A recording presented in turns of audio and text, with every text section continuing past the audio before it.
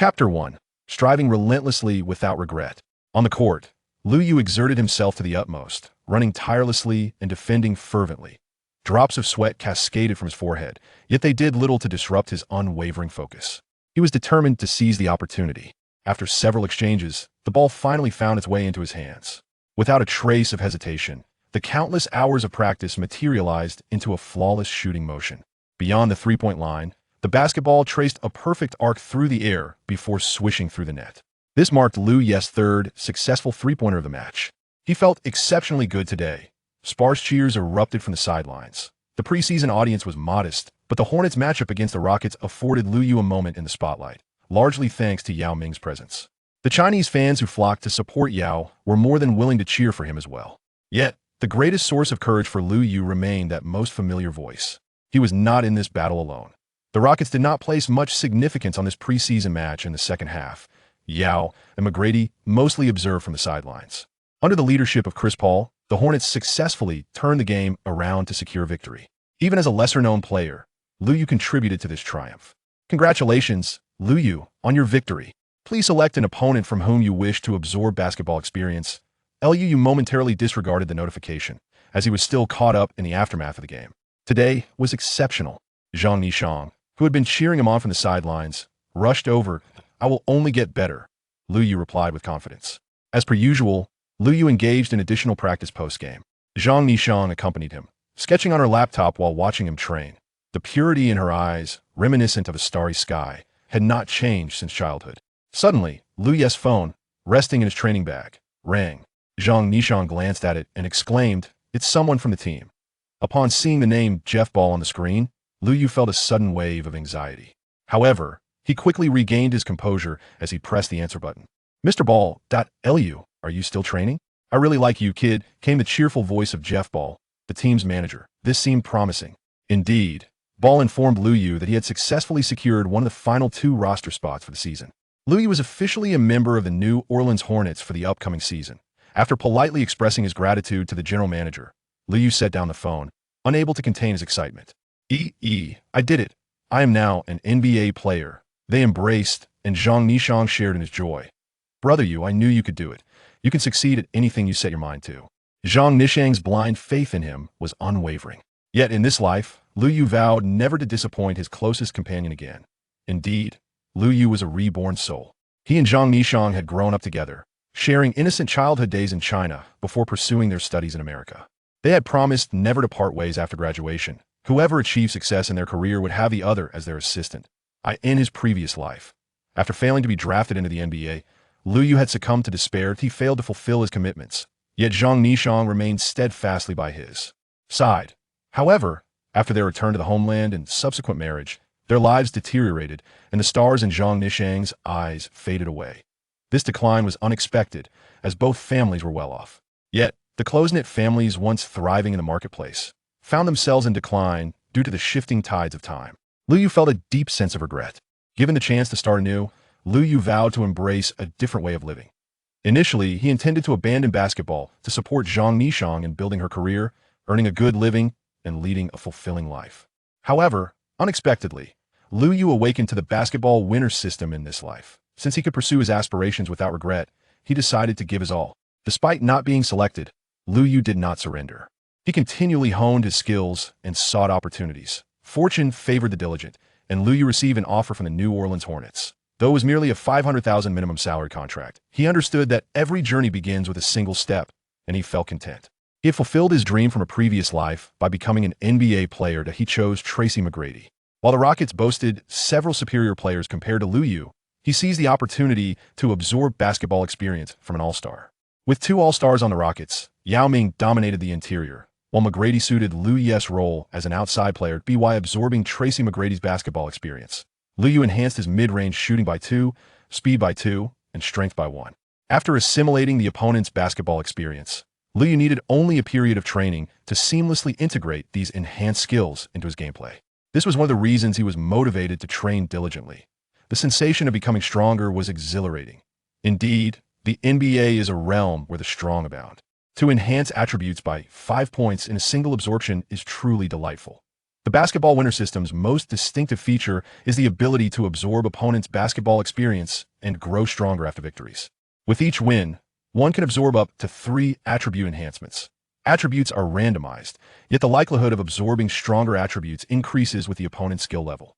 For every 10 points the opponent's basketball attributes exceed Liu's, he gains an additional corresponding attribute point. Conversely, if the opponent's attributes are within 10 points below his, more games must be played for a chance to improve. Should the opponent's attributes be significantly lower, absorption becomes impossible. Before entering the NBA, Liu experimented with various basketball competitions to enhance his attributes, yet he lacked formidable opponents, resulting in a slower progression. Facing rejection again was unavoidable. However, on the NBA stage, even the weakest teams typically featured all-star caliber players. As long as the team triumphed, Liu could soar. His improvements during the summer league and preseason were markedly swifter than before.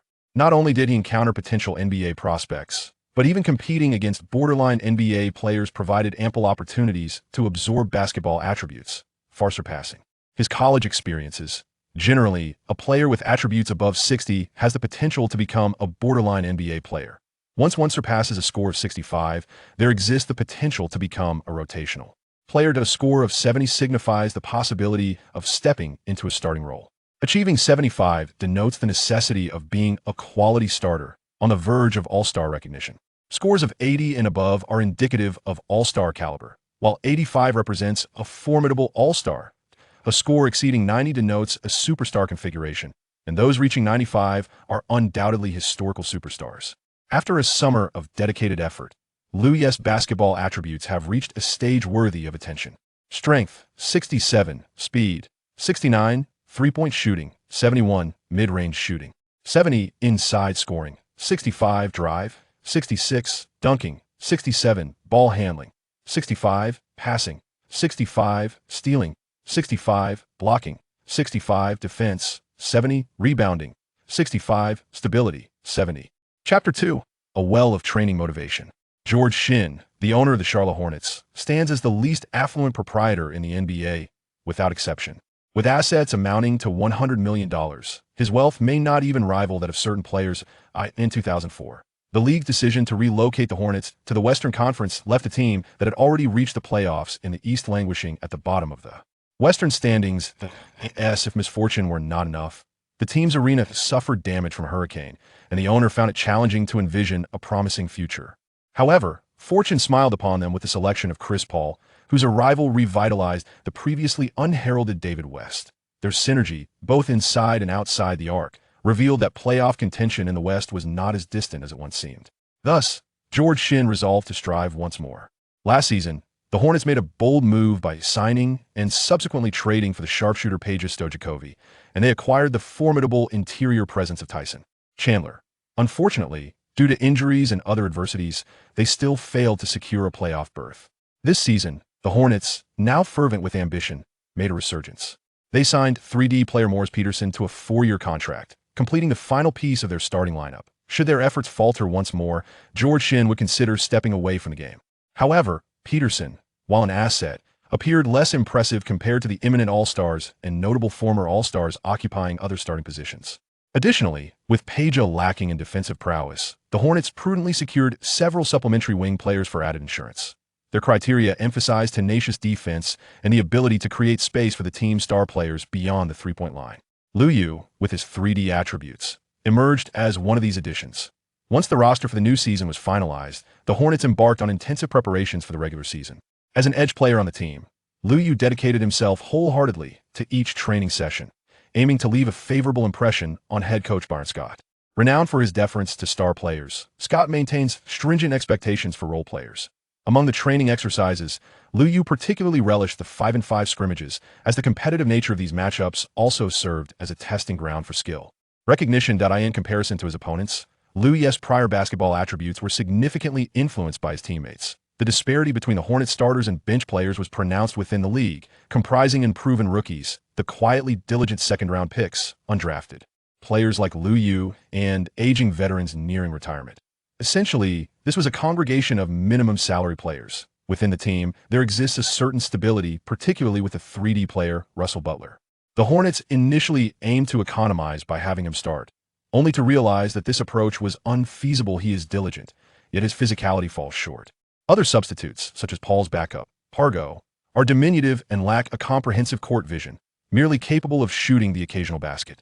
The first-round pick, Julian White, selected by the Hornets today, relied on his physicality in college, but finds himself ill-suited for the NBA. Several of the backup big men were acquired at the league's minimum salary. This group struggles to execute even the basic strategies, rendering their chances of defeating the starting lineup in practice games exceedingly slim. However, it is merely a practice game. The players do not exert themselves to the utmost, and even the starters occasionally lapse in moments of lethargy. Come on, guys. We need to stay in the NBA and earn big bucks. Lou Yu earnestly communicated with his teammates. The Hornets bench, comprised of these fringe players, each possessed distinct personalities, yet the aspiration to earn money unites them all. The minimum salary in the NBA far surpasses that of ordinary jobs, igniting a palpable sense of enthusiasm among the group. Lou Yu stands out as the most driven player among them. With a system backing him, his path ahead is clear. He plays not solely for monetary gain.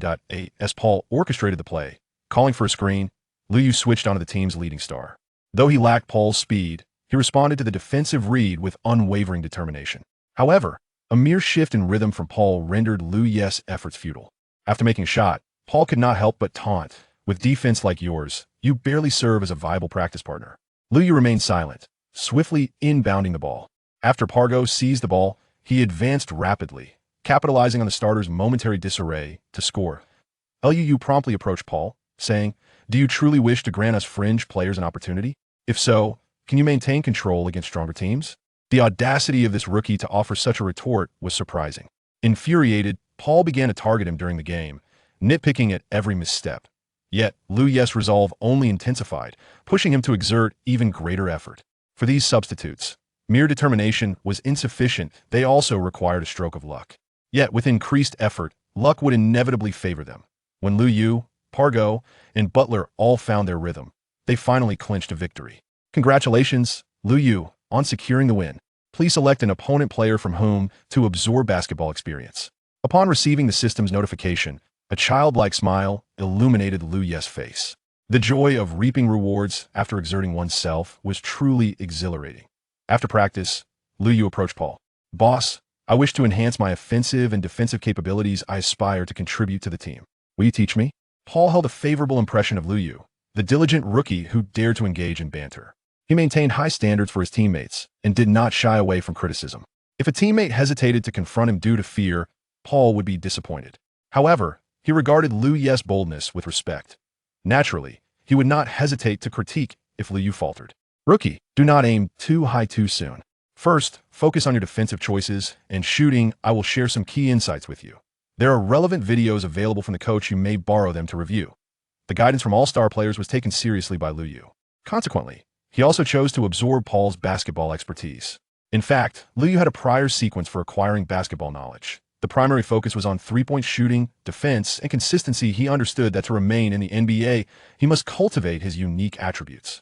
As a wing player, possessing a little bit of everything is insufficient. It is the combination of three-point shooting and defense that provides greater opportunities. He had diligently worked to enhance these specific skills, which is why his proficiency in three-point shooting and defense was relatively pronounced.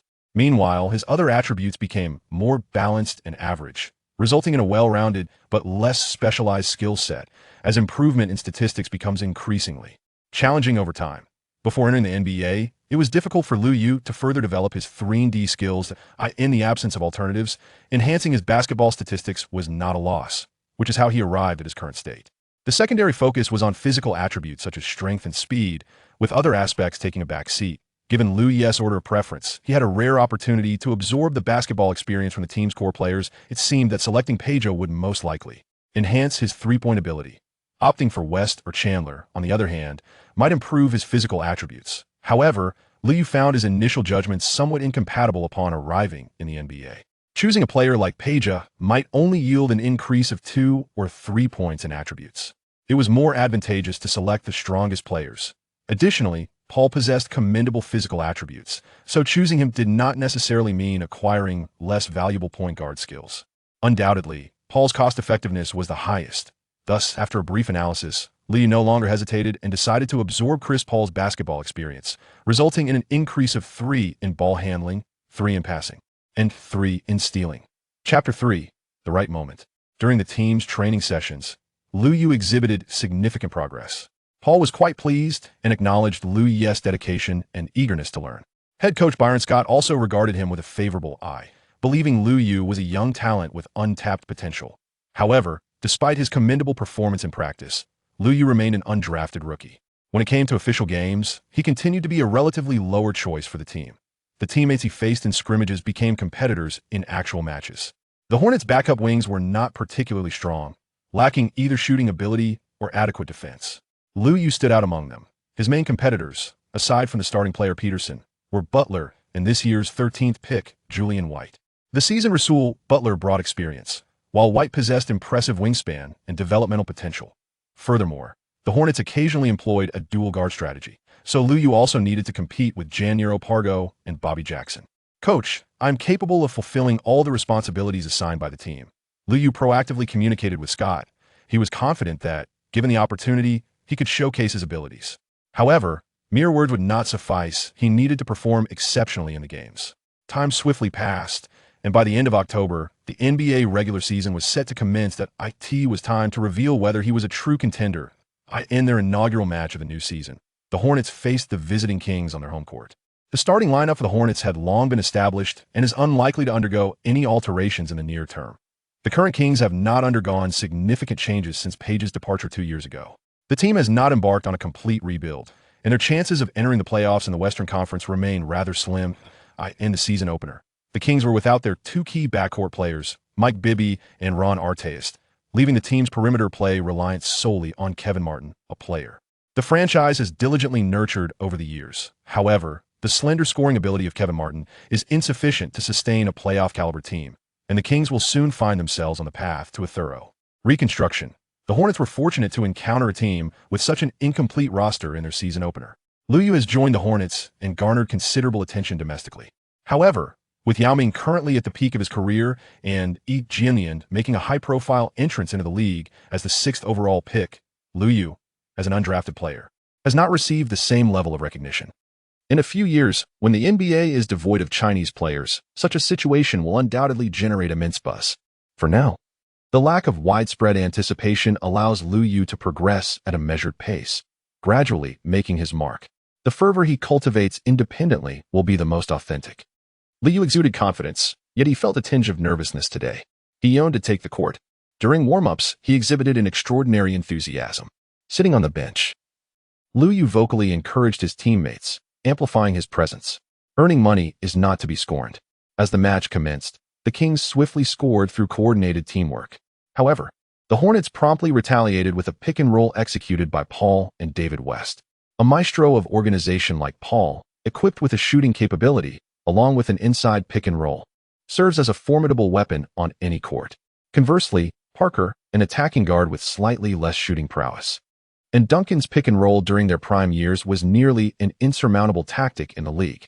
Paul has now begun to ascend to his peak, establishing himself as a premier point guard, and the Hornets can dismantle a significant portion of the league with this strategy. Logically, the Kings' defense should be vulnerable. However, the Hornets did not seize a clear advantage for a considerable period. This was primarily due to the poor shooting touch of wing players Page and Peterson, who squandered numerous opportunities. Liu believed that if he were to lie in wait beyond the three-point line, he would undoubtedly excel. Coach Scott, clearly dissatisfied with his players' performance, recognized that the Hornets, given their roster, should have fared better against a depleted opponent. As Scott's gaze shifted toward the bench, Liu brimmed with competitive spirit. The coach held a favorable impression of Liu, yet he hesitated to place his hopes on a rookie during the season's inaugural game. A former guard, Scott opted for a dual guard setup, bringing in the veteran Bobby Jackson, whose form had waned over the past 2 years. However, age does not guarantee steadiness, and particularly for a sixth-man type player, failing to contribute offensively could adversely impact the team's defense. Noticing the predicament, Scott swiftly replaced Jackson with the more defensively adept Russell Butler. While Butler managed to perform adequately, he lacked any remarkable contributions. If not for Page regaining his shooting touch after a brief respite, the Hornets' lead might have slipped away. Currently, the Kings were notably lacking in depth against a stronger adversary. the Hornets could have encountered serious trouble. With Paul and a reasonably competent interior presence, the Hornets wing players were not required to shoulder excessive responsibilities, merely capitalizing on open three-point opportunities and maintaining a solid defensive front. Regrettably, their wing positions appeared somewhat underwhelming compared to others. It must be acknowledged that Lu Yu, as a 3D player, truly suited the current iteration of the Hornets. Why was Peterson unable to convert his shot? Why did Butler hesitate to take a wide-open attempt? Was Page's defense truly so lackluster? He seemed entirely unwilling to engage. And with the dual guard setup, was the Hornets' backcourt deemed insufficiently tall? Lu Yu had showcased commendable performances during the preseason. Why was he not given the chance to play? It was said to be just the preseason, yet even the first overall pick, Yao Ming, had not received ample opportunity in the opening game, let alone an undrafted player like Lu Yu. The prolonged wait to take the court left Lu Yu anxious, and his domestic fans were equally restless. Had it not been for Scott's phone call, he might have expressed his frustrations vocally. After all, what does Scott truly understand about substitutions as an NBA coach? The attention bestowed upon Lu Yu remains somewhat limited. The current state of the internet is not as advanced, otherwise it would undoubtedly be more vibrant. In the first half, with Paul orchestrating the offense, the overall stability of the Hornets allowed them to enter halftime with a lead. However, they revealed numerous flaws, and their advantage stemmed primarily from the weakness of their opponents. Upon returning to the locker room, Coach Scott expressed a great deal. He sternly highlighted the issues concerning the role players, as was his customary approach. Among those who did not take the court, only Lu Yu and Julian White seemed eager to seize the opportunity. The fighting spirit of rookies is indeed distinct. The seasoned players on the team, having grown accustomed to the coach's speeches, languidly lounged in the corners, uncertain whether they were merely passing time or had resigned themselves to their fate. Occasionally, they cast sidelong glances at the rookies, inadvertently betraying a hint of sarcasm. At least White, being a first-round draft pick, had the advantage. The undrafted player Lu Yu, despite his enthusiasm, will soon come to terms with reality in the face of adversity. The NBA is not a league where just anyone can thrive. In the second half, Coach Scott continued to place his trust in the seasoned players. However, the dynamics of the third quarter proved to be markedly different from the preceding two. The team encountered foul troubles in the paint, and Bobby Jackson was still struggling to find his rhythm. The Kings, known for their offensive prowess, occasionally exhibited erratic behavior. The Hornets needed to make adjustments. Once again, Byron Scott glanced toward the bench and finally called out Lu Yu's name, eager to give him a chance, albeit requiring a pivotal moment. Chapter 4. The perfect change in the second half. Lu Yu was granted an opportunity to take the court. He was well prepared, brimming with an inexhaustible energy. Upon entering the game, he committed himself to defense, fulfilling his role with determination. At this juncture, the Kings had also made adjustments to their lineup. With the absence of their starters, the temporarily promoted Karami had exited, making way for the team's sixth man, the burgeoning talent Francisco Garcia. Garcia was currently in peak physical condition, displaying tenacity in defense and a willingness to engage. His positioning on the wing bore some resemblance to Lu Yu's. Nevertheless, as a novice, Lu Yu did not warrant the Kings' defensive resources being allocated to him. Nor did the Hornets require him to shadow the Kings' offensive spearhead, Kevin Martin. Sometimes, being inconspicuous is not entirely disadvantageous. Lu Yu's primary task upon entering the game is to create offensive space for the team's star players, striving to minimize errors. As long as he can maintain defensive pressure and withstand a few minutes during rotations, he will meet the coach's expectations. Observing Lu Yu's tenacious defense, devoid of naive fouls, Coach Scott nodded slightly in approval. He knew he had not misjudged the talent. After Lu Yu took the stage, Garcia's offensive performance completely diminished compared to the first half. One could say that Garcia was rather unfortunate. Lu Yu, though still a novice, exhibits commendable defensive awareness. He adeptly counters a player like Garcia, who, lacking in both speed and physicality, relies more on basketball intelligence for his offensive maneuvers. Lu Yu left no opportunities for his opponent.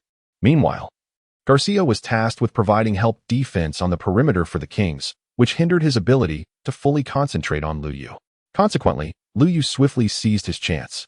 The Hornets executed a pick and roll, and after Paul drove to the basket, he passed the ball to Lu Yu, who had maneuvered to a position beyond the three-point line. At the moment Lu Yu received the ball, he endeavored to calm himself and steady his shot. His approach was indeed commendable.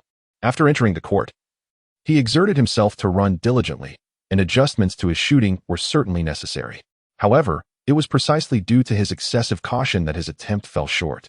Striking the front edge of the rim, Liu Yu felt a twinge of regret, yet he resolved to recall the authentic sensation of shooting, refusing to succumb to fear. However, he did not linger in place to sigh. Instead, he swiftly retreated on defense. Upon returning to his own half of the court, Liu Yu addressed Paul, saying, "Boss, next time, I will surely make the shot." Paul encouraged him, "Play well." Although it was unfortunate that the ball did not go in, it is worth noting that even seasoned stars do not seize every opportunity. If one fails to score, they must remain resolute for the next chance. Yet, if one consistently misses, teammates may begin to lose faith. Liu Yu possesses a profound understanding of the rules governing the court, swiftly adjusting his mindset to diligently pursue excellence in every endeavor. When his initial shot failed to find its mark, the Kings became increasingly indifferent to his presence on the defensive end.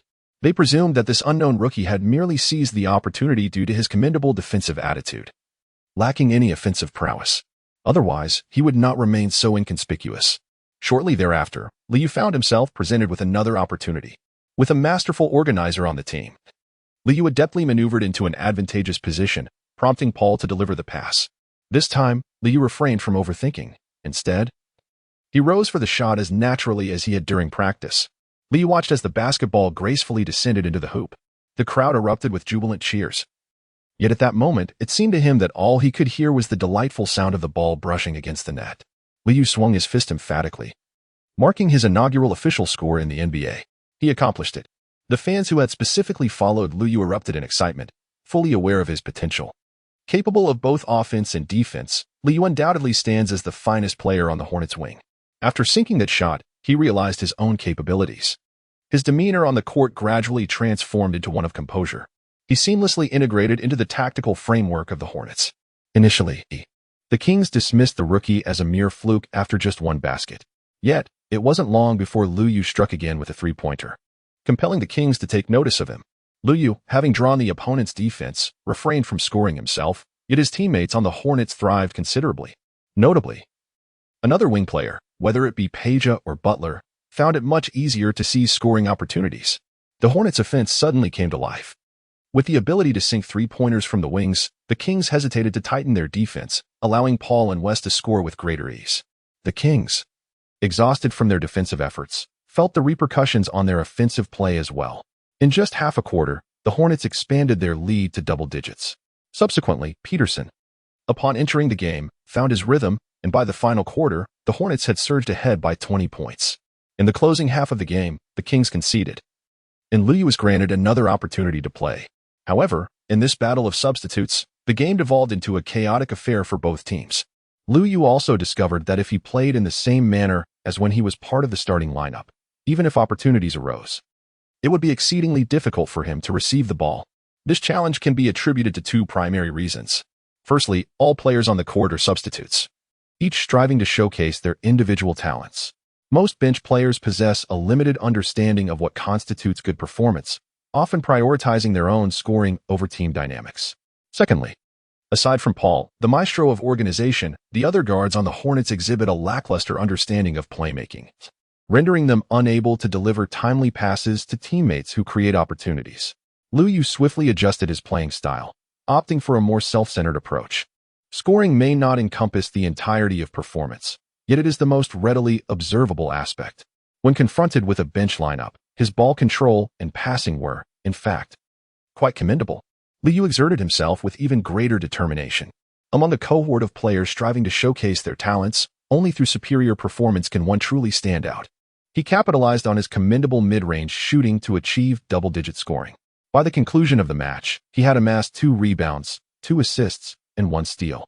Among the Hornets bench players, his performance was the most conspicuous. Most importantly, Liu has the potential to further enhance his skills. While the Kings may appear weak, they still possess a number of commendable players. Liu's auxiliary skills are remarkably potent. He can select any opposing player, even those who have not taken the court. By assimilating basketball experiences, he finds seasoned veterans to be invaluable options, as he can fully absorb their peak-era insights. Among the Kings players, Martin, Bibby, Artest, Weber, and Raheem stand out as excellent candidates. However, each of these players possesses unique strengths, and their abilities do not create a vast disparity. Martin excels in speed and shooting. Bibby in ball handling, Artest in defense, Weber in playmaking, and Raheem in post-play. Liu made his selections in the order he had previously determined. Congratulations to Liu for securing victory in the competition. Please choose an opponent player from whom to absorb basketball experience. I choose Ronald William Artest. Absorbing Ronald William Artest basketball experience grants 2 in defense, 2 in strength, and 1 in interior play. Chapter 5. The essence of competition. I am delighted to contribute to the team. My performance has not yet reached its peak. I must continue to strive for improvement. What I look forward to the most is better integration into the team's tactical system. For a rookie who did not make the cut in his debut, Liu's performance has been commendable. Nevertheless, he remains modest and humble. Meanwhile, domestic journalists seeking material are filled with excitement. Liu is an overlooked talent, and no one anticipated that he would make an appearance in his debut regular season game, let alone deliver a commendable performance. Most domestic journalists were stationed in Houston or Milwaukee, while only a few minor figures ventured to New Orleans, hoping for a stroke of luck. As it turned out, fortune smiled upon them.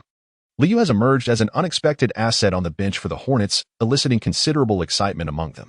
Securing valuable material will undoubtedly elevate their status within their circle, providing a significant boost to their careers, much like it does for Liu. Regardless of Liu's humility, they immediately began to extol his virtues. However, the impact on Liu himself remains minimal, as the fervor surrounding domestic media has garnered little attention in America. The primary influence is felt among domestic fans, many of whom, unfamiliar with Liu, have flocked to the narrative presented by the media.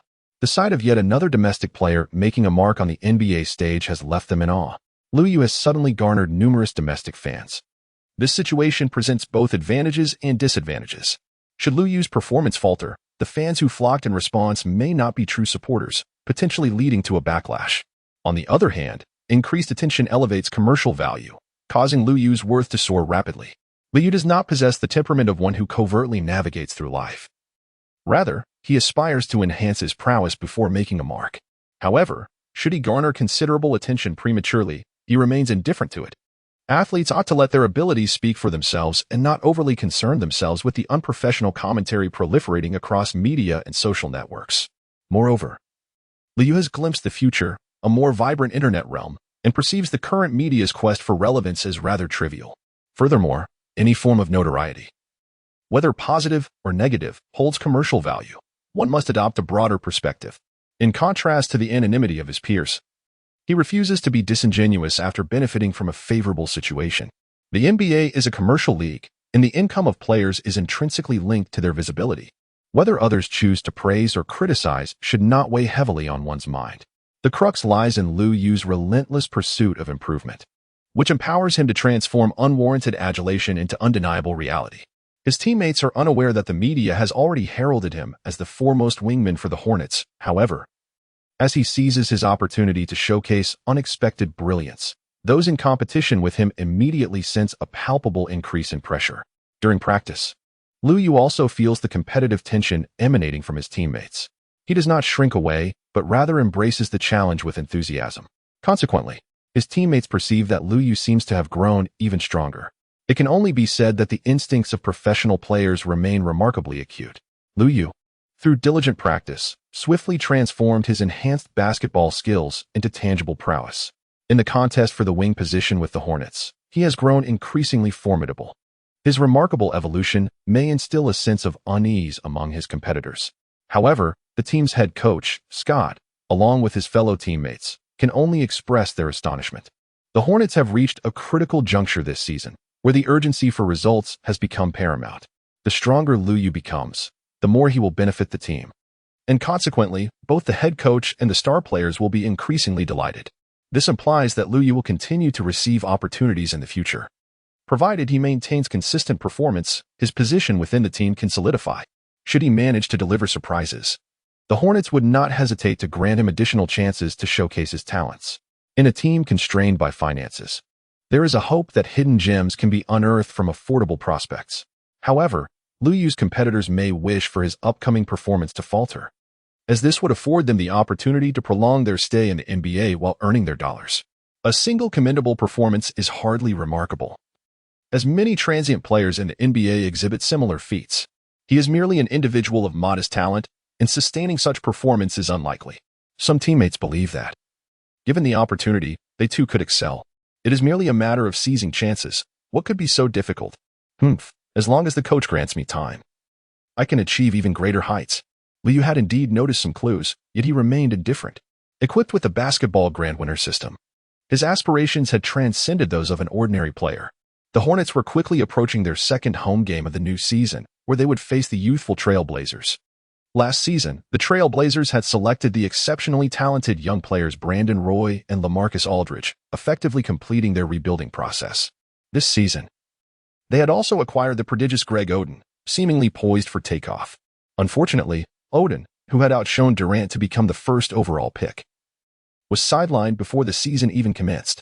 Nevertheless, the Trail Blazers' youthful roster still demonstrated considerable combat strength. As the game commenced, the opposition's aggression was palpable. Roy and Aldridge's performances were on par with Paul and West. Additionally, Peja was noteworthy for his remarkable shooting skills, which complemented Paul's play. However, the Serbian, at merely 30 years of age, had already seen his peak years fade. His defensive capabilities, which were never his forte, sometimes undermined his offensive contributions, resulting in the Hornets, despite possessing a commendable team defense, occasionally finding themselves vulnerable to breakthroughs. Consequently, although the Hornets held a distinct advantage on the court, they often struggled to deliver a decisive blow. This was largely due to the absence of a top-tier scorer. Thus, the Hornets relied heavily on the contributions of role players. The strategy of relying solely on one or two stars to secure victories proved less effective for the Hornets. With newfound confidence from their previous victory, head coach Scott grew bolder in his rotations, opting to employ more bench players. Liu's surprising performance not only increased his own opportunities but also instilled in Scott a sense of anticipation for the other young talents on the team, such as the athletically gifted Julian White. If an undrafted player could perform so commendably, one could only imagine the potential of the 13th pick. In this match, Scott eschewed the use of a dual guard strategy. He allowed Paul to rest while experimenting with Bobby Jackson and others in the point guard position. The results were satisfactory, though the other Hornets guards, when given the ball, displayed a slight improvement in scoring yet fell significantly short of Paul's organizational prowess. Even without comparison to Paul, their playmaking was evidently lacking. As for White, he was initially overwhelmed with excitement, vowing to make a strong impression. However, that fervor quickly morphed into anxiety, leading to visible tremors on the court. He was determined to outshine Liu, yet when the opportunity to shoot finally arose, he hesitated. One moment of doubt, and the chance slipped away. As a rookie, White's performance could not be deemed poor, yet in light of Liu's unexpected brilliance, White's mediocrity felt somewhat disappointing. If this were a rebuilding phase, there might still be interest in nurturing such talents. However, with the Hornets aiming for results this season, a newcomer like White seemed somewhat superfluous. It could only be said that the Hornets had not thoroughly contemplated their selections. They desired both depth and utility, yet ended up with a player of limited applicability. Conversely, players like Liu, signed at the minimum salary, were clearly chosen to align with the team's tactical needs. While White harbored a competitive spirit, Liu had no need to compare himself to others. They were not of the same ilk as wings. Liu merely needs to focus on self-improvement and continually enhance his combat prowess. Chapter 6, A Profound Yearning. Liu encountered a new challenge. Upon his appearance on the court, Paul had already taken a rest, while most of the Trail Blazers' key players remained. Liu must confront the primary lineup of the Trail Blazers and showcase his abilities without relying on the team's master orchestrator. Liu remained unhurried, opting to fortify his defense first. The Trail Blazers' offensive strategy bears some resemblance to that of the Hornets, lacking a premier scorer. Liu's current defensive strategies against the Trail Blazers' numerous players are proving quite effective, even when faced with the all-star caliber Roy, who is already excelling in his second year. Liu remains undaunted. When defending against Roy, Liu is wholly focused, striving to keep pace with his opponent. Even when the rhythm of the opposing player disrupts his timing, Liu actively employs his commendable wingspan to create disturbances. It is noteworthy that Liu's defensive prowess is on par with that of the other wing players on the Hornets. The Trail Blazers have also recognized that, despite the Hornets substituting several players, their defensive performance has not diminished significantly. Their strategy to allow Roy and Aldridge more playing time was intended to capitalize on the Hornet star resting, but the results were less than favorable. Trail Blazers head coach Nate McMillan made adjustments, substituting a defensive big man for the shooting-capable, slender center Channing Frye, intending to launch an aggressive offensive. Indeed, Employing a defensive big man against the Hornets may be somewhat wasteful, as their center, Chandler, is also primarily defensive. The Hornets' bench lacks scoring types, unlike the Trail Blazers, prompting this tactical shift. Although Fry had yet to fully develop his three-point shooting, he possesses a certain scoring ability. The Trail Blazers successfully enhanced their offense, albeit at the expense of some defensive solidity. With gains come losses, and this shift naturally impacted their rebounding positioning. Coach McMillan furrowed his brow. While Scott maintained a composed demeanor, the Trail Blazers actually found themselves with an opportunity. Prior to his substitution, Paul had accumulated 2 fouls, and the Hornets had no immediate plans to replace him. Consequently, the Hornets' offense lacked structure. Ultimately, Coach McMillan decided to take a gamble, bringing in sharpshooter James Jones and versatile forward Travis Outlaw to quicken the pace with a smaller lineup, in accelerating the tempo of both offense and defense. It became increasingly challenging for the Hornets to maintain their defensive integrity. The Trail Blazers found more opportunities to shoot, but the same was true for the Hornets. When both teams are on the move, the demands on organization are considerably less stringent. As a substitute player, Luyu was unburdened by concerns of fatigue, and he sprinted with renewed vigor. At last, he seized the ball when the Trail Blazers' defense was caught off guard. With a feint beyond the three-point line, he compelled the eager defender, Otro, to leap prematurely. In the next moment, Luyu charged towards the basket with determination, executing a resounding slam dunk. The crowd, already familiar with Luyu's name, erupted in excitement. The current interior defense of the Trail Blazers was virtually non-existent, allowing Luyu to undertake bold maneuvers, which he typically shied away from, without any pressure. Shortly thereafter, he fortuitously claimed an offensive rebound and succeeded in a putback. A diligent player is seldom devoid of fortune. However, the Trail Blazers did manage to score during their offensive plays. The return of West prompted them to abandon their smaller lineup, as no player in that configuration could contain West's impact in the paint. Consequently, Scott allowed Luyu to remain on the court for a longer duration due to his commendable performance. Paul also made his return. Luyu once again diligently played as a wing in 3D, creating space for the team's star players. He is acutely aware of his current role. In the midst of earnest offensive and defensive plays, Luyu found an opportunity thanks to the formidable presence of his teammates. After the impressive performances of Paul and Westbrook, the Trail Blazers instinctively tightened their defense. On the perimeter, they were particularly wary of Peja, the renowned shooter, paying little attention to Luyu. This time, it was not Paul who directly delivered the ball to Luyu. Instead, Paul attracted the defense and passed it to the interior player, Chandler. As the Trail Blazers defenders rushed in, Chandler swiftly dished the ball out. Luyu arrived precisely at the baseline, receiving the ball with poise before executing a swift and decisive stroke. Luyu seized the long-awaited opportunity to make a three-point shot. In the first half, he accumulated a total of 7 points, though he was not the highest scorer among the players on the bench.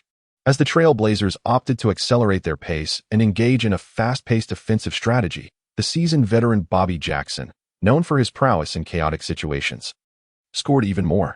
Nevertheless, Luyu had impeccably fulfilled his role. Positioned on the wing, his performance on both offense and defense was commendable, comparable to that of the starting player Peterson. When he was substituted, Coach Scott offered him words of encouragement. Luyu took the opportunity to say, "I feel that my understanding of many technical movements has deepened following the last match. The NBA games are a great training ground, and I am confident in my continued improvement." He aimed to leave a more profound impression on the head coach. As long as Scott maintains his attention on him, he will surely notice Luyu's genuine progress. Such a young talent must be afforded ample opportunities. The Trail Blazers made several adjustments yet failed to reverse the situation, although they displayed remarkable resilience. After a brief respite, Roy re-entered the game, leading the team in a renewed offensive surge. The Trail Blazers, despite not witnessing the anticipated results from their smaller lineup, did not revert entirely to the starting arrangement. They allowed Aldridge to play the center position for a time. In the final minutes of the first half, the Trail Blazers exhibited a stronger offensive force. With Roy scoring 4 consecutive points, they astonishingly narrowed the gap. On the sidelines, Scott, clad in a suit, appeared less composed. A thought crossed his mind. Perhaps leaving Luyu on the court would enhance the team's defense. However, he quickly dismissed that notion, acknowledging that Roy was simply too brilliant and powerful. Luyu is merely a novice, unprepared to bear such a formidable responsibility at this moment. However, the mere presence of this thought will, in due course, lead Scott to recall Luyu and make an attempt once again. Should Luyu prove capable, the team would certainly entrust him with greater responsibilities. During the intermission, Scott spoke with gravity. We must act with greater decisiveness and make our shots count. We have created numerous opportunities on familiar ground, and there is no reason for hesitation. The Trailblazers were also dissatisfied with their performance in the first half. McMillan remarked, "We possess the ability to perform even better. We must not shy away, but rather challenge them with increased vigor. In the final minutes before the break, we executed splendidly." Roy added, "I am determined to win this game. Let us give our all in the second half." Victory is indeed a splendid reward, yet it can only be claimed by the most formidable and accomplished teams. Lu Yu's thirst for victory is more intense than that of others, as he can reap greater rewards from triumph. In the locker room, he meticulously consumed 2 segments of banana, not displaying the same exuberance as on the court, but rather striving to regain his strength. In the second half, he would exert himself more fervently than his peers, shining brilliantly during his brief moments on the bench. Chapter 7. A glimpse of judgment and outlook. As the match transitioned into the second half, Roy emerged with unwavering determination, swiftly accumulating points. However, the Trailblazers players, including their interior scoring option Aldridge, faltered in their performance. Although Aldridge's talent appeared superior to Roy's, he lacked a certain ferocity. Technically, Aldridge was not intimidated by the Hornets' 2 interior players. Yet, West and Chandler possessed commendable strength and were unafraid to engage in physical confrontations. Under such physical duress, Aldridge's interior skills did not shine as brightly. In basketball, proficiency, physicality, and willpower are all indispensable. The Trailblazers quickly made adjustments, realizing that Aldridge, as their interior scoring focal point, could not be moved. They substituted him with the blue-collar big man, Przybilla, in favor of the space-creating Autry. With less congestion in the paint, Aldridge could better exhibit his talents, thereby allowing Roy greater opportunities for breakthroughs. The Trailblazers opted not to battle in the interior, thus allowing the Hornets to dominate that space. For the Hornets' interior players to thrive, their perimeter must attract defensive attention. The maestro Paul orchestrated the connection between the inside and outside, forming the Hornets' fundamental strategy. Once the Trailblazers expanded their offensive space, Aldridge's performance remained lackluster. Yet Roy grew increasingly formidable, demonstrating the caliber of a top-tier scorer. The Hornets also played admirably, although they still exhibited weaknesses on the wings. Peja was solely offensive, while Peterson leaned towards defense, making it difficult for him to alleviate the pressure on Peja offensively. While Peterson is a commendable role player, he is of similar age to Peja and has long since passed his peak. For the Hornets to make a significant impact in the playoffs, players of Peterson's caliber fall short of expectations. If no better options are available, Peterson is sufficient, but as the least prominent starter, it is unreasonable to expect too much from him. However, the team currently possesses younger, more energetic players. In the third quarter, Scott naturally called upon Lu Yu to take the court without excessive contemplation. At that moment, West was sidelined due to a technical foul incurred while entangled with a Trailblazers player, prompting the Hornets to shift their offensive focus to the perimeter. Upon ascending, Lu Yu was presented with an opportunity. Although not entirely unguarded, the defenders of the Trailblazers failed to close in swiftly. Such a scenario, in the realm of the Hornets, would typically see Peja seize the moment without hesitation. However, role players often lack both the capability and the audacity to take such a shot. Lu Yu, however, did not dwell on the matter. Recognizing that the defense had faltered, he decisively took his shot. Coach Scott held similar expectations for his role players.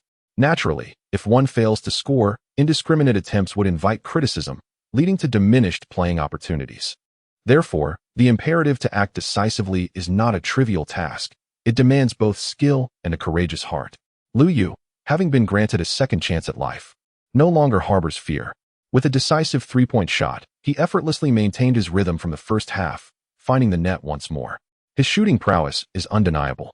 Keep a close watch on him, Coach McMillan of the Trailblazers cautioned his players. Lu Yu found himself facing increasingly stringent defenses. However, he remained unfazed. He continued to move in accordance with the team's tactical requirements, drawing defenders away. The Hornets' offensive strategy unfolded seamlessly. Paul scored, and Peja followed suit. The youthful Trailblazers momentarily descended into disarray in their defense. Although their defense was commendable, the Hornets' perimeter shooting had now become exceptionally potent. On the sidelines, Scott visibly relaxed his shoulders. Indeed, Lu Yu is quite remarkable. Without even mentioning the extent of his personal prowess, his enthusiasm upon entering the game acts as a catalyst. elevating the performance of the entire team. Even when Liu does not touch the ball, the Hornets' offense and defense flow with greater fluidity in his presence. Scott has an inkling that Liu might just be the final piece of the puzzle for the Hornets, capable of both offense and defense, and with a fearless tenacity. He proves to be immensely valuable. As the third quarter neared its conclusion, Liu seized yet another opportunity, achieving a new personal scoring high. Prior to this, the Hornets had been engaged in a fierce battle in the paint against the Trailblazers. However, once the Hornets unleashed a barrage from beyond the arc, the Trailblazers faltered. Roy appeared somewhat bewildered, questioning the cause of this turnaround. After Roy exited the game, the Trailblazers struggled even more. With a lead extending to 20 points, the Hornets afforded more opportunities to their bench players. Butler and Pargo performed admirably. Yet the other peripheral players failed to deliver any surprises. Scott's understanding of which players are viable options for the team is becoming increasingly clear. In the final segment, Lee did not play extensively. He relished the privileges typically afforded to a key player, having passed the assessment through his commendable performance. While seated on the sidelines, Liu remained engaged, attentively observing the game, analyzing the characteristics of various players, and noting subtle details on the court. Enhancing his basketball skills was one aspect. Yet comprehending the nuances of the game was equally paramount. Mastering the cerebral aspects of the sport would undoubtedly pave the way for greater success. You performed admirably today, Paul encouraged. He was quite fond of the season's commencement, as the team secured victory without exerting substantial effort, indicating their genuine improvement. I simply play according to the requirements. As long as the team needs me, I will fulfill my role, Liu stated. Excellent. You have already grasped some fundamentals quite well. I can impart some techniques to you. After Liu's impressive performance, Paul recalled the matters that Liu had once sought his counsel on. Liu displayed an attitude of humility. Paul, promptly assessing the situation on the court, offered guidance on the judgments Liu should make under varying circumstances. Observe closely. You require a shift in rhythm and a more astute positional awareness. Paul pointed out certain shortcomings of the players on the field without delving into specifics. Yet Liu found the insights immensely beneficial. He pondered these aspects deeply, and with the advice from an accomplished player, Liu felt a sense of optimism regarding his potential for improvement in the future. If he were to secure more playing time, he would no longer be able to disregard the fluctuations in his stamina as he currently does. It is indeed imperative for him to play with greater intelligence, all in pursuit of maximizing his performance. Ultimately, his foundation lies in directly assimilating the basketball acumen of his opponents to enhance his own abilities. After a brief contemplation, Liu made a strategic decision for the match. Roy's abilities were quite versatile, rendering him less suitable for the role of a game-changer. Instead of relying on his own skills, Liu deemed it more prudent to capitalize on the strengths of his teammate, Paul. Congratulations to Liu on securing victory in the match. He opted to absorb the basketball expertise of the opponent, LaMarcus Aldridge.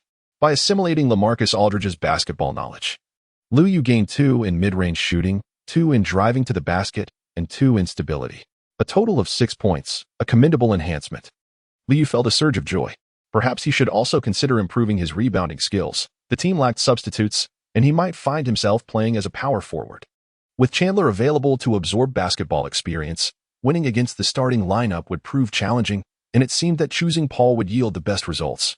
Fortunately, the season was long, and he had ample opportunities to leverage his teammates' strengths. Moreover, he might even have the chance to practice alongside the starting lineup. Albeit the bench was somewhat weaker, necessitating a reliance on quantity to accumulate some basketball attributes. Chapter 8. No rush. Wow. It seems you have completely ignited your presence, Zhang Nishang playfully remarked. After just 2 matches, numerous commercial collaborations had already approached him. As a player striving in the United States, Liu had previously garnered a certain level of popularity, though the dissemination of information was not as rapid as it would be in the future, and his visibility had yet to reach an extraordinary level. Following 2 commendable performances in the new season, media attention had surged, effectively setting off a minor explosion of interest. Liu's performance has not been particularly spectacular, thus his popularity remains rather modest. However, basketball enthusiasts within the country have largely become acquainted with him.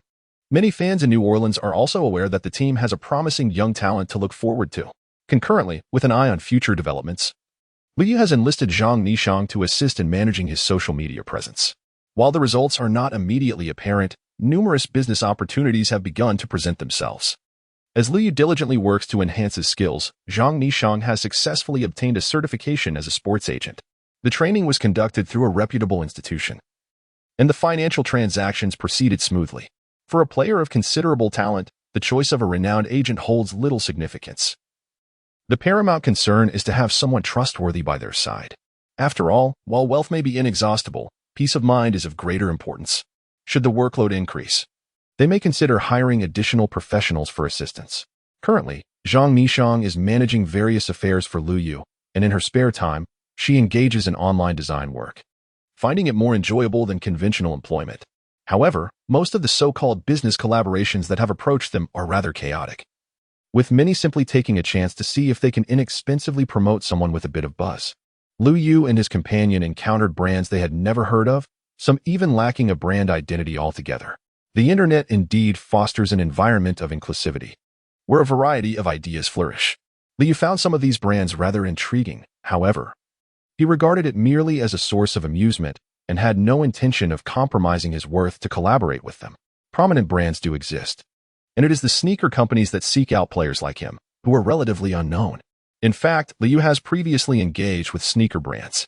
Upon entering the NBA, he was presented with complementary gear from these companies. Had the Hornets enjoyed a more robust market presence, he might have already secured a lucrative cash contract due to his status as a Chinese player. Once he officially became a member of the Hornets, the first inquiries he received were from sneaker brands, encompassing both international giants and domestic labels. Yet, even as he performed satisfactorily in a substitute role, no major sneaker brand has offered him a substantial contract. This does not reflect a lack of respect for Liu Yu. Rather, the contracts from several international brands are still in comparison to those offered to lottery picks. They simply do not perceive him as a prodigy who should command a significant sneaker endorsement contract during his rookie phase. Therefore, Liu Yu has no intention of signing. For basketball players, sneaker contracts represent the most crucial form of commercial endorsement. Liu Yu can continually improve through his team's victories, and he will soon surpass the majority of prodigious talents favored by prominent brands. There is truly no need for him to compromise by signing an ordinary contract and wasting time. Waiting to secure a substantial contract is indeed more cost-effective, especially since he is not currently in need of money, not to mention the support he could receive from home. Even with his current base salary contract, his income surpasses that of most individuals. However, he is open to exploring unique commercial collaborations, particularly those that would not hinder his ability to sign significant commercial contracts in the future. For instance, assisting local businesses in New Orleans with minor events during the team's off days would not pose much trouble and could simultaneously serve to give back to the fans and enhance his popularity. I understand your perspective. I didn't realize you possess such business acumen. Your uncles and aunts might complain if you don't return to inherit the family business, Zhang Nishang chuckled. If you participate in commercial activities, I must carefully design your image. With Zhang Nishang by his side, Liu need not concern himself with matters beyond basketball. This lifestyle is undeniably comfortable. As a professional athlete, Liu Yu naturally cannot remain in New Orleans indefinitely. The Hornets' inaugural away game is swiftly approaching. On November 4th, Liu Yu and his team arrived in Denver. The Nuggets are currently in the era of their dynamic duo. The combination of Allen Iverson and Carmelo Anthony, two top offensive players, has garnered much anticipation among fans. However, their first season together, which was last season, did not yield the desired results. Numerous examples illustrate that the union of two scorers does not necessarily achieve a synergy greater than the sum of its parts. In fact, it often fails to even equate. Basketball encompasses more than mere scoring, and the Nuggets lack a proficient playmaker to distribute the ball to these elite scorers, resulting in discomfort for both players. Nevertheless, many teams are eager to experiment with star combinations. The league is likely to witness many such attempts in the future. It is not uncommon for teams to pursue trios of scorers, even if it leads to a strategy of alternating isolation plays, which can be quite challenging to execute. To maximize Iverson's offensive prowess, the Nuggets often employ a two-guard setup. However, in this game, they opted to position Iverson as the point guard, adding a wing defender to the starting lineup. Undrafted player Diawara, who puts forth commendable defensive effort, serves as a makeshift starter, partially explaining the Nuggets' current lack of depth at the guard position. Nonetheless, the results have been satisfactory, as the Nuggets commenced the season with 2 consecutive victories. The focus now shifts to which team will suffer its first defeat of the new season.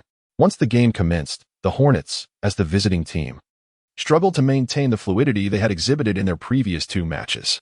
From the outset, the Nuggets' interior defense proved formidable. Kenyon Martin, having recovered from injury, remained tenacious, while Marcus Camby, the reigning Defensive Player of the Year and blocks leader, was recognized for his defensive prowess. Although Camby is often criticized for merely padding his defensive statistics, he still managed to exert some influence against the Hornets' interior players.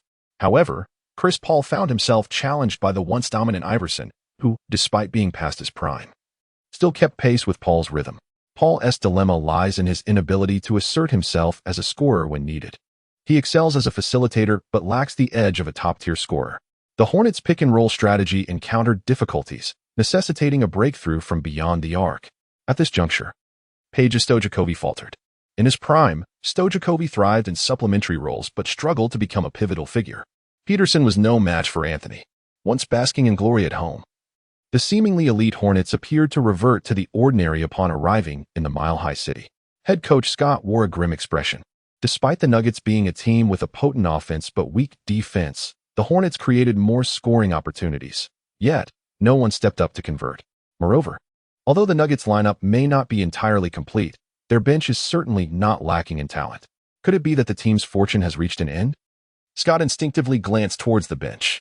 Fortunately, the young players on the team remained spirited and resolute. Chapter 9.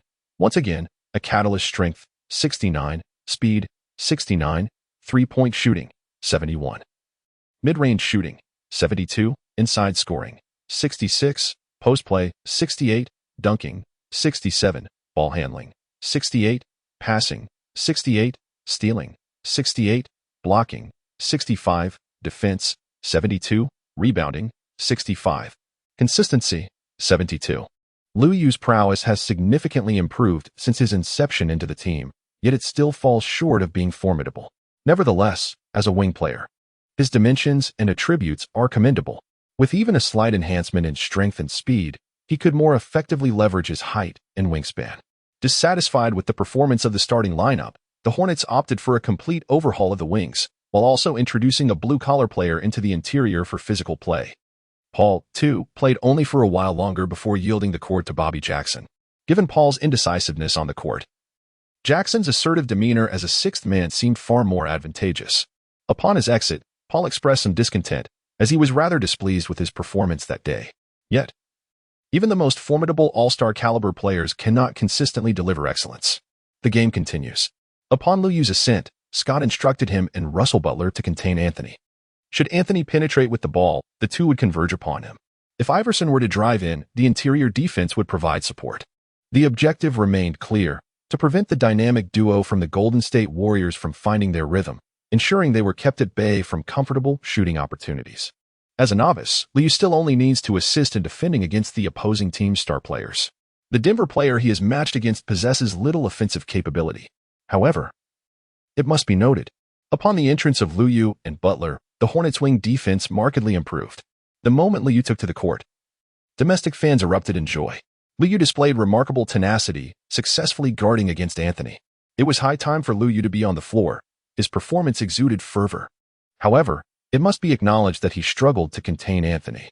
Even when he and Butler teamed up for a double team, they sometimes faltered. Their strength fell short compared to Anthony's. On one occasion, Anthony powered through, forcing them to commit a foul. Fortunately, even though Anthony is formidable, he is wary of double teams, and his efficiency did indeed diminish.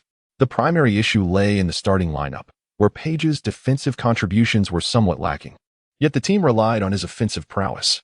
Ultimately, the Nuggets' offensive woes persisted. Anthony faced challenges, including subpar passing abilities, which hindered his capacity to uplift his teammates. Furthermore, the Nuggets struggled with another wing's offensive capabilities. Thus, adjustments were necessary. They first aimed to solidify their interior advantage. Although the substitute Nunn could not fully showcase his prowess due to physical limitations, he still outperformed the Hornets' substitutes. To be frank, the Hornets' bench players are notably underwhelming among strong teams. A lack of financial resources for the owner can severely impact the roster.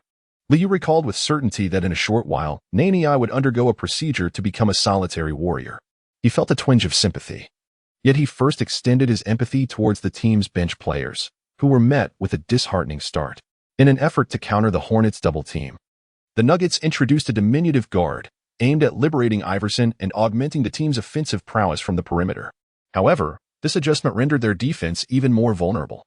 Nuggets head coach George Karl remained unfazed, believing the situation was manageable as the Hornets' star players had exited the game. A slight decline in their defense would pose no significant threat. Yet, they soon realized they had underestimated a particular individual. Earlier, while the Nuggets employed a defensive strategy on the wing, Luyu had remained inconspicuous. Now, faced with a guard even shorter than Iverson, he took a decisive step inward and launched his shot with precision. One of Luyu's most formidable basketball attributes is undoubtedly his mid-range shooting. The Hornets had endured several minutes of a scoring drought, which was effortlessly disrupted by an undrafted rookie. Subsequently, he also successfully blocked a shot from Mike Wilkes. Luyu's shot-blocking skills leave much to be desired. However, the disparity in height and wingspan between the two parties is substantial.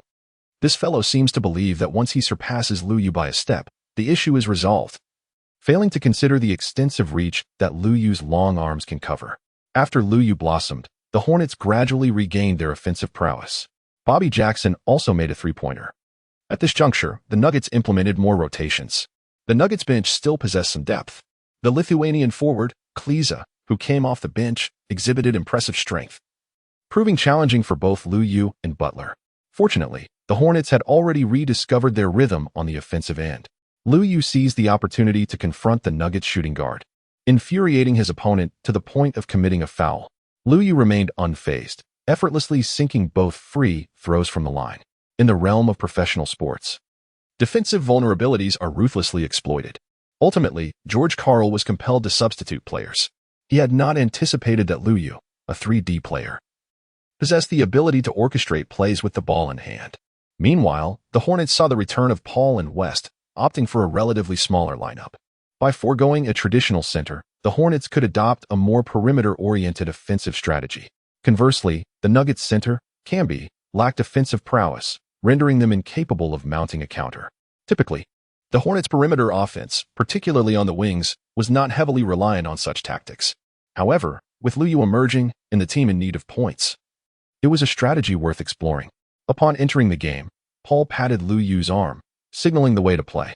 He encouraged Luyu to enhance his defensive efforts, reassuring him not to fear mistakes, for defense is not a solitary endeavor. They would support one another.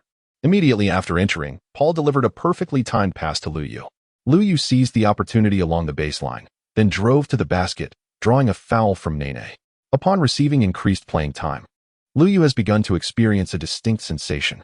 Previously, his contributions were primarily focused on defense and open shots. However, he has now discovered that he is gradually capable of accomplishing more.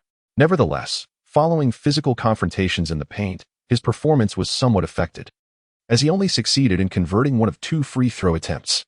Nevertheless, the players of the Nuggets remain unable to relax. Luyu's enthusiastic leadership invigorated his teammates, transforming the Hornets from their initial state. West began to score, his strength proving formidable. Once he executed a half-hook shot, it became troublesome for the Nuggets to contain him. Meanwhile, Paul, when not required to score, exhibited grace on the court. In addition to orchestrating plays, he could closely shadow Iverson. The matchup between the two was somewhat torturous for both. However, Iverson's circumstances were different. With teammates scoring, Paul merely needed to facilitate. In contrast, Iverson was compelled to score, his expertise lying solely in that realm, unable to dictate the tempo as Paul did. The Nuggets found themselves ensnared in an inefficient isolation game featuring their dynamic duo. In truth, the Nuggets' style had not changed. It was merely that the Hornets had improved. The slight advantage the Nuggets held in their interior rotation and the scoring prowess of Iverson and Anthony could no longer suppress the Hornets' overall performance. While both teams still relied on Iverson and Anthony for scoring, the Hornets had gradually closed the gap by the second quarter. Undoubtedly, the contributions from the Hornets' supporting players were significant. They did not need to stand out individually, but their collective strength allowed the Hornets to perform slightly better than the Nuggets. The Hornets had not always displayed such prowess. As the first half neared its conclusion, Nuggets coach George Karl glanced at Luyu, who was seated on the bench. The Nuggets could certainly use a player like him. How had they failed to acquire him? Chapter 10, Bearing Responsibilities Rhythm. We must run and not let them influence us. We must play at our own tempo, George Karl nearly shouted during halftime. How could such a clear advantage have dissipated? The pressure to prove themselves was not solely on the Hornets. The Nuggets felt it too. After acquiring Iverson, their salaries skyrocketed, necessitating the payment of luxury taxes. If they failed to deliver results this season, they would likely face a dismantling of the team. While some owners in the league might disregard financial constraints, such leniency would not be found in Denver. Karl, known for his short temper, immediately expressed his frustration. Iverson and Anthony were notably displeased, as they did not fully agree with their coach's perspective. Nonetheless, the team had indeed grown complacent in the latter part of the first half, their incomplete roster allowing the Hornets to seize opportunities. In the second half, they intended to exert themselves fiercely, aiming to overpower their opponents. As for the Hornets players, they regarded Lu Yu as a minor figure. Even Paul did not command their utmost respect. They believed they could easily handle a mere upstart, regardless of any advantages he possessed. On the Hornets side, Scott maintained a positive outlook. Although initially frustrated, the team had made adjustments, warranting acknowledgement. Let us continue to showcase our distinctiveness.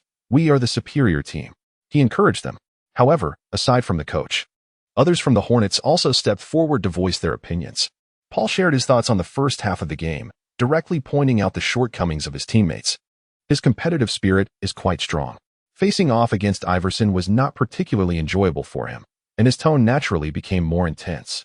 In this regard, Paul bears some resemblance to Kobe, though his personal expressiveness sometimes lacks the persuasive power that Kobe possessed. Within the Hornets, his criticism of teammates is not a significant issue. He is undoubtedly the leader, and the others have no standing to contest his authority. Lu Yu, however, harbored no aversion. His thirst for victory was no less than that of Paul. As long as the rationale was sound, there was no issue. Transforming detrimental habits to enhance performance would benefit not just the team. Excelling in the NBA naturally leads to greater financial rewards, and this notion holds true.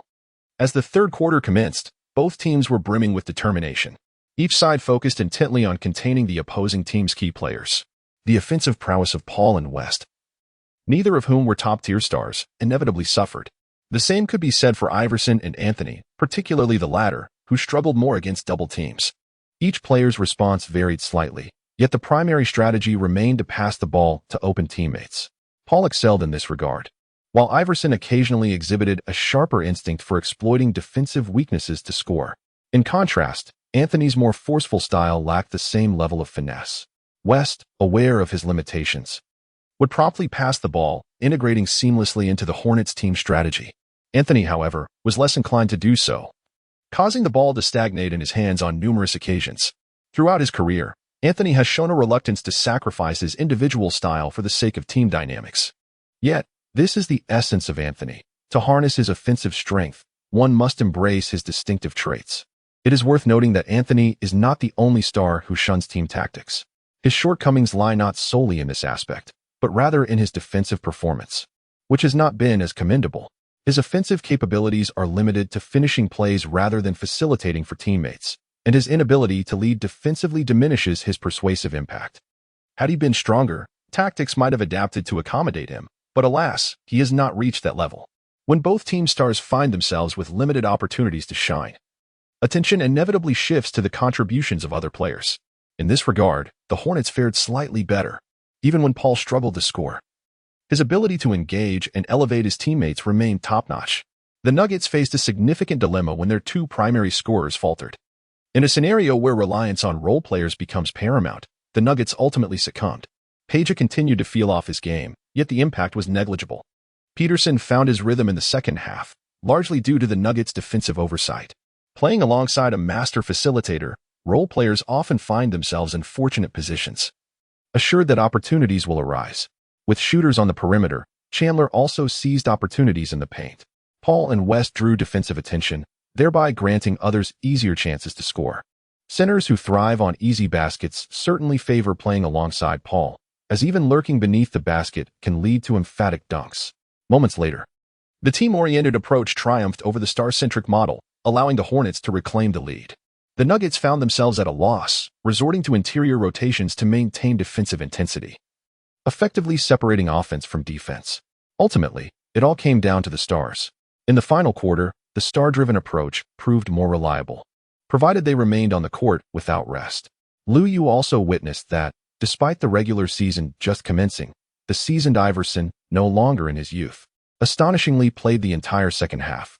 George Karl is indeed a formidable character. The Hornets, however, adhere to their routine rotations. Their style of play is distinct. There is no need to confine their stars to the court relentlessly. Moreover, they do not rush when playing away. This time, the Nuggets have learned their lesson, opting not to employ a dual guard strategy, but rather letting Iverson lead with two robust wings. The Nuggets resemble an athletic team, capable of running and jumping, boasting numerous physically adept players. Lu Yu, however, is undeterred. Basketball is not akin to track and field events. There are reasons behind the Nuggets' performance in the first half. Their agile and athletic wings possess a certain roughness, resulting in a lackluster scoring ability. Lu Yu ascended with a resolute demeanor, poised to defend while patiently awaiting the opportune moment. The Nuggets soon realized that Lu Yu's defense was anything but that of a novice. With his keen defensive awareness, he effortlessly neutralized the opposing player. He moved freely, evading scoring opportunities with ease. Crucially, as the opponent leaped to receive the ball, Lu Yu adeptly drew a foul. On the sidelines, Nuggets head coach George Karl appeared bewildered. Was this truly a rookie? Or perhaps an undrafted one? Subsequently, Anthony returned to the fray. The Nuggets, undeterred, allowed Iverson and Anthony to exploit their individual prowess to break the deadlock. Anthony took a brief respite, but clearly had not quelled his temper. He charged in fiercely upon re-entering, nearly colliding with Butler. Thanks to their commendable collaborative defense, Lu Yu and Butler earned more playing time today. It was imperative for them to contain Anthony. "Trust in us. We can certainly accomplish this," Lu Yu asserted. Butler, somewhat at a loss for words, resigned himself to the coach's directive to guard the primary threat. As the Nuggets initiated their offense, Anthony received the ball and, with a heroic spirit, surged forward. Lu Yu had been meticulously observing Anthony's rhythm on the court. His prior defensive encounters had equipped him with valuable experience. As Anthony attempted to maneuver past the defense for a shot, Lu Yu expertly positioned himself for the assist. He chose the precise moment when Anthony exerted his strength. At this juncture, the double team made it easier for Anthony to halt his dribble. Once he paused, Anthony's offensive threat significantly diminished. Lu Yu and Butler closed in on him, making it exceedingly difficult for him to pass the ball. Nevertheless, Anthony demonstrated his prowess by forcing his way through the two defenders to create a sliver of shooting space. However, in the midst of the physical contest, he hastily released the shot while contending with the interference of long arms, which undoubtedly affected his shooting percentage. Scott, observing from the sidelines, expressed a hint of regret. Had he known that the young talent would prove more effective, there would have been no need to sign a player whose abilities were already on the decline during the summer. Chapter 11. The X-Factor Success. Lu Yu sank a three-pointer. The match between the Hornets and the Nuggets was ablaze with intensity as Iverson and Anthony unleashed a relentless offensive onslaught. Relying on their individual skills, Lu Yu, as a quintessential role player, is primarily engaged in diligent defense, to the extent that the Nuggets nearly overlooked his true identity as a sharpshooter. Once the Nuggets relaxed their defensive stance against him, Lu Yu adeptly maneuvered into position.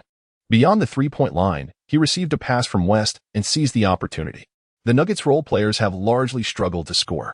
Lu Yu began to make his shots, prompting Denver's head coach George Karl to erupt in frustration from the sidelines. "What is the defense doing? Do not allow him to shoot." It was evident that Anthony was not exerting himself much on the defensive end. In the second half, the Nuggets role players, who had been focusing on defense, suddenly shifted their attention to Lu Yu. On the offensive side, Lu Yu once again made a run without the ball and received a pass. However, this time the Nuggets defenders were quick to close in. It is not always the case that every effort to create an opportunity results in a successful shot. Even when receiving the ball, one might find themselves deprived of the necessary space to take the shot in that fleeting moment. Lu Yu remained composed. He recognized that there was no opportunity to make a move, as the Nuggets' interior defense loomed menacingly. He swiftly opted to pass the ball. With a flick, he directed it to the weak side, where his teammate Butler received the pass. Anthony failed to close the distance in time, allowing Butler to take a three-point shot. While Butler possessed the ability to shoot from beyond the arc, his release was even slower than Lu Yu's. However, this time, Anthony extended a token gesture. Merely raising his hand, Butler launched his three-pointer and succeeded. The Hornets were fortunate, as both role players managed to score from long range. Yet, it was the Nuggets' defensive lapses that afforded them this opportunity. The performances of Lu Yu and Butler as role players have solidified the Hornets' lead, exerting considerable pressure on the Nuggets. The crucial factor is that even if the Nuggets score, they remain uncertain about whether to alter their defensive strategy. After all, the Hornets primarily rely on the offensive prowess of Paul and West. Even Chandler, theoretically, poses a greater threat from the perimeter than the wings. As an offensively inclined team, the Nuggets cannot cover all defensive aspects. Fortunately, Liu and Butler are not exceptionally formidable. They too falter in capitalizing on every opportunity. Thus, the Nuggets must first focus on restraining the Hornet star players. However, the duo has maintained a commendable shooting touch and has effectively limited Anthony's impact, prompting Coach Scott to keep them on the court. The two starters, in contrast, have become mere spectators. This predicament is unavoidable, as Page's shooting percentage has plummeted to around 10, coupled with a lack of defensive fervor, relegating him to the sidelines while earning the highest salary on the team. The Hornets have gained an advantage, but as the final quarter approaches, both teams begin to tire, and the home court Nuggets reveal their threat. The primary concern lies with the Hornets stars, whose scoring becomes increasingly unreliable in the clutch. Paul's stature is a limitation, and West's athleticism is merely average, inhibiting their performance in critical moments. Conversely, Iverson and Anthony are accustomed to seizing control of the game. Their efficiency remains notably low, yet their ability to score applies sufficient pressure on the Hornets. This encapsulates the essence of offensive star players. As the game reaches its pivotal moments in the fourth quarter, regardless of strategy or collaboration, the ability to score reigns supreme. In this moment, Liu did not contemplate further, focusing most of his energy on defending against Anthony. This individual, deserving of his reputation as a formidable rival to James, exhibited a relentless vigor akin to that of a bull, even in the final quarter. Regrettably, his off-court troubles and unfavorable image did not garner him much support from the league. Despite being besieged by Liu and Butler, Anthony persistently attempted shots. Fortunately, his inability to rally his teammates prevented the Nuggets from turning the tide in this match. As the clock dwindled to the final 5 minutes, Iverson sank a three-pointer, reducing the score gap to within 5 points, making any subsequent developments unsurprising. On the defensive front, Martin successfully thwarted West once more. Yet, in a forceful offensive maneuver, Anthony attempted to bulldoze his way to the basket, only to be rejected by West. Undeterred, Anthony, known for his stubbornness, had endured several blocks throughout the game. The Hornets' interior players were not particularly adept at blocking shots. They merely needed to contest Anthony's aggressive attempts to score. Coach George Karl of the Nuggets was beside himself with frustration. After a recent timeout, he had instructed Anthony to attract defensive attention and distribute the ball. Yet Anthony seemed oblivious to the advice. Although Iverson, now older, exhibited a newfound calmness in this critical moment, his athletic prowess had waned compared to his youth. And with Paul closely marking him, his efforts to reverse the situation were futile. In a decisive move, Karl opted to deploy Nene, transforming the Nuggets into a dual tower formation. This strategy was not solely aimed at targeted offense or defense, but rather to crowd the paint and secure rebounds. The paint became a battleground filled with towering figures, reminiscent of an overcrowded mahjong table. Remarkably, this approach proved effective. The dual towers of the Nuggets dominated the rebounding contest against West and Chandler. Following missed shots from Iverson and Anthony, Camby and Nene seized the offensive rebounds, converting them into points and plunging the Hornets into a precarious situation. At this moment, Liu felt a twinge of regret for not having enhanced his rebounding skills earlier. Otherwise, he could have been of assistance now. Positioning is crucial. Scott was also becoming anxious. The hard-fought victory on the road was within reach, yet they must not falter. As the battle among the muscular giants ensued, time gradually slipped away. The point disparity between the two teams dwindled to a mere 2 points. "Do not rush. We can secure this game," Iverson communicated emphatically with his teammates. In the final moments, he assumed the pivotal role of orchestrating the team's play, having just delivered an assist. The Hornets, on the offensive front, found themselves devoid of promising opportunities. In truth, the combination of Iverson and Anthony alongside 3 defensive players suited them remarkably well. Had Iverson been a tad younger, the duo might have continued this synergy, and the illustrious duo could have thrived. Subsequently, the Thunder successfully paired Westbrook and Durant in a similar setup, yielding commendable results. In the critical moments, Paul appeared disinclined to take a shot. West had already missed 2 attempts and was being tightly guarded. The ball found its way into Liu's hands. It was merely a standard tactical pass. Yet the Nuggets' defense swiftly adapted. Under normal circumstances, Liu would have returned the ball to Paul immediately, allowing him to regroup. The Nuggets defenders shared this presumption. Liu had previously showcased remarkable performance on the offensive front, but in the final quarter, his energy waned as he focused on defending against Anthony. He had remained silent on the offensive end for several minutes. Nevertheless, he decided to take the shot. The Nuggets defenders were caught off guard, merely watching instinctively as Liu released the ball. Liu released the ball with a sense of exhilaration, pouring his all into the shot, and the force was precisely calibrated.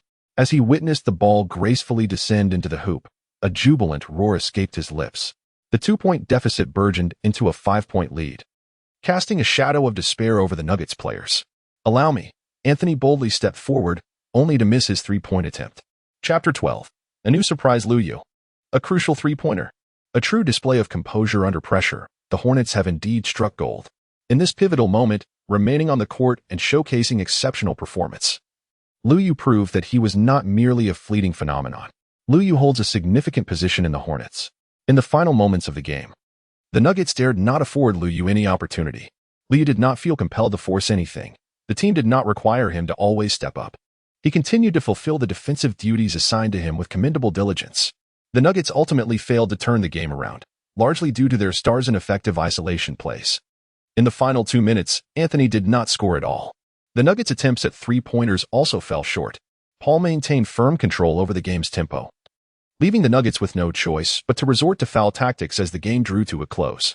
Paul converted 3 of 4 free throws, maintaining his shooting percentage consistent with the entire match.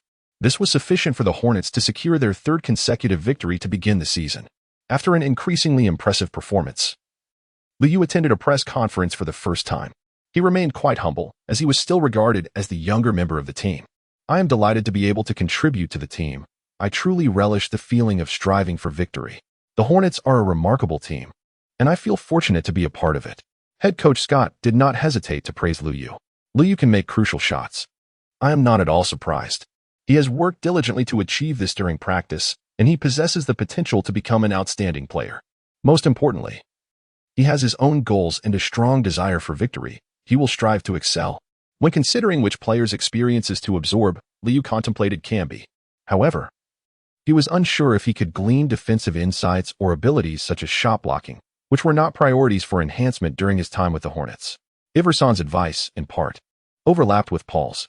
Yet, at this stage, he lacked significant standing within the team, making it challenging to fully capitalize on Paul's experience. Improvement was still necessary. Ultimately, Liu chose to follow Iverson's path, successfully enhancing his speed, ball handling, and stealing skills. 2 days later, the team arrived in Los Angeles. As the weather gradually cooled, some of the away games might not be as comfortable. However, Los Angeles is a delightful city, and it would not be excessively cold for much longer. The most important aspect was the enjoyment of the experience. Many within the team were eager to explore, yet the Hornets lacked a definitive leader in this regard, leaving many ideas merely as thoughts. Liu harbored no particular impulses. He preferred to spend his leisure time with his girlfriend rather than with burly men. His current inclination leaned towards the exhilarating sensation of continuous self-improvement, and he would occasionally engage in card games with Paul during flights. However, Liu felt a twinge of excitement, primarily to have the opportunity to meet elite players like Kobe Bryant.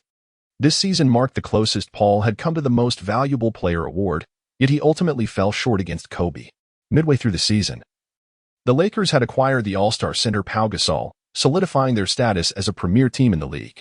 Prior to this, the Lakers were already formidable, bolstered by the return of the adept point guard Derek Fisher and the development of the young center Andrew Bynum, which reinstated them among the Western Conference powerhouses. The Hornets, however, retained their fortune. The Lakers faced a shortage of players in this match, missing the underwhelming first overall pick Kwame Brown. Despite his lackluster reputation, Brown contributed defensively as a center. Additionally, Lamar Odom, the Lakers' second key player, was unable to take the court.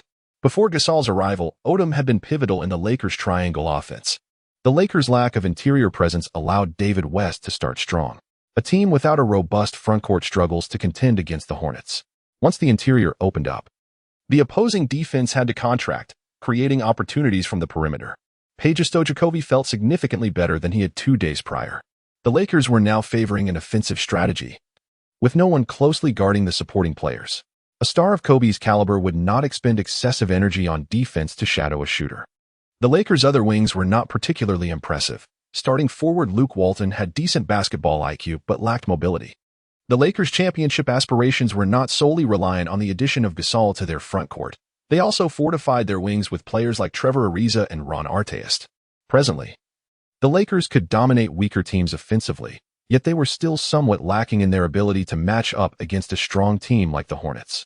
However, a player of Kobe's stature could resolve many issues if he were to unleash his full potential. In the first quarter, Kobe was still executing plays and had not yet seized control of the game. Both teams were engaged in tactical maneuvers, with the Hornets exhibiting slightly superior performance. Peterson struggled to defend Kobe effectively. The Hornets lacked solid options at the 2 and 3 positions. Page's defense was subpar, while the other defender was tasked with guarding the stronger opponent. Against the Nuggets, that meant limiting Anthony. Against the Lakers, it was about containing Kobe. Under such circumstances, Liu played briefly in the evening. Following the previous match, the team's coach had fully recognized Liu's capabilities. He had become a pleasant surprise for the Hornets bench, holding an importance akin to that of a sixth man, largely due to the absence of a player of his caliber on the team. Tonight, his few minutes on the court were actually a protective measure from Scott. Scott initially sent Butler onto the floor to wear down Kobe.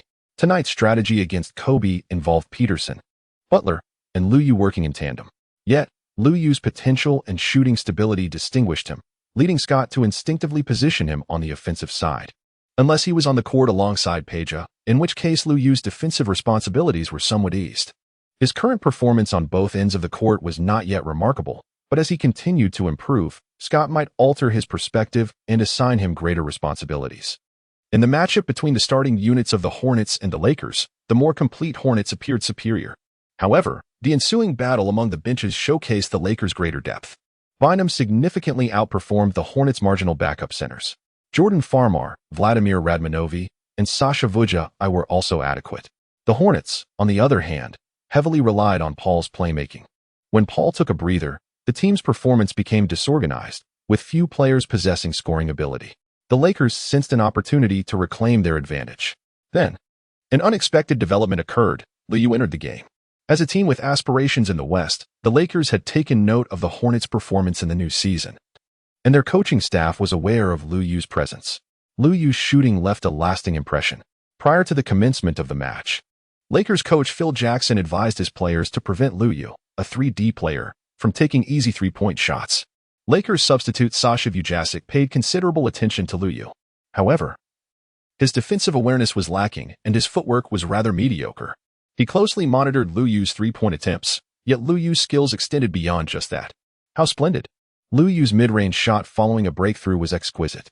It appears that during his time with the Hornets, he not only learned three-point shooting from Page, but also honed his mid-range game with Chris Paul. Liu's mid-range shot disrupted the Lakers' rhythm in their pursuit of points. Chapter 13, The Advantage of Capability. With each increment in speed, the advantages on the court become distinctly varied. During the rotation period, Liu briefly made a name for himself. However, at present, his strength is somewhat limited. He has yet to become the focal player of a match. Liu assisted the Hornets in stabilizing during the transition period, allowing Kobe to take charge of the game upon his return. Liu could not contain Kobe. While he and Butler demonstrated a commendable synergy in their defensive efforts, the dynamics faltered upon Page's entrance. This deficiency was not limited to defense alone. Page also became a target for Kobe on the offensive front. As a premier superstar, Kobe possesses formidable prowess on both ends of the court. Although Page appears to excel in shooting, he can be effectively restrained by any defender of starting caliber. When Kobe intensifies his focus, his defensive capabilities are formidable, leaving Page with far fewer opportunities to shoot than he enjoyed in the first quarter. Liu expressed a certain sentiment, reflecting on how Page once stood as a representative of the Kings during their fierce playoff battles against the Lakers at the height of his prowess. However, it is evident that he no longer possesses the all-star caliber he once exhibited.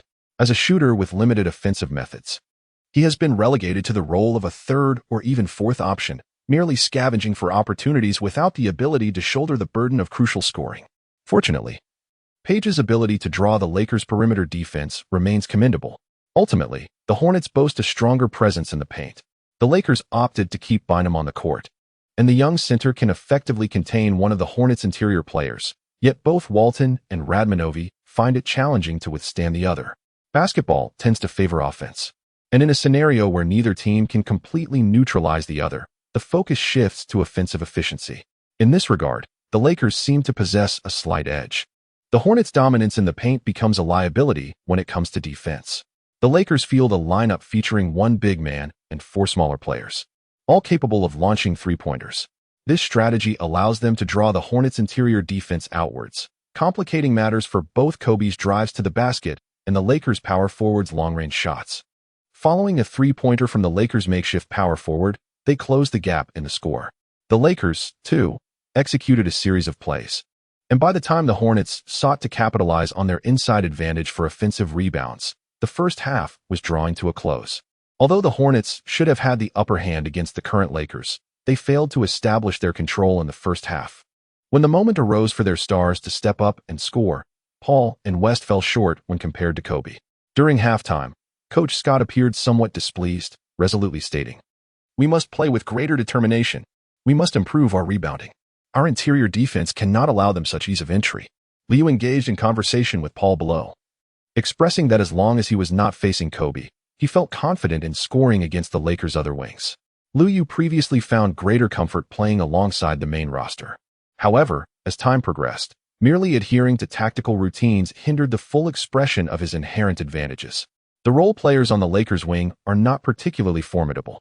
During his time in the rotation, he could effectively match up against Fujasic, and when playing alongside the main roster, he felt confident facing Walton.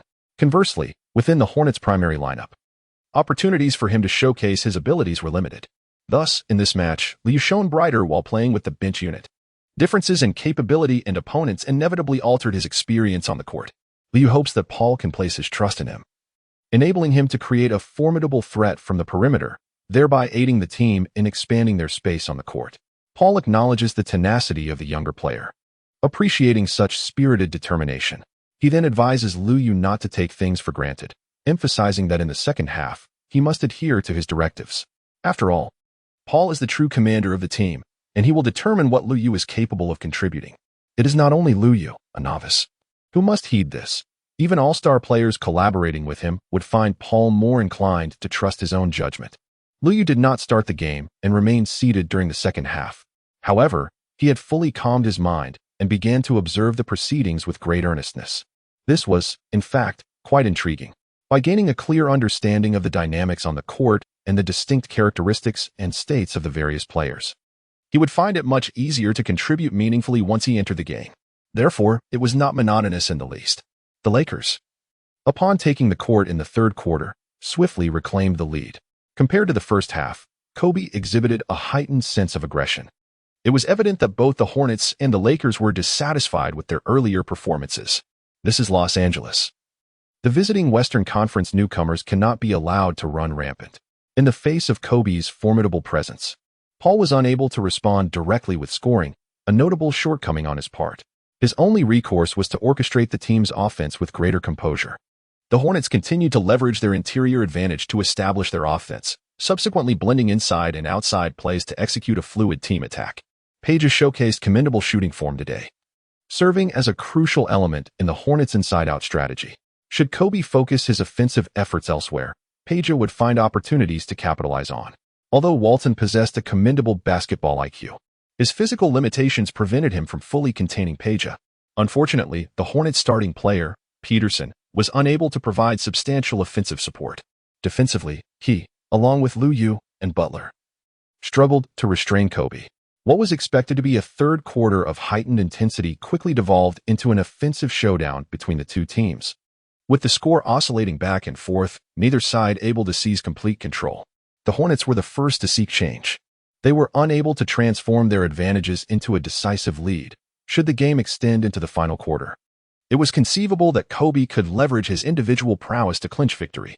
For a team like the Hornets, which relies heavily on teamwork, securing an advantage in the third quarter would be a far more prudent strategy. Liu was the first to seize the opportunity to take the stage.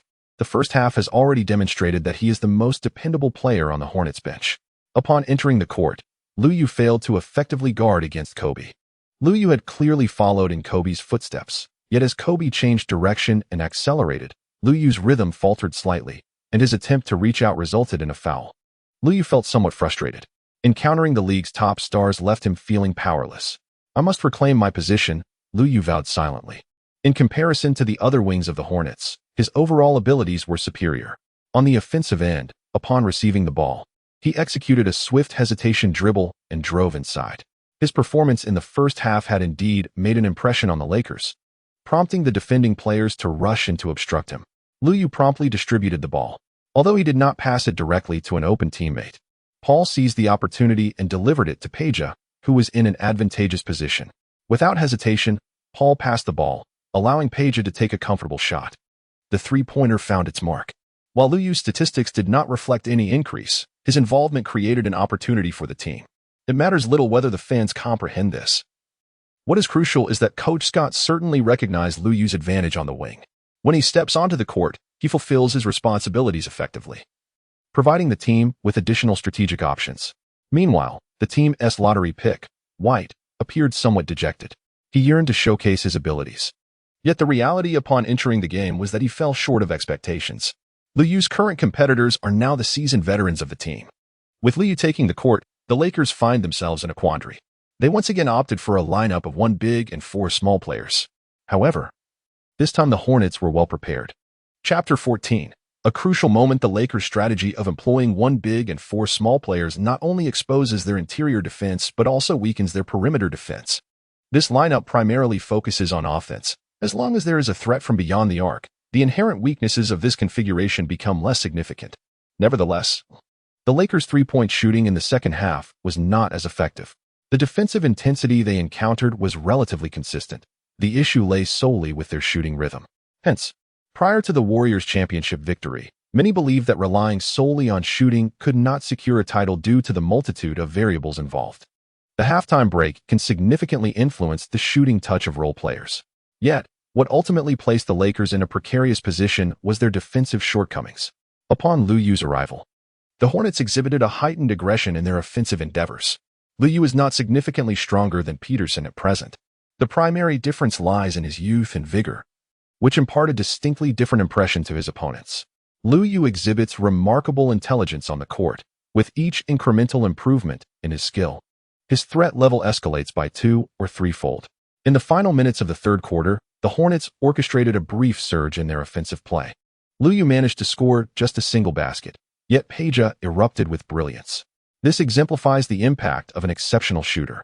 Even if one cannot consistently contribute as a star player over time, the moment inspiration strikes, they can instantaneously alter the dynamics on the court. Teams aspiring for the championship require 1 or 2 players of this caliber. Although Peja has not yet fully declined to sporadic bursts of excellence, his status as the highest-paid player on the Hornets, albeit somewhat inflated, proves to be quite beneficial. Peja's sudden outburst caught the opposition off guard, even unsettling Lakers head coach Phil Jackson. However, what has transpired cannot be undone. They could only focus on containing Peja and limiting his opportunities. Yet, it seems that restraining him is not as straightforward as it appears, leaving a sense of frustration lingering. Meanwhile, the fortunate presence of Liu Yu granted the team more playing time in the second half. When Kobe took a breather, Liu Yu reveled in the moment, showing no fear against any of the Lakers' other wings. Moreover, during the rotation phase, the Hornets genuinely needed him to step up and score. The other bench players were rather mediocre, with only Liu Yu and Rasul Butler proving to be somewhat reliable. Fortunately for them, the Lakers' bench was also lacking in prowess, resulting in a mutual struggle between 2 underwhelming teams. Fans of Liu Yu are quite pleased. Indeed, Liu Yu is unparalleled. Others fail to score even from open positions. Is White truly considered a lottery pick? He merely commits errors. It is astonishing that Brother Lou was not selected. It seems the NBA is shrouded in intrigue. Do you not think Brother Lou deserves to be a starter? He surpasses Peterson by far. The tumultuous rotation period will soon pass. Liu Yu is acutely aware that his current prowess has yet to reach the level of a star. He strives to leverage his strengths in both offense and defense, refraining from reckless play. Due to his composure, he remains on the court during the final quarter. As for the Lakers, they choose to keep Bynum on the floor, resulting in both teams' decisive lineups in the closing moments differing somewhat from their starting configurations. Liu Yu naturally bore the significant responsibility of defending against Kobe. While guarding Kobe poses considerable difficulty, the current iteration of Kobe remains a guard, possessing less physical strength than before. to a certain extent. This allows Lu Yu to exhibit his defensive awareness more prominently, unlike when facing Anthony, where he is at a considerable disadvantage in terms of strength. At the peak of his career, Kobe's speed was also exceptionally remarkable, causing Lu Yu to refrain from getting too close. He preferred that Lu Yu take his shots from a distance away from the basket. Without the slightest hesitation, Kobe launched a shot from beyond the three-point line, successfully making his second three-pointer of the game. Lu Yu is also reflecting on whether he is granted too much space. He must continue to trust his teammates and remain closely aligned. Even if Kobe manages to break through, the Hornets have two interior players waiting inside. It is imperative not to be easily surpassed. One must master this balance. The subtleties of defense require careful thought, yet relying solely on intellect is insufficient. Continuous effort in defense is essential, alongside adjustments tailored to the opponent's characteristics. Lu Yu did not dare to relax for even a second. It was once again the Lakers' turn to attack, and Kobe launched a shot from beyond the three-point line. In an instant, Lu Yu felt a pang of regret, wishing he had been more tightly aligned. However, the resonant sound of the hammer striking iron swiftly altered his thoughts. His defensive stance for this play was indeed well placed. Kobe's three-point shot was far from impeccable. Theoretically, allowing him to shoot from a greater distance was not erroneous, provided that ample space was not afforded. Once again, as Kobe held the ball beyond the arc, Lu Yu's confidence in his defensive capabilities surged. Kobe, too, sensed that this young man was not easily subdued. Lu Yu found himself positioned in a manner that rendered the offensive player quite uncomfortable. He obstructed Kobe's path with his long limbs, effectively disrupting a considerable range. Kobe attempted another shot, yet it failed to find its mark once more. Frustration began to brew within him, as he yearned to teach the inexperienced opponent a stern lesson. However, he soon regained his composure, recognizing the necessity of a more serious approach. He could no longer afford to take reckless shots. Subsequently, Kobe began to dribble inward, leveraging his rhythm to secure a more advantageous shooting space. After penetrating the defense, Lu Yu was left with little recourse, only able to exert his utmost effort to interfere. As for the outcome of the shot, it would be left to fate. One could only do their best and leave the rest to destiny. Lu Yu exerted himself to the fullest, striving to disrupt, while the interior defense of the Hornets would also lend assistance. Yet, Kobe remained unfazed and continued to score. His prowess was simply extraordinary. However, not every shot found its mark. Lu Yu was unable to entirely contain Kobe, yet he contributed to the Hornets' defensive scheme. Head coach Scott expressed his satisfaction with the effort.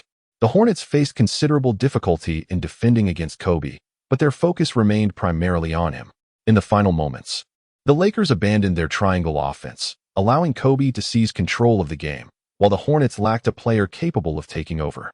Instead, they relied on a team-oriented strategy. Fortunately, they managed to maintain their composure. As Kobe grew fatigued from his relentless isolation plays, Peja found an opportunity. Today, Peja returned to his peak shooting form, successfully sinking a three-pointer. The Lakers encountered a stroke of misfortune. While they concentrated on Peja, West also nailed a three-pointer. Though West's three-point shot is not a regular weapon, he occasionally takes the chance. With several primary scoring options for the Hornets finding success, the Lakers' defense became disorganized. Indeed, the Lakers' defensive performance at the start of the new season was somewhat lacking, gradually improving as the game progressed. Amid the chaos of the Lakers' defense, Lu Yu finally seized an opportunity on the offensive end. This time, it was not a shot, but rather a layup following a backdoor cut. After scoring, Lu Yu felt an overwhelming sense of ease. Defending against Kobe was truly exhausting. He found it difficult to concentrate on the offensive end.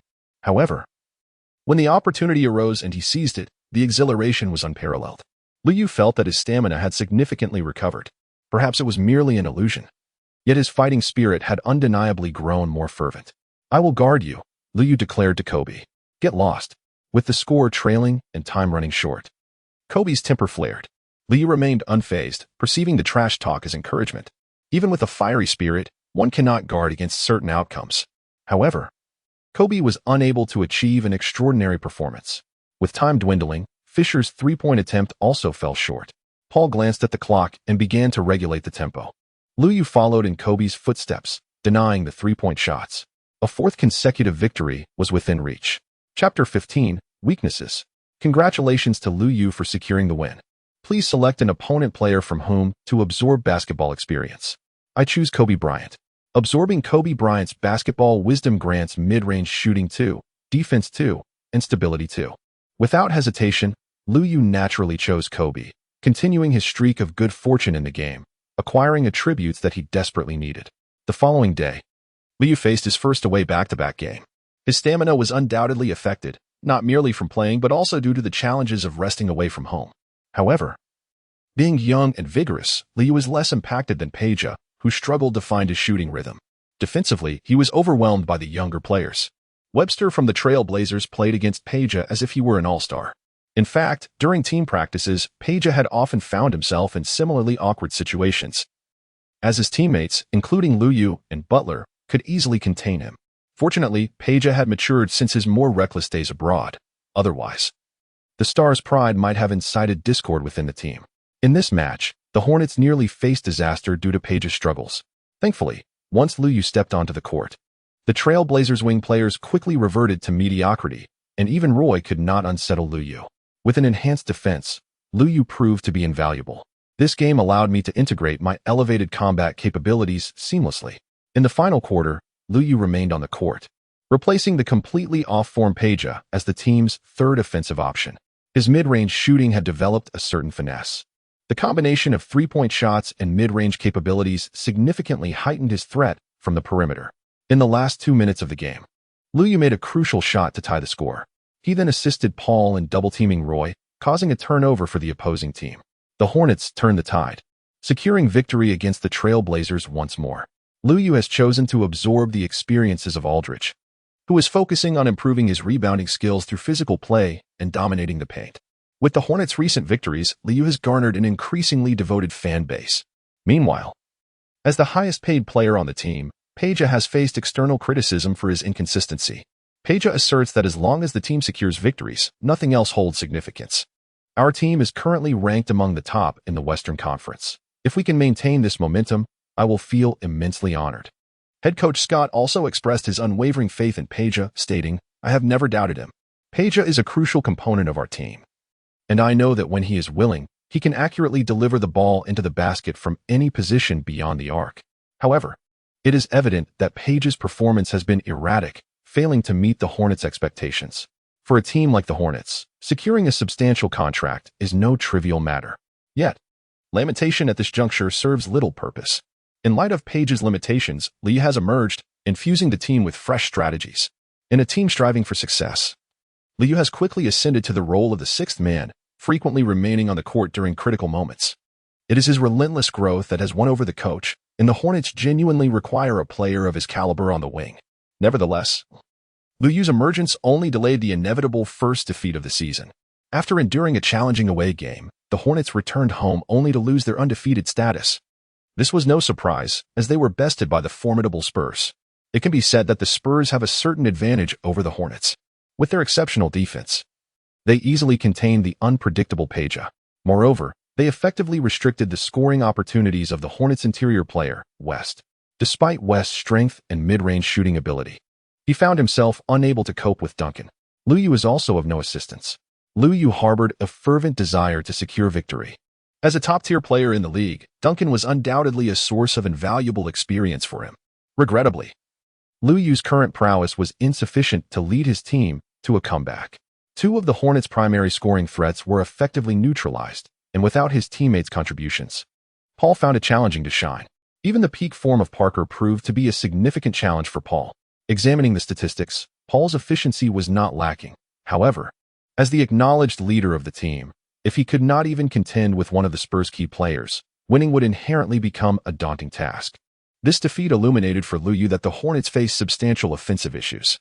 The three main scoring options of the Hornets exhibited a notable deficiency in their ability to create their own shots. After ensuring a basic level of defense, should I not prioritize enhancing our offensive capabilities? In truth, there is much to learn from Jin Billy. While his scoring ability may not be overwhelming, his capacity to create opportunities is commendable. Liu Yu recalls that Paul later joined the Clippers, where often the team relied on their sixth man, Crawford, for tough plays during the games. The Hornets' schedule in November is rather challenging, featuring an abundance of back-to-back games. After Liu Yu and his team suffered a defeat on their home turf, they were afforded merely a day for adjustment before embarking on a back-to-back away game. this time heading to the Eastern Conference. Fortunately, the Hornets are situated centrally, making their travels to both conferences relatively comparable. However, it must be noted that their journeys to both the East and West are not particularly brief, considering they transition from an Eastern to a Western team. It seems I want to see you for another 2 days, sighed Zhang Nikhang. She typically refrains from accompanying the team on away games, believing that the youth should cultivate their own lives.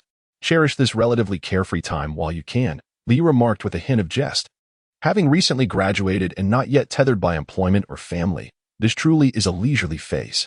In due time, as Liu gains more prominence, Zhang Nikhang may find herself needing an assistant. Nevertheless, pursuing one's career is rewarding. Come summer, when there are no matches, they can enjoy a vacation together.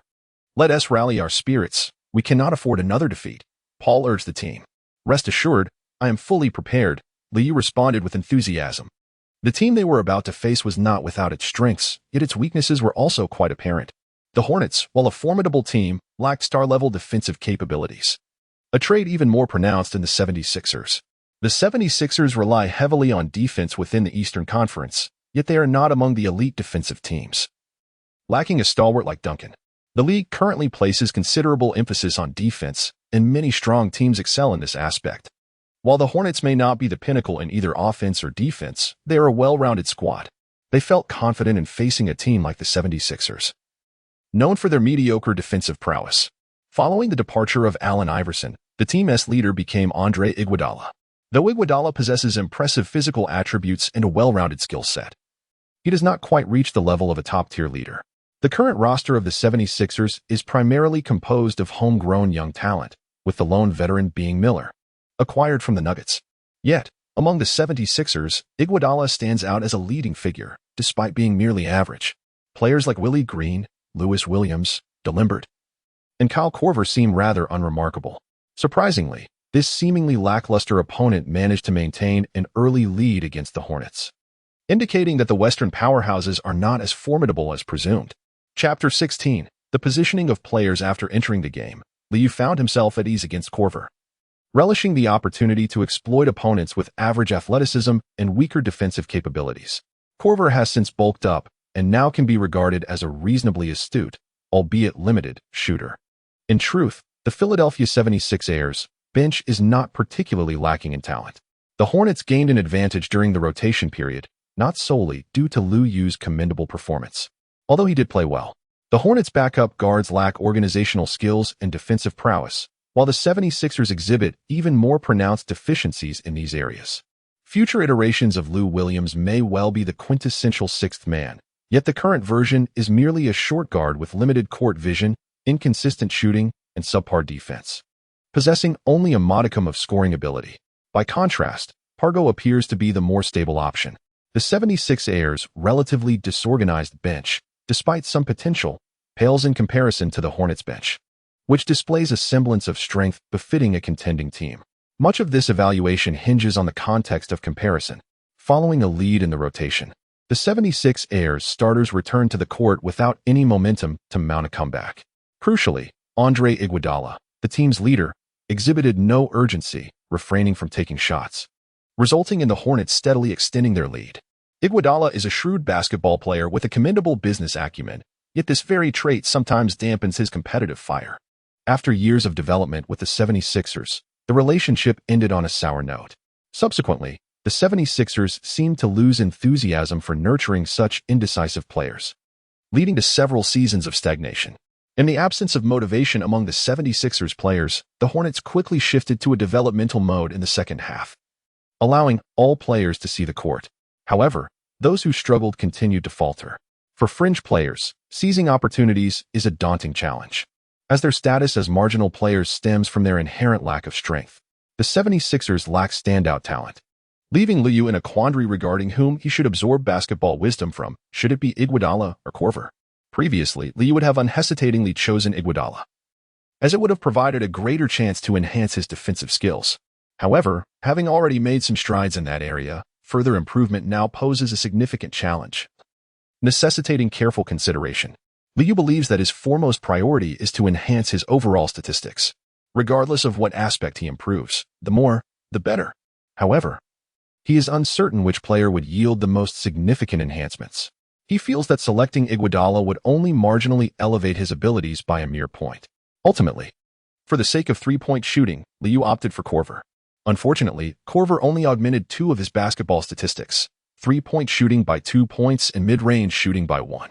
Regrettably, Liu feels he made an erroneous choice and suffered a considerable loss. Thankfully, his shooting ability has indeed improved, enabling him to contribute effectively to the team. Yet, selecting Iguodala might have garnered him greater basketball statistics. The only option now is to strive for more victories. The Hornets' back-to-back opponents on the road are the declining Nets. Once, after acquiring Kidd, the Nets were on the brink of a championship. Alas, ever since Martin's departure, they have struggled to find a suitable interior presence. And the aging Kidd has gradually lost confidence in the team. The Nets, once known for their formidable defense, have seen a significant decline in that regard. Nonetheless, in the Eastern Conference, the Nets still possess the capability to disrupt the standings. The Hornets have a slight advantage in the paint, but failed to capitalize on it during this back-to-back matchup. Although the Nets were without their external scoring threat, Carter, under Kidd's orchestrations, the peak-performing Richard Jefferson still managed to dominate the Hornets' wings. Jefferson, at his peak, is akin to an almost all-star caliber player. It must be said that the Hornets' individual defense on the wings leaves much to be desired. They seem unable to contain even moderately skilled opponents. Fortunately, Liu remains reliable, and his dependability continues to grow. The many fans of Liu who were watching the live broadcast could hardly contain their excitement. Given Liu's remarkable prowess, it is perplexing that he is not included in the starting lineup. One would hope for a prompt substitution. This is purely a matter of preference. The Hornets adhere to a specific rotation system, and Coach Scott typically does not deviate significantly from it. As for the starting position, even with Liu's exceptional abilities, it remains unlikely that he will secure a spot in the lineup for the time being. After Liu's impressive performance, Scott has engaged in several discussions with him. The Hornets bench lacks firepower, and the team still envisions Liu as the sixth man, ensuring offensive strength during rotation periods. However, Liu's rapid development has caught Scott by surprise. Therefore, determining the best course of action will likely require considerable time for observation. The regular season is lengthy, and changes will not be made hastily. Yet, it would be inaccurate to assert that there have been no adjustments.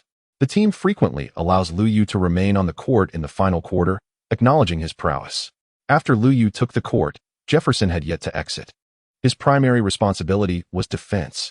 Once Peja entered the game, Butler transitioned to the defensive role, allowing Liu to focus more on offense. The opposing team presented only one significant threat from the wing, leading the Hornets to employ a strategy of rotation. Jefferson is, in fact, a leaper. He possesses shooting skills, though they are not particularly formidable. Guarding him primarily involves defending against off-ball movements, but more importantly, it requires vigilance against Kidd's passing. Compared to defending ball-dominant superstars, this role often demands heightened concentration. Liu is not lacking in focus. He relishes the sensation of completely neutralizing his opponents. If only his speed and strength were a tad greater. At times, I have certainly noticed this, yet I find myself constrained by my own limitations. Fortunately, there are indeed techniques involved in defensive ball reception, and collaborating with his teammates in the paint can compensate for any shortcomings in athleticism. Liu, while defending, simultaneously reflected upon his experiences, feeling quite accomplished. The combination of practical engagement and contemplation allowed him to integrate the basketball knowledge he had acquired more effectively. His opponents paid him little heed, and failing to seize certain opportunities would be a disservice to the novice protection period. The Hornets, as always, possessed a masterful organization. Liu continuously moved on the offensive end in search of opportunities, decisively shooting from both beyond the arc and mid-range upon receiving the ball. It soon became apparent that the Hornets' offense in the second quarter seemingly relied heavily on him. In truth, the Hornets' strategy was undoubtedly a collective effort. However, either others were unable to convert their shots or chose not to attempt them, thereby highlighting Liu's prominence. By halftime, Liu had already achieved double-digit scoring, suggesting the potential for a 20-point game. It is difficult to ascertain, as there are no specific plays designed for Liu within the Hornets system. When it comes time to defend, the offense may falter. Page's performance was equally perplexing. Despite being the highest paid, he offered no assistance on the defensive end. Anything that hinders Liu's performance becomes an adversary to his fans. In reality, Liu Yu's inability to unleash a standout performance is somewhat tied to his need to focus on defense, yet this is not the primary cause. Even his skill level is not the issue. One can feast on dumplings against weaker opponents despite possessing average talent. Liu Yu's inability to suddenly unleash his potential is primarily due to a lack of ball possession. The Hornets are Chris Paul's team, and Paul embodies a hybrid of the traditional point guard and the more proficient modern point guard.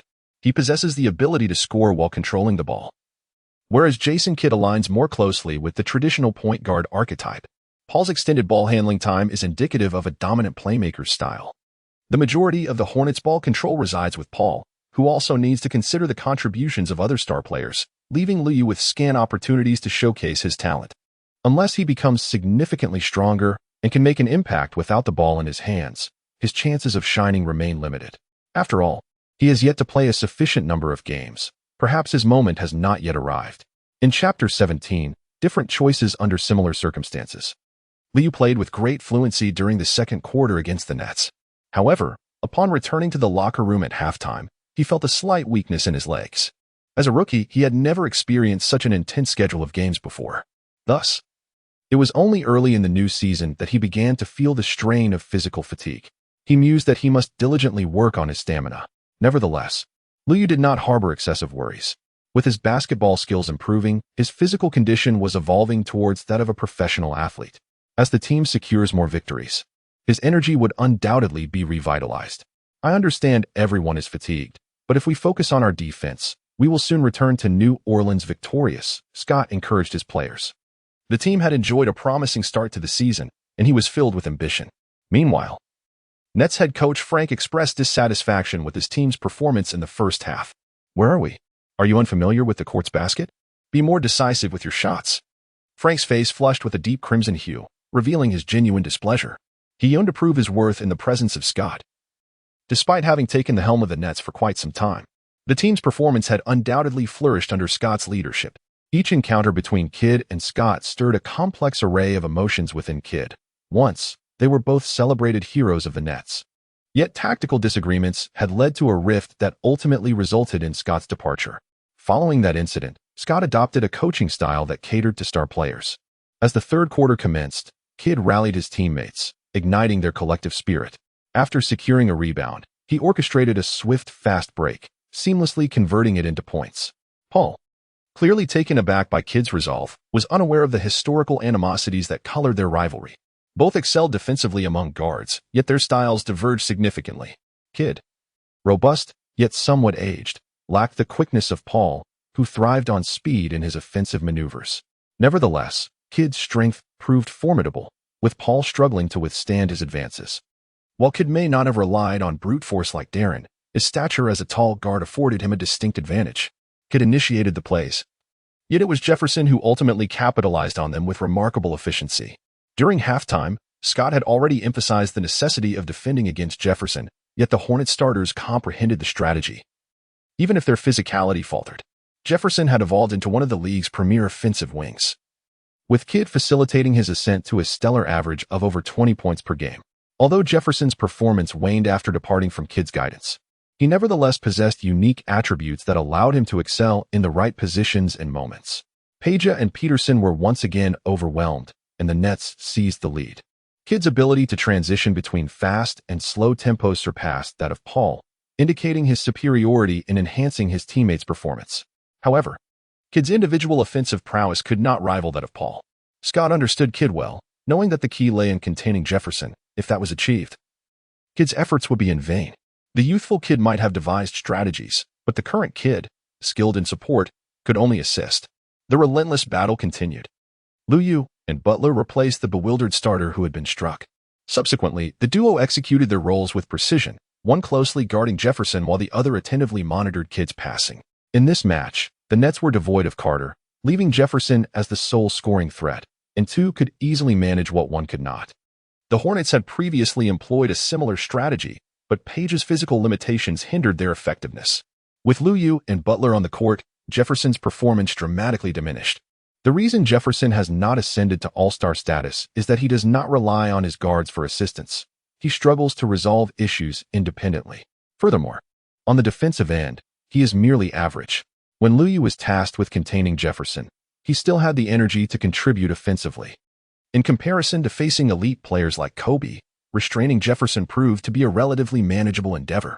The Hornets' starting wing players seemed incapable of accomplishing even this, which is why there has been considerable skepticism from the public. Even those who do not count themselves among Liu's admirers might find Page's price somewhat exorbitant. Likewise, Peterson's contract does not appear particularly worthwhile. However, the Hornets had limited options previously, and they did their utmost.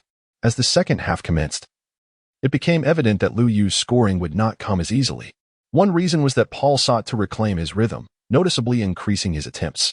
Furthermore, the Nets' strategy mirrored that of the Hornets, focusing on stifling other players to prevent the opposing playmaker from functioning effectively. In such circumstances, the differences between Paul and Kidd became starkly apparent. Paul possesses the ability to score independently, whereas Kidd falls short in this regard. Additionally, Kidd, in the presence of the youthful and vigorous Paul, indeed appeared somewhat aged. Escaping their defensive grasp, the Nets coach, Frank, began to display signs of agitation. As the game progressed into the final quarter, both the Hornets and the Nets found themselves engaged in a defensive struggle. Scoring opportunities were scarce for both teams, yet each had a chance to seize victory. At this juncture, should either team face defeat, it would undoubtedly be a bitter pill to swallow. On the sidelines, Scott adjusted his tie, subtly urging the players on the court to maintain their focus. Liu continuously shadowed Jefferson, who was beginning to feel exasperated. Without Carter to alleviate the pressure, he was utterly fatigued. After a strenuous effort to shake off Liu, he found himself immediately confronted by Butler. Finally, Jefferson resolved to take matters into his own hands, believing he could outmaneuver the rookie Liu. Upon receiving the ball, he made a couple of strides inward before launching a shot. Jefferson soared high, yet Liu's wingspan was still capable of imposing interference. A momentary hesitation resulted in a missed shot that clanked off the rim. As the game progressed into the latter half of the fourth quarter, the Hornets' interior dominance began to manifest. The Nets struggled to execute fast breaks, their big men seemingly rendered as mere ornaments in half-court sets. Conversely, West connected with a shot and drew a foul from the opposing team. Should the Nets dare to double-team West, Chandler might very well take flight for an alley-oop. With the Nets failing to score, the tension on the court escalated. In a critical moment of tight scoring, a mistake was made. Jason Collins, the Nets' big man, received the ball but, unable to initiate an offense, sought to pass it out without noticing Paul charging in. Paul successfully executed a steal, igniting a fast break for the Hornets. Liu surged ahead with remarkable speed. Paul passed the ball, and White from the Nets charged forward with great intensity. Liu came to an abrupt halt at the three-point line, causing White to rush forward uncontrollably. Liu did not hesitate and immediately took a shot from beyond the arc. The recently honed three-pointer was executed with remarkable smoothness. In a critical moment of the game, Liu sank the first three-pointer of the second half, propelling the Hornets to a lead. The Hornets flourished both inside and out, causing the Nets' momentum to falter. Both teams focused on restraining each other's offensive players, but the Hornets maintained their success until the very end, while the Nets faltered. Kidd lamented that it was time for him to move on. Chapter 18. The distinction between on and off the court after the match. Kidd graciously praised the young prodigy, Paul. Liu achieved the second highest score for his team in this match. Yet it is regrettable that he fell short of the 20-point mark. Drawing from past experiences, Liu chose to absorb basketball wisdom not from Carter, who possesses a conspicuous strength yet lacks in other areas, but rather from the more decorated Jason Kidd. Kidd, a seasoned veteran, undoubtedly possesses a wealth of basketball knowledge. Congratulations to Liu on securing victory in the game. I have opted to absorb the basketball experience from Jason Kidd. This resulted in enhancements of 3 in passing, 1 in defense, and 1 in speed.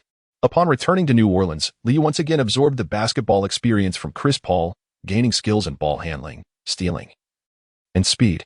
With his abilities significantly augmented, Liu finally achieved the milestone of scoring over 20 points at home against the visiting 76ers. Liu persistently evaded defenders to complete his shots. Even when the team held a substantial lead, he displayed his prowess with the ball.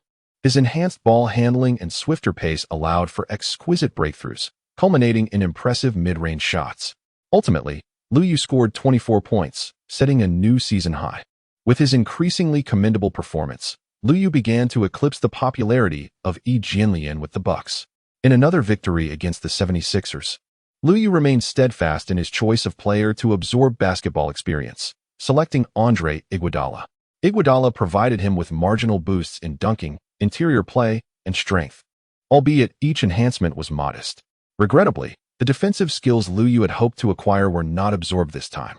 Nevertheless, he remains optimistic. As long as he continues to grow stronger, that is what truly matters. After a home game, the Hornets faced a back-to-back schedule on the road. Not only Liu, a rookie just entering the professional arena, but even the seasoned veterans expressed their grievances regarding the demanding schedule. For instance, Peja, a player recovering from injury, seemed to struggle with his consistency, likely due to the rigorous demands of the season. Despite being one of the least performing wings in the preceding matches, Peja maintained the most secure position on the team. This reflects his esteemed status in the league. The Hornets invested significantly in him and would not easily relinquish this renowned shooter. Even if the regular season were to deteriorate, the team would patiently await Peja's recovery, hoping he could shine in the playoffs. Although Peja might not be known for his playoff explosiveness, even a fraction of his peak performance would surpass the expectations set for the team's role players. Thus, while Liu's commendable performance might earn him more playing time, Peja's minutes are unlikely to be compromised. However, given Peja's limited stamina, it is improbable that he could endure extensive play during such a congested schedule. Peterson and Butler also found themselves in a somewhat helpless situation. Their performances were not particularly stellar, yet they aligned with their salaries. Fortunately, we are not in a contract year. Particularly regarding Peterson, after securing a lengthy contract with the Hornets, retirement seems imminent. They are relatively more amenable to the rise of Liu. However, the other fringe players are relegated to the sidelines, merely cheering from the bench. On November 16th, the Hornets face off against the Grizzlies in Memphis. In this small market, the Grizzlies primarily cultivate their main players through their own draft selections. This summer, their most significant acquisition was the underwhelming Milicic, alongside Navarro, a teammate of Gasol from the national team, aimed at mending relations.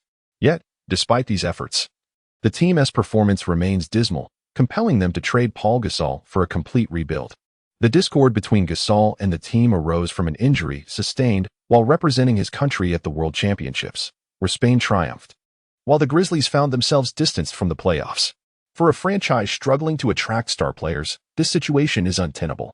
This season, the Grizzlies have entirely lost the defensive prowess that once characterized their playoff runs. From the outset of the game, they exhibit a willingness to engage in a shootout with the Hornets. Currently, the Grizzlies boast two talented point guard prospects in Conley and Lowry. Yet their starting lineup features Damon Stoudemire, who lacks organizational skills. Following Gasol's departure, the team undertook a complete roster overhaul, yet chaos soon ensued. Their current ineffectiveness is primarily due to this disorder. Coach Mark Iavaroni's tactics do not align with their needs. In this iteration of the Grizzlies, Gasol, the main star, finds himself with limited opportunities to make an impact, with many shots being taken from beyond the arc. It appears as though they are torn between wanting to retain Gasol and a lack of genuine desire to do so. The Grizzlies' erratic shooting from the perimeter contrasts sharply with the Hornets' more composed interior play. West finds the offensive end invitingly open, while Chandler excels in both rebounding and shot blocking. When Milicic is on the court, the Grizzlies exhibit a semblance of defense. But the game takes on a more chaotic nature when Swift enters, as if both teams are merely exchanging points. Notably, the Grizzlies coach seems to relish Swift's mindless antics on the floor. Gasol, too, appears disinterested in defensive efforts. This match marks the most comfortable outing for David West this season. Despite the Grizzlies having a strong interior presence, they neglect to defend him. Instead, the game devolves into a shooting contest on the perimeter, much to Peja's delight, as he seizes the opportunity to refine his shooting touch. After Liu took the court, he immediately began shooting. While his three-point shooting skills may not yet surpass those of Peja, his sense for the game seems sharper, resulting in a higher shooting percentage. Liu made an impressive shot right away, and it appears his shooting ability is improving. The national team is on the verge of acquiring a reliable perimeter shooter. Although the team already possesses proficient shooters, it primarily lacks playmakers. Is this truly a level comparison? Liu is performing at an NBA caliber, and his passing skills are commendable as well. In a game with less intense defense, the fans are thoroughly enjoying the spectacle, their thoughts soaring. However, the Hornets seem to be falling into the rhythm set by the Grizzlies. Despite both teams scoring with relative ease, the Hornets have not managed to extend their lead. Conversely, the Grizzlies have also made several three-pointers. Players like Gay, Mike Miller, and the substitute Navarro thrive in this chaotic exchange of points. One could say that Paul is still somewhat inexperienced. He appears to be comfortable on the court. Meanwhile, Coach Scott's expression on the sidelines is growing increasingly stern. Yet, he is unlikely to criticize Paul. Instead, he will commend him for his effective play and the fluidity of the team's offense. The inability to dominate the Grizzlies cannot solely be attributed to the lack of effort from role players. How could they allow the Grizzlies to shoot so freely? The role players may feel somewhat unjustly blamed. With the pace of the game set, they often lack the opportunity to position themselves defensively, leaving them unable to adequately defend. Nevertheless, Paul is astute and has grasped the coach's intentions. He aims to control the tempo and force the Grizzlies into a half-court game, while ensuring the team maintains its defensive integrity, thus stabilizing the match.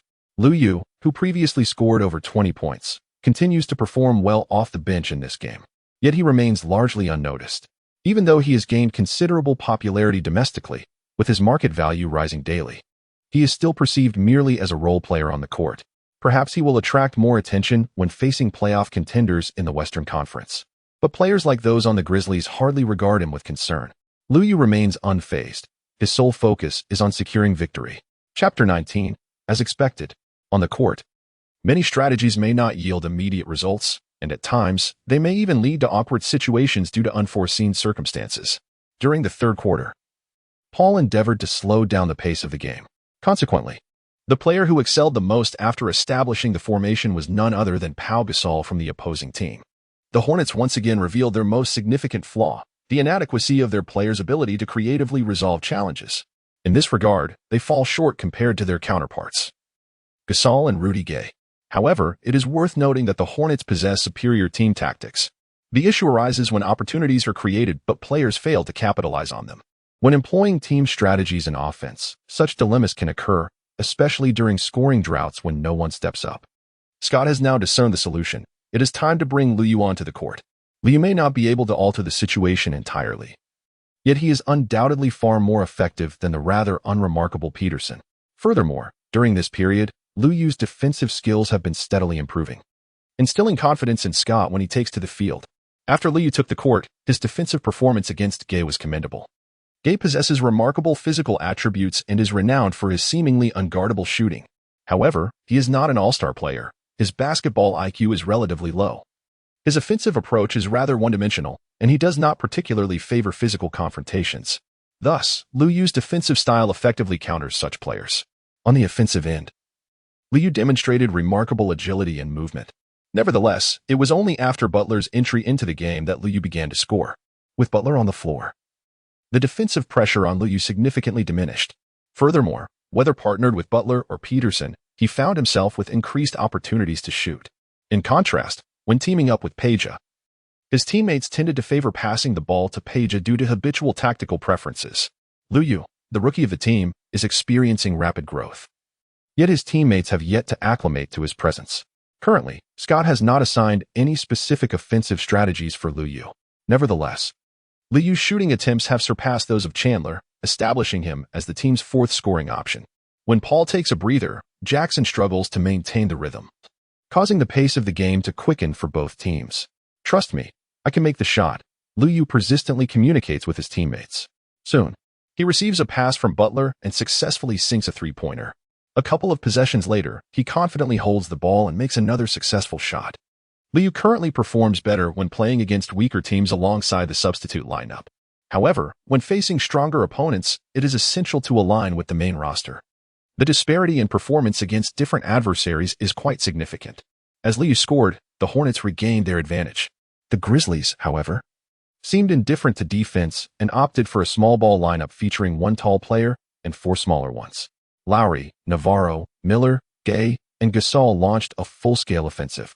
The Hornets promptly substituted their starters, as Scott intended to exploit West's scoring prowess to disrupt the opposing smaller lineup. To his surprise, Gay's matchup against West proved even more effective. Defensively, he outperformed Swift, while offensively, West struggled to keep pace with Gay. The issue, however, was that the Grizzlies were being overwhelmed on the boards. Both Chandler and West managed to secure offensive rebounds, with West's shooting touch waning.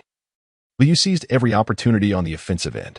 Faced with the Grizzlies' perimeter lineup, Lu Yu's shots appeared increasingly unguardable. Remarkably, Lu had already sunk three three-pointers. Indeed, Lu Yu was the Hornets' most reliable option from beyond the arc, while Peja was proving too soft. By the time the Grizzlies realized the gravity of the situation and intensified their defense against Lu Yu, the game had entered its final minutes. With the Hornets leading once more, they controlled the tempo under Paul's guidance. All 5 Hornets players on the court had scored in double digits, leaving the demoralized Grizzlies at a loss for defensive strategies. Their response was to unleash their offense and attempt three-pointers. Navarro made a three-pointer, followed by Gay, narrowing the score gap, prompting the Hornets to call a timeout. "We must defend the three. We cannot allow them to shoot threes," Scott exclaimed. After the timeout, the Hornets implemented a clear man-to-man defense. Lu Yu is responsible for the proficient performance of Navarro, who exhibits considerable mobility, leaving Peja struggling to keep pace. This time, Scott refrains from substituting Peja, as the Hornets encounter their own offensive challenges and still require Peja's presence. Peja is tasked with guarding Miller, while Gay and West take the court. Their strategy focuses on neutralizing the three-point line, allowing the opponent to penetrate without concern. Inside, Chandler is ready to provide support. At this juncture, the Grizzlies scoring 2-pointers is of little consequence. The key lies in effectively limiting the 2 ball-handling guards of the Grizzlies. When Paul intensifies his focus, he has no difficulty in containing Lowry. The ability of Lu Yu to effectively contain Navarro is indeed of great significance. If this were earlier, Lu Yu might have struggled to keep pace. However, his speed has now reached 75, and coupled with his physical advantages, he is more than capable of overshadowing Navarro. Upon returning to the court, even after being slightly deceived by Navarro's feint at the three-point line, Lu Yu managed to follow through and disrupt Navarro's shot. Subsequently, West successfully defended against Gay, allowing the Hornets to regain their composure. Although Gay did manage to score again shortly thereafter, Paul cleverly drew a foul from Lowry, converting his free throws. With Paul re-entering the game, the Hornets slowed their tempo once more, causing the Grizzlies' offense to become rather predictable. They resorted either to hurried outside shots or to isolation plays. The fatigued Marc Gasol could no longer replicate his successful isolation plays from the third quarter. And in the final moments, the Grizzlies opted to attempt three-pointers from the perimeter. Gay decisively made the shot. Lu Yu felt a sense of urgency. At this moment, Scott was not even employing micromanagement. Defensively, he could have allowed Peja and West to rest and substituted them with 2 defensive wings. However, Scott did not opt for this strategy. Consequently, it became exceedingly difficult to contain Gay, leaving them to rely solely on the opponent's shooting rhythm. Lu Yu is contemplating a switch in defense. However, West is unlikely to step up to guard the guard. Do not allow him to take a shot. Do not permit him to take a shot. Lu Yu continuously urged his teammates. Gay succeeded in 2 consecutive one-on-one plays. If he were to score again against the Grizzlies, the game would take a dramatic turn. At this moment, Lu Yu's reminders were unnecessary, as Paul, positioned closer, moved in to double team. Earlier, Paul had successfully intercepted Gay in a similar fashion. Gay's ball handling was subpar, yet this time he managed to pass the ball out. Gasol received the pass and then relayed it to Lowry, subsequently setting a screen for Navarro. The young Lowry seldom attempted shots beyond the arc, and Lu Yu understood that it was Navarro who would take the shot. Lu Yu slightly altered his direction, maneuvering past Gasol, taking a circuitous route. Navarro successfully received the ball. However, Lu Yu had already anticipated the outcome. Without a moment's hesitation, he leaped to block the shot. Navarro, having caught the ball, released his attempt, only to be disrupted by Lu Yu's intervention. Chandler secured the rebound and promptly passed it to Paul, forcing the Grizzlies to commit another foul. Paul once again converted both free throws. The Hornets' lead swelled to 4 points, solidifying their position in the game. Subsequently, no miracles transpired, and the Hornets emerged victorious against the Grizzlies on their home turf. Lu Yu garnered 18 points, ranking 3rd on the team. His performance seems to have been taken for granted by everyone. Chapter 20, All-Star Reserves. Strength, 71. Speed, 75. Three-point shooting, 73. Mid-range shooting, 75. Inside scoring, 69. Driving, 70. Dunking, 69. Ball handling, 72. Passing, 71. Stealing, 72. Blocking, 67. Defense, 75. Rebounding, 69. Stability, 74. After absorbing Pau Gasol's basketball wisdom, Lu Yu's statistics undoubtedly qualify him as an excellent role player. However, an unexpected event occurred, catapulting his popularity to new heights. In other words, he found himself at the pinnacle of attention. The NBA announced the latest reserves for the All-Star game. In a few years, Fans will have the freedom to vote for whomever they please without a predetermined list of reserves, but for now, such a list exists. The illustrious Yao Ming undoubtedly made the cut, while Yi Jianlian was left out, yet Liu Yu found his name among the selected. Liu Yu's performance has been steadily improving, attracting an increasing number of fans, and naturally, the critics have also come forth. In such moments, these individuals tend to revel with particular exuberance. If a player possesses a fragile mental fortitude, they may indeed be susceptible to such influences. Liu Yu, having been granted a second chance at life, has come to terms with many matters and remains indifferent to the opinions expressed online. If the team is willing to nominate him, what of it? Even if numerous fans cast their votes thereafter, it remains a choice made by the fans. Those who are discontented may simply choose to support other players. Liu Yu is solely accountable to the fans who cherish him. Not only did he participate with great enthusiasm, but he also encouraged Zhang Nishang to rally votes on social media. This year's All-Star Weekend is hosted in New Orleans, the home of the Hornets. Unfortunately, Paul has yet to garner sufficient popularity, and despite the home advantage, he did not receive a significant number of votes. He finds himself overshadowed by renowned stars such as Kobe, Iverson, McGrady, and Nash. The votes in Paul's favor are on par with those of lesser-known players like Ginobili and Parker, who have similarly struggled to attract a substantial fan base. When Liu registered, he also contemplated which position to sign up for. Currently, there are 3 distinct positions: defender, forward, and center. In truth, there are fewer star players on the front line, yet the votes tend to be more concentrated. For instance, in the Eastern Conference, there are LeBron James and Kevin Garnett, while the Western Conference boasts Anthony, Duncan, and Nowitzki. Present-day fans still tend to select small forwards and power forwards. As the era of small ball emerged, the categorization evolved to merely encompass the frontcourt and backcourt, allowing for the possibility of selecting 3 small forwards. Liu Yu ultimately chose to compete in the guards track. He and Paul only needed one of them to secure a starting position, thus preventing the Hornets, who proudly held the title of the Western Conference leaders, from lacking a starter. If it had been a few years earlier, Liu Yu's influence might have ensured his place. However, the current situation appears somewhat precarious. The crux of the matter is that he has a considerable following among domestic fans. It seems that the NBA All-Star voting has begun to impose restrictions on domestic fan participation, as evidenced by the significant decline in votes for Yao Ming.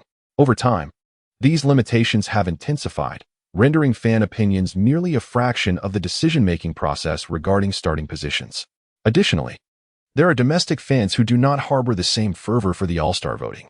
Once Yao Ming departs from the NBA, the absence of domestic fans during the All-Star Weekend may elicit a sense of urgency, yet by then, it will be too late. As Liu Yu, accustomed to engaging with social media, ventures into this realm, his interaction with fans may indeed amplify his appeal. Such affable stars are a rarity these days. Not only domestic fans, but many supporters in New Orleans are also rallying behind him. The call to retain an all-star starter in New Orleans, among the league's elite teams, is a clarion call that leaves any home crowd bewildered. Numerous players within the team find this notion intriguing and have begun to explore social media in advance. The enthusiastic promotion by home players is welcomed by the NBA. Conversely, many players from other teams dismiss such flamboyance as inconsequential. Yet, they will soon realize that this ostentation translates into commercial value. The NBA, as a commercial league, fundamentally revolves around the pursuit of profit. Engaging with fans can yield greater financial rewards, even surpassing their on-court salaries. Thus, why not embrace it? This, too, serves as a means of giving back to the fans. The All-Star voting process is relatively protracted. While engaging with fans to garner votes is one aspect, it is ultimately the performance on the court that truly matters. Liu Yu, irrespective of other matters, finds his confidence bolstered as long as the Hornets soar triumphantly in their performance. Should he himself elevate his game, it would be even more splendid. On November 17th, the Hornets faced the rebuilding Timberwolves in an away game. Although the Timberwolves had struggled before their rebuilding phase, having reluctantly parted ways with Garnett, their current situation is even more dire, evidently opting for a lackluster approach.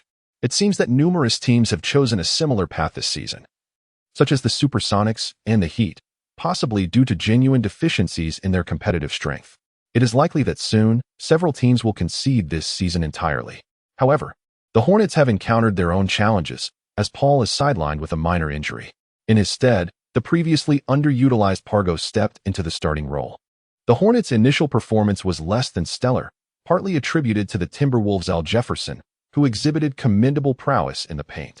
In fact, Jefferson's efficiency in one-on-one situations surpassed that of West. Nonetheless, Paul's absence did not significantly hinder West's ability to score, as he still possessed the capacity for individual offensive plays. The crux of the matter lay in the overall disruption of the team's offensive rhythm as the ball movement faltered. The players had become overly accustomed to Paul's deft orchestrations. Fortunately for the Hornets, aside from Jefferson, the Timberwolves lacked offensive firepower. The Hornets did not alter their lineup. Coach Scott merely instructed the players to apply some pressure on Jefferson, which effectively resolved the issue. Conversely, when Jefferson faced double teams, the Timberwolves' veteran players resorted to inefficient, chaotic play. Timberwolves coach Whitman opted to substitute Walker, believing that if disarray was the order of the day, it would be more prudent to allow the younger players to take the floor. This strategy not only facilitates a losing season, but also nurtures the development of the youth, an undeniable win-win situation. In fact, the young players on teams opting for a lackluster season often display commendable enthusiasm, though they may lack refined skills. For instance, upon noticing Page's successful shooting, they would shift their focus to defend him. After successfully thwarting a few shots, however, their attention wanes, leading to lapses in defense once more. Upon entering the court, Lee did not hesitate to address the chaotic situation, swiftly accumulating 5 points. Against a feeble opponent like the Timberwolves, not only Liu but also the team's usual sideline players found ample opportunities to score. At this juncture, the disparity between him and Butler became evident. Russell Butler sought to seize the moment to increase his tally, yet he simply lacked the capability to do so. As Liu faced a weaker opponent, his shooting, dribbling, and passing all appeared remarkably proficient. Head coach Scott was pleasantly surprised by the young man's smooth passing abilities. Perhaps it was time to devise some tactical plays for Liu. Given his current performance, he had no trouble leading the bench unit. In the first half, Liu was undoubtedly one of the finest players for the Hornets, scoring in double digits and contributing 3 assists. Consequently, despite struggling with rebounding, the Hornets held a lead. Scott's mind began to churn with new ideas. Perhaps it was an opportune moment to evaluate the caliber of the bench while Paul was absent. The other starters need not play extended minutes.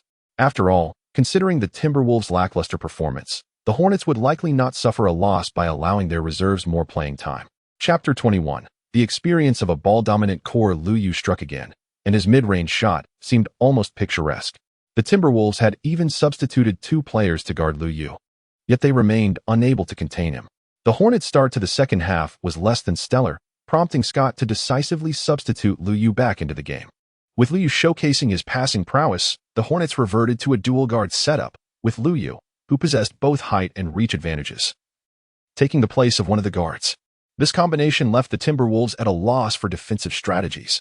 When shorter players entered, Liu could easily shoot over them. When taller defenders appeared, he could seamlessly drive past them.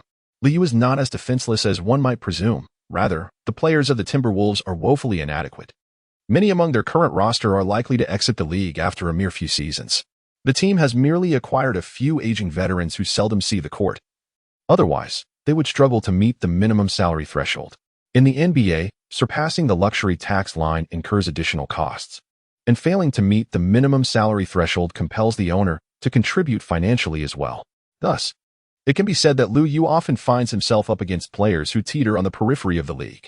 While the Hornets bench may also consist largely of players of similar caliber, Liu has ascended to a higher echelon, distinctly standing out among his peers. The impact of adding another offensive asset is undeniably significant. Within less than half a quarter, the Hornets surged ahead by double digits. In the final quarter, Scott entrusted Liu with leading the team, effectively bolstering his candidacy for the All-Star selection. After Liu joined the Hornets, he brought with him a plethora of opportunities for the team.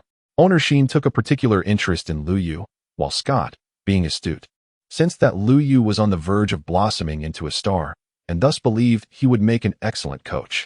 In a league where many head coaches possess only mediocre skills, yet consistently secure employment and substantial earnings, there is a reason behind this phenomenon.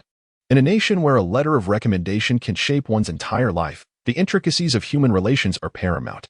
A head coach lacking the ability to unite star players may find themselves dismissed. At this juncture, although the Timberwolves were not significantly trailing, Coach Whitman still opted to bench his well-performing starters.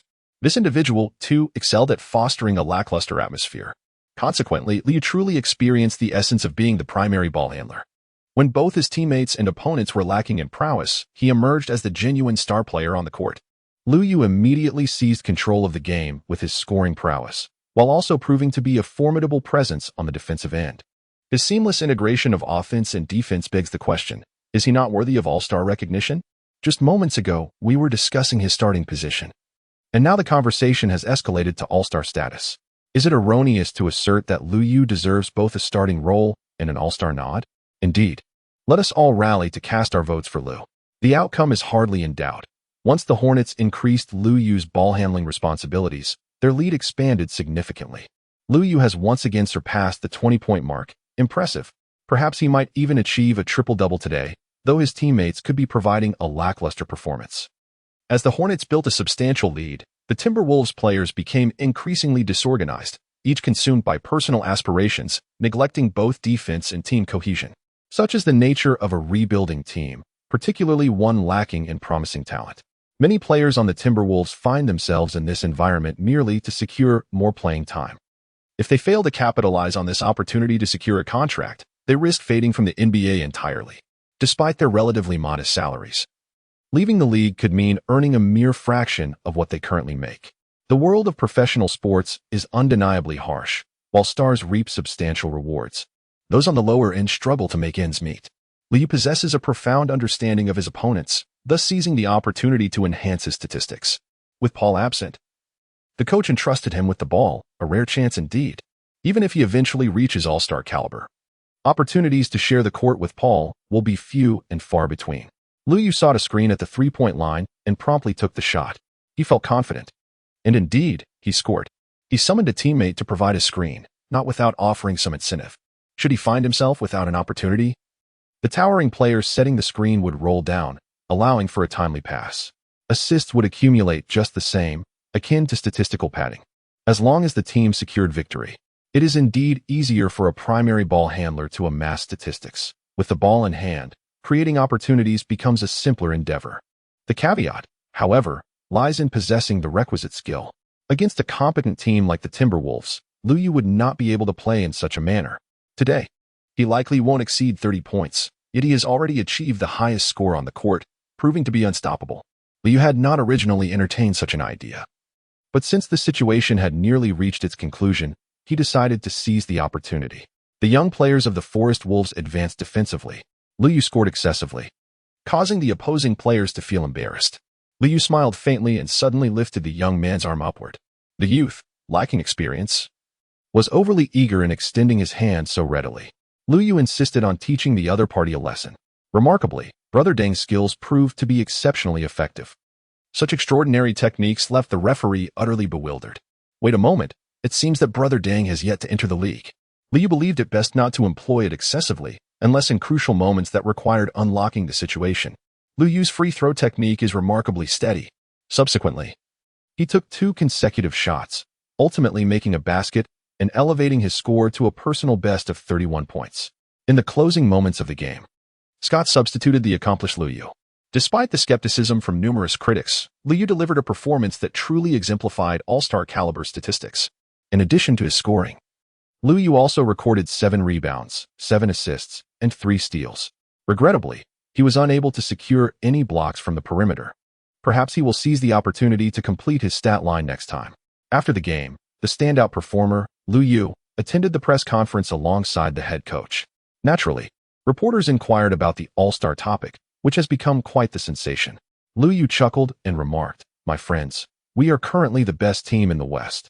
If we continue to maintain our impressive record, it would be entirely reasonable for 3 or 4 of our players to be deserving of all-star selections."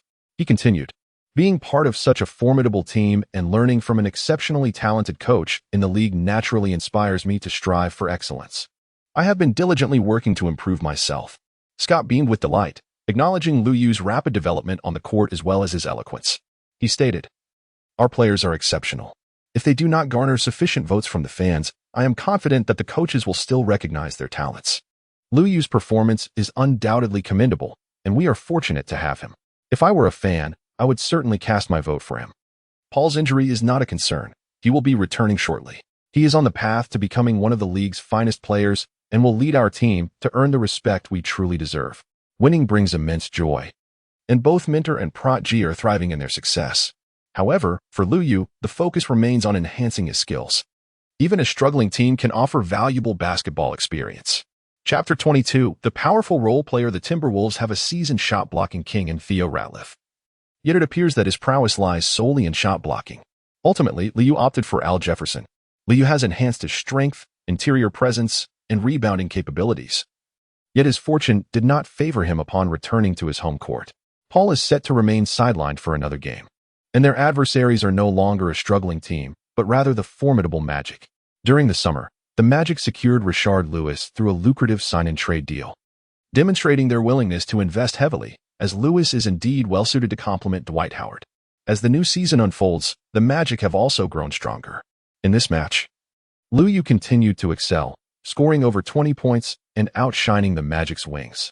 However, Howard single-handedly dismantled the Hornets' twin towers in the paint, compounded by Chandler's injury. Ultimately, the Hornets suffered a narrow defeat. Previously, the Hornets had benefited from opponents fielding incomplete rosters. Now, the tables have turned. Fortunately, the injuries are not severe. It is a pity, though, as Howard is a top-tier star from whom valuable basketball experience could be gleaned. While Paul is injured, not only has Liu Yu performed admirably, but Pargo has also seized the opportunity to step into the starting role. The team initially placed more trust in the veteran Jackson, but after his commendable performance, Scott decided to grant Pargo, the younger player, more chances. With injuries plaguing the Hornets, it raises the question of how a rookie like Liu Yu could secure the ball-handling opportunities. The answer is straightforward. The team lacks depth. The Hornets' primary lineup this season is indeed star-studded, yet when injuries strike, the replacements are often minimum salary fringe players. Upon Paul's return, Chandler is once again sidelined, leaving the Hornets' interior defense in dire straits. This situation may prove to be even more detrimental than Paul's absence. The defensive efforts in the paint have primarily relied on Chandler. West, while more offensively inclined, has shown significant shortcomings in defense. Previously, it was Chandler who primarily safeguarded the rim and secured rebounds.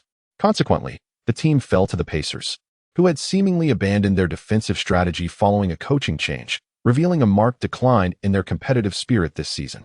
Following this, the team faced the Jazz on the road. Darren, renowned for his prowess against Paul, proved that Paul struggles against physically robust guards capable of matching his tempo. The Hornets faced yet another defeat. Liu Yu has endured considerable hardship, facing increasing skepticism from the outside world. Nevertheless, he has emerged as the most outstanding wing player for the Hornets. His counterpart, Peja, although inconsistent at times, still surpasses the lackluster performances of Peterson and Butler. Fortunately, the team is set to face a rather feeble opponent in their next away game, the Clippers, with their captain, Brand, sidelined due to injury. The Clippers have suffered on both offensive and defensive fronts, relegating them to the status of a mere footnote in the Western Conference. It is not that the Clippers have deliberately chosen to falter. Rather, their capabilities simply do not permit otherwise. In this matchup, the Hornets boast a complete roster. However, Paul is struggling to find his rhythm, failing to score against the seasoned Castle, leaving the team trailing at the end of the first quarter. On the sidelines, Scott is visibly anxious, having lost the commanding presence he exhibited in previous games. The Hornets have yet to fully rise to prominence, and this string of defeats has led Scott to question the team's true potential. Surely, they cannot have relied solely on luck. Fortunately, Liu Yu is not merely a fleeting talent. His performance continues to improve steadily. Thus, whenever the team falters, Liu Yu is quick to make his entrance. During challenging moments, he has firmly established his role as the team's sixth man. Thanks to Peterson's mediocrity as a starter, Liu Yu has gained a more significant standing within the team, and no one perceives this as inappropriate. Upon entering the arena, Liu Yu focused on two primary tasks. Firstly, he aimed to defend against the seasoned player, Mobley. Secondly, he sought to enhance the team's offensive capabilities. Mobley, a commendable scorer, once formed a formidable backcourt duo with Francis during Yao Ming's early days with the Rockets. However, it is evident that the once vibrant Mobley has succumbed to the passage of time. After Liu Yu took the stage, Mobley's scoring efficiency began to decline. Liu Yu now possesses a commendable defensive awareness, complemented by impressive height, wingspan, and a commendable combination of strength and speed, making him quite adept at overpowering the weaker opponents. On the offensive end, Liu Yu exhibits decisiveness in his shots. Presently, the Clippers' defense leaves much to be desired. Even if Liu Yu encounters no opportunities for external shooting, he can still penetrate and execute a layup. It appears that he is only marginally superior to Peterson and Butler, yet that slight edge makes an astronomical difference. Many players find themselves stagnating at that level, where a minor enhancement can unlock a plethora of opportunities. Liu Yu has now established himself as the fourth scoring option for the team, demonstrating exceptional overall capabilities. Initially, his role was defined as a 3D player. However, with the enhancement of his other skills, he has proven capable of contributing in more ways. Upon his entry into the game, he truly revitalized the team's offense. Previously, Peja was effectively neutralized by the opposition, but with Liu Yu's emergence as a scoring threat, the Clippers could no longer afford to focus solely on Peja. Even a withered camel surpasses a horse. Given the space, Peja's three-point shooting remains lethal. With Peja's resurgence, West was afforded greater comfort in the paint, and even Chandler found it easier to succeed in his endeavors. As the perimeter offense flourished, the Clippers hesitated to compress their defense, which was detrimental to their ability to contain the Hornets' inside-outside game. The Hornets occasionally struggled to execute, but they have now realized that with Liu Yu on the court, they can perform exceptionally well. Liu Yu is indeed remarkable. The moment he steps onto the court, the team's offensive dynamics transform completely. Moreover, it is not just the offense. Liu Yu's presence has significantly enhanced the Hornets' performance on both ends of the floor. Why doesn't the Hornets coaching staff start Liu Yu? Even I, if I were to assume the role of coach, would recognize Liu Yu's superiority. Perhaps he is needed to lead the bench unit. Just a few minutes after Liu Yu's introduction, the Hornets surged ahead in the score. Head coach Scott appeared considerably more relaxed on the sidelines. Now it was the turn of Clippers coach Dunleavy to show his frustration. However, making faces was futile, as the Clippers' tactics were still rather antiquated, lacking in three-point strategies. They might have had a formidable interior presence, but with Brand's absence, Dunleavy found himself at a complete loss. During halftime, Coach Scott commended Liu Yu for his performance. Liu Yu spoke earnestly, "I am merely following the instructions given by the coach. Rest assured, I will undoubtedly perform well in the second half." The competitors of Liu Yu find themselves somewhat speechless. However, the feats that Liu Yu is capable of achieving are indeed beyond their reach. Liu Yu's prowess continues to grow, a fact that his teammates perceive with increasing clarity. It is worth noting that Liu Yu's dedication extends beyond official matches. He exhibits the same fervor during the team's rigorous training sessions. Everyone recognizes that Liu Yu has become increasingly formidable. Some individuals are simply born to excel in this arena. There is a hint of envy, yet they find themselves powerless to change the situation. When Liu Yu steps onto the court as their teammate, a profound sense of reassurance envelopes them. The players from the Clippers find themselves utterly unable to contend with him. Liu Yu possesses undeniable talent and has grown even stronger. In the third quarter, Peterson was once again substituted out by Liu Yu, leaving him devoid of further thoughts. After all, the money is already in hand. Even if he were to become a faux starter, he would accept it. Upon Liu Yu's entry into the game, Clippers head coach Tyronn Lue cautioned the players to remain vigilant. Yet, his efforts proved futile. Liu Yu is not merely a pure scorer. It is not sufficient to simply refrain from providing him with shooting opportunities. Given the current dismal state of the Clippers' defense, Liu Yu's catalytic influence on the team is something they are utterly incapable of thwarting. Chapter 23. Indispensable. How is this possible? How can a player overlooked in the draft achieve such remarkable heights? The Clippers' head coach, Dunleavy, finds himself in a state of confusion. "We must improve our defense," he bellows at the players on the court. He still desires to lead the team to victory. However, the roster and outdated tactics, cast aside by the evolving game, severely limit his ambitions. As the rotation period unfolds, the Clippers descend into further disarray. Liu Yu sees the opportunity, aiding his team in extending their lead to double digits. As the final quarter approached, it was Paul's time to shine. He expertly controlled the tempo, denying the Clippers any chance for a counterattack. With Castle's stamina waning, the young Paul ultimately dominated him completely. Even before the game concluded, it was evident to the spectators that the outcome was already decided. The Clippers had no one capable of stepping up. However, they managed to halt their downward spiral, allowing Liu Yu to once again enhance his abilities. He chose the Clippers' most formidable player, Elton Brand, reaping the rewards of strength, rebounds, and blocks. Yet, in a twist of fate, joy turned to sorrow. During this period, Liu Yu has been dedicating an increasing amount of time to his training, resulting in a considerable strain on his body. Upon returning to his home ground, he twisted his ankle during practice. Fortunately, the injury is not severe. Subsequently, He took several days to rest and consequently missed a match with the team. Liu did not realize it at the time, but after his absence from the court, the Hornets felt a distinct void. In the absence of role players stepping up, Paul was compelled to shoulder the burden alone. He delivered an impressive performance with over 30 points and 10 assists, yet the team unfortunately succumbed to the weaker Timberwolves. This defeat exposed a significant issue. The Hornets are somewhat lacking in personnel, particularly in the interior. If they encounter opponents with a robust frontcourt, the Hornets struggle considerably. Even against lesser teams, as long as they can withstand the Hornets' inside game, victories are not guaranteed. The team, devoid of a premier scorer, heavily relies on collective strength. Crucially, if they cannot establish dominance in the paint, their defensive vulnerabilities will become apparent. Both their offense and defense fall short of elite standards, yet theoretically, with the right execution, they could ascend to the upper echelons of the league. The caveat is that they must minimize errors. The margin for error for this team is rather slim. Fortunately, Liu is poised to return soon. His development could remedy many of the Hornets' shortcomings, elevating the team's potential on both ends of the court.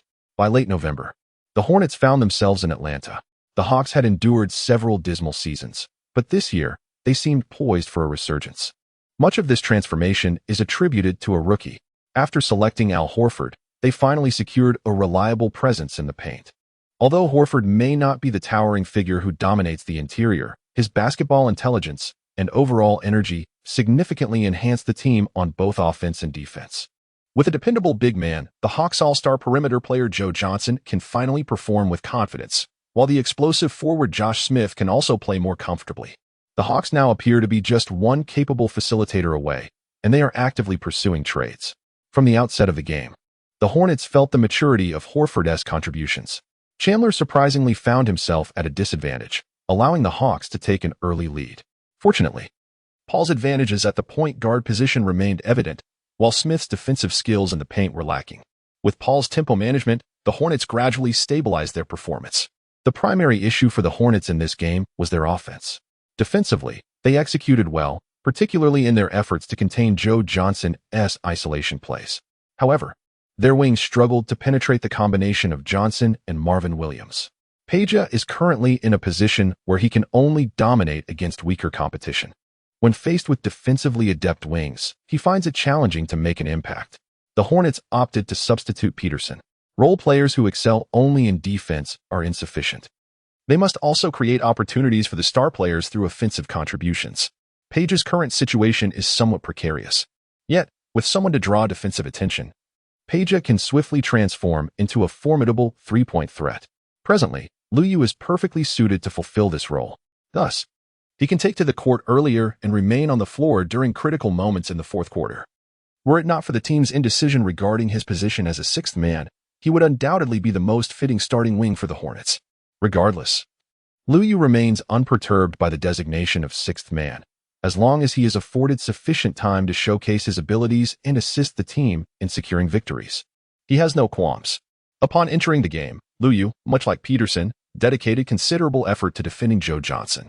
Johnson is indeed a versatile swingman with remarkable overall abilities.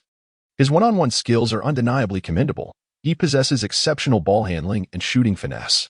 However, the challenge in defending him lies in his triple threat capability, as he can also distribute the ball effectively.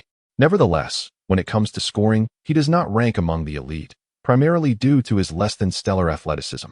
Liu has a profound admiration for defensive players of such caliber. If an athlete possesses exceptional natural talent, relying solely on physicality or speed to overpower him, Liu would find himself at a loss. For versatile players of this nature, even if one cannot completely contain them, making strategic concessions suffices. Liu's strategy was to first neutralize Joe Johnson's shooting. Should he pass the ball, he would place his faith in his teammates.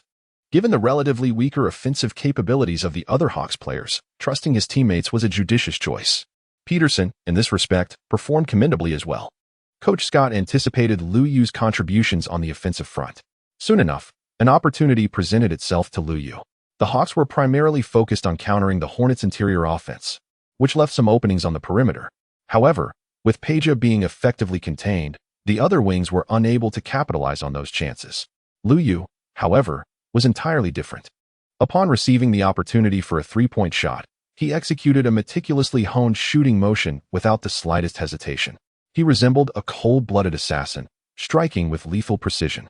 Scott, watching from the sidelines, could hardly contain his excitement. He knew that Liu Yu was capable of such brilliance. Once Liu Yu, this pivotal scoring asset, takes to the court, Paul's orchestration can delve into greater intricacies. It is utterly impossible for the Hawks to completely neutralize him. Moreover, the Hawks lack such a facilitator, often relying on individual prowess to conjure scoring opportunities. Liu Yu's staunch defense against Joe Johnson rendered the Hawks' offense exceedingly difficult. Hawks head coach Woodson sighed from the sidelines. The team desperately needed a capable organizer to alleviate the pressure on Johnson. As the rotation period arrived, Liu Yu showcased his ball-handling prowess and passing abilities. With him on the court, Paul could rest assured. Scott pondered whether to promote Liu Yu to the starting lineup. Given the strength Liu Yu had displayed recently, he certainly had the capability to start. However, his role as a substitute seemed to benefit the team more. After all, even Ginobili of the Spurs played as a sixth man. This arrangement allowed for a more diverse tactical approach. Conversely, if Liu were to start, his contributions might not be as pronounced, partly due to his status as a rookie. The Hornets were not in a rebuilding phase and had not intended to fully cultivate young talent. Scott resolved to discuss matters with Liu Yu when the time was right. Chapter 24. Continuing to grow stronger. Steady now, we can do this, Coach Woodson shouted. In the face of adversity, the Hawks devised a new strategy. Since the team relied on Joe Johnson for organization, they decided to forego the point guard position altogether. Johnson would assume the role of point guard, while Horford would shift to power forward to contain West, allowing backup center Pachulia to battle Chandler in the paint. This lineup proved somewhat effective in the short term, yet it failed to resolve their scoring woes. Johnson, facing Paul, did not possess a definitive advantage on offense and found himself expending considerable energy on defense. Although Johnson was an all-star caliber player, he merely occupied the more common tier of such talent. Paul had his vulnerabilities, yet he was undeniably stronger. In terms of overall ability, Johnson was no match for him. In the first half, the score remained relatively close between the two teams. However, the Hornets surged once more in the second half. During halftime, Coach Woodson instructed the Hawks to tighten their defense against Liu Yu. Yet, Liu Yu was not the primary scorer for the Hornets. With the pressure lifted, West hit several consecutive shots. By the time the Hawks decided to have Horford guard West, it was a tad too late. Horford was indeed formidable, and the rookie's defensive capabilities against star players were commendable, a trait reminiscent of Liu Yu. However, Horford had been the third overall pick and was a member of the NCAA championship winning team for 2 consecutive years. The Hawks effectively limited Horford's impact and even managed to contain Paul reasonably well. For a team not known for its defensive strengths, their performance was commendable. Liu Yu believes that the Hawks players possess the potential to perform better.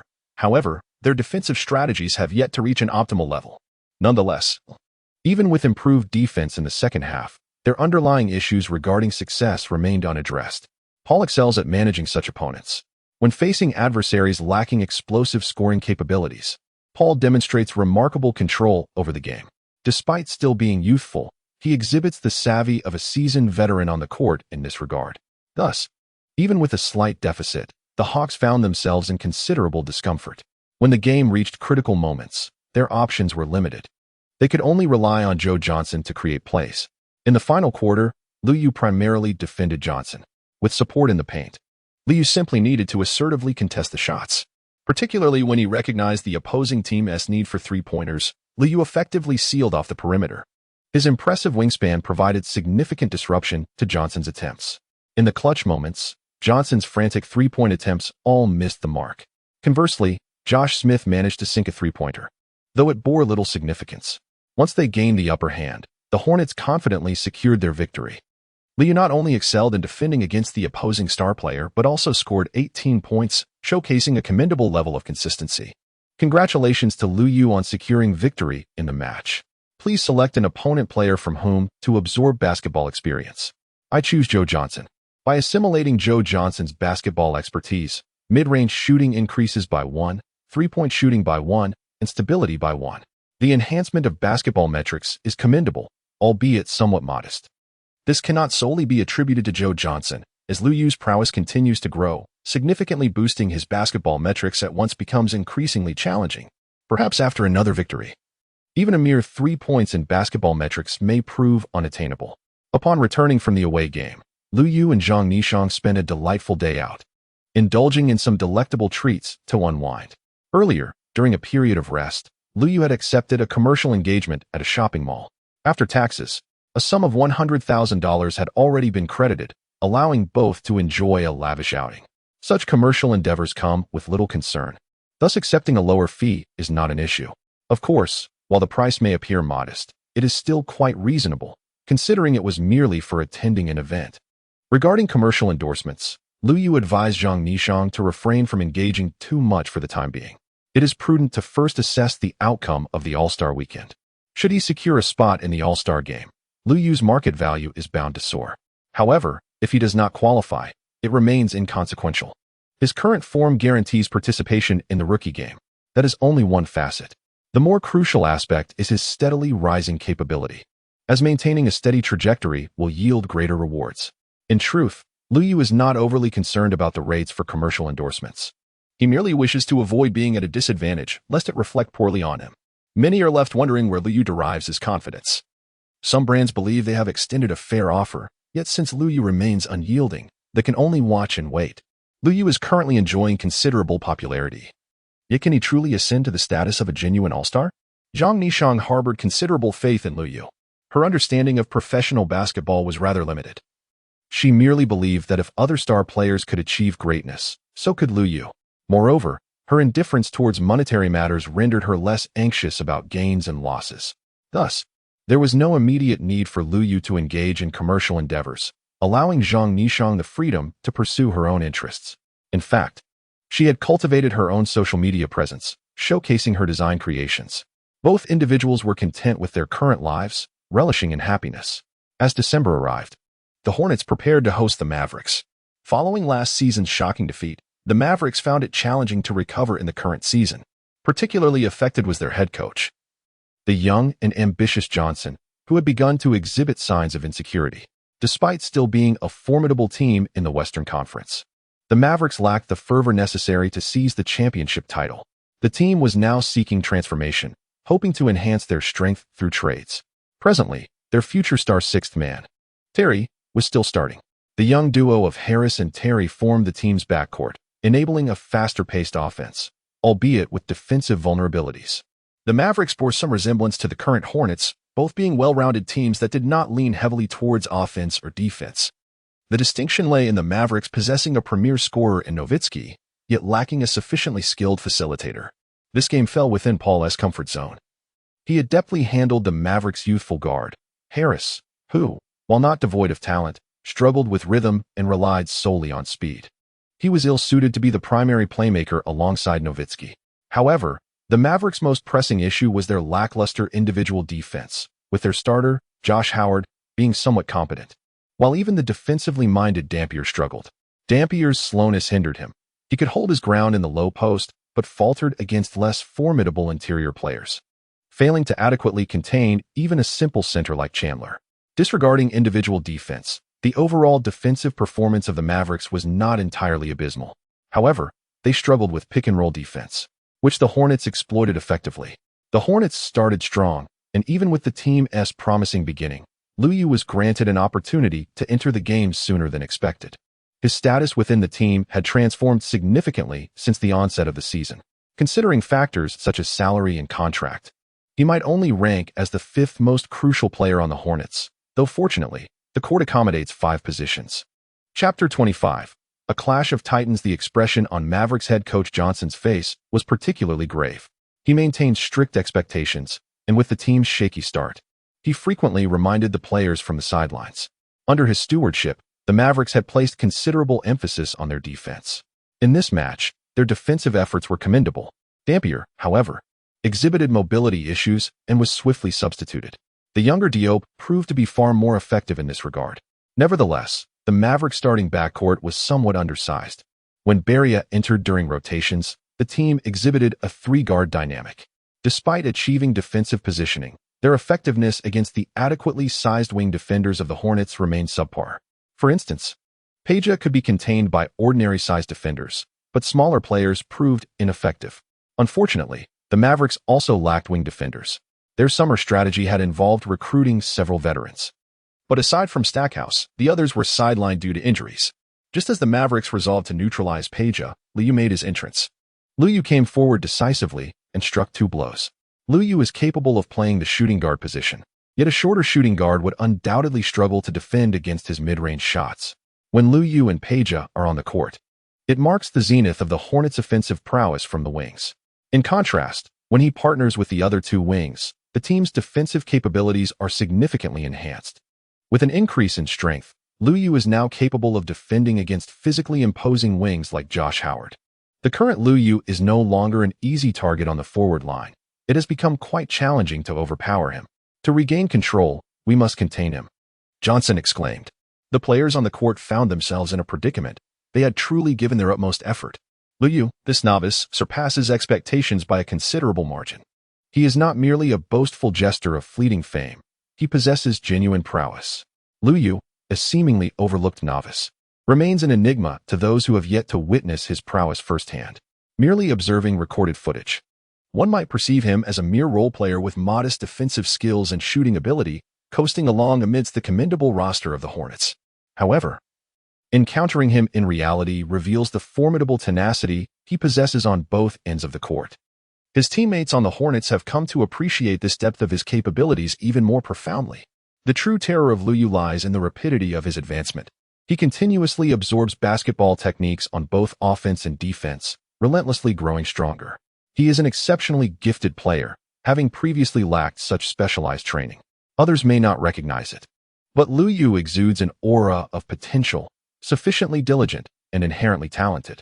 Given the opportunity, he can truly shine. Fortunately, apart from Liu, the Hornets bench players are rather mediocre. They lack the ability to breach the Mavericks' defense merely through height. Once Peja exits the game, the Mavericks can focus their defensive efforts on Liu, leveraging the advantages of their 3-guard lineup to score more fluidly. In truth, the young coach Johnson has demonstrated considerable skill in shaping the Mavericks into a balanced team, earning him the nickname Little Riley. However, while the Mavericks have emerged from the shadows of the Black Eight, Johnson seems to remain ensnared in them.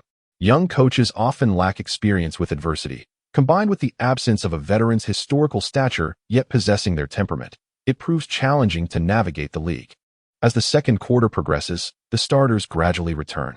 While Paul rests, Liu adeptly partners with West to execute plays. Their pick and roll proves quite challenging for the Mavericks to defend. Upon Paul's return, Liu seamlessly transitions into an exceptional 3D wing player. Although the team lacks specific strategies tailored for him, he skillfully utilizes the tactics designed for the star players. When Liu takes a breather, Josh Howard comfortably scores a few points. The Hornets have consistently defended him, yet Butler and Peterson struggle in their matchups. Peja, too, finds himself lagging behind, unable to keep pace with Howard and Terry. Nonetheless, the Hornets maintain a solid lead. However, their vulnerabilities have been discerned by the Mavericks. The starting wings either lack strength or speed, making them easier targets against the Mavericks' height advantage. During halftime, Mavericks coach Johnson conducts a meticulous analysis. They aim to capitalize on this weakness to enhance their perimeter offense. Admittedly, the interior play poses challenges, as Nowitzki is more effective when drawn out to shoot. Hornets coach Scott instructs his players to maintain their rhythm and convert their advantages into victory. Unexpectedly, the Hornets encounter defensive issues as the second half unfolds. The Mavericks adeptly exploit the Hornets' defensive frailties, executing numerous plays from the perimeter. Nowitzki, capable of scoring from beyond the arc, leaves West in a far more precarious position than in the first half. With Chandler's assistance in the paint, the Mavericks' focus on perimeter offense becomes increasingly difficult to counter. As Nowitzki draws the Hornets' defense away from the interior, the Mavericks' backcourt begins to score. After West is fouled twice by Nowitzki, Scott finally realizes that defending Nowitzki in the paint is problematic. Hence, he decides to employ wing defenders instead. It is not Liu who takes on this role. His offensive prowess is better utilized by allowing Peterson and Butler to rotate as sacrificial pawns. The results prove satisfactory. After all, Nowitzki is nearly impossible to contain when shooting from outside. As long as he faces some height to disrupt, he remains effective. The Hornets currently field a lineup of 1 big and 4 small players, ensuring mobility on the court. In terms of offense, they leverage their players' height to exploit the Mavericks' backcourt. Paul orchestrates the offense while the others merely need to position themselves on the perimeter. Should Chandler step up to screen for Paul, the interior becomes vulnerable.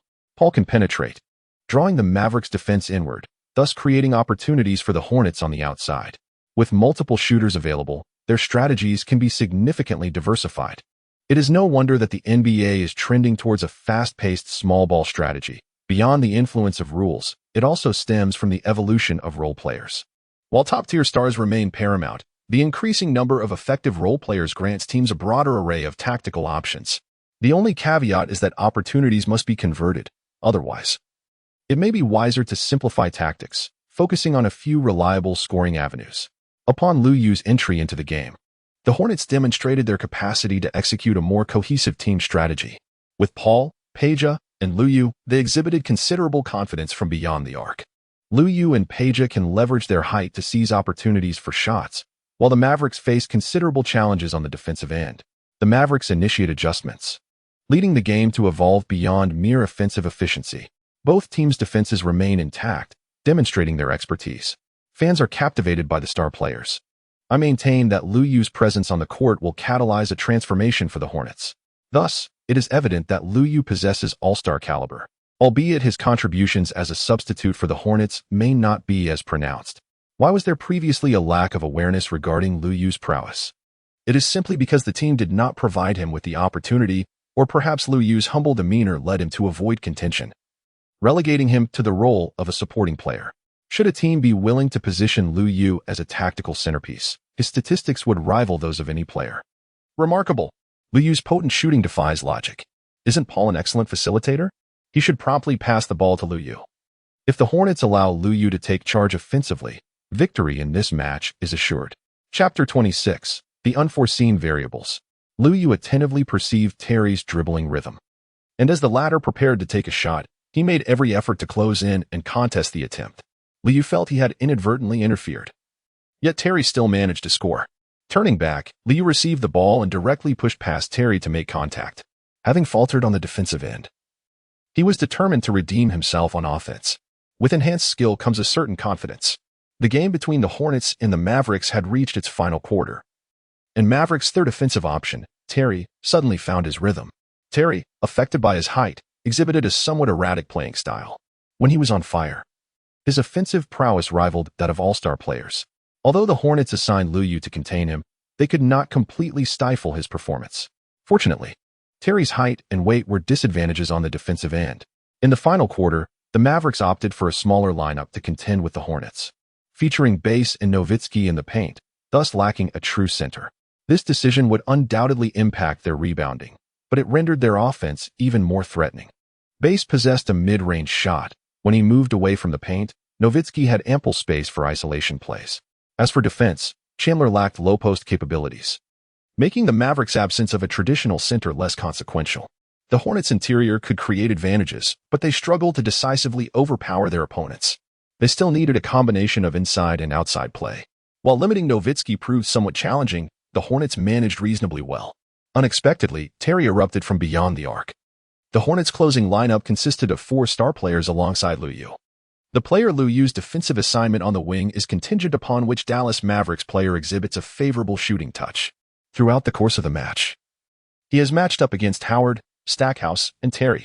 During the third quarter, the Mavericks performed commendably, but as the final period unfolded, the score tightened, leading to an intensely competitive atmosphere.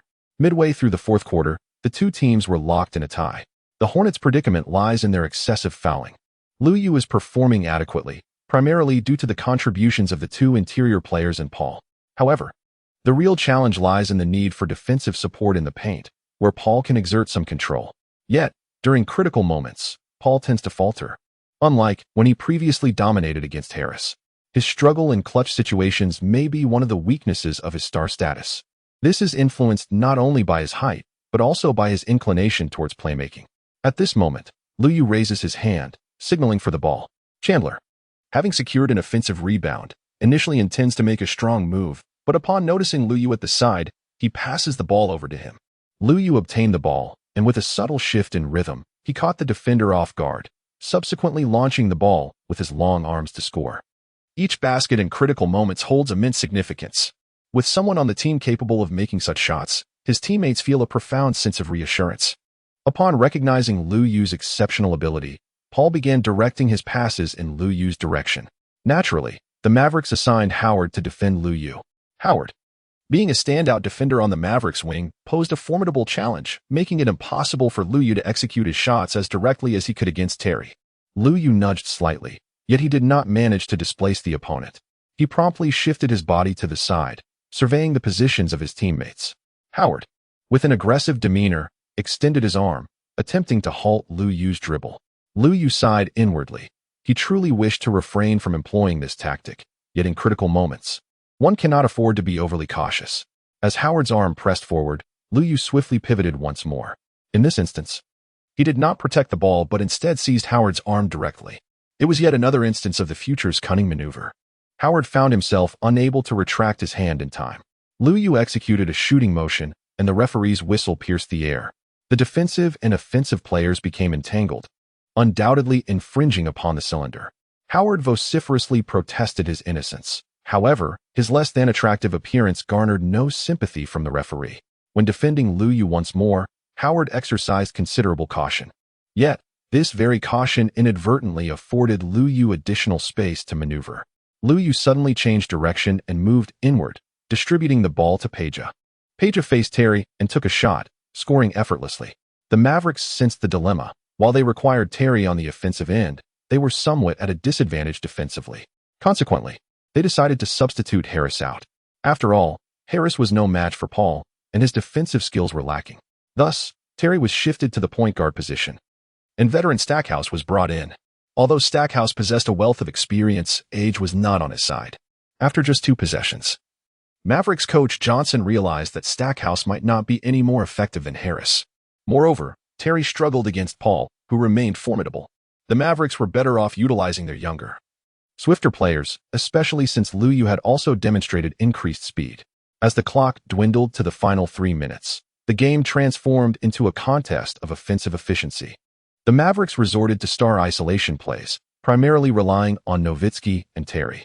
The Hornets, however, maintained their previous strategy, with Paul and West executing pick and rolls, while Lu Yu and Peja provided scoring options from the wings. The notable difference was that, under normal circumstances, West would have minimal opportunities, as Paul would typically prioritize Chandler and Peja.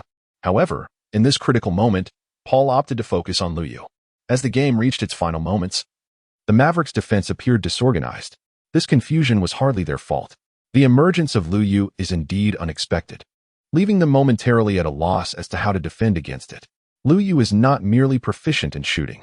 He possesses the capability to initiate offensive plays and excels in passing as well. The ball undergoes various transformations in the hands of Paul, and similarly, it evolves when it reaches Lu Yu. However, the Mavericks' defense struggles to effectively contain this newly emerged variable. In such circumstances, fortune becomes a pivotal factor. The Hornets ultimately miss their shot in the final moments, a scenario that can indeed arise when a team is still adhering to collective tactics at such a critical juncture. If they rely on their star player to deliver, it may suffice. Regrettably, Lu Yu once again sinks a mid-range shot, while Nowitzki fails to convert from beyond the arc. In the year when the Mavericks clinched the championship, Nowitzki's shooting was indefatigable, rendering him nearly unguardable. Yet, during his off nights, the Mavericks found themselves at a loss for alternatives. As the final 2 minutes approached, the Hornets began to double-team Nowitzki. He distributed the ball, but Harris was unable to capitalize. Meanwhile, Paul for the Hornets generated significant impact. The scales of victory appeared to tilt in favor of the Hornets. With time dwindling, the Mavericks substituted base, preparing to gamble on 3-point attempts. The Hornets' defense became distinctly resolute, determined to prevent any easy shots from beyond the arc.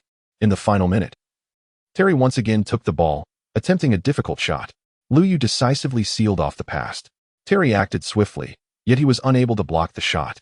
However, his presence undeniably influenced the play as Terry failed to score. The rebound ricocheted far, only to be seized by Paul. Despite his shorter stature, Paul excelled in rebounding. On the offensive front, he nearly exhausted the entire shot clock. Although his final attempt did not find the mark, time was running short for the Mavericks. During their offensive possession, Nowitzki launched a desperate 3-pointer, but alas, it too went awry. The Mavericks resorted to a foul strategy, yet their fighting spirit had considerably waned. The Hornets effectively fortified their defense along the 3-point line, prompting Josh Howard to drive for a layup. Unfortunately, his effort was thwarted by Chandler, who immediately drew a foul from him.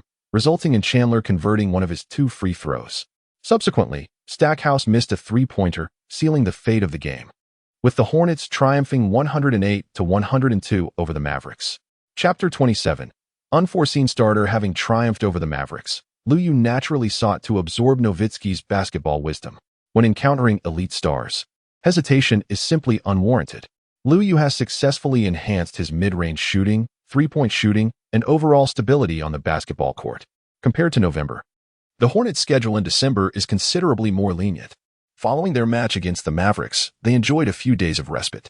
However, it seems that the extended break may have affected their performance as they faced the Pistons at home, where both Paul and West were effectively neutralized. While Paul is generally regarded more highly than Billups, he often encounters difficulties when matched against him. Both Paul and West are star players with exceptional skills, particularly Paul, who exhibits remarkable versatility. Regrettably, their ability to handle intense situations is somewhat lacking, placing them at a disadvantage in tough battles. Although the Pistons' defense no longer matches that of their championship-winning season, they still pose significant challenges for the Hornets. After their defeat to the Pistons, the Hornets struggled once again against the relatively weaker Grizzlies. The team started off strong but is now facing increased adversity. Peja and Peterson sustained injuries during the game, leaving the Hornets' wing position suddenly depleted. Without Peja, Liu faced even tighter defensive pressure. Meanwhile, Rudy Gay of the Grizzlies was in exceptional form. The team had initially assigned Butler to defend against Gay, allowing Liu to concentrate more on offense. However, Butler was overwhelmed by Gay's performance.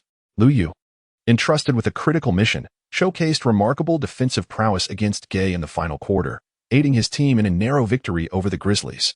In this match, he accumulated 17 points, 6 rebounds, 7 assists, 4 steals, and 1 block, finally filling the statistical columns. However, his contributions to the game extend far beyond mere numbers. When the team faced challenges on the wings, Liu excelled on both offense and defense, providing substantial support to Paul and West. Coach Scott remarked post-game that while luck may not have been on their side that evening, the players exhibited an exceptional fighting spirit and teamwork.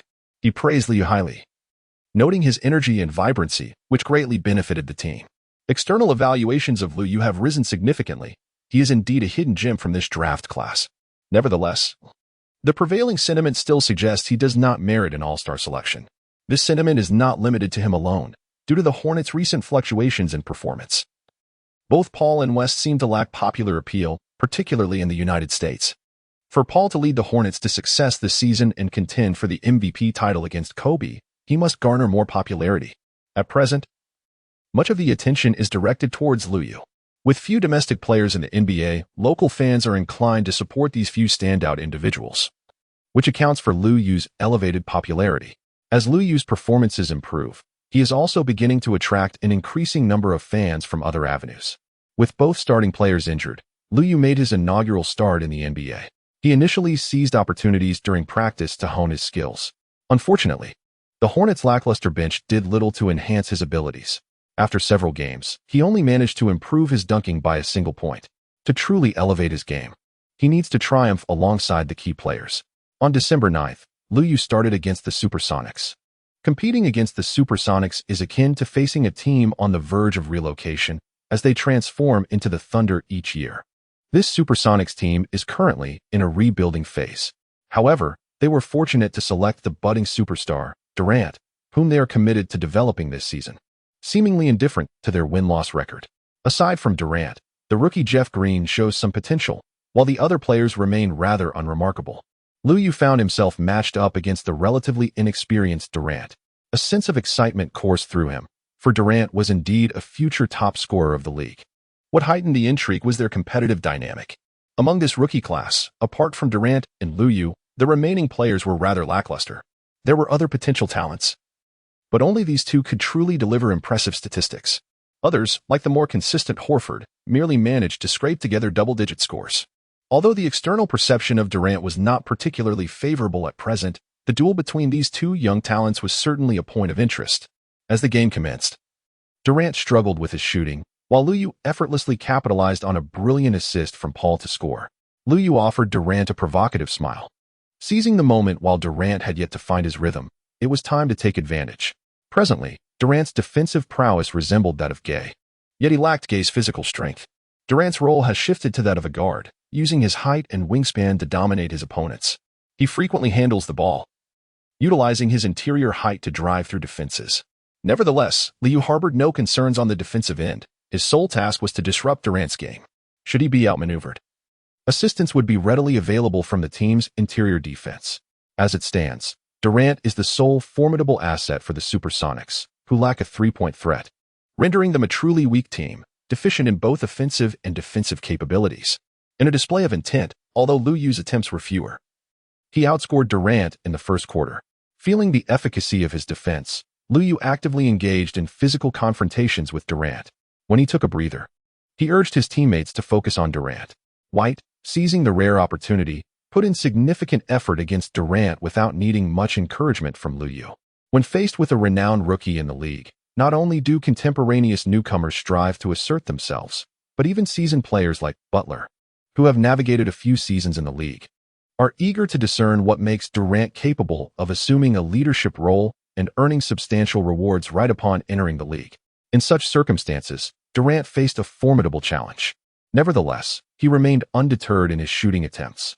The truly promising talents who can thrive in the NBA possess a psychological fortitude that sets them apart from ordinary players. However, in the context of this particular match, their impact was limited. Although the Hornets were thin on the wings, their defense became notably more stable following Page's absence. Durant found himself besieged, struggling to identify viable avenues for penetration. The current Supersonics, rather than intentionally underperforming, simply found themselves unable to compete effectively. The team aimed to nurture Durant and was unwilling to concede defeat easily. Trailing in the second half, the Supersonics adjusted their defensive strategy. They realized that achieving a balance between interior and exterior defense seemed quite challenging, leading them to prioritize containment of the Hornets' inside game. Lacking an interior presence themselves, the Supersonics grew increasingly wary of the Hornets' inside advantage. They reasoned that with Page absent as an offensive threat from the perimeter, a slight relaxation in their defense would be permissible. The Supersonic strategy would have been sound had it not been for Liu Yu's presence. Without Liu Yu, Paul would have had to rely solely on his own offensive capabilities. Now, the Hornets boasted greater options. The outcome was that Liu Yu commenced his dominance. Liu Yu's accuracy in perimeter shooting has markedly improved, prompting the Supersonics to realize they could not afford to leave him unattended. While they focused on containing the Hornets' interior presence, their only recourse was to pressure Liu Yu's three-point attempts. However, they soon discovered that Liu Yu could effortlessly evade their defense and penetrate the lane, posing a significant threat. Whether through mid-range shots or layups, the Supersonics struggled to impose any real limitation, especially without a formidable presence in the paint. In this regard, Liu Yu truly exhibited a greater offensive potency than Durant. Chapter 28. Exceptional performance. Durant executed a swift change of direction while handling the ball, showcasing a remarkable agility that belied his height. Liu Yu maintained a close proximity, yet he refrained from recklessly extending his hand. His focus was unwavering. The moment Durant made his swift change of direction, Liu Yu reacted instinctively. However, Durant's strides were exceptionally long, complemented by his towering height and lengthy arms. After two consecutive changes of direction, he abruptly halted and elevated for a shot. It is not just Liu Yu. No player in the entire league possesses the capability to entirely obstruct the trajectory of his shot. Liu Yu could only strive to create disturbances.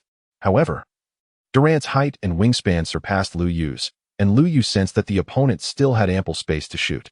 Yet after several moves, Durant found himself somewhat fatigued. The shot he released fell short, prompting him to wave his hand in frustration. Prior to this match, he had not regarded Liu Yu as a contender for the Rookie of the Year title.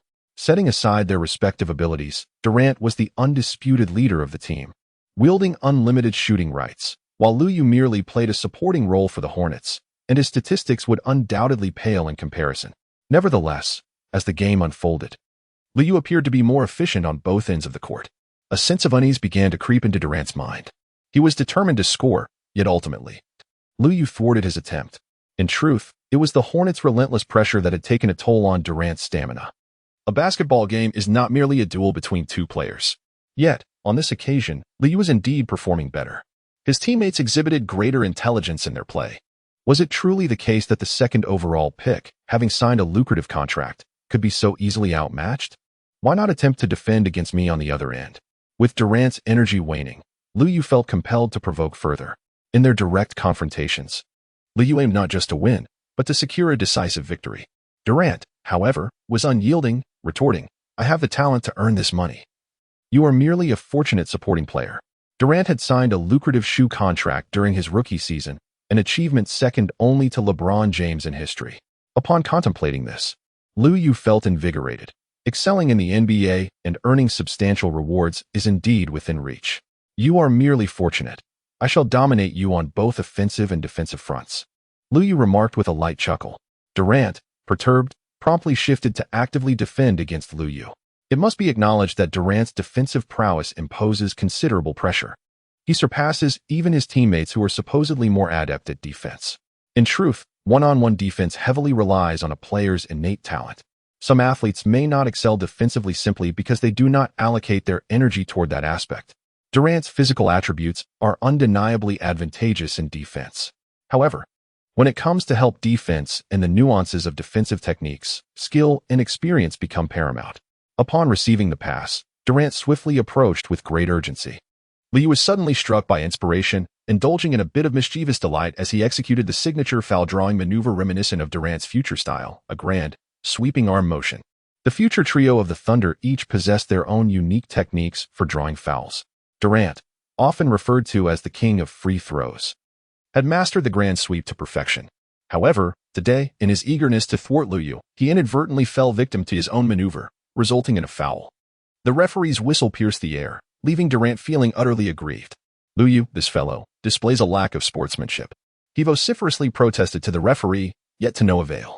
Once he regained his composure, Durant reflected that this tactic was rather effective and seemed to suit him well. As Liu Yu stood at the free throw line, Paul gave a thumbs up. Occasionally, Liu Yu's somewhat questionable fouls were met with approval from Paul. The astute utilization of the rules is indeed a strategy employed by clever players like them. Paul felt it was time to delve into this particular expertise with Liu Yu. It is worth noting that during his college days, Paul was notorious for such antics. Following a setback, Durant became even more formidable. Soon, he managed to draw a foul from Liu Yu as well. In the final minutes of the game, when the Supersonics were in dire need of points, Durant succeeded in making a three-pointer. However, Liu Yu seized the opportunity to land a three-pointer of his own. The Supersonics consistently trailed by a few points and were unable to catch up by the end of the match. Durant finished with 23 points and 4 rebounds, while Liu Yu tallied 24 points and 6 rebounds. It was not Liu Yu's intention to overshadow Durant by a mere point. Rather, it was Durant's late-game surge that brought him to 23 points. In terms of shooting percentage, Durant hovered just above 30, whereas Liu Yu approached 50. The disparity in their performances was unmistakable. After the game, reporters attempted to provoke Liu Yu into criticizing Durant to generate buzz. Liu Yu, however, finds no necessity for such attention, as his prominence is already substantial. He remarked, "I exerted my utmost in today's competition and am delighted to emerge victorious." Durant is a formidable opponent and will undoubtedly evolve into a superstar within the league. "I, too, shall strive wholeheartedly towards that goal." Liu Yu remains relatively understated, though not as much as before. He seeks to convey to everyone that he is indeed a skilled player. Durant, on the other hand, asserts that he will strive for improvement, declaring that he will prevail next time. Durant is also known for his penchant for experimentation. Liu Yu believes that his popularity in the United States will continue to surge. When it comes to acquiring basketball knowledge, Durant is undoubtedly a prime choice, and the gains have been substantial. After assimilating the basketball wisdom of both Nowitzki and Durant, Liu Yu's offensive capabilities have undoubtedly strengthened. While he may not yet be ready to lead a team single-handedly, he should thrive as part of a trio in a team like the Hornets. Following 4 consecutive home games, the Hornets are finally set to face an away match against the Nuggets. The Nuggets roster has undergone some changes since their last encounter, with Iverson returning to the shooting guard position. Iverson's backcourt partner, Anthony Carter, is not particularly tall either. Consequently, the Nuggets' backcourt defense will likely face even greater challenges than before. However, this allows Iverson to focus more intently on his offensive game. Thus, while there are trade-offs, the Nuggets have opted to bolster their offensive strategies. Liu Yu is once again a starter in this match. Compared to the last encounter, the Nuggets have placed greater emphasis on defending against Liu Yu. However, their efforts proved to be futile. Liu Yu took the lead by scoring first as the match commenced. Confronted with the diminutive guards of the Nuggets, Liu Yu exhibited remarkable aggression. The Nuggets found it increasingly challenging to contain Lu Yu's burgeoning shooting prowess. They did not alter their defensive strategy, opting instead for an all-out offensive approach. In such a confrontation, who truly fears whom? Lu Yu has recently improved his shooting accuracy in both two-point and three-point attempts, demonstrating remarkable stability. In the first quarter, he impressively scored 10 points, distinguishing himself as one of the leading scorers on the court. In truth, it was Anthony who attempted more shots. However, he is yet to find his rhythm amidst the relentless defensive pressure from Lu Yu and Butler. After Lu Yu's strength enhancement, his defensive prowess against Anthony has become more adept. However, Anthony shows no intention of reclaiming his footing on the defensive end. His mind is solely fixated on scoring. Lu Yu refrained from provoking him, which was quite agreeable. Paul felt relatively comfortable in this match, as Iverson did not defend against him. It appeared that the Hornets bench was no match for the Nuggets. With both Lu Yu and Butler in the starting lineup, the Hornets bench was utterly devoid of talent. White proved to be of little use even when given opportunities, prompting the team to resort to a dual guard strategy. However, all of this bore little relevance to Lu Yu, who was performing remarkably as a starter. It seemed that he should have been a starter long ago. As previously mentioned, if Lu Yu were granted the same shooting privileges as Durant, he would undoubtedly emerge as the Hornets' primary scoring threat. Chapter 29. The crucial play. Anthony aggressively drove to the basket, creating a significant impact. He truly gave it his all. Lu Yu sank another three-pointer with apparent ease, revealing some shortcomings in the Nuggets' defense. Iverson launched himself into the air, drawing a foul. The referee blew the whistle, awarding Paul 3 free throws. Paul's recent maneuver bore a striking resemblance to the foul-drawing tactic Lu Yu employed in an earlier game.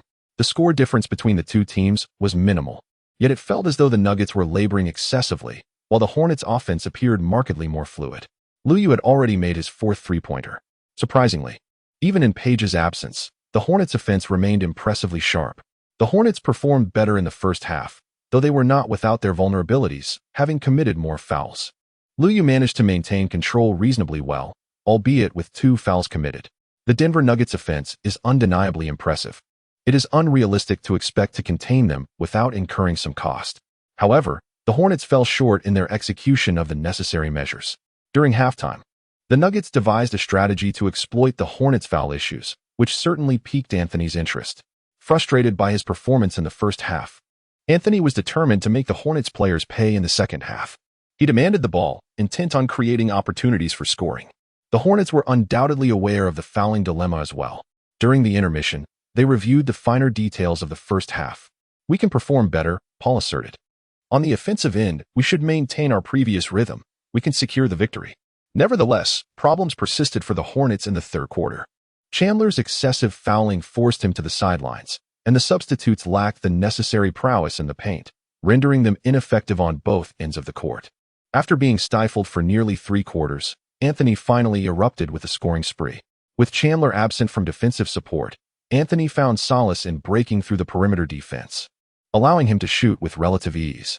Lu Yu and Butler are both unable to effectively contain a formidable scorer like Anthony.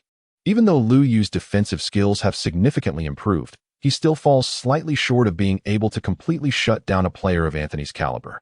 They attempted to employ a double team, yet during the third quarter, Carter from the Nuggets unexpectedly found his shooting rhythm. The Nuggets began to close the gap. When Lu Yu took a breather, the Nuggets bench ignited, and by the final quarter, both teams found themselves back at square one. Noticing the precarious situation, Coach Scott had no choice but to bring Lu Yu and West back onto the court earlier than planned. Upon their return, they faced intense defensive pressure, particularly West, who found it increasingly challenging to penetrate the paint. The inside combination of Martin and Camby indeed proved to be quite troublesome. Concerned about potential issues, Scott also substituted in Paul and Chandler. He disregarded Chandler's foul troubles, realizing that it was time to take a gamble in the final quarter. With Chandler on the floor, the Hornets' defense improved. However, their offense remained disjointed. The Nuggets began to implement a targeted defense, focusing on neutralizing the Hornets' key scoring threats while allowing other players some leeway, guiding the Hornets' shooting decisions. This defensive strategy was also a gamble. As the final quarter unfolded, Butler found himself unable to score. With the introduction of Pargo to play alongside West, Pargo too was unable to find the basket. At this juncture, the Hornets' offensive efficiency paled in comparison to the isolation plays of Anthony and Iverson. This highlights the value of star players in critical moments. they proved to be far more reliable. However, Paul does not fit the mold of an offensive powerhouse, while he performed adequately earlier. As the defensive intensity escalated in clutch situations, his shooting began to falter. Midway through the final quarter, Paul experienced a rare string of turnovers, allowing the Nuggets to take the lead. The Hornets called for a timeout. "Let me take the shot," Lu Yu asserted eagerly. "Stay composed. If you have the opportunity, I will pass to you," Paul replied. Lu Yu felt a slight surge of emotion. The constraints of not being able to lead his own team were palpable. After the timeout, the team opted to have West take the lead in the offense. True to expectations, West scored immediately upon entering the game. However, he was subsequently contained by the defense. Paul attempted a shot himself, but unfortunately, it did not find its mark. Lu Yu had been tirelessly running off the ball, yet the Nuggets were closely monitoring his every move. Achieving a completely open shot was proving to be a formidable challenge. Paul attempted a shot that missed, but fortunately, Chandler secured the offensive rebound. Chandler swiftly passed the ball to Lu Yu, who was approximately 2 steps away from the three-point line. Just as Paul arrived to receive the ball, under normal circumstances, he would undoubtedly make the pass. However, the Nuggets defenders did not anticipate that he would attempt a shot from such a distance. Spotting an opportunity, Lu Yu directed his gaze towards the hoop. Without hesitation, he launched the ball. Remarkably, his long-range three-pointer found its mark. Lu Yu had practiced shooting from such distances, and when the defense failed to apply pressure, he made them rue their decision. Lu Yu's three-pointer leveled the score at 99-99. Subsequently, during the Nuggets' offensive play, he valiantly held his ground against Anthony. In that moment, Butler seized the opportunity to double-team, swatting away Anthony's desperate shot. Lu Yu gave a thumbs-up to his teammate on the flank. He was struggling against Anthony, who was unable to jump and desperately needed his allies' assistance. On the defensive end, the two had indeed developed a significant rapport. Unfortunately, Butler's offensive capabilities were lacking. Otherwise, Lu Yu would not have to exert himself so intensely. Lu Yu posed a significant threat on the offensive end, prompting the Nuggets to pay him closer attention. West seized the opportunity to score once more, allowing the Hornets to take the lead. Upon returning from a timeout, they exhibited commendable performance. However, Anthony swiftly responded with a three-pointer, catching Lu Yu somewhat off guard. It was not that he had not anticipated it, but rather that Anthony had previously struggled to find his shooting rhythm, making his timely success unexpected. The Nuggets surged ahead, and it was once again West who attempted to score for the Hornets, though this time he missed. Fortunately, the Nuggets were unable to capitalize on their offensive possession either. At last, Lu Yu received the ball on the perimeter. Paul sensed that, at this moment, the most aggressive player on the team was likely the confident Lu Yu. Lu Yu faced Carter and effortlessly made a three-pointer. Anthony Carter's height posed no obstruction to him whatsoever.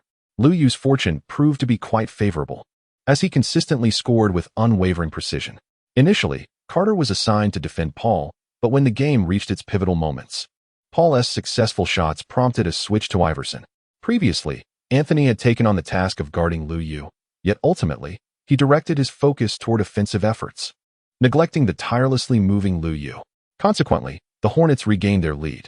As the Nuggets initiated their offense, Anthony once again took command of the ball. It was in the final quarter that he truly found his rhythm, maneuvering in circles to earn a trip to the free-throw line, where he converted both attempts. The teams were once again tied. When the Hornets attacked, Lu Yu seized the ball once more. The Nuggets, wary of his three-point potential, tightened their defense.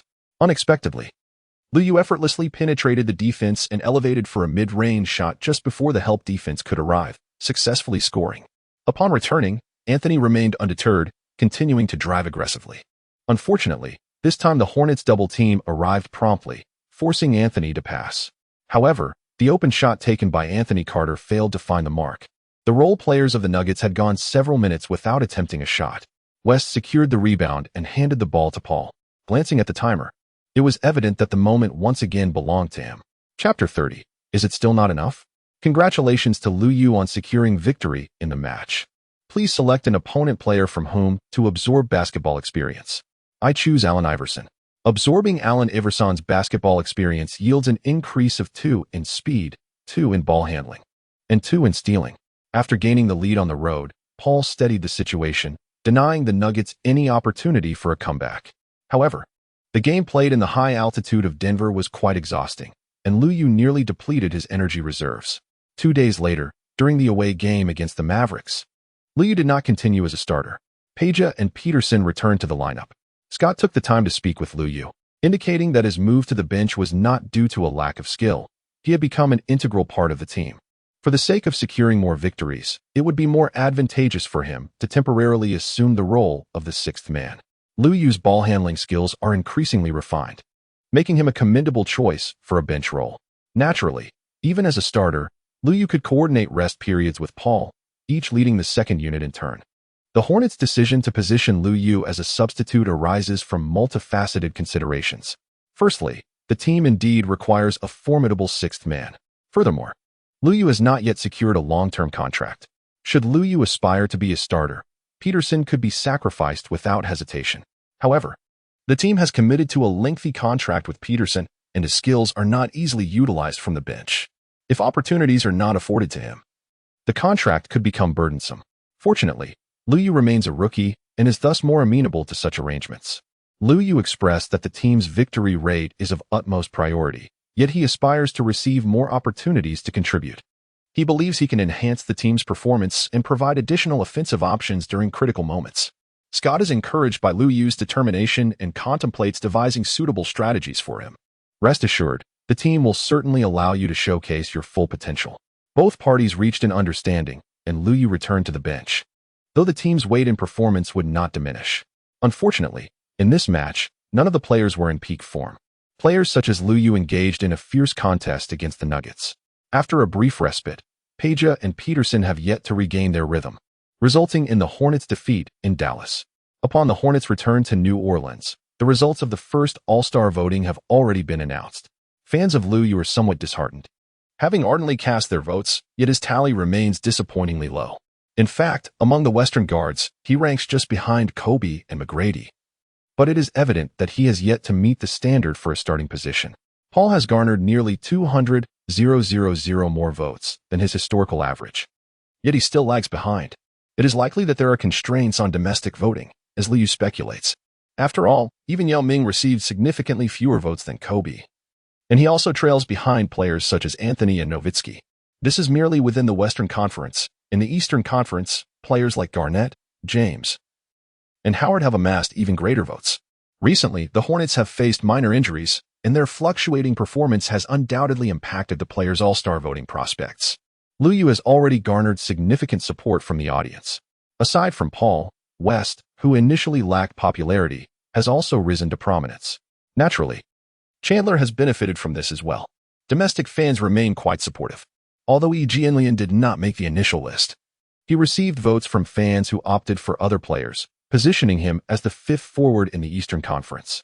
However, despite his efforts, he still faces hurdles in securing a place in the All-Star game due to insufficient strength and the complications arising from not being included on the ballot. Nonetheless, Liu Yu's substantial vote count has left some teammates feeling a tinge of envy. This is not the final tally. We all still have opportunities ahead, Liu Yu remarked, downplaying the situation. The first round of voting is merely the beginning, as many fans will intensify their efforts for their favored players in the subsequent stages. For instance, although Allen Iverson's initial vote count may not be impressive, his considerable fanbase will undoubtedly propel him forward. Fans of Liu Yu have also expressed their determination to make an effort, with many indicating their intention to cast votes on foreign platforms. Liu Yu is currently exhibiting remarkable performance, and thus, he is far from being reserved. He expresses his gratitude to the fans with great enthusiasm and encourages his supporters to cast more votes for the Hornets players. On December 5th, the Suns will pay a visit. The Suns' record is relatively decent, surpassing the Hornets by one victory.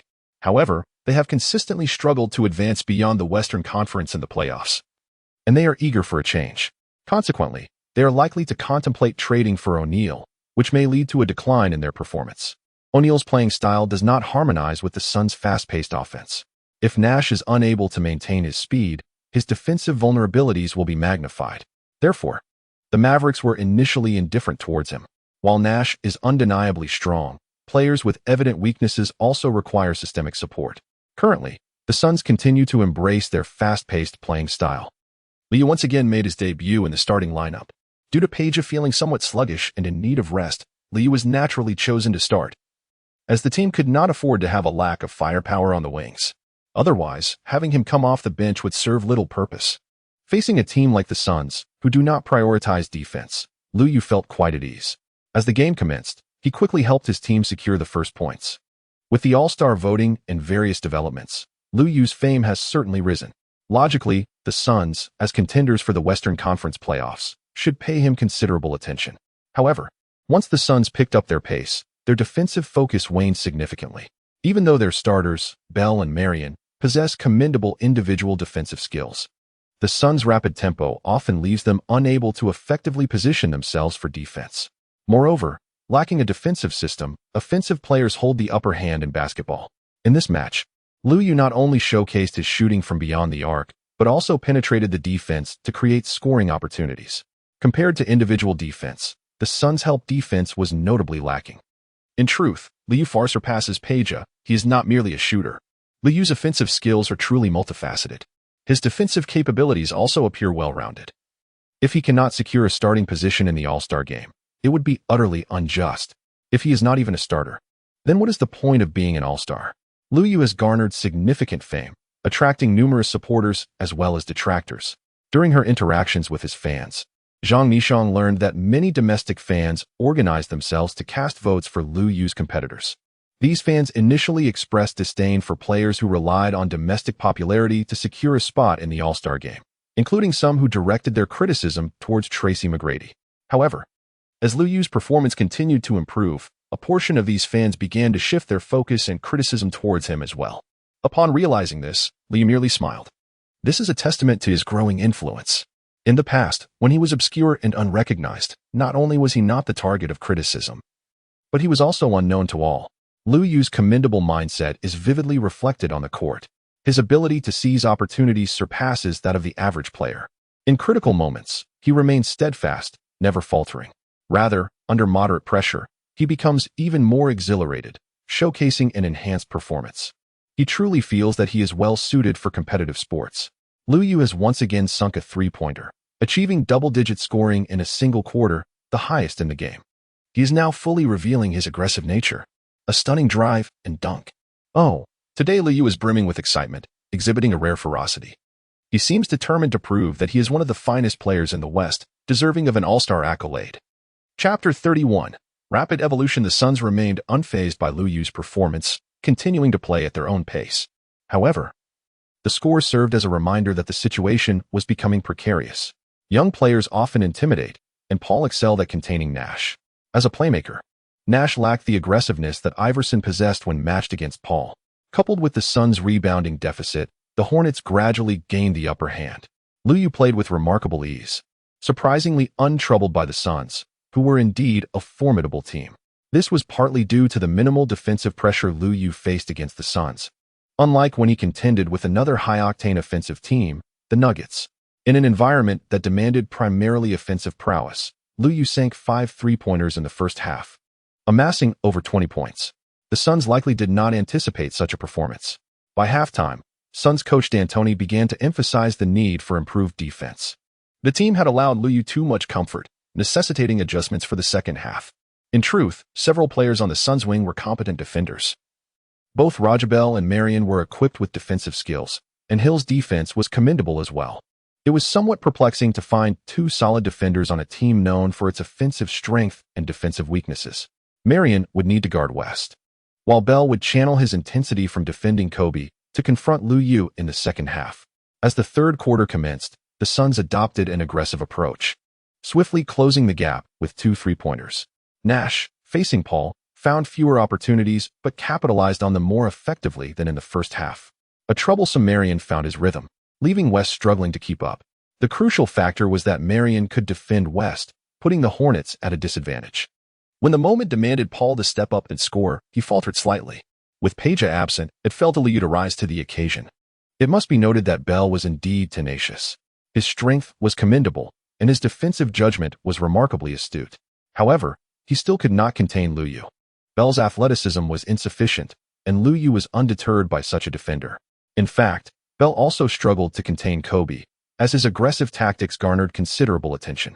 Undoubtedly, containing a top-tier superstar in isolation is an insurmountable task. While Bell's defense was respectable, the Suns' overall defensive shortcomings made it challenging for him to receive support from his teammates. Moreover, Once the Suns dictated the pace, even competent defensive efforts often proved futile, as they could not keep up with the tempo. Liu seized several opportunities for three-pointers during the rapid transitions between both sides. In a more structured setting, he consistently called for Nash whenever a chance arose. Liu played with remarkable intelligence. Although he did not have as many opportunities to shoot in the second half, his offensive efficiency remained impressively high. Furthermore, both Peterson and Butler exhibited commendable shooting performances today. The Suns, however, still did not adequately focus on Liu. In comparison to Paul and West, the Hornets wing players showcased superior offensive prowess today, which can naturally be attributed to the differing defensive challenges they faced. Nonetheless, fulfilling their roles is precisely what the supporting players are tasked to accomplish. Liu continued to perform admirably, while Bell exhibited some signs of impatience. Often, his defensive efforts were adequate. However, when unable to contain, he resorted to underhanded tactics. Many tenacious defenders tend to employ such methods, striking fear into the hearts of offensive players. In the latter half of the third quarter, Bell began to closely shadow Liu, subtly pushing him with covert maneuvers and occasionally using his elbow. Though the actions were somewhat discreet and lacked considerable force, they proved bothersome, disrupting the rhythm of offensive players. Especially when Liu managed to surpass him, Bell would surreptitiously nudge him from behind. Frankly, this was Liu's first encounter with such an intensity of defense, especially considering that the Suns had scarcely paid him heed in the first half. Liu would undoubtedly not back down. In the realm of competition, hesitation equates to defeat. He called for a screen, maneuvered past Bale, and then abruptly decelerated. As Bale closed in, intending to jostle Liu from behind, he was taken aback by Liu's sudden stop, resulting in a collision between the two. At the moment of impact, Liu sharply drove his elbow backward, leaving Bale in excruciating pain, nearly on the verge of losing consciousness. Ironically, from the referee's perspective, it appeared as though Bale had collided with Liu, resulting in a foul being called. Bale, feeling unjustly treated, couldn't help but engage in a heated debate with the referee, which ultimately led to him being penalized with a technical foul. Liu stood calmly at the free throw line, contemplating the promising potential of Yang Xiao's foul-drawing techniques. Following this play, both teams' defenses intensified with a palpable sense of rivalry.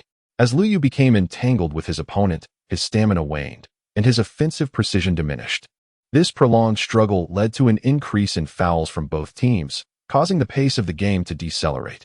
The Suns found themselves unable to accelerate their tempo. In this slowed-down scenario, Paul once again subdued Nash. Although the Hornets' lead did not expand further, they managed to maintain it until the conclusion of the match. Ultimately, the Suns fell short of their aspirations. Remarkably, Liu achieved a personal milestone, amassing 33 points and securing 10 rebounds, marking his inaugural double-double. Liu chose to absorb Nash's basketball expertise, enhancing his ball handling, passing, and speed attributes. During his training, Liu once again drew from Paul's basketball experience, improving his passing, stealing, and defensive skills. After this period of development, Liu's basketball attributes underwent significant transformation. Strength, 75, speed, 79, three-point shooting, 77, mid-range shooting, 80, inside scoring, 71, post-play, 70, dunking, 70, ball handling, 76, passing, 75, stealing, 76, blocking, 69, defense, 77, rebounding, 72, consistency, 78. Liu's confidence began to swell, only to be met with a harsh reality during an away game. The recently improved defense faltered in a tussle against the Trailblazers, leading Liu to encounter foul troubles for the first time. Consequently, his playing time diminished by 10 minutes compared to earlier matches. Although he still managed to score in double digits, the Hornets faced significant offensive struggles in his absence, allowing Roy to seize the opportunity and explode offensively, resulting in a loss for the team. Fortunately, the next away game offered him some solace. It became evident that his defensive prowess had indeed strengthened considerably. Against the Supersonics, Liu once again contained Durant. This time, he not only outscored Durant by a single point, but achieved an impressive 26 points, while Durant managed only 18. While it is undeniable that his teammates contributed to this success, the statistics speak for themselves. Winning both direct confrontations against his rival silenced any naysayers doubting his abilities compared to Durant. Furthermore, after assimilating Durant's basketball acumen, Liu focused on enhancing his mid-range shooting, stability, and shot-blocking skills. On December 22nd, the Hornets secured a resounding victory over the Timberwolves at home, with a returning Peja rediscovering his rhythm. 2 days later, the Hornets showcased their offensive prowess with 4 scoring threats, utterly dominating the Grizzlies on the road. The cohesive Hornets had unmistakably revealed their status as a formidable contender in the Western Conference. Simultaneously, Luyu's strength continued to grow. The stronger the Hornets became, the more victories they secured, which in turn bolstered his capabilities. By the onset of the All-Star weekend, Luyu would undeniably possess the caliber of an All-Star player. And he would not be the weakest among them. He could proudly declare that he was indeed an All-Star. As the month drew to a close, the team faced its first back-to-back games in December. What Luyu must do is assist the team in continuing their victorious streak. Chapter 32, Defending the Runner-Up Title. On December 28th, the Hornets traveled to their former home in Charlotte to face the Bobcats. Although the Bobcats are considered a weaker team, their historical rivalry with the Hornets ensured they would exert every effort, as failure to do so would not be tolerated by their fans. The name Hornets will be carried forward by the current Bobcats for the foreseeable future. Presently, the Bobcats' performance on both offense and defense leaves much to be desired. Their star player, Gerald Wallace, lacks offensive prowess, while their scoring option, Jason Richardson, is limited to merely accumulating points. Players like Felton and Okafor cannot be deemed weak, yet they do not possess remarkable strength either. If one were to describe their starting lineup as barely adequate, it is evident that they lack quality substitutes. Following Page's return, Luyu has rejoined the bench. With Luyu now part of the Hornets' second unit, their bench strength has markedly improved. As the game commenced, the Bobcats played with great determination. However, their abilities were insufficient. Particularly on the offensive end, they found it challenging to penetrate the Hornets' defense. The Hornets' perimeter defense may not be exceptionally fierce, yet when considering their substitutes, they seem to lack any significant weaknesses. Upon Luyu's entry onto the court, the Hornets swiftly seized the lead. He scored 5 consecutive points, extending the Hornets' advantage to double digits. Aside from Wallace, the Bobcats' other players were utterly incapable of containing Luyu. Eventually, the Bobcats tasked Wallace with personally defending Luyu, which did slow Luyu's scoring. However, the cost was that Wallace became entirely absent on the offensive end. Luyu, as the 6th man, completely restrained the leader of the Bobcats, indicating just how arduous this match would be for them. In truth, the Bobcats had effectively curtailed Paul's influence. Felton's robust physique combined with the Bobcats' commendable interior defense posed a challenge. However, the greatest threat Paul presents lies in his passing ability. Limiting his scoring potential is only a marginal victory. Even if they managed to contain Luyu, it proved futile, as the Hornets boasted numerous capable scorers. Perhaps it was the Hornets' recent performances from beyond the arc that caught the eye. The Bobcats adopted a defensive strategy distinct from other teams, prioritizing the containment of the Hornets' perimeter shooting. Consequently, both Chandler and West found themselves playing quite comfortably. Despite the Bobcats' relentless efforts to prevent the scoring gap from widening, their feeble offense offered little hope for a turnaround. Such a team truly requires exceptionally talented players to lead them. Yet lamentably, Jordan's drafting acumen has historically left much to be desired. Luyu sighed at the thought. Jordan had already become a stakeholder in the Bobcats last season. The basketball deity's on-court exploits and his drafting and management decisions had become a source of amusement in casual conversations. Yet, despite the team's persistent struggles, Jordan ultimately reaped substantial profits. Owning an NBA franchise is undoubtedly a guaranteed avenue for financial gain, while also allowing one to wield influence in the world's premier basketball league. If Luyu were wealthy, he might find that investing in a basketball team could yield greater returns than playing the sport itself, all while enjoying a more leisurely lifestyle. Upon reflection, Luyu realized the necessity to enhance his earnings, beginning with his sneaker contract. Although he had faced considerable criticism during this period, his popularity continued to surge. Several sneaker brands had already extended what they termed lucrative contracts. However, as Luyu's skills progressed, so did his aspirations. He now sought not merely a substantial sneaker deal but also to become the face of a brand. It seemed too late for ordinary contracts to entice him. Brands had failed to foresee his potential. Had he been at the onset of his career in the league, he would have readily accepted such offers. The Bobcats' defense was stringent, yet Luyu managed to play with relative ease. The team's rivalries bore little significance to him, and with the Bobcats' offensive capabilities lacking, he felt minimal pressure on the defensive end. On offense, his mental burdens were few, facing only minor physical confrontations that did not drain him excessively. His physical resilience had greatly improved, leaving him untroubled. Gradually, the Bobcats ceased to focus their attention on Liu, realizing it was futile. The Hornets' ball movement far surpassed that of the Bobcats, an aspect the latter could not disrupt. As the second half commenced, the Bobcats were solely intent on closing the score gap.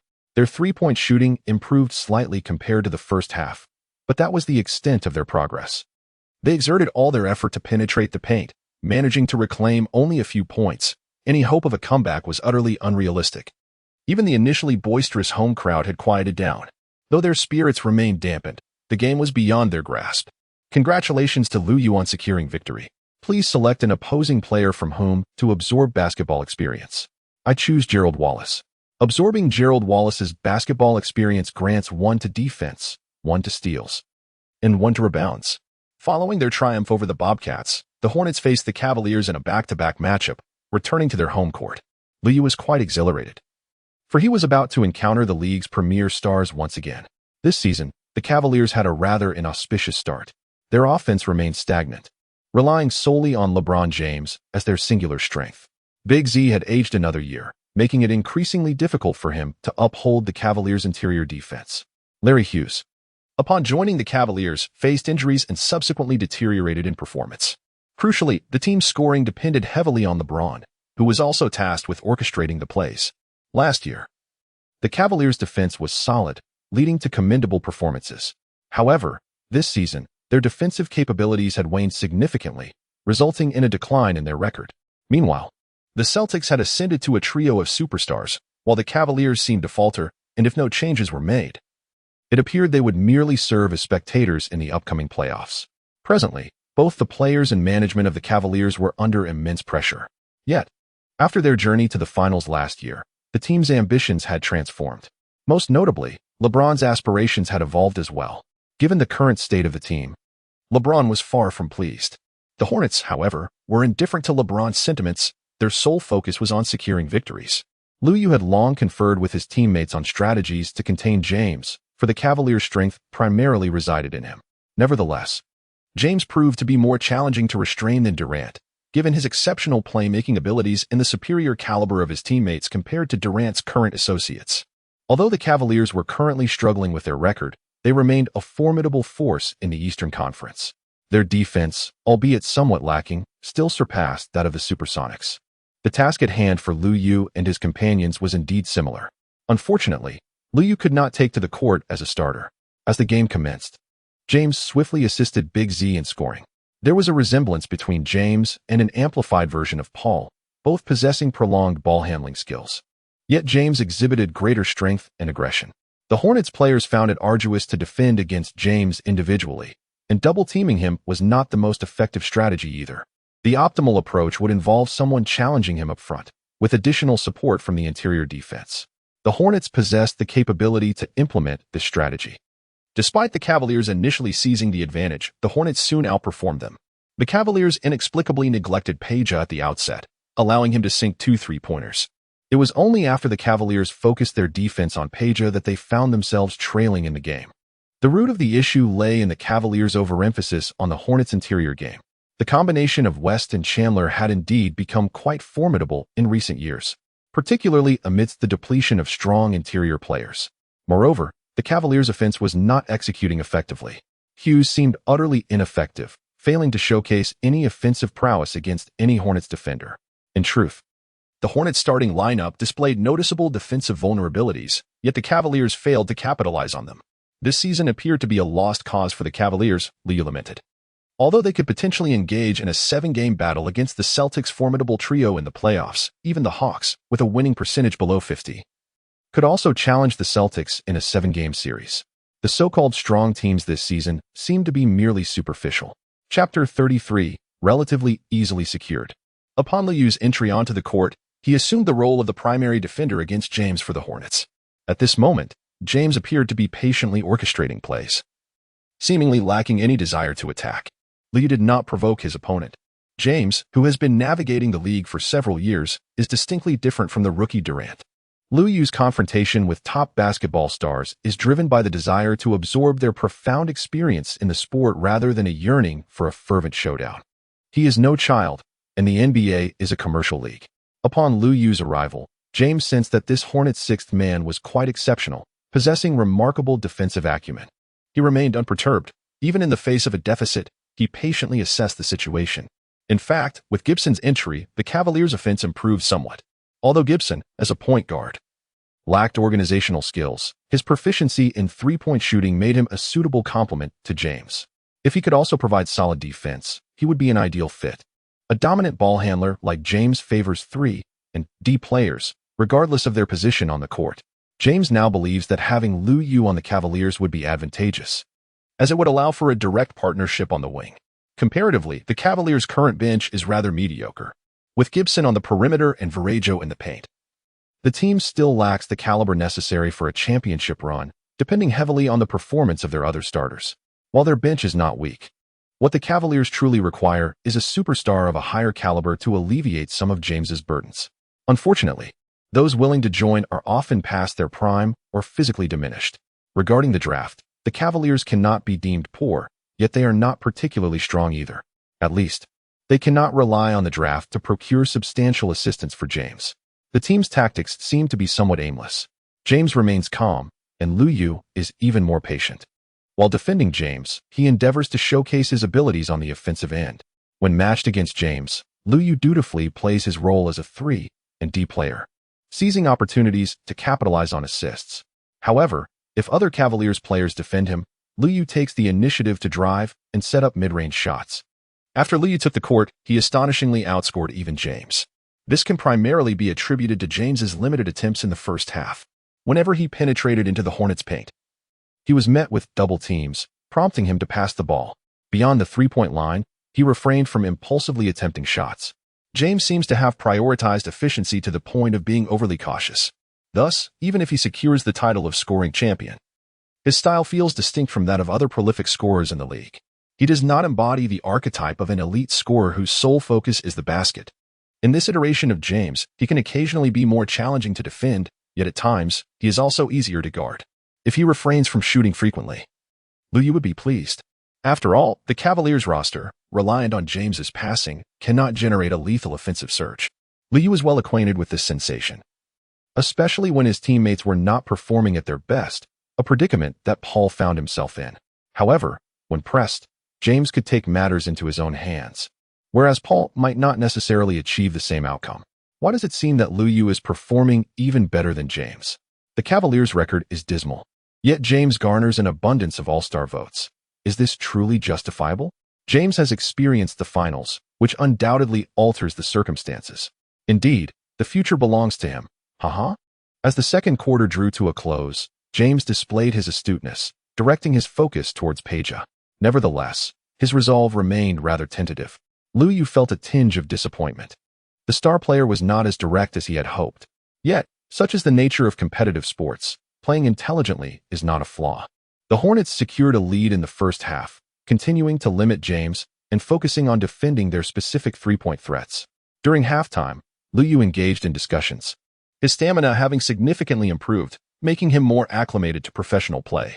In the locker room, he was not merely striving to recover his energy with the team's elevated status.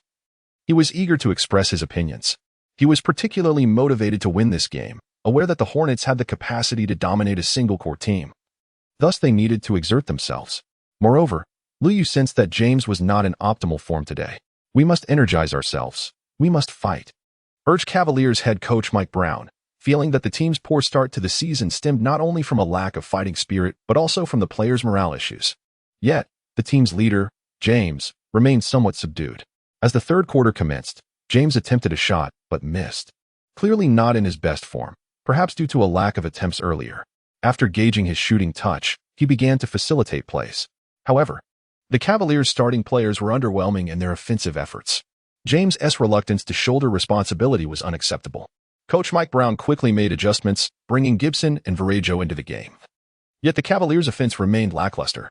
Conversely, upon Liu Yu's entry, the Hornets began to gain momentum. Presently, Liu Yu needed to do little more than position himself at the three-point line to draw defensive attention. Once Liu Yu successfully sank a three-pointer, James had no choice but to defend him personally. Failing to do so could cost the Cavaliers the game. Although James was not particularly enthusiastic, he was determined not to lose. At this juncture, Coach Brown had no alternative. He opted to keep James on the court for the entirety of the second half, sensing that the Cavaliers could falter without him.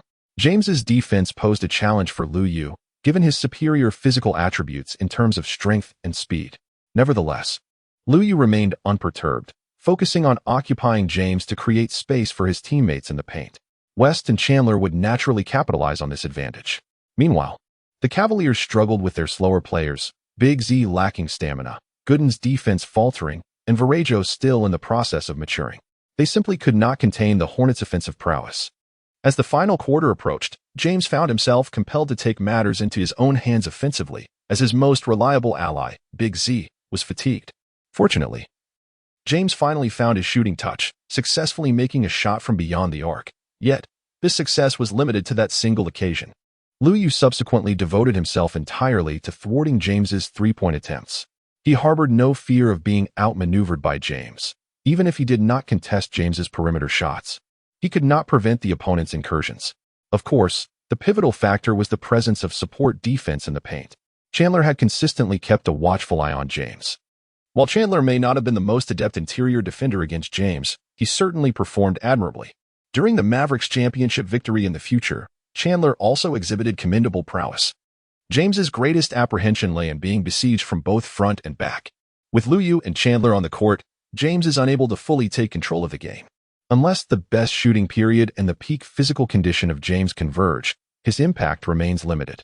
Unfortunately, over the past 2 seasons, James's shooting has not been particularly accurate. Despite his impressive scoring this season, Lu Yu and Chandler exchanged high fives. Midway through the final quarter, the Cavaliers still found it impossible to close the gap, and James suddenly appeared disheartened. He began to reduce his attempts. Although the game had not yet reached a point of utter despair, the Cavaliers seemed to have resigned themselves to their fate. Lu Yu was elated, effortlessly reaping the rewards of others' hard work. In Chapter 34, players who induce qualitative change. During the game between the Hornets and the Cavaliers, Lu Yu managed to score only 17 points, falling short of James's tally. However, this was of little consequence, as he could absorb James's vast basketball wisdom. Furthermore, the top scorer was West, and Lu Yu's ability to draw defensive attention on the perimeter also played a significant role. After the match, Lu Yu made a remark that sparked considerable discussion. While James is formidable, the Hornets are the superior team. James, however, believed that this statement held truth. The Cavaliers indeed lacked a formidable roster. After absorbing James' basketball acumen, Lu Yu enhanced his strength, dunking, and defensive skills. Following their victory over the Cavaliers, the Hornets' 2007 season now approached its final game. They were set to bid farewell to 2007 at home, ushering in the new challenges of 2008. As customary, he arrived at the home arena to cheer for Lu Yu. Once the game concluded, they could return to celebrate the new year. Their final adversary today was the Raptors. Last season, the Raptors' newly appointed manager, Colangelo, made strategic acquisitions, bringing in Ford at a minimal cost, signing Anthony Parker, and drafting Andrea Bargnani, thus enhancing the team's roster without significant expenditure, rendering the Raptors competitively viable in the Eastern Conference. Although the decision to select Bargnani with the first overall pick remains debatable, the Raptors have indeed positioned themselves for playoff contention over the past 2 years. During the summer, the Raptors continued to make minor adjustments, securing undrafted players like Moon. Their approach suggests a reluctance to overspend, seemingly less willing than the Hornets. However, Raptors owner, Tannenbaum, is not financially constrained. As the only Canadian team in the NBA, attracting star players poses its own challenges. Consequently, the Raptors often field a multicultural squad, frequently scouting talent from Europe. This season, Ford faced injuries, which adversely affected the Raptors' performance. In truth, backup guard Calderon excelled upon becoming a starter. Yet the Raptors lacked adequate bench support. Both teams are characterized by having a singular star, for a finishing big man like Bosh. Leading the team proves more challenging without the assistance of a facilitator. As the game commenced, the Raptors surprised everyone with their exceptional performance on the road. The Hornets typically enjoy an advantage in the paint, but against the Raptors, this edge became less pronounced. Specifically, the contrasting styles of the two teams rendered them unable to effectively defend each other. The combination of Bosh and Bargnani proved exceedingly versatile, avoiding the physical confrontations typical of West and Chandler. Bosh and West exemplified a scenario where neither could contain the other. On the other hand, Chandler excelled in rebounding, while Bargnani displayed superior scoring abilities. Crucially, on the perimeter, Paul failed to suppress Calderon, who commenced the game with more decisive offensive plays. The Raptors' style leaned towards a European approach, which the Hornets found somewhat unfamiliar. The Hornets maintained a distinctly American team strategy, orchestrated by Paul, whereas the Raptors epitomized true team synergy. However, the Raptors' roster still showed some deficiencies. Otherwise, they would be virtually invincible in the regular season. Furthermore, on the wings, the Raptors experienced some disadvantages, primarily in footwork, which allowed for opportunities to emerge for the Raptors. On their side, Parker and Moon were both adept shooters. As the Raptors' lead continued to grow, Scott hastily substituted Liu into the game, not anticipating the Raptors' fluid performance. Yet, upon Liu's entrance, the dynamics shifted entirely. He not only contributed to scoring and defense, but also revitalized Peja. Peja, now wary of defensive attention, struggled to perform under increased pressure. However, with assistance in mitigating defensive focus, his shooting remained exceptional. In this regard, Liu excelled beyond Paul, as his escalating aggressiveness necessitated that opponents prioritize their defensive efforts against him. As Liu advances, the defenders on the opposing side's flank must remain ever vigilant. Unlike Paul, who often serves as a facilitator, Liu's shots are executed with remarkable decisiveness. His mere presence invigorates the Hornets' offense entirely. This is the essence of a superstar's influence. Liu has now undoubtedly ascended to the echelon of elite players. In the contest between the benches of both teams, Liu proves to be an unstoppable force. The Raptors' head coach Mitchell is drenched in sweat, lamenting the unprincipled tactics of the Hornets, who would allow such a formidable player to start from the bench. Consequently, the Raptors are compelled to extend the playing time of their key players. In the second quarter, Liu effectively neutralizes one of the Raptors' wings. As Peja begins to score, the Hornets steadily close the gap in the score. The Raptors' defense is not lacking, yet it does not reach the pinnacle of excellence. When Liu is absent, the situation remains manageable. However, his presence on the court complicates matters significantly for the opposition. With Liu lending support from the perimeter, the Hornets can focus more effectively on exploiting Bosh in the paint. Bosh, while a well-rounded player in the interior, possesses certain advantages in one-on-one situations. Yet his lighter weight means that after enduring the Hornets' relentless physicality, his efficiency is bound to decline. During halftime, the Raptors found themselves at a loss for effective strategies, relying solely on the hope that their teamwork would swiftly yield an advantage, while also targeting the Hornets' vulnerabilities. Nevertheless, upon commencing the third quarter, the Raptors regained the lead once more. In confrontations dictated by team tactics, the influence of star players often prevails.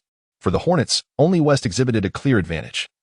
The Raptors' two interior players struggled to match his strength, allowing him to operate freely in the paint. Conversely, Chandler, who thrives on opportunistic scoring, found no chances as the Raptors denied him openings. If only Paul could rise to dominate, the Raptors would face dire prospects. Unfortunately, Paul fell short in this regard. Against a team like the Raptors, the Hornets truly require Liu to step up. Otherwise, their fortunes rely solely on chance. In the absence of Liu, the Hornets' weaknesses become glaringly apparent. While they may still achieve commendable results without fully understanding their opponents, the playoffs present a different challenge, as adversaries will meticulously analyze their approach, leaving the Hornets in a precarious position. It was only with Liu's re-entry that the Hornets regained their footing, and the Raptors realized they were utterly powerless against him. This is because the Hornets are a formidable team. A slight enhancement in their strength can lead to a transformative shift. Liu is indeed a player capable of transforming the team. The Raptors find themselves at a loss, compelled to allow their starting lineup more playing time. Otherwise, during the rotation, Liu could assist the Hornets in establishing a decisive advantage. With the starters on the court, they could at least contend offensively. At this moment, a turning point emerges. Bosh drives past Chandler, drawing a foul, a rather rare maneuver among interior players. With Chandler sidelined, the Raptors can now focus their defensive efforts on West. West, too, finds himself in a less comfortable position. However, the Raptors cannot focus on too many players, granting Paul an opportunity. Yet, Paul suddenly loses his shooting touch. How to describe Paul? Undoubtedly, he is a premier point guard. His playing style is steady, yet his mental fortitude is somewhat lacking. This is not contradictory. In critical moments, while Paul maintains a steady rhythm, his scoring often invites trouble. This technically proficient guard, who excels in the All-Star Skills Challenge, has surprisingly missed layups on more than one occasion. Paul presents a composed demeanor and plays with steadiness, yet he does indeed experience tension during pivotal moments. After Chandler exited the game, the Raptors reclaimed the lead. If this continues, the Hornets are poised for defeat. Fortunately, the Hornets still have other options. Coach Scott called a timeout to devise a strategy for Lu Yu. Chapter 35. New Year, New Atmosphere. Bosh executes a turnaround jumper and scores again. Following Chandler's departure, the Hornets find themselves somewhat helpless against Bosh. Lu Yu hits a mid-range shot while holding the ball. This is the hallmark of a superstar, effortlessly rising above defenders. The Hornets begin to double-team Bosh. He passes the ball, and the Raptors initiate ball movement on the perimeter. Calder-In receives the pass and scores. Paul drives to the basket, drawing a foul from Calder-In. What is happening? Paul surprisingly misses both free throws. Bosh scores once more, putting the Hornets in a precarious position. In crucial moments, it is indeed Lu Yu who steps up. His three-pointer is decisively taken, a shot of immense significance. Bosh receives the ball with his back to the basket. He opts not to be intimidated and turns to face the play. Bosh fakes, driving inside. What transpires? Lu Yu executes a perfectly timed double team, successfully stealing the ball from Bosh. It is a magnificent play. Lu Yu completes a fast break dunk. Could this seal the victory? Paul manages the tempo, signaling for everyone to remain calm as time dwindles. The Raptors resort to a tactical foul. Paul sinks one of two free throws, appearing slightly off his game in the final moments. Bosh fails to receive the ball, and Calder-In immediately fouls Armstrong. Calder-In makes both free throws, potentially leading to overtime. Unbelievable. Lu Yu delivers the game winner. The New Orleans arena erupts in jubilation as Lu Yu, after evading his defender, executes a mid-range shot. At this critical juncture, Lu Yu demonstrates remarkable composure. Wait, it seems there is still time. The referee has reset the timer to 6 seconds. In the final moments, there was no dramatic turnaround or last-second heroics. Lu Yu demonstrated exceptional performance at a critical moment, delivering a game-winning shot against the Raptors. In this match, he scored merely 21 points, which pales in comparison to West's impressive 30 points and 10 rebounds. Nevertheless, there is no doubt that he was the most significant contributor to the Hornets' victory. Following their triumph over the Raptors, Lu Yu found himself contemplating whose basketball expertise he should absorb, albeit with some hesitation. Logically, the only star from the Raptors is Bosh. However, opting for Bosh now seems unlikely to enhance his skills significantly. Lu Yu, resolute in his decision, opted for a three-point champion, namely Jason Kapono, who, despite lacking in other skills, possessed remarkable proficiency in shooting from beyond the arc. The fact that he had secured 2 three-point titles attested to his exceptional ability in this domain. Thus, Lu Yu chose to enhance only 2 attributes for the first time, his three-point shooting and mid-range shooting. Yet, he harbored no regrets, for he had successfully augmented his three-point shooting by 2 points. While selecting Chris Bosh might have allowed for the improvement of 3 attributes, it was likely that each would only increase by a single point. The vigor of youth was evident, as after the game, Lu Yu, brimming with energy, celebrated the new year with his girlfriend. Lu Yu was deeply moved, reflecting on the significant changes that had transpired over the course of a year since the arrival of his son. For him, this period felt like an eternity. His accomplishments in basketball had reached heights he once deemed unattainable throughout his lifetime. One must learn to be content. Therefore, he resolved to live this life to the fullest. With the arrival of the new year, the Hornets #2 embarked on an expedition to Los Angeles. Their opponents were not the Lakers, but the Clippers. The Clippers, having endured a series of defeats, had long abandoned their aspirations from the season's outset. Although the season was not yet half over, several teams were already contemplating giving up on their campaigns. The muscular player Begets, who had previously been sidelined, made his return to the starting lineup, as he was the Clippers' primary scorer. However, the contributions of a scorer from a struggling team hold little significance. His presence would not alter the course of the game. The Hornets maintained a clear advantage in the paint, and Lu Yu only needed to add a touch of brilliance to the proceedings. Lu Yu continues to absorb the basketball wisdom of Elton Brand, enhancing his skills in driving, shot blocking, and rebounding.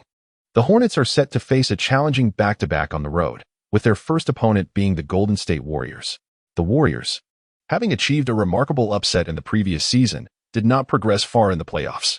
This season, they remain a quintessential offensive team, perhaps even more fervent in their approach to scoring than the Suns. Their 3 primary offensive threats, Baron Davis, Monta Ellis, and Steven Jackson, are all adept perimeter players. While Al Harrington presents an inside scoring option, often stepping out for jump shots. They are also among the league's most prolific three-point shooting teams. The current iteration of the Warriors seems to embody this offensive tradition. Baron Davis, with his robust and explosive style, contrasts with the type of point guard that Chris Paul prefers, showcasing a different pace to the game that complicates matters for Paul. From the outset, the Warriors established their tempo, with all 5 players capable of running the floor and perimeter players adept at ball handling. In such scenarios, even players who excel at individual defense find it challenging to maintain their effectiveness. Much like the Suns, but even more extreme. The Warriors lack a stabilizing core player akin to Nash. Their approach is a pure fast-paced offense, either overpowering the opponent or collapsing under defensive pressure. The Warriors initiated the game with impressive offensive flair, yet this also allowed the Hornets to score with relative ease. Peja was in high spirits. His three-point shooting sharp and reminiscent of practice sessions, unencumbered by tight defense. Chandler, a proficient finisher in the paint, also found opportunities to score freely. Both teams demonstrated commendable offensive prowess. However, distinctions remained. The Hornets showcased a significantly stronger interior presence with a broader array of scoring methods. While the Warriors might compensate for scoring, they falter significantly in rebounding, allowing the Hornets to claim more boards and thus more shooting opportunities. Moreover, the Hornets emphasize defense. Even if the opponent's defense falters, some of their defensive-minded players may struggle to score, yet they ardently contain the Warriors' offensive threats. The Warriors do possess competent defenders, but their tendency to rely on offense for victory has led to neglect in their defensive habits, making it difficult for them to focus their efforts on that end of the court. Consequently, the efficiency of their stronger players is bound to diminish. If not for the Hornets' unfamiliarity with defending outside, this matchup might have lacked suspense. Nevertheless, the Warriors still have the potential to compete offensively with the Hornets. The two teams engaged in a fiercely contested battle, though not characterized by alternating score surges. Instead, it was a series of explosive runs from both sides, with the score fluctuating until it ultimately settled into a near stalemate. Davis exhibited commendable performance in the first half, showcasing a more aggressive offensive approach than Paul. However, the situation shifted upon Liu Yu's entry into the game. Liu Yu decisively locked down a Warriors' flank, while simultaneously showcasing his own sharp scoring ability. Liu Yu is adept at defending against both Jackson and Ellis, and he is equally capable of switching to guard Davis. With his enhanced basketball metrics, he is now equipped to handle a multitude of scenarios. He can effectively contain any offensive player who falls short of all-star caliber and lacks exceptional skills. His defensive awareness, combined with his physical attributes and innate talent, renders him exceedingly reliable. Unlike the Suns, who possess a mindset aligned with competing in the Western Conference playoffs, the Warriors are wholly focused on relentless offensive execution. Liu expressed, "Then let us engage in this battle with utmost fervor." Chapter 36, Counterattack. Upon entering the game, Liu showcased an array of scoring abilities. In the first half, the highest scorer was the formidable Davis, yet on the Hornets' side, 4 players, including Liu Yu, achieved double-digit points. Liu Yu's 15 points were indeed the highest on the team, while the Warriors' trio of sharpshooters possesses formidable scoring abilities. It is essential to recognize that these statistics often arise from their abandonment of defensive play. Had the Hornets adopted a similar strategy, it is plausible that 4 or 5 players could have achieved comparable results. Take Chandler, for instance, who, despite lacking offensive prowess, had already secured a double-double by halftime against the Warriors. During the intermission, Hornets head coach Scott underscored the importance of defense, asserting that they must not allow the Warriors to maintain their familiar rhythm. In contrast, Warriors head coach Don Nelson continued to emphasize offensive strategies, urging his players to exploit their advantages and take command of the game's tempo. In theory, the Warriors possess the potential to unleash the offensive capabilities of each player, thereby dismantling any defense. However, this remains a mere theoretical notion, as their players have struggled to execute it effectively. In reality, upon entering the third quarter, they demonstrated a noticeable lack of shooting touch. Following several missed attempts, the Hornets' lead became increasingly pronounced. The Warriors' rapid shooting came at the cost of inadequate transition defense. While Paul is not particularly accustomed to scoring in such a rhythm, he excels at delivering brilliant assists. Peja, however, thrived in this environment, as he is well-versed in quick-paced shooting. When defenders fail to close in swiftly, it becomes a delightful spectacle. Once Liu took to the court, he once again presented the opposition with a similar challenge, effectively neutralizing one scoring threat while continually contributing to his team's score. How is he able to achieve this? Undoubtedly, it is a testament to the disparity in individual capabilities. Players endowed with innate talent, combined with superior physical attributes, defensive awareness, and offensive skills, create a synergy that exceeds the sum of its parts. It is fair to assert that Liu Yu's proficiency on both ends of the court far surpasses a mere evaluation based on one or two isolated metrics. Liu Yu gradually recognized the advantages of holistic development. Whereas his previous focus was solely on amassing basketball statistics, he has now embarked on a journey of purposeful growth. With no weaknesses to exploit, he is indeed capable of responding to a broader array of situations. Should he become the tactical linchpin of the team in the future, he would be less susceptible to defensive targeting. Upon Liu Yu's entry onto the court, the Warriors once again found themselves at a disadvantage from the perimeter. Even though theoretically they could have performed better and avoided such a predicament, the players faltered. Ultimately, the Warriors resorted to relying on their interior game for shooting opportunities. Harrington truly excelled. The Hornets' interior defense struggled against such a nimble player capable of firing from beyond the arc. While there may be a plethora of similar players in the future, Harrington remains a rare breed at present. The Hornets also lacked ample experience to counter this. Nevertheless, the Warriors were unable to turn the tide, as relying solely on one strategy proved insufficient. Compounding the issue was the decline in stamina for Davis as the final quarter approached, having played the entire game. His fatigue adversely affected his shooting, causing the Warriors' offense to become increasingly monotonous. As Davis's energy waned, Paul began to rise to the occasion, alongside Liu Yu and Chandler. West was also a critical player. But alas, he suffered an injury. Fortunately, it was not severe. This season, the Hornets have enjoyed a stroke of luck, with injuries to players being relatively minor. West's performance was significantly impacted by the high physical demands of fast-paced offense and defense. Fans might assume that intense physical confrontation leads to injuries, yet, in reality, it is the rapid tempo and consequent fatigue that heightens the risk of injury, rather than direct muscular clashes. This is why the Hornets found themselves comfortably facing a Warriors team lacking in defensive prowess, only to suddenly encounter an injury. Before West exited the game, he had already accumulated over 20 points. The same was true for Paul, Peja, Liu Yu, and Chandler. All five players surpassed the 20-point mark, underscoring the Warriors' defensive frailty. It is evident that the Hornets' other players were not particularly adept at scoring. Otherwise, a significant uproar would have ensued. As the final quarter progressed, the Hornets' lead widened, and the Warriors players lost their competitive spirit. Coach Don Nelson made a final attempt at a comeback by substituting the well-performing interior player, begets, for a lineup of 5 players capable of shooting three-pointers. However, this strategy bore little fruit, as the Hornets continued to seize offensive rebounds. Left with no alternatives, the Warriors reluctantly chose to concede. After careful consideration, Liu ultimately chose to absorb basketball knowledge from the highly experienced Davis. The outcome proved favorable, as Liu successfully enhanced his steal, ball handling, and speed metrics. Following a victory over the Warriors, the team swiftly journeyed to Phoenix. The Suns had yet to acquire O'Neal, but their current performance was commendable. Had it not been for the desire to advance in the playoffs, they would not have gambled on the aging O'Neal. However, elite stars like O'Neal would undoubtedly attract teams willing to take the risk, despite his decline from peak performance. After all, the Heat had previously benefited from a similar gamble. The Cavaliers also took their chance after the Suns' failure. Yet, O'Neal's age rendered him less effective, making him a poor fit for the Suns. Nevertheless, throughout the history of the NBA, teams have consistently taken chances on veteran stars, despite the minimal success in such endeavors. Beyond hoping for a miracle, it serves as an assurance to fans that the team is genuinely striving for success, subsequently leading to ticket sales. Conversely, betting on mediocre stars yields purely losses with no return on ticket sales. The Hornets faced minor injuries, with West unable to play, lacking a strong inside presence. They opted to start Liu once again. The Suns encountered a similar predicament, with Bell sidelined and Barbosa stepping in. The Brazilian speedster Barbosa was quicker, but his defensive capabilities were lacking, leading Liu to sense an advantage.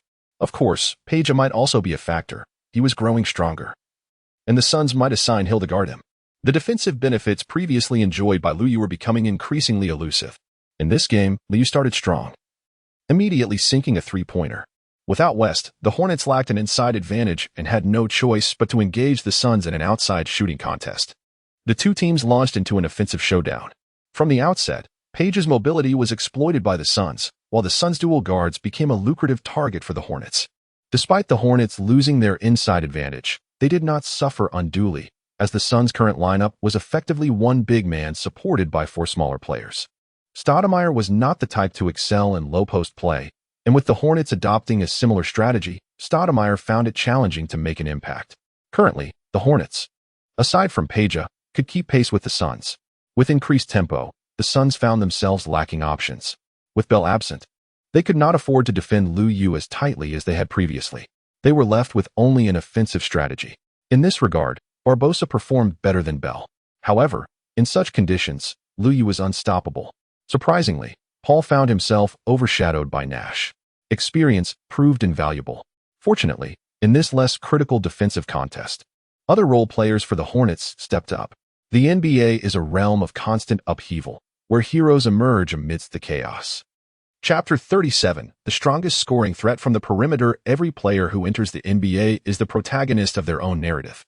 The commercial development of basketball may not rival that of football, lacking the prominence of the top 5 leagues, yet the NBA has gathered the world's finest players.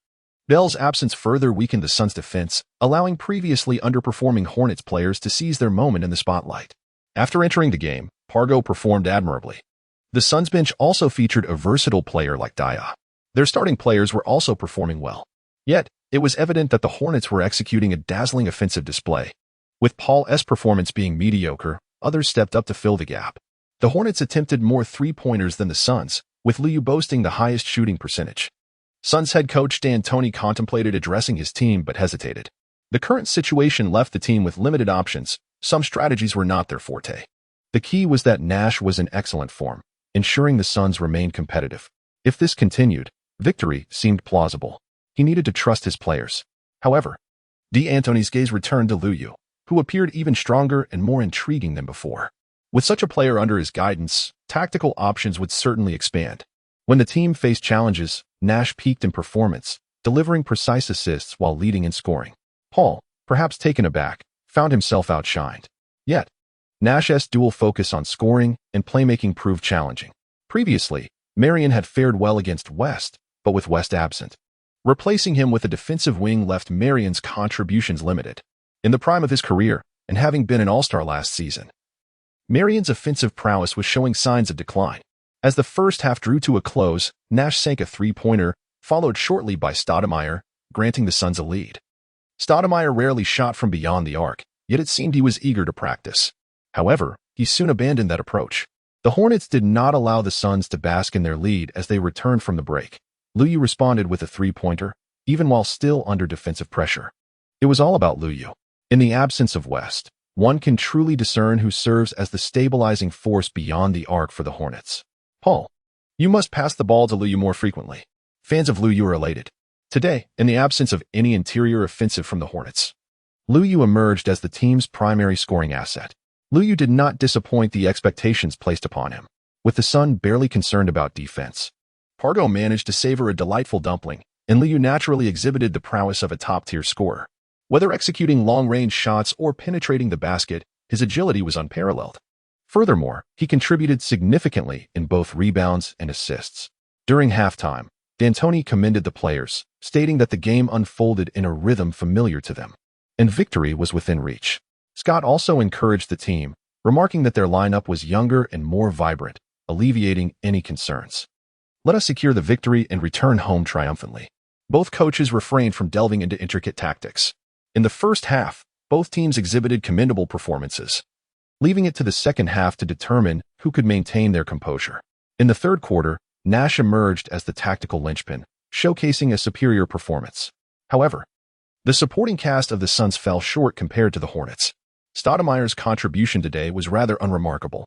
Conversely, Liu Yu's partnership with Peja was exceptionally harmonious. The Suns struggled to contain Liu Yu, who, in turn, facilitated greater opportunities for Peja. Their shooting prowess effectively overshadowed the Suns' flanks. Another starter, Peterson, faced negligible defense, rendering his attempts akin to a shooting practice session. The Suns were bereft of such fortune. Defense often becomes a matter of habit. Consequently, the Suns found their shots significantly more challenging than those of the Hornets. Repeated difficulties can easily sway the score. In the first half, Nash was on fire. Following halftime adjustments by Paul, even without finding his rhythm, he undoubtedly improved defensively. Thus, it is imperative for star players to possess a few signature skills. When one excels in both offense and defense, they can still contribute through alternative means, even during a slump. Paul's superiority over Nash lies in his defensive capabilities, although this aspect wasn't particularly critical in this match. However, by the third quarter, the dynamics had shifted. This was a comprehensive transformation. The Suns could not focus solely on Liu. D'Antoni began to sense troubling signs. In reality, the score remained relatively close, and anything could transpire in the final quarter. Yet, the phenomenon of youth overpowering experience occurred once again, reminiscent of Paul facing Davis when Paul, being younger and more vigorous, could easily outmatch Nash, who, despite a brief respite, could not withstand the fatigue in the closing moments. Paul seized the opportunity, dominating the seasoned veteran, as if he had suddenly found his rhythm. Feeling confident in his shooting, with the pressure alleviated on both ends, he could unleash his full potential. Previously, Nash's relentless pace and precise shooting had made things challenging for Paul. Once Paul felt comfortable, Liu found it even easier, resulting in fewer shot attempts as he redirected his focus toward defense, denying the Suns any chances for counterattacks. If typical stars possess 2 reliable skills, Liu likely possesses 10. He contributes to the team through a myriad of approaches, once again filling the stat sheet in this match. In the final minutes, despair crept into the Suns' camp. They felt increasingly unable to bridge the seemingly modest scoring gap, having previously dismissed double-digit deficits. At this juncture, the Suns exposed their deficiency in overcoming critical moments. The ability to perform under pressure is indeed a rare commodity. Many all-stars struggle in this regard, making the high-priced stars capable of leading their teams to championship contention objects of envy for others. The Suns fell short. In the final moments, Nash was sidelined. Stoudemire, tasked with stepping up, found himself overwhelmed. Ultimately, the Suns opted for Barbosa, leveraging his speed. When the team's primary star lacks the ability to break through, the sixth man often assumes this responsibility, a common occurrence echoed in Paul's teams. Unfortunately, lacking a definitive star, many instances hinge on sheer luck. Barbosa's speed was an asset, but penetrating the Hornets' interior proved fruitless. Attempting shots from the perimeter, Liu denied him any opportunity. Consequently, the Suns concluded the game in a lackluster fashion. The Hornets secured a clean sweep in their back-to-back away games. Congratulations to Liu on his victory. It is advisable to select opponents from whom to absorb basketball wisdom. I have chosen Steve Nash. By absorbing Steve Nash's basketball expertise, my skills in ball handling and passing increase by 2, while my three-point shooting enhances by 1. Chapter 38, The Derby. Liu scored over 30 points, yet this does not necessarily indicate that his offensive abilities have reached the pinnacle. The defensive strategies employed by various teams have a significant impact. As he prepares to face the Lakers next, such fortunate circumstances may not be replicated. Liu managed to score merely 19 points. It is worth noting that under Liu's defense, Kobe Bryant also only managed to score 19 points. Nevertheless, the Hornets still succumbed to defeat. At that time, the Lakers had yet to acquire Pau Gasol, although whispers of the Hornets' interest in him had already begun to circulate. Following the successful trade, many remarked on the Lakers' perceived lack of valuable assets. However, it was only the Lakers who offered the Grizzlies the desired components. The Grizzlies aimed for a rebuild, seeking not just average stars, but draft picks, expiring contracts, and young talents. The Hornets were merely interested in player exchanges, leaving them with no opportunity. Unlike previous seasons, the Lakers had undergone a transformation in their interior lineup. With the return of Lamar Odom and Andrew Bynum stepping into the starting role, the Hornets' Twin Towers, which were considered a formidable frontcourt in the league, surprisingly could not match Bynum's performance in this game. Bynum's impressive showing was partly due to his exceptional form today, as well as the shortcomings exhibited by West and Chandler. The Hornets roster is certainly not lacking, yet each player possesses their own vulnerabilities, necessitating a cohesive team effort to triumph over stronger opponents. Although they did not face the Lakers in this match, it is of little consequence. Their record remains superior to that of the Lakers, placing them among the league's elite. However, Liu felt a tinge of regret. The stronger the competition, the more he yearned to seize the opportunity to absorb the basketball wisdom of top-tier players. The Hornets continue to grapple with an old issue, their roster's low margin for error. One could also argue that the margin for error lies primarily with Paul. Yet this team is fundamentally Paul's, and even Coach Scott cannot alter the current tactics. The only course of action for Liu is to continually enhance his abilities. When the playoffs arrive, he aims to leverage his prowess to address the team's deficiencies and elevate the Hornets' margin for error. 2 days later, the Hornets are set to face the struggling Heat, who have faltered due to injuries and other issues. This is undoubtedly fortuitous news for Lu Yu. Currently, the Heat's offense and defense are in disarray, yet players like Dwayne Wade and Shaquille O'Neal offer invaluable basketball wisdom. While O'Neal is unable to take the court, Wade can participate, albeit in a less than optimal physical condition. Lu Yu effortlessly subdued Wade, who is undoubtedly out of form. While Wade may not be classified among the league's elite superstars, the disparity is marginal. In his youth, Wade excelled in certain aspects even beyond those of the league's finest. After all, he was often referred to as the 5 centimeters shorter Jordan, possessing remarkable physical prowess and a well-rounded offensive and defensive skill set. Otherwise, he would not have been able to secure a championship alongside the once dominant Shaquille O'Neal, whose prowess had already diminished from its peak. With Wade struggling, the rest of the Heat could not make much of an impact. Meanwhile, Paul was able to effortlessly contain the aging white chocolate. The Hornets maintained a distinct advantage in the paint. In this matchup, the Heat triumphed with ease, and Lu Yu scored an impressive 30 points in just 30 minutes. After a brief moment of hesitation, he ultimately chose to absorb basketball knowledge from O'Neal, who, despite his decline, was once among the league's elite and possessed the attributes that Lu Yu sought. Unfortunately, he could only enhance a maximum of 3 attributes at a time. Lu Yu has acquired formidable strength, amassing a total of 6 points in attributes encompassing dunking and interior prowess, a significant gain indeed. There is a certain appeal in teams with star players embracing mediocrity. On January 13th, domestic fans found ways to position themselves in front of live broadcasts. The Hornets faced off against the Rockets in an exhilarating matchup between 2 beloved stars, Lu Yu and Yao Ming. The excitement transcended national borders, with the NBA itself riding the wave of this event. The highly anticipated China Derby had been promoted well in advance. Compared to other domestic players in the NBA, these two carry considerable weight. The Rockets had not made significant moves during the summer, but they managed to address some shortcomings through rookie acquisitions. Brooks and Landry were promising young talents that the team secured at low draft positions. Additionally, they welcomed the seasoned rookie Scola, which transformed the previously weak power forward position into one of relative strength. The Rockets navigated their roster needs without excessive spending, demonstrating a commendable effort.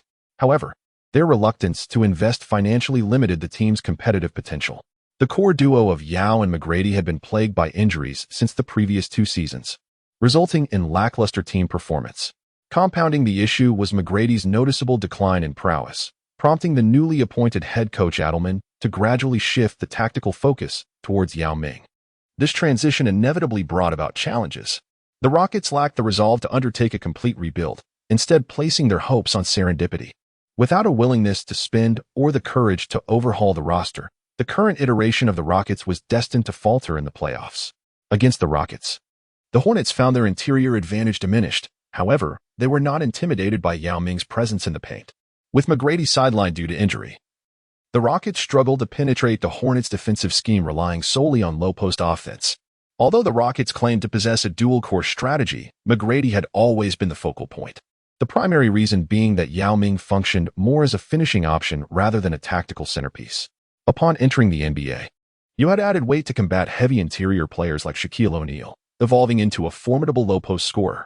However, as O'Neal and his contemporaries aged, the dynamics of the league's interior players shifted, diminishing the impact of traditional heavyweights. Regrettably, Yao was unwilling to shed weight, leading to a slower pace, reduced defensive range, and increased susceptibility to injuries. It is evident that the role of a low-post scorer is a challenging paradigm for traditional big men to relinquish. Yao found himself amidst a transitional era in NBA tactics, yet his mindset had not fully adapted. With Adelman at the helm, the team could have moved away from an over-reliance on low-post strategies. However, McGrady's decline forced Yao to become the primary offensive focus. By the time the team's roster was fully constructed around Yao, his body could no longer sustain the demands placed upon it. O'Neal's dominance in the paint stemmed from his exceptional physical attributes, a feat that few others could replicate. In this highly publicized derby, Lee did not start, but he was quickly substituted into the game. Nonetheless, he and Yao were not directly matched up. In fact, Lu Yu possessed the capability to exploit mismatches against Yao, but there was no necessity to do so.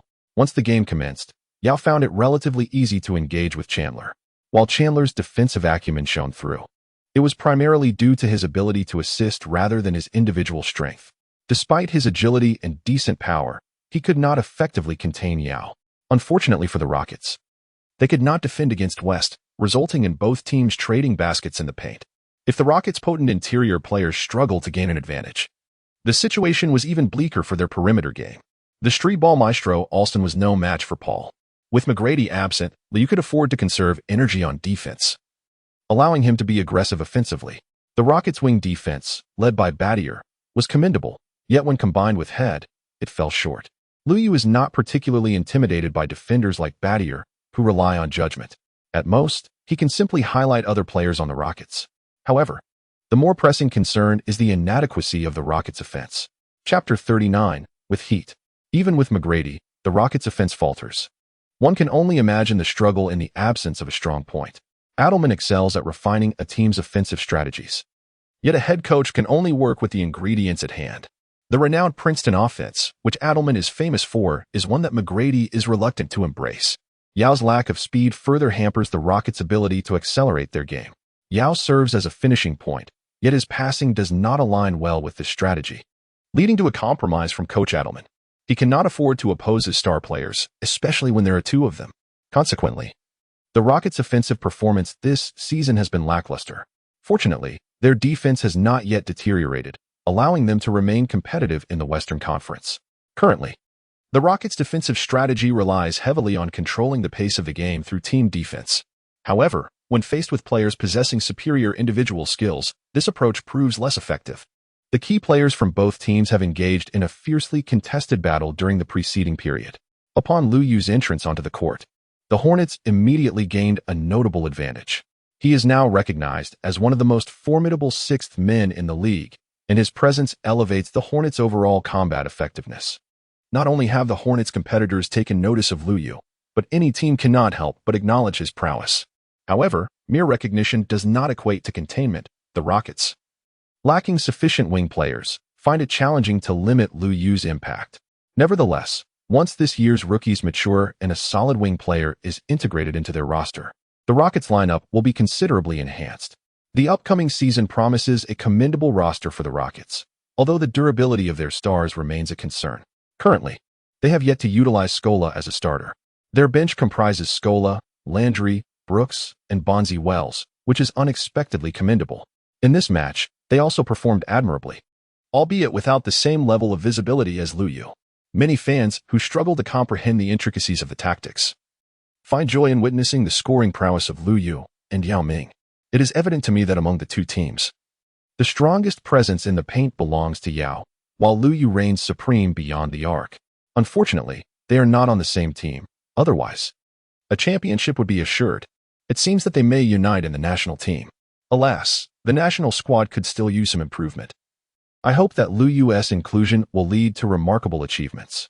In truth, the national team has indeed reached out to Liu Yu.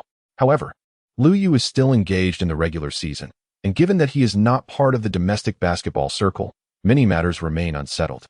The role players of the Rockets are exhibiting greater vitality compared to the previous season, yet individually, they still lack sufficient prowess. The head coach, Adelman, finds himself compelled to keep Yao Ming on the court for extended periods. Yao does not necessarily need to be the primary scorer. His mere presence on the court can draw defensive attention, creating opportunities for his teammates. In a sense, this reflects Yao's leadership capabilities, although it falls short of directly exerting influence, placing higher demands on the role players. After the Hornets established a lead, they maintained it throughout the first half. The Rockets' scoring explosiveness is rather limited, and their ability to close the gap is weak. As long as the Hornets execute their offensive strategies effectively, the Rockets will find it challenging to compete. Coach Adelman, contemplating potential strategies, continues to leverage the influence of his star players. Since the coaching change, Yao's playing time has increased significantly. While the Rockets have fortuitously resolved the issue at the power forward position, they have yet to address the dilemma of Yao's backup. Given Yao's significant physical demands and his not being the most robust in terms of stamina, keeping him on the court continuously is akin to drinking poison to quench thirst.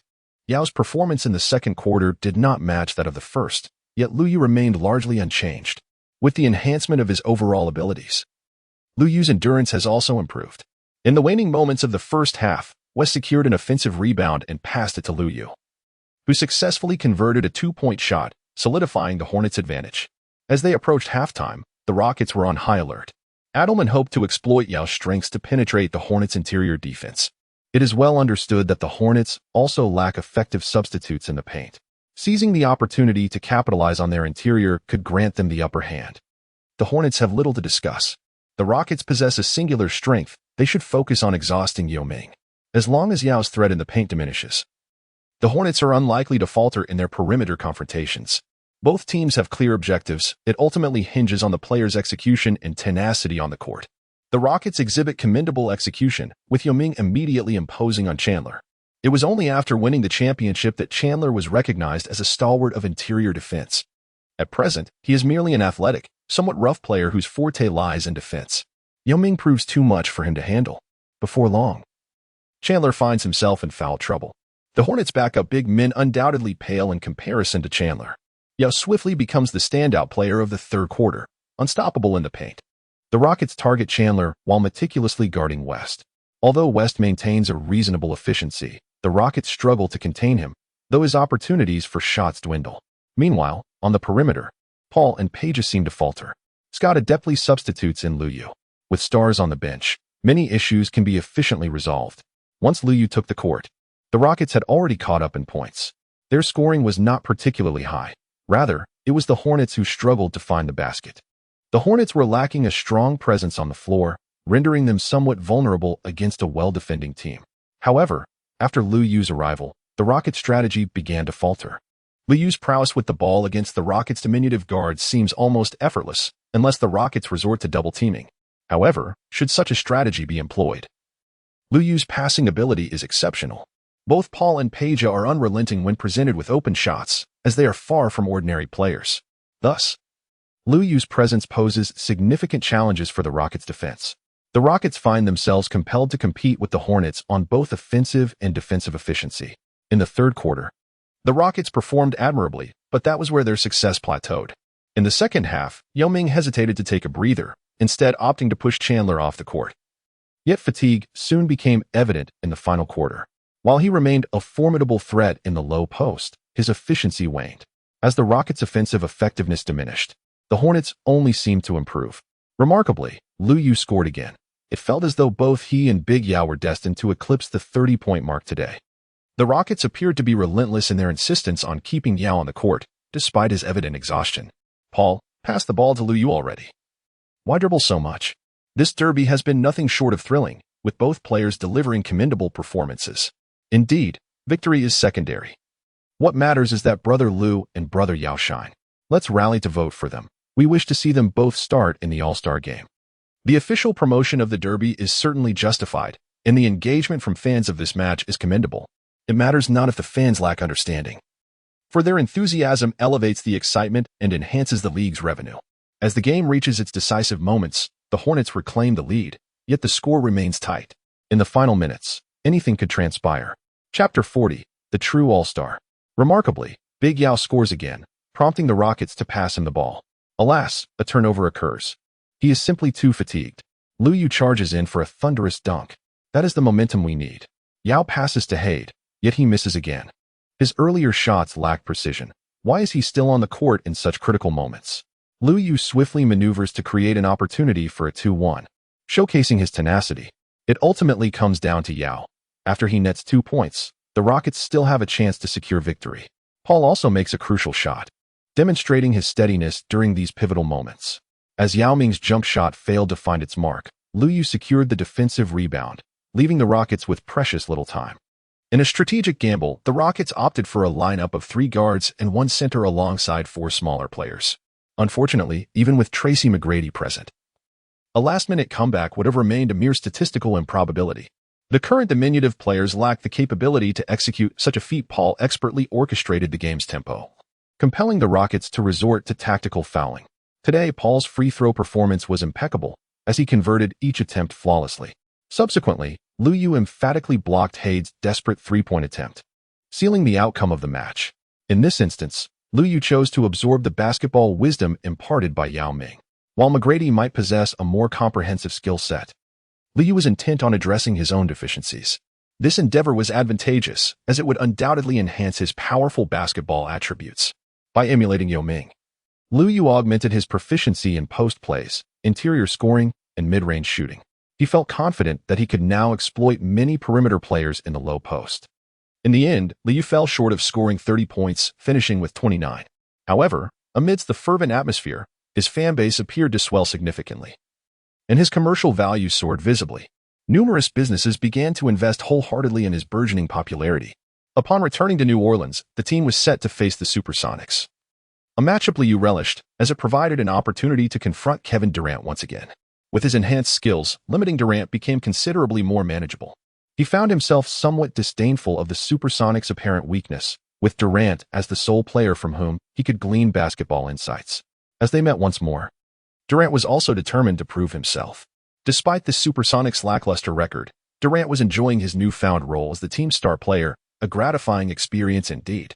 However, as Liu's popularity surged, comparisons between the two players became increasingly frequent, impacting Durant's mood. He was discontent with the notion that he was inferior to Liu and yearned for a similar number of All-Star votes. Durant began the game by scoring 4 consecutive points, propelling his team into the lead. Regrettably, Liu was still on the bench. Otherwise, he would have relished the opportunity to score against him. Shortly thereafter, the team's interior defense faltered. Chandler, in just one quarter, amassed double-digit rebounds.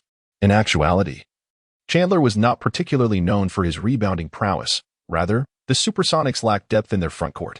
Durant found himself exasperated. Having become the team's leading rebounder despite playing as a guard, surrounded by teammates of questionable ability. Nevertheless, he continued to score. Once Liu took the stage, Durant immediately realized that scoring had become considerably more challenging. Liu's defensive prowess is strikingly superior compared to his fellow players on the Hornets. Has he truly grown stronger? It seems unfathomable to Durant, who is shaken to his core, unable to accept this reality. He is advancing. I too am progressing. I shall not fall behind. Fueled by determination, Durant is eager to engage Liu in a genuine contest. However, that encounter never materialized. Although the team's diminutive guard, Watson, unexpectedly delivered a commendable performance. Shooting more adeptly than Paul, Durant finds himself still lacking sufficient support. On the Hornets side, West and Peja showcase their offensive capabilities. Durant, aside from contending with Liu, must also contend with the Hornets' cohesive defense. For Liu, scoring is considerably simpler. Moreover, Liu's overall abilities now seem to surpass those of the illustrious Durant. In the first half, the Hornets decisively overwhelmed the Supersonics. The current Hornets have become even stronger. Liu's statistics surpass those of Durant. During halftime, Durant appeared disheartened. With the Hornets exhibiting such strength, what was the point of competing? It is not that Durant lacks effort. Rather, the disparity in his teammates renders the situation inequitable. He requires more formidable companions. In the second half, Durant's resolve waned, and the Supersonics lacked anyone willing to step up. The Hornets, having clocked out after 3 quarters, witnessed Liu amass an impressive 31 points, the highest of the game. Drawing from Durant's basketball acumen, he enhanced his mid-range shooting, dunking, and overall consistency. The Hornets were set to embark on a series of home games against relatively weaker opponents, starting with a decisive victory over the Bobcats. On January 21st, Liu faced off in the highly anticipated China Derby against the Bucksy Jianlian, this year's 6th overall pick. Expectations for E were initially high. Yet his performance in Milwaukee has been disappointing, primarily due to the nature of his skill set. He is a quintessential finisher, but his scoring methods are rather limited. Although he possesses commendable static and dynamic athleticism, his finishing efficiency has faltered under the rigors of the NBA, struggling to excel at his most proficient tasks. It is unsurprising that he has failed to secure a tactical position within the team. His journey through 3 teams during his rookie season suggests a similarity to those athletic players who, despite their physical attributes, are unable to make an impact. Moreover, the Bucks' focus on perimeter offense does not align well with Ye's lackluster defensive awareness. In contrast, a defensively minded player like Bogut would be more suitable. Ultimately, his shortcomings in skill are the crux of the issue. Otherwise, the Bucks could effectively blend inside and outside strategies. The irony of this match is palpable. Although he was a starter, he held little tactical significance, receiving limited playing time and failing to perform at a level comparable to that of the bench player, Villanueva. Liu holds a significant position and is currently an essential member of the Hornets. He has ample playing time, and due to the Chinese Derby. His teammates generously create opportunities for him. While the Hornets easily triumphed over the Bucks, Liu also scored a remarkable 28 points, the highest of the game. Domestic fans lament, questioning why Yi Jianlian, who seemingly had a much higher starting point, is now faring worse than Liu. Subsequently, the Hornets secured victories at home against the Trail Blazers and the Clippers. With this streak of home wins, Liu's prowess has undeniably soared. At this juncture, the All-Star starting lineup was announced. The Hornets, as the host team for the All-Star weekend, have performed admirably, currently boasting the best record in the Western Conference. Their head coach, Byron Scott, has been selected as the All-Star coach for the West. The competition in the Eastern Conference for this All-Star game is rather mild, with players like Kidd, Wade, James, Garnett, and Howard earning their spots without much contention, coached by Celtics head coach Doc Rivers. Conversely, the Western Conference is marked by fierce competition. However, Yao Ming managed to prevail relatively easily in the center position. In the forward category, Anthony is notably popular, while Duncan made a late surge to surpass Nowitzki.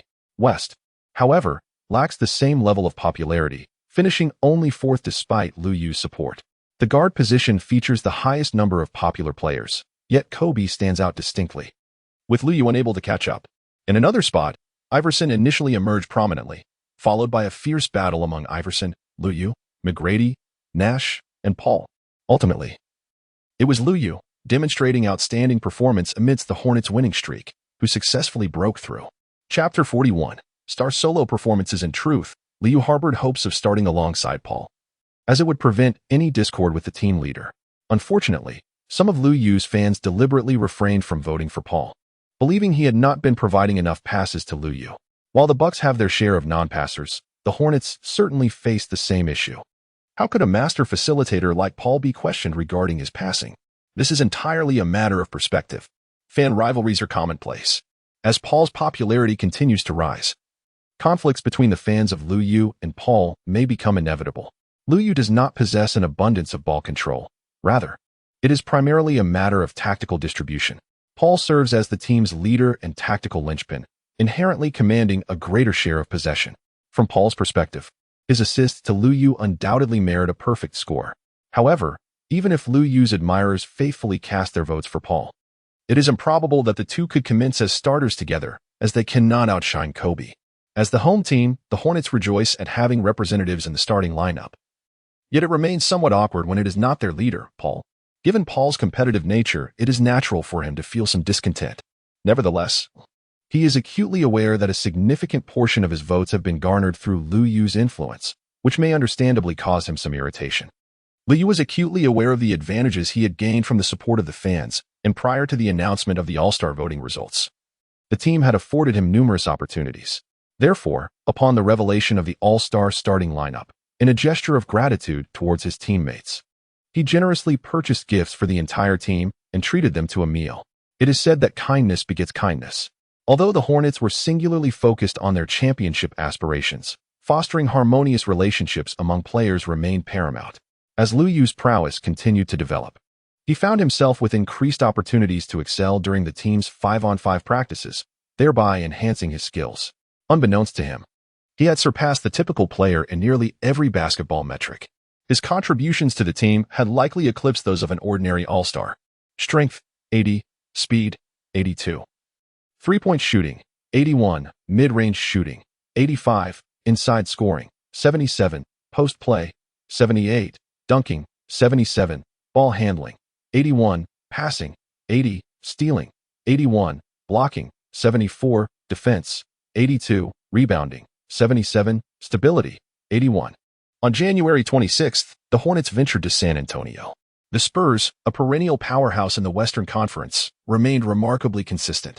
Regardless of the evolving strategies within the NBA, they seemed to adapt seamlessly. Renowned for their defensive prowess, the Spurs also exhibited a fluid offensive style.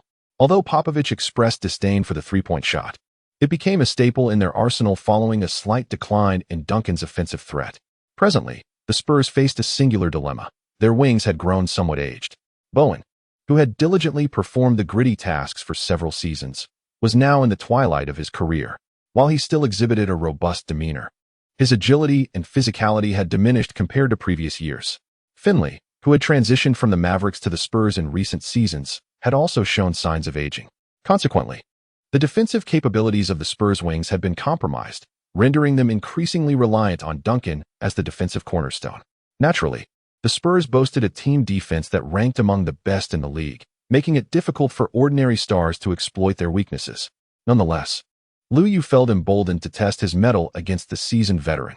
Lu Yu remains a non-starter, as does Jin Billy, the Spurs' highest scorer this season. The Spurs possess a formidable frontcourt, yet Duncan's usual partners tend to be rather lackluster. Consequently, the Spurs are at their most potent when Duncan assumes the center position, employing a small ball strategy.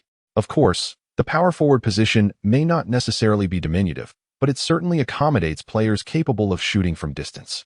As the game commenced, the first points were scored by the Hornets center, Chandler, who secured an offensive rebound and converted it into a basket. Chandler has been exceptionally vigorous lately, demonstrating remarkable prowess on the boards. Upon analyzing the tactics, one might note a certain resemblance between the two teams. The Hornets initiate their offense through a pick-and-roll orchestrated by Paul and West, while the Spurs rely on a two-man game between Parker and Duncan. However, the nuances of their strategies differ significantly. Paul's playmaking ability surpasses that of Parker, and he tends to possess the ball for a longer duration. Additionally, Duncan's style contrasts sharply with that of West, as Duncan plays closer to the basket. In truth, it is not West defending Duncan, but rather Chandler. Duncan's approach leans more towards that of a center, though he is nominally classified as a power forward. In the opening moments, the big fundamental displayed remarkable stamina, rendering Chandler unable to cope. Within 3 minutes, Chandler found himself overwhelmed. Nevertheless, Duncan conserved his energy instead of exerting himself against West, leaving the Hornets' interior offense unscathed. Furthermore, Duncan is accustomed to exerting force before taking pauses, not maintaining relentless intensity. Logically, the Spurs should have gained the upper hand after overpowering Chandler. Yet that was not the case. The aging wings of the Spurs surprisingly failed to contain Peja. Bowen and Finley struggled to score as well. While they initially leveraged their advantage in the paint with Chandler sidelined, the entry of Lu Yu shifted the dynamics entirely, leaving the Spurs unable to withstand the onslaught. In response, they hastily substituted in the younger Jin Billy and Udoka, the latter of whom would later become infamous for his inappropriate relationship with a female staff member during his tenure with the Celtics. Yet, even these two were unable to effectively defend against Lu Yu. Lu Yu now combined strength and speed, making it difficult for heavy side wings to withstand him. Naturally, the Spurs would not place all their hopes solely on defense. With Jin Billy entering the game, the Spurs can also unleash their most formidable offensive strategy. Unfortunately, Lu Yu's defense against Jin Billy is quite commendable. Lu Yu holds a slight advantage over the Demon Blade in terms of physical prowess. However, due to the unpredictable nature of the Demon Blade, Ginobili has yet to showcase his Jordan-like form from 20 minutes ago. Consequently, the Spurs find themselves at an impasse. During their previous encounter, they had successfully contained the Hornets' offense, yet, 2 months later, they are unable to do so. Has the pace of change in these matters accelerated to such a degree? Spurs head coach Popovich finds himself coveting Lu Yu. Yet he recognizes that it is challenging for the team to secure a player of such caliber on the wing. After Duncan took a brief respite before returning to the court, the Spurs, who were struggling offensively, shifted to a staunch defensive strategy. Under Duncan's sweeping presence, the paint transformed into a no-fly zone, significantly diminishing the Hornets' offensive efficiency. This was particularly evident as West's contributions were curtailed, limiting the team's tactical options. In such circumstances, a player with an unorthodox approach is required to breach the Spurs' defense. While Paul tends to play by the book, Lu Yu has begun to exhibit the potential for a more unconventional style. With the Hornets' offense stymied, Lu Yu's isolation plays were increased. As the Spurs are a rival of the Hornets in the Western Conference, they remain vigilant regarding Lu Yu's development. Even if they are uncertain of the extent of his progress, they will not let their guard down defensively. Thus, Lu Yu's performance has not been overwhelmingly dominant. Lu Yu has undoubtedly reached an all-star caliber, yet the Spurs possess ample experience in dealing with all-star players. Only those like Kobe, who defy all rationale, can leave the Spurs at a loss. Lu Yu was merely a fraction short. Yet, in the context of this match, it proved to be sufficient. The Spurs, even in their defensive stance, were unable to execute an efficient offense. The Hornets' defense was also making its impact felt. Lu Yu does not need to overwhelm his opponents. He merely needs to be slightly more efficient than the Spurs' offensive players. He accomplished this. Chapter 42, Western Conference Leaders. Do not allow him to shoot. Spurs head coach Greg Popovich, visibly displeased, furrowed his brows in frustration. Bowen received the signal, aware that it was time to showcase his skills. If the young players were not taught a lesson, they might mistakenly believe that the NBA is an easy league to navigate. Bowen approached, intending to find an opportunity for a sneaky maneuver. However, it was only the regular season, so there was no need to be overly aggressive. A mere reminder for Liu Yu to behave would suffice. Unexpectedly, before he could even attempt to move, he was forcefully shoved aside by Liu Yu. The impact nearly took his breath away, leaving him powerless to execute any further actions. Meanwhile, Liu Yu seized the moment and effortlessly sank a shot. As Liu Yu's defensive prowess increasingly garners attention, his offensive capabilities naturally demand equal focus. It is not merely against notorious adversaries that he remains vigilant. Even when faced with ordinary opponents, he exercises utmost caution. Athletes harbor a profound fear of injury, and Liu Yu has long lamented the repercussions of a previous minor ailment. He is committed to a regimen of scientific training, meticulously studying confrontation techniques to preclude the onset of injuries. This approach mirrors that of elite players like Kobe Bryant. In the face of fierce defense, one must also exhibit tenacity and not shy away from physicality. On the basketball court, benevolence can often invite exploitation. In his youth, Bowen could afford to lose a confrontation and still press forward. However, it is evident that he can no longer attain that level of resilience. Consequently, the Spurs have spent the ensuing seasons in search of a suitable replacement for the wing position, exploring various trades without success, until they finally secured a promising prospect. Lee became increasingly emboldened as the game progressed. In the final moments of the first half, he notably assisted in blocking Parker's layup, ensuring that the team entered halftime with a lead. His performance was commendable, prompting Scott to personally exchange high-fives with Liu Yu. Witnessing Liu Yu's prowess, he suddenly perceived that the formidable Spurs were not insurmountable adversaries. With newfound clarity, the Hornets resolved to target the Spurs' flanks aggressively in the second half. Conversely, Coach Popovich of the Spurs was acutely aware that to secure victory, a seamless integration of offense and defense was essential. While the Spurs boasted a well-rounded team, their execution lacked a harmonious blend. Consequently, they deployed one set of players for offense and another for defense, resulting in a disjointed rhythm between their attacking and defending phases. Theoretically, however, they were capable of performing both simultaneously. The Spurs' execution was impeccable. Upon entering the third quarter, Duncan immediately intensified his efforts on both ends of the court. As the team sensed a shift, they promptly substituted in Jin Billy. Despite their exceptional team strategies, the Spurs ultimately relied on their stars. Some coaches who departed from the Spurs may have failed to grasp this nuance, focusing solely on team tactics, which proved less effective in the playoffs. Of course, it could also be that they learned the principles, but lacked a star of Duncan's caliber. The Spurs initiated their offensive strategy early, and Scott wasted no time. After observing 2 plays, he brought Liu Yu back onto the court. Upon Liu Yu's arrival, the Spurs' wing defense indeed became strained. Popovich promptly deployed his troops, substituting Horry while moving Duncan to the center position. However, the seasoned Horry, who was nearing retirement at almost 38 years of age, could not significantly aid the team. The Spurs found themselves burdened with too many aging veterans.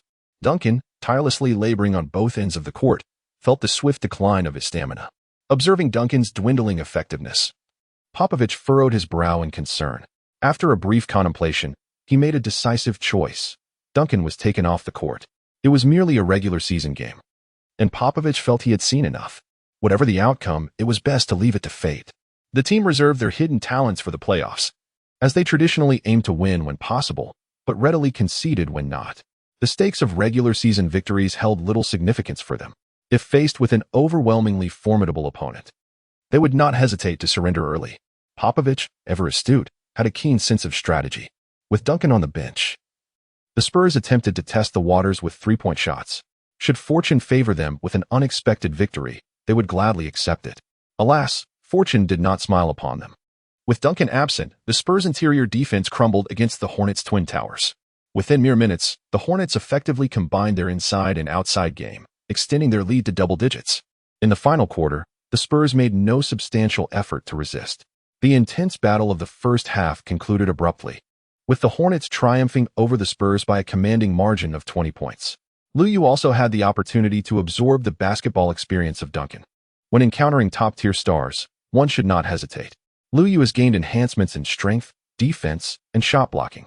He reflects on the fact that facing top-tier stars now results in a less significant increase in his basketball stats. 2 days later, the Hornets returned to their home court, achieving a resounding victory over the Nuggets, who were without Anthony. With consecutive wins against formidable teams, the Hornets' hold on the top spot in the Western Conference has become increasingly secure. However, during this match, Peterson sustained an injury. While the injury of a role player does not greatly impact the team, it nonetheless has some repercussions.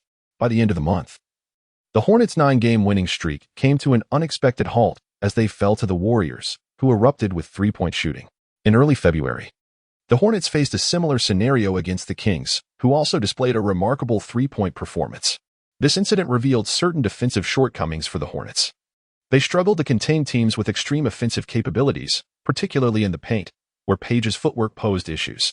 Fortunately, Liu experienced an offensive explosion, scoring double digits in the final quarter and finishing the game with an impressive tally of 36 points, 10 rebounds, 3 assists, 2 steals, and 2 blocks, leading the team to a comeback victory over the Kings. As he continues to shine, the recognition for his talents from the external world grows increasingly pronounced. Liu, this all-star starter, may indeed be deserving of the accolade. On February 4th, the Hornets fell to the Jazz. It is truly difficult to articulate the restraint of players in such matters. Paul was thoroughly outperformed by Darren. Liu felt quite helpless. Darren was utterly unreasonable in this match, boasting an astonishing shooting percentage, as if he had just feasted on doublings. In truth, Paul's performance was not significantly inferior. It was primarily due to his playing style. Prolonged ball handling under restraint had a substantial impact. Had it not been for a hint of stubbornness and the prolonged entanglement with Darren, it would have been inconsequential. Paul certainly did not require consolation. Regarding the criticisms, there is no need for such earnestness until the playoffs. Liu meticulously observed the matchup between Darren and Paul. Suddenly, he realized that during the intra-team scrimmages, he could have directly matched up against Paul without being too conspicuous. He could simply claim he was mimicking potential playoff adversaries. This notion was certainly worth discussing with head coach Scott. If the team acquiesced, once the All-Star weekend had passed, Liu would seize the opportunity to maximize the potential of the starting lineup. 2 days later, the Hornets arrived in Phoenix, where Paul was set to confront another formidable guard. However, Paul displayed no trepidation towards Nash. Naturally, their defenses were ineffective, resulting in a mutual offensive explosion. At that juncture, the Suns had recently acquired O'Neal, although he was not yet eligible to play. Consequently, the Suns were without Marion, while the Hornets were missing Chandler. During this period, the Hornets had engaged in several high-scoring skirmishes and had grown accustomed to such a pace. From the outset of the game, both teams unveiled their offensive prowess. The Suns' perimeter players were not particularly noteworthy, and Liu was in full throttle.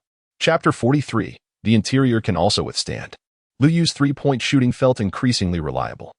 Not only his three-point shooting, but his overall shooting was also becoming trustworthy. Facing the Suns, it seemed that merely having a shooting presence would suffice during the regular season. The Suns exhibited little regard for defense, opting instead for an extreme offensive approach right from the beginning. It was not solely Liu's enhanced skills that made an impact. Page was also shooting comfortably. Although Page's foot speed had diminished, he still favored a fast-paced game. Slowing down would only decrease his shooting accuracy. Aggressive opponents were well suited for this potent marksman. Additionally, with Paul in good form, the Hornets took the lead upon Liu's entry and maintained a slight advantage throughout.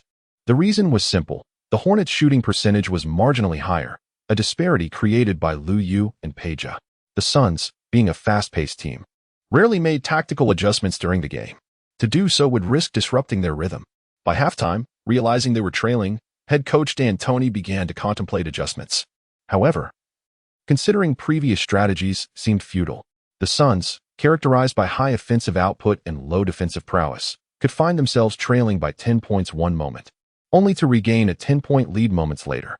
Yet, upon returning to the locker room, D'Antoni felt no pressing need for change. The first half had played to their tempo, but the Hornets had performed even better within that rhythm. What could he do? They could not alter their pace and engage the Hornets with unfamiliar tactics. Moreover, without Marion, bolstering their defense was a formidable challenge. Marion had excelled in both one-on-one and help defense. The Suns now lacked such players. They were left to forge ahead on a singular path. The Hornets had performed admirably in the first half, but it was improbable they could sustain that level of play indefinitely. D'Antoni is resolute that the Hornets cannot maintain their rhythm. The halftime break came at a fortuitous moment. And in the second half, the Hornets struggled to recapture the essence of the first. Their objective is to prevent the Hornets from regaining their momentum. While this may sound like a matter of luck, it is, in fact, a lesson drawn from experience. The Hornets' shooting in the first half was somewhat extraordinary. However, as the third quarter commenced, their efficiency appeared to wane. They can play at a fast pace, yet it is not their forte. For the Suns, such a tempo is routine. They exhibit remarkable stability.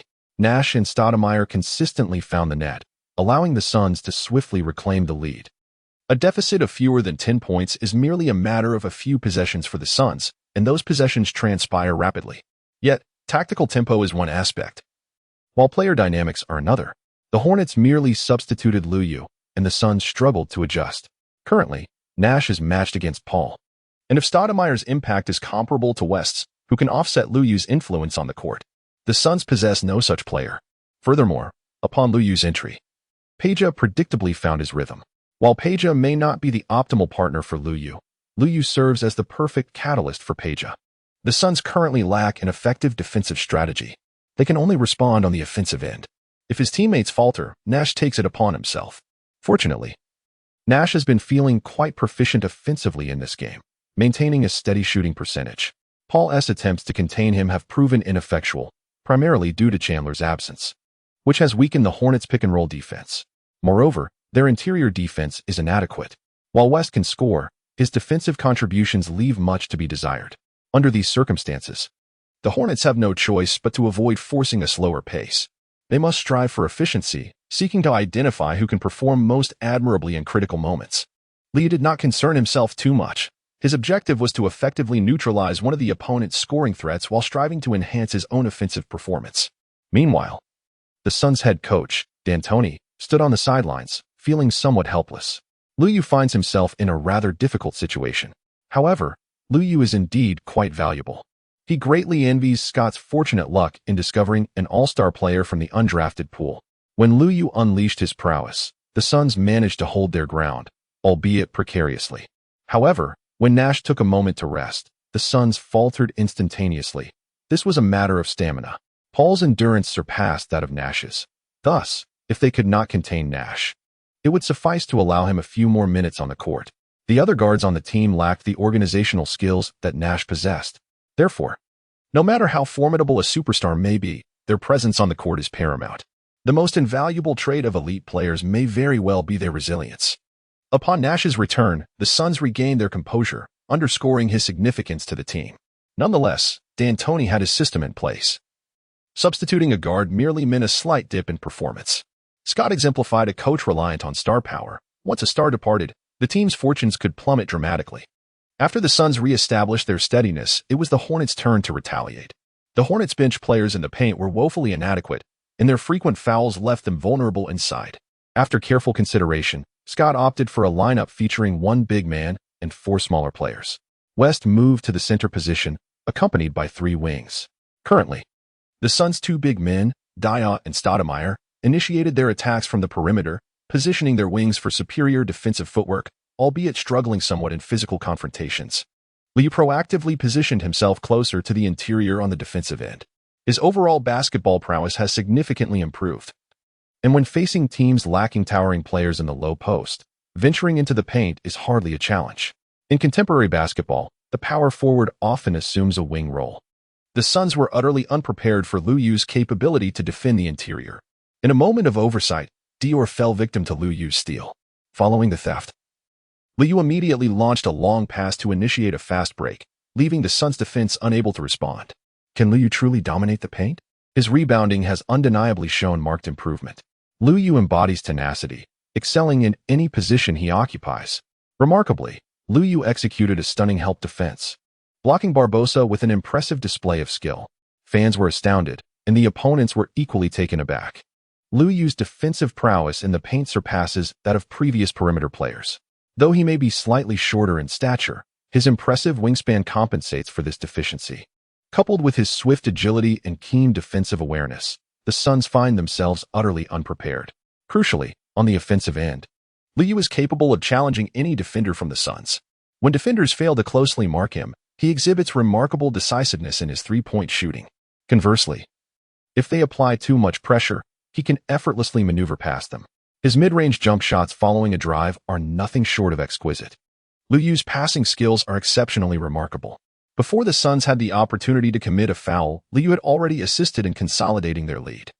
The advantage was not substantial, and with little time remaining in the final quarter, as the Suns contemplated a three-point gamble, Liu Yu adeptly shifted his defense to the perimeter. Liu Yu has now emerged as the most effective defender for the Hornets. Wherever he goes, the opponent's scoring efficiency in that area diminishes. In crucial moments, despite the Hornets' vulnerabilities in the paint, they have made a concerted effort to slow down the tempo. Although Nash ultimately sank a three-pointer, it proved futile in the end. Forcing the master facilitator into a position where he could only take successive shots was a testament to the Hornets' success. In a clash of diminished Western powerhouses, the Hornets emerged victorious. Chapter 44, a game that belongs to him. On New Year's Eve, Liu Yu spent the occasion with Yi, while Zhang and Aishang remained abroad, not returning to the country. Initially, their families had planned to gather together, but ultimately decided to postpone their visit until the All-Star weekend. They first intended to visit relatives domestically, and after resolving some business matters in mid-month, they planned to come and enjoy a few carefree days together. We shall continue to thrive year after year. Liu Yu and Zhang Nishang sat together at the hot pot, their faces adorned with smiles of pure happiness. The past 6 months had unfolded like a dream, yet felt profoundly real. In truth, their families did not observe the custom of enjoying hot pot during the new year. However, the simplicity of hot pot was precisely what made it appealing. Ultimately, as long as they were together, any meal would be delightful. Liu Yu's commercial endorsements have reached a critical juncture, and it is anticipated that results will emerge around the All-Star period. However, such matters do not require excessive time. Both parties can take their time to deliberate over the points of divergence. Liu Yu possesses remarkable confidence. Moreover, he remains unperturbed by material desires, showing little yearning for wealth. His sole aspiration is to attain clarity of thought. During the spring festival, Liu Yu finds himself at home, unencumbered by competition. Fortune seems to smile upon him as well. The upcoming match for the Hornets is also at home, facing the restructured Grizzlies, who have traded Marc Gasol. Against such an opponent, the Hornets are poised for a resounding victory.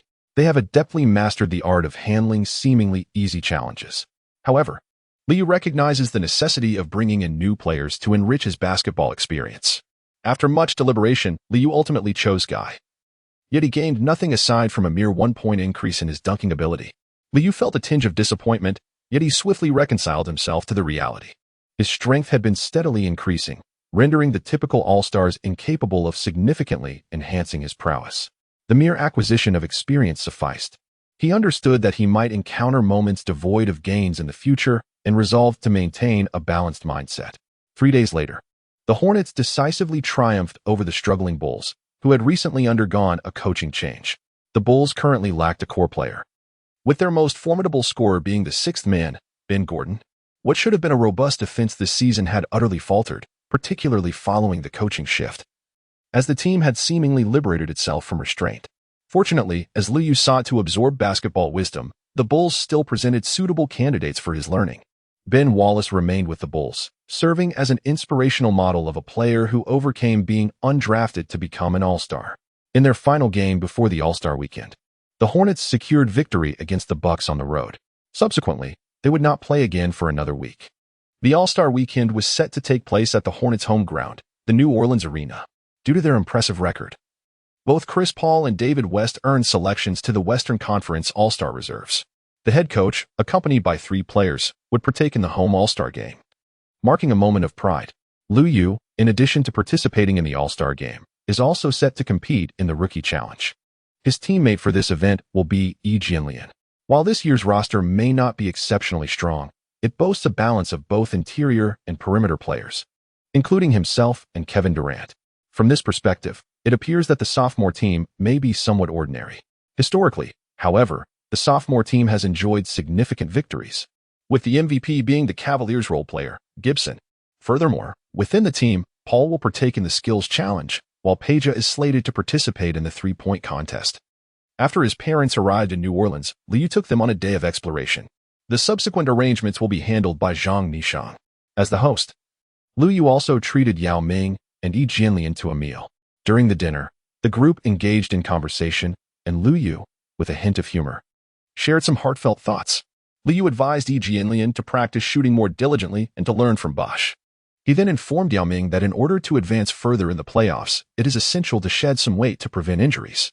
Additionally, he urged the management to trade Tracy McGrady for a partner more suited to his style.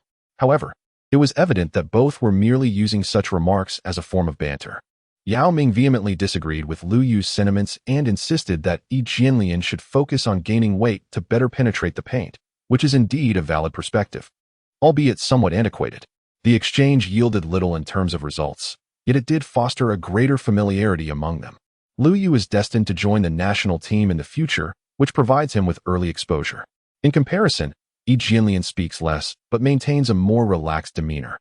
The Bucks, being a relatively weaker team, are unlikely to have significant developments ahead. To be honest, he does not enjoy residing in such a small market. Yao Ming, on the other hand, is entirely focused on the Rockets' playoff journey, as they currently sit at 9th in the Western Conference. He remains attentive to Shaquille O'Neal's return to the West.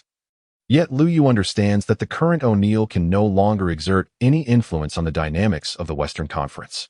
During the All-Star Rookie game, Liu Yu briefly trained alongside Yi Jianlian. They also participated in an interview together.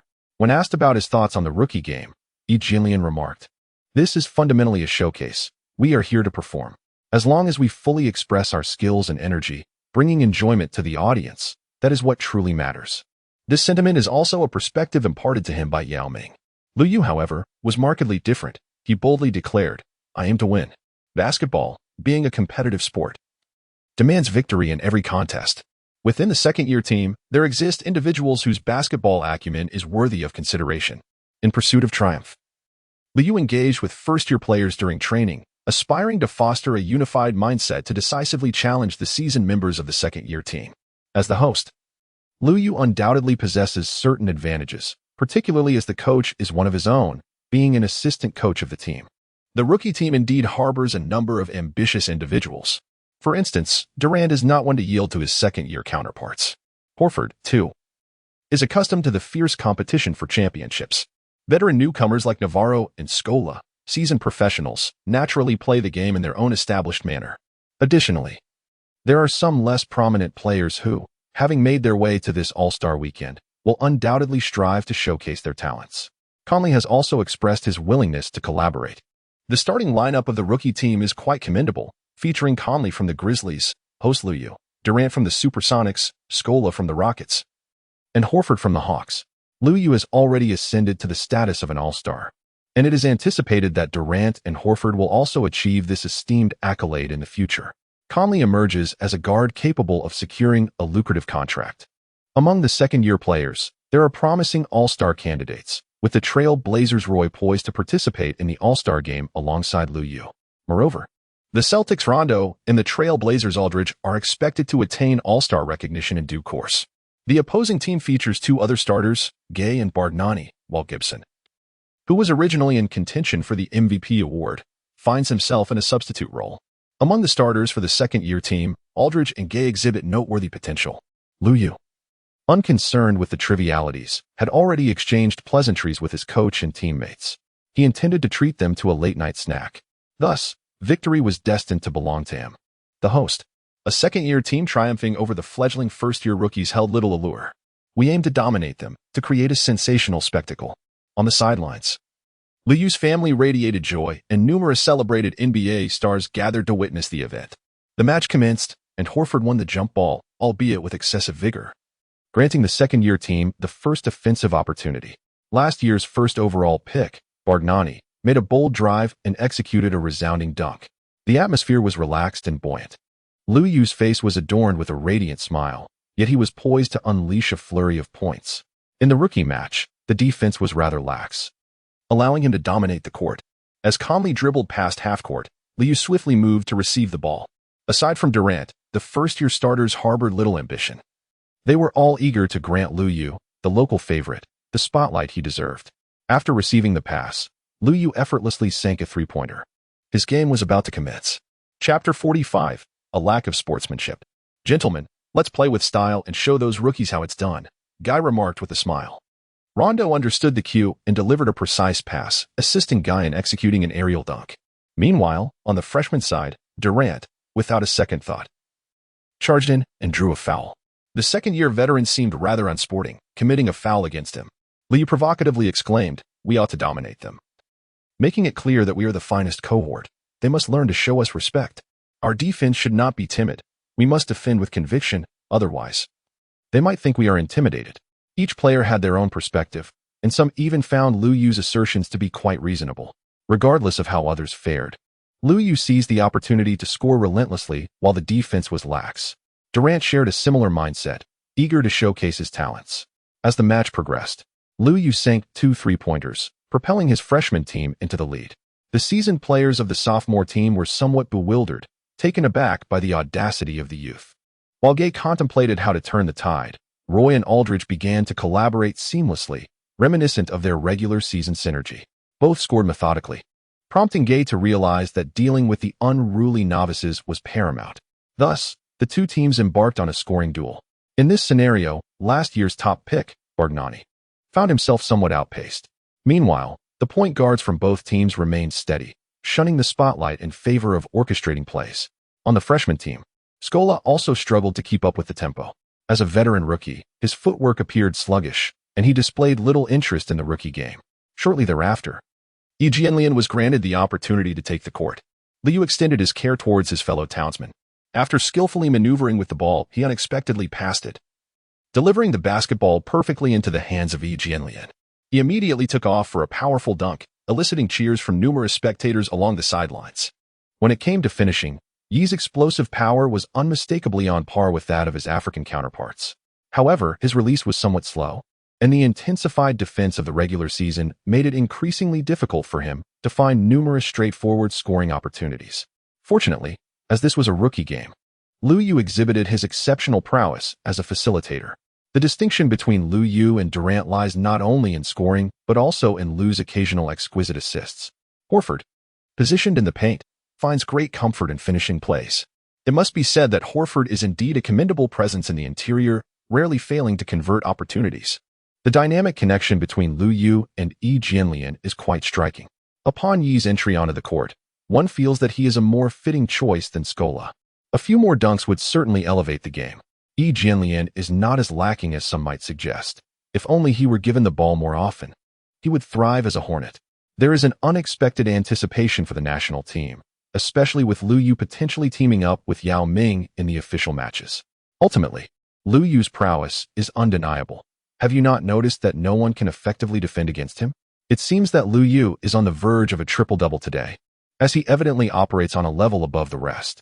When Liu Yu was on the court, the first-year team maintained a steady lead. The second-year team's coach, Thibodeau, had devised several defensive strategies in his mind. As an assistant coach specializing in defense for the Celtics, he was indeed one of the league's foremost defensive tacticians. However, during the All-Star weekend, Thibodeau merely contemplated these strategies internally, refraining from imposing too much on his players. After all, effectively containing an All-Star player relies heavily on team defense. Individual defense is often insufficient, especially considering that the players in the rookie game are generally not renowned for their defensive prowess. The second-year team had only Rondo, who could not possibly guard Liu Yu through mismatches. In contrast, the first-year team showcased strong defensive capabilities, with Liu Yu excelling, Al Horford performing admirably, and Mike Conley maintaining a solid standard. As the rotation period commenced, the intensity of the game escalated. The substitute players from both teams seemed to cherish this rookie game even more.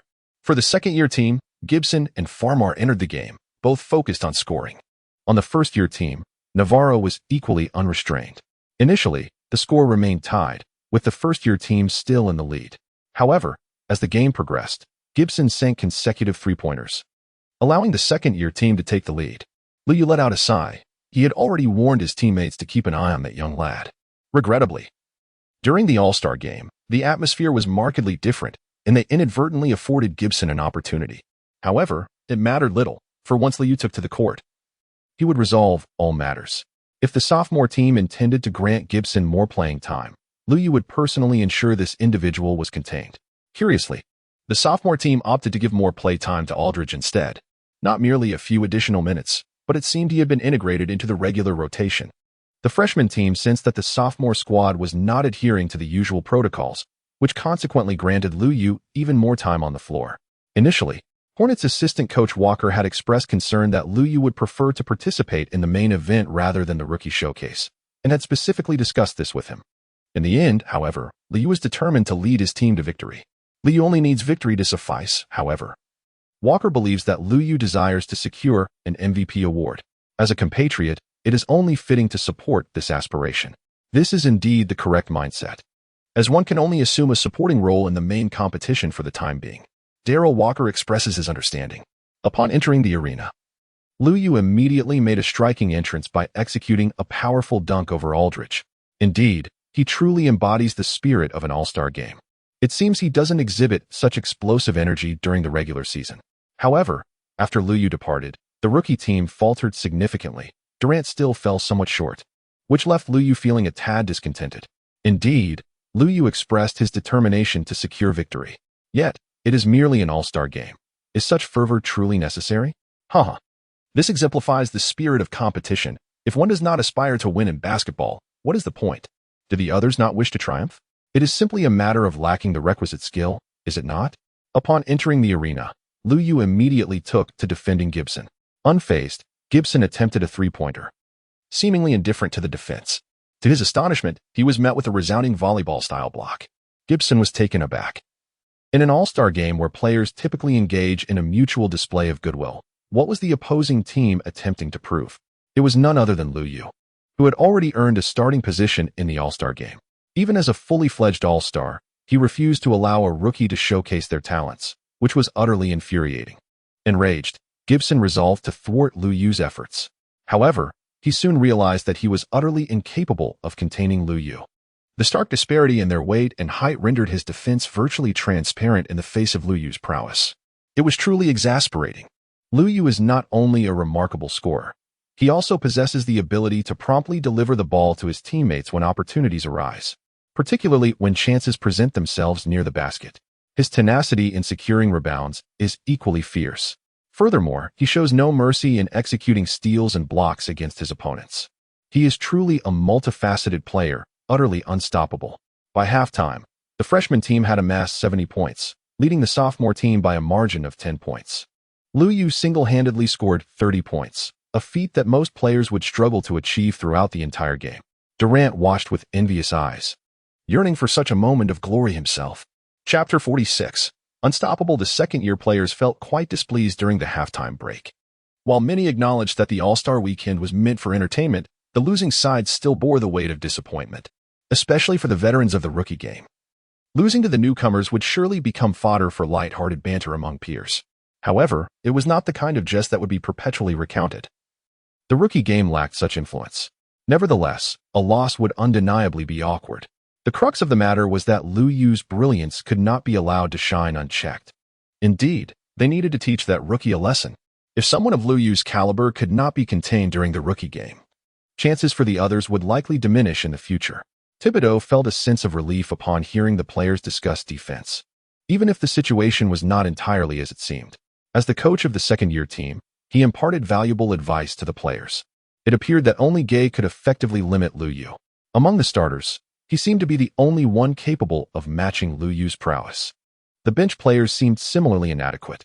Although Gay's defensive skills did not appear particularly formidable, the All-Star game rarely featured team defense. It was mostly individual efforts. Given his exceptional physical attributes, Gay seemed well suited for the task. I will certainly not allow him to continue his rampant display. Gay accepted the challenge. Meanwhile, the atmosphere among the leading first-year team remained remarkably buoyant. Lu Yu assumed the role of a leader, continuing to elevate everyone's enthusiasm. To be frank, the prowess of the second-year players has been somewhat disappointing. This disparity may stem from differences in innate talent. Mere longevity in the league does not suffice. Undoubtedly, we possess greater strength, yet we must minimize our errors in the second half. Gentlemen, it is merely a rookie game, and the defense is feeble to the point of non-existence. We can achieve perfection. Let us convey to the league that the forthcoming era belongs to us. After the game, let us indulge in a few more drinks. After Lu Yu finished speaking, the majority of his teammates responded enthusiastically. It was not solely due to the allure of a late-night snack, but rather the prowess exhibited by Lu Yu, the host, that commanded respect from his teammates. In the realm of competitive sports, the strong reign supreme. As the third quarter commenced, Liu sensed that the opposing team was now fully committed, particularly Guy. With his prominent brow and eyes, who adopted a posture indicating his intention to thwart Liu Yu's every move. Liu Yu smiled faintly, swiftly changing direction twice before launching himself fiercely inward. Guy could not fully keep up, yet his arms had already ensnared him. Liu Yu was contemplating whether to employ a skillful foul when he suddenly noticed that the majority of his opponents were focused solely on him. Although they did not approach to encircle him, their gazes were firmly fixed upon him. As Liu Yu paused momentarily, Gay immediately positioned himself defensively. Aldridge, stationed in the paint, also shifted his stance slightly. The rookie showcase would not exhibit the same defensive rigor as the regular season, however, should Gay be outmaneuvered. His presence near the basket would serve only to protect the rim. To everyone's surprise, after a brief confrontation with Gay, Liu Yu deftly executed a bounce pass to his left, allowing Horford to receive the ball and effortlessly score. Gay, still posing in a defensive stance, failed to react in time, while Liu Yu casually retreated. Meanwhile, Durant felt a tinge of grievance, suspecting that Liu Yu, aware of his status as the team's second highest scorer, was intentionally withholding the ball from him. Yet, he lacked any proof to substantiate his suspicion. Liu Yu is not one to harbor petty grievances. Durant is indeed accurate from the perimeter, yet he is even more reliable in the paint. Upon his arrival, Gay exerted considerable effort, but it became evident that he could not contain Liu Yu. His defensive habits leave much to be desired, and he found himself thoroughly neutralized by Liu Yu. Fortunately, Rondo managed to snatch a couple of steals. Otherwise, the sophomore team, brimming with confidence, would have faced immediate obliteration. Nonetheless, some players on the sophomore team are far from ordinary. Soon, Roy and Aldridge regained their composure and began to score steadily. Compared to Gay, they posed a significantly greater threat. Their synergy is remarkable, making it exceedingly difficult for the freshman team to contain them. Ultimately, the sophomore team maintained their stability. Although they lost by a margin of over 10 points, scoring such a deficit in an all-star game is hardly consequential. As the rotation period commenced, variables emerged. Jianlian received considerable attention and was the first to be substituted in, largely due to Scola's lack of aggressiveness. However, as the intensity escalated in the second half, Jianlian noticeably struggled to keep pace. He was no match for Aldridge. Fortunately, the sophomore team's bench, including players like Gibson, made it challenging to score even when Liu Yu was not defending him. After all, the disparity in skill is evident. Historically, he could have secured an MVP award solely through three-point ambushes, but now Liu Yu executes that maneuver with even greater finesse. The situation worsened as the sophomore team extended Aldridge's playing time, with Roy, who was also slated for the main game, following suit. Thibodeau's coaching habits were on full display during the All-Star rookie game. He utilizes players to the fullest extent. Were it a regular match, he likely wouldn't permit anyone to rest. Thus, when he becomes a head coach in the future, his teams will undoubtedly improve, albeit at the cost of player injuries. When Liu took a breather, the freshman team began to falter. The disparity in game experience was palpable. Jianlian struggled immensely on the court. Walker, however, remained unperturbed. In an effort to prevent the game from becoming too lopsided, he entertained the idea of conceding a few points. Yet, witnessing Thibodeau's player management left him somewhat displeased. If he intended to seize the limelight without adhering to the rules, Walker resolved to send Liu Yu onto the court to shatter the opposing team's illusions. Upon Liu Yu's re-entry onto the court, the dynamics of the game shifted instantaneously. It was inevitable. Liu Yu's versatility was unparalleled. He could both attack and defend, while orchestrating the team's play with remarkable fluidity. The substitute center, Williams, was poised to benefit from Liu Yu's prowess. Durant, too, was receiving ample support, effortlessly amassing over 20 points and aiming for 30. However, with Liu Yu securing yet another rebound, he had already achieved a triple-double in this match. Liu Yu's strength was truly extraordinary. An indomitable force, a player of his caliber ought to be the tactical linchpin, leading the rookie team against their second-year rivals, God of War Liu. In a critical moment, the second-year team attempted a bold strategy, altering their lineup to 1 big and 4 small players. This did yield some effect, as Gibson, remaining on the court, successfully sunk a three-pointer. Yet, the impact was limited, as the second-year team still struggled to contain Liu Yu. Liu Yu, Durant, and Horford have developed an increasingly harmonious collaboration, while the second-year team's defense appears to be faltering. The rookie players have begun to sense that being on the same team as Liu Yu could elevate their performance. potentially enabling them to execute such fluid offensive plays within the league. As the clock dwindles to the final 3 minutes, with the score gap widening to over 20 points, Thibodeau can only sigh in resignation.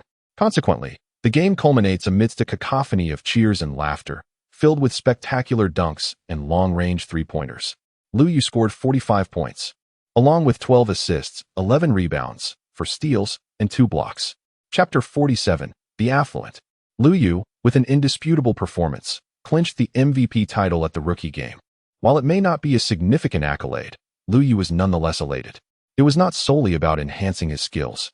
Leading his team to victory under the spotlight was immensely gratifying. Tonight was truly remarkable. I had predicted our triumph. As my prowess grows, I feel justified in boasting. With my family and teammates cheering from the sidelines, I had every reason to deliver my finest performance. Furthermore, I am fortunate to have exceptional teammates, undoubtedly. They will soon join me in the All-Star game, and we will fiercely compete in the playoffs. Paul approached to commend. Gentlemen, did you see that? This is Liu Yu, a remarkable individual who excels at everything he undertakes. With such outstanding teammates, our team is destined for success. Fellow first-year teammates also lauded Liu Yu. Horford remarked, Liu Yu is a great player.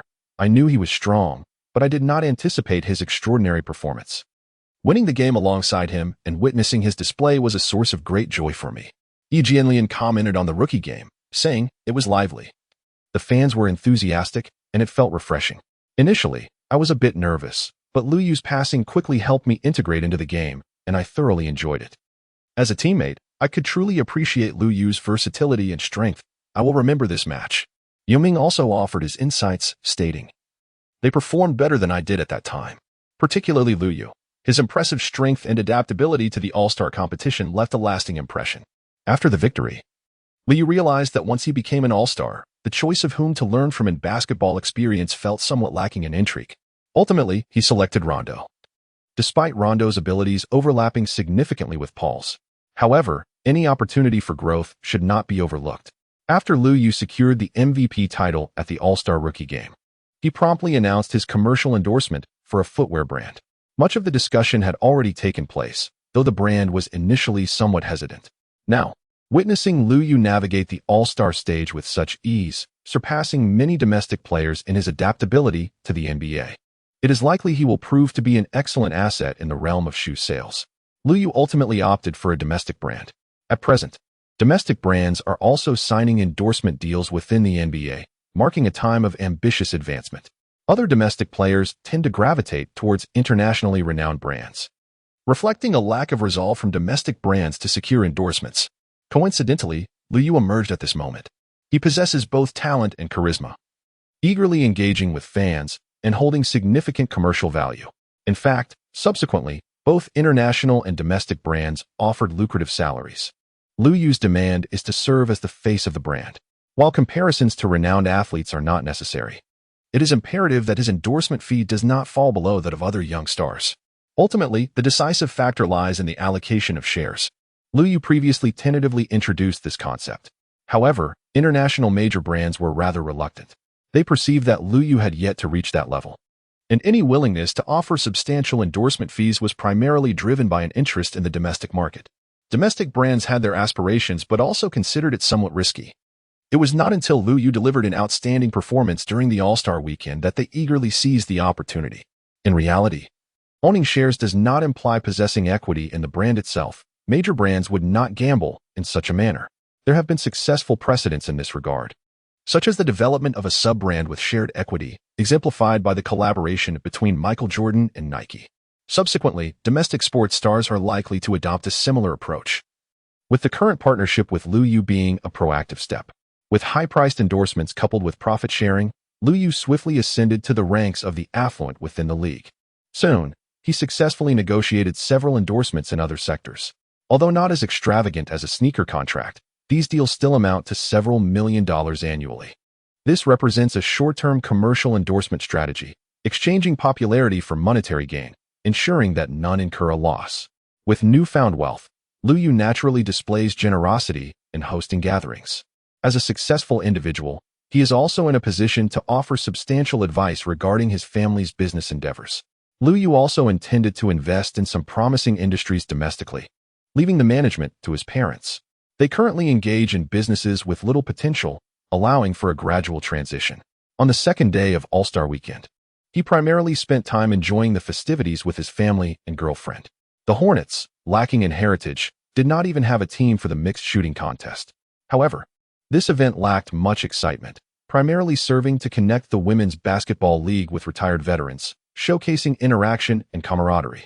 The mixed shooting contest largely relied on mid-court shots, where luck and mindset played significant roles.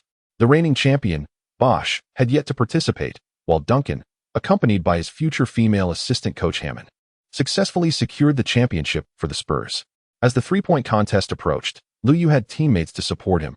However, Peja was indeed aging, despite not being excessively old. Nowadays, once a basketball star reaches 30, they are often deemed old, yet with advancements in training, athletes in their 30s can still be in their prime. Unfortunately, this player was eliminated in the preliminaries. Advancing to the finals were Capono, Gibson, and Nowitzki, with three-pointers not yet considered mainstream. Often, it was role players proficient in shooting who claimed victory. Among the finalists, only Nowitzki was a true star. As the league sees an increase in three-point specialists in the future, the three-point contest will undoubtedly gain more star power, especially since shooting from beyond the arc is not overly taxing. Conversely, dunk contest stars seemed reluctant to participate, resulting in Capono successfully defending his title. However, even if a role player wins, the media coverage remains sparse. Ultimately, All-Star Weekend remains a stage for the stars. Fortunately, Liu had already achieved star status, and simply sitting courtside drew considerable attention, perhaps due to his handsome appearance. The skills challenge featured Chris Paul, and Liu, along with his teammates, naturally hoped for him to clinch the championship on home turf. Paul performed adequately in the preliminaries, yet he became anxious in the finals, where his renowned passing and mid-range shooting faltered.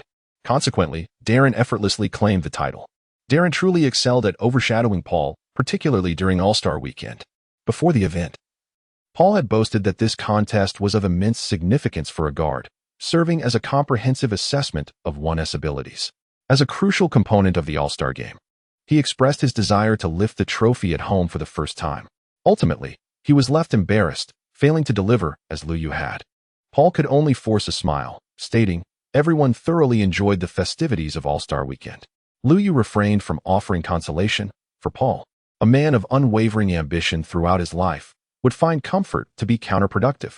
Let us hope that the All-Star game unfolds splendidly. Prior to the main event, the slam dunk contest serves as a popular appetizer. Nowadays, the art of dunking has become a realm of creativity.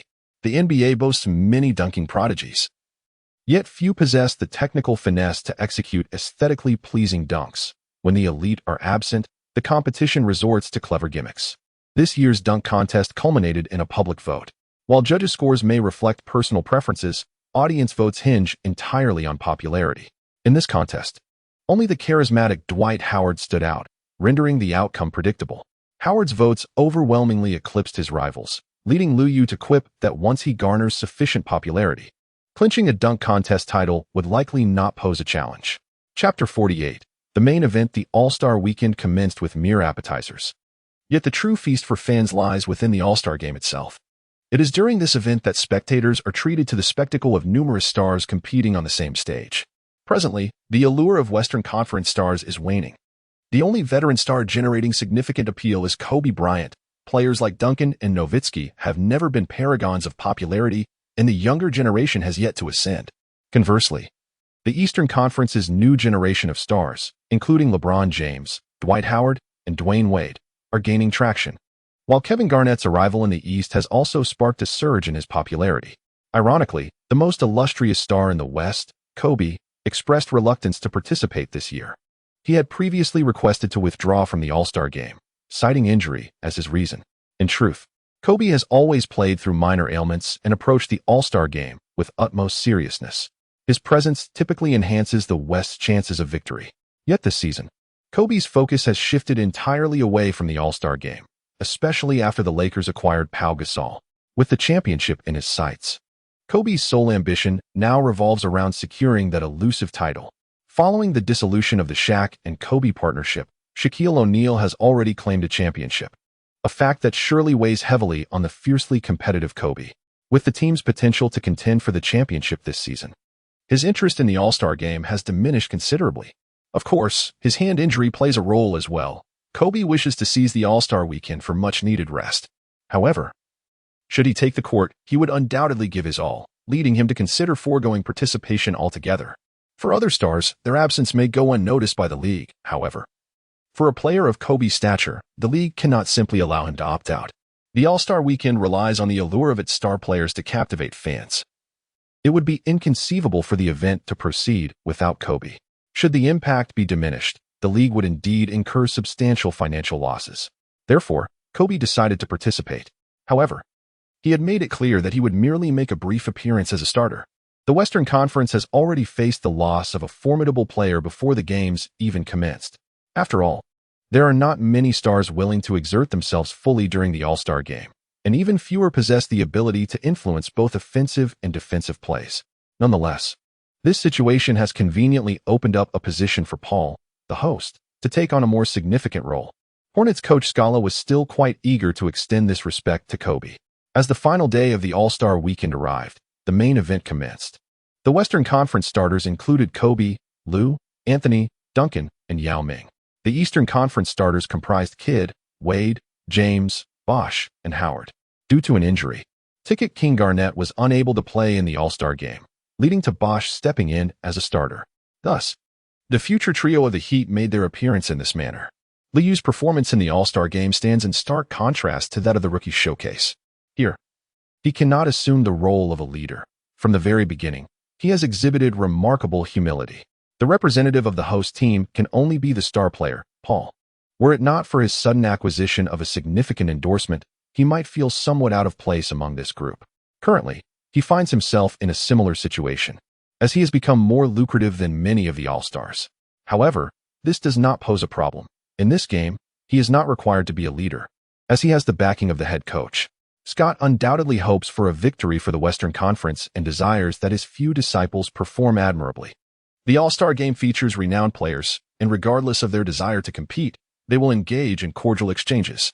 Ultimately, the selection of a few daring and spirited players in good form will suffice. Moreover, Liu has made it clear to Paul their collective stance as host stars. They intend to secure victory for New Orleans.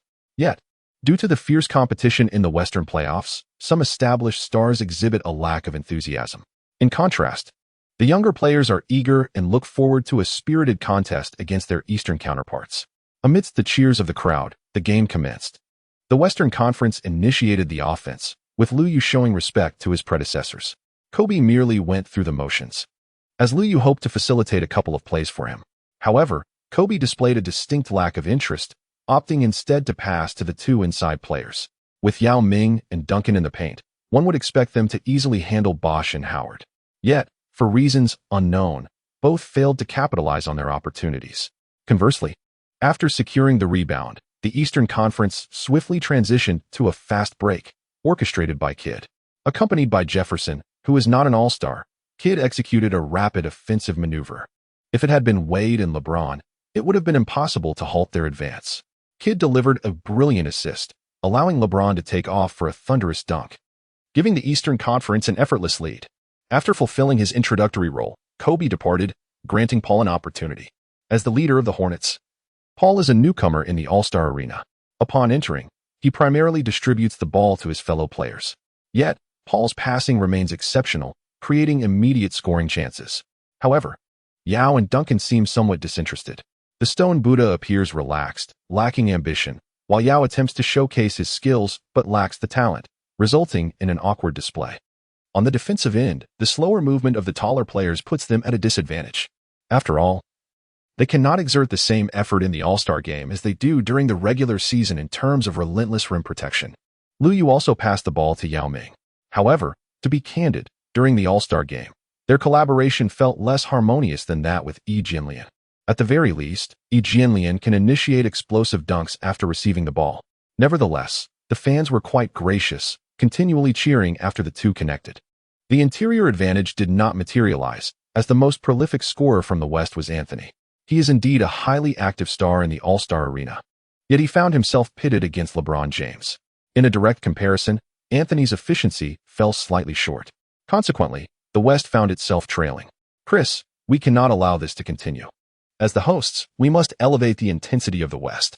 Otherwise, if the traditionally dominant West falters in New Orleans, we will struggle to hold our heads high in the league henceforth. Liu was deliberately alarmist, but the situation wasn't as dire as he suggested. Yet, should their performance decline, they would undoubtedly be looked down upon. Paul, possessing a fierce competitive spirit, could hardly tolerate such provocation. However, he is not the type to explode with scoring. Given his current standing in the league, he must tread carefully. Nonetheless, the stature of the hosts has certainly been raised. Liu also intensified his defensive efforts and seized the opportunity to launch three-pointers on the offensive end. He was quite courteous as well, expressing, "I have long wished to engage in a spirited contest with my seniors." The youth exhibited politeness, and naturally, the star across the court had little to say in response. It is quite normal for young individuals to seek to make an impression. As long as they hold the lead, everything seems favorable. Among the starters, aside from Anthony, Liu was the highest scorer, primarily because the scoring from the Western starters was lackluster. However, as Yao Ming departed the court, the Western team gradually found their rhythm.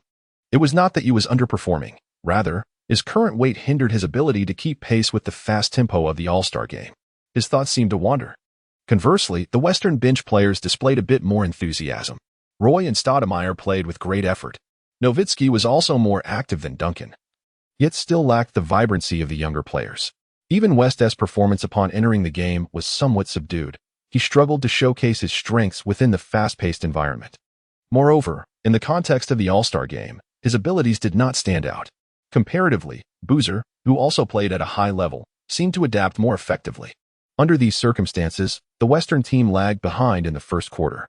Fortunately, the score remained close, and Liu believed there was still an opportunity to secure a victory. Chapter 49. Reluctantly becoming the protagonist. In fact, the strength of the Eastern bench players was somewhat inferior. This had been the case in past years as well. The West was strong while the East was weak. In terms of starters, the teams might be comparable, but the Eastern bench was undoubtedly less formidable. However, this year, several players from the West seemed disinterested. Yet, the Eastern bench did feature some formidable characters. Ray Allen was in excellent form, shooting accurately from beyond the arc. Eager to prove himself, after joining the Celtics, he was keen to showcase his abilities. His performance in the All-Star game bore a resemblance to the rookie game, reminiscent of Gibson. Historically, he had been the highest scorer in All-Star game history, though the MVP award had been bestowed upon James for his superior all-around statistics. Such accolades often hinge on popularity. In a commercial league, renown holds significant weight. Ray Allen's fame was still somewhat limited. Otherwise, the final outcome would have been determined solely by scoring. While resting on the sidelines, Lee meticulously observed the condition and enthusiasm of each player on both teams. It was relatively easy to discern those who were keen to win versus those who were indifferent. Liu began formulating strategies to target various opponents. In reality, the Western bench was indeed stronger, and they even managed to surpass the score momentarily. However, the Eastern team played without honor, allowing some of their informed stars, like James and Howard, even the veteran Kidd, to play longer minutes in the first half. Despite the Western players having fewer opportunities, Scott did not adjust accordingly. Compared to Rivers, Scott lacked a certain astuteness. Nevertheless, Liu had quietly offered some strategic insights to Scott. West's struggles were unavoidable. He and Paul could certainly be utilized more effectively. By identifying the most suitable partners for them, they could swiftly establish an advantage. Upon re-entering the game, Liu showcased his all-around capabilities. Among these all-star players, he was by no means weak. While he might not have had particularly exceptional traits, his overall skill set was indeed impressive. In the less stringent defensive environment of the All-Star game, Liu could easily uncover additional opportunities. His shooting was remarkably precise. It was clear that the Western team required Liu to step up. A breathtaking slam dunk. At last, we have produced a player capable of dazzling in the All-Star game. Indeed, Liu possesses remarkable talent. It is not a mere privilege afforded to anyone to showcase their skills so stylishly on such a prestigious stage. Liu has once again secured a rebound. His relentless energy is truly commendable, embodying the very essence of what fans yearn to witness. Liu unexpectedly turned the tide, briefly reversing the score. But in the final moments, the Eastern team secured a lead of 72-70 with a crucial basket. Surprisingly, following a brief surge, Liu emerged as the highest scorer on the court with 13 points. This was primarily due to the scattered scoring among the Western players, with Roy actively contributing 11 points. In contrast, the Eastern team's scoring was more concentrated, with both LeBron James and Dwight Howard tallying 12 points each. Initially, Liu intended to play a supporting role, willing to let the seasoned players of the Western team contend for the MVP title as long as they clinched victory. However, circumstances did not unfold as he had hoped. Kobe opted out, and while Anthony had the potential, he informed Iverson that they would not be playing extensively in the second half. The Nuggets currently sit ninth in the Western standings and are reluctant to expend energy during the All-Star game. This decision also reflects a sense of purpose. With their absence, Anthony's scoring prowess is significantly diminished. Upon inspection, Liu discerned that the remaining players were primarily the enthusiastic Roy and Stoudemire, while Boozer was also spirited. His contributions were largely opportunistic. As for the veteran big men, Liu held no excessive expectations for Duncan, who rarely unleashed his full potential during All-Star games. Initially, there was hope that Nowitzki would exert himself, yet he appeared rather lackluster. It seemed that the responsibility would fall upon them. Liu discreetly conferred with Paul, who, at that moment, had begun to formulate his own thoughts, though he was hesitant to express them overtly. Encouraged by Liu, Paul also decided to seize the opportunity. Scott had naturally given his nod of approval. Initially, Scott intended to take it easy. Paul and Liu were both youthful, and a modest display would suffice. However, the players in the West seemed reluctant to engage, leaving Scott with little recourse. In light of this, they resolved to take a gamble. As the second half commenced, the starting lineup performed rather averagely, as the pace of the game was notably sluggish. Liu was purposefully defending against the Eastern Conference's fast breaks. Seizing an opportunity, he delivered a brilliant pass to Yao Ming, who scored against Howard, allowing the West to take the lead. However, Yao Ming soon attempted a three-point shot, which enabled the East to reclaim the advantage. Fortunately, the formidable Yao did not remain on the court for long. Once the West substituted Stoudemire, the pace of the game quickened. Meanwhile, Ray Allen erupted with three-pointers for the East. "I will focus on restricting him. You keep an eye on kids passing." Liu communicated with Paul. Compared to defending against James, Liu felt more confident in his ability to guard Ray Allen. The All-Star game did not drain energy like a regular match, and he did not mind running alongside Allen. James was temporarily entrusted to Anthony, who felt the need to contribute before exiting the game. In fact, Anthony was performing well in the second half, yet he still intended to refrain from participating in the final quarter. He seemed a bit regretful, but perhaps he had made prior arrangements with Iverson. The dynamic duo was set to make a strong push post-All-Star. The substitutes, Roy and Boozer, were performing adequately, yet neither could match up against James effectively. Liu believed that this formidable task could only be undertaken by him. However, he was uncertain whether Duncan would be willing to collaborate in the paint. Liu can perform Leonard's role, and with Duncan, they could pave a promising future for James. Before guarding James, Liu took a brief respite. As it turned out, during the rotation period, the Western team excelled further. Stoudemire and Nowitzki made significant contributions in the paint, enabling the West to regain the lead. Meanwhile, the Eastern team lacked presence in the interior, leaving Rivers no choice but to keep Howard on the court. Howard's playing time felt reminiscent of regular season intensity. Furthermore, James hardly took a break, exuding an unwavering determination to seize victory. "Coach, they initiated the first move. We must ensure triumph remains in New Orleans," Liu remarked to Scott. Scott nodded slightly, recognizing that this approach would indeed yield a more satisfying outcome.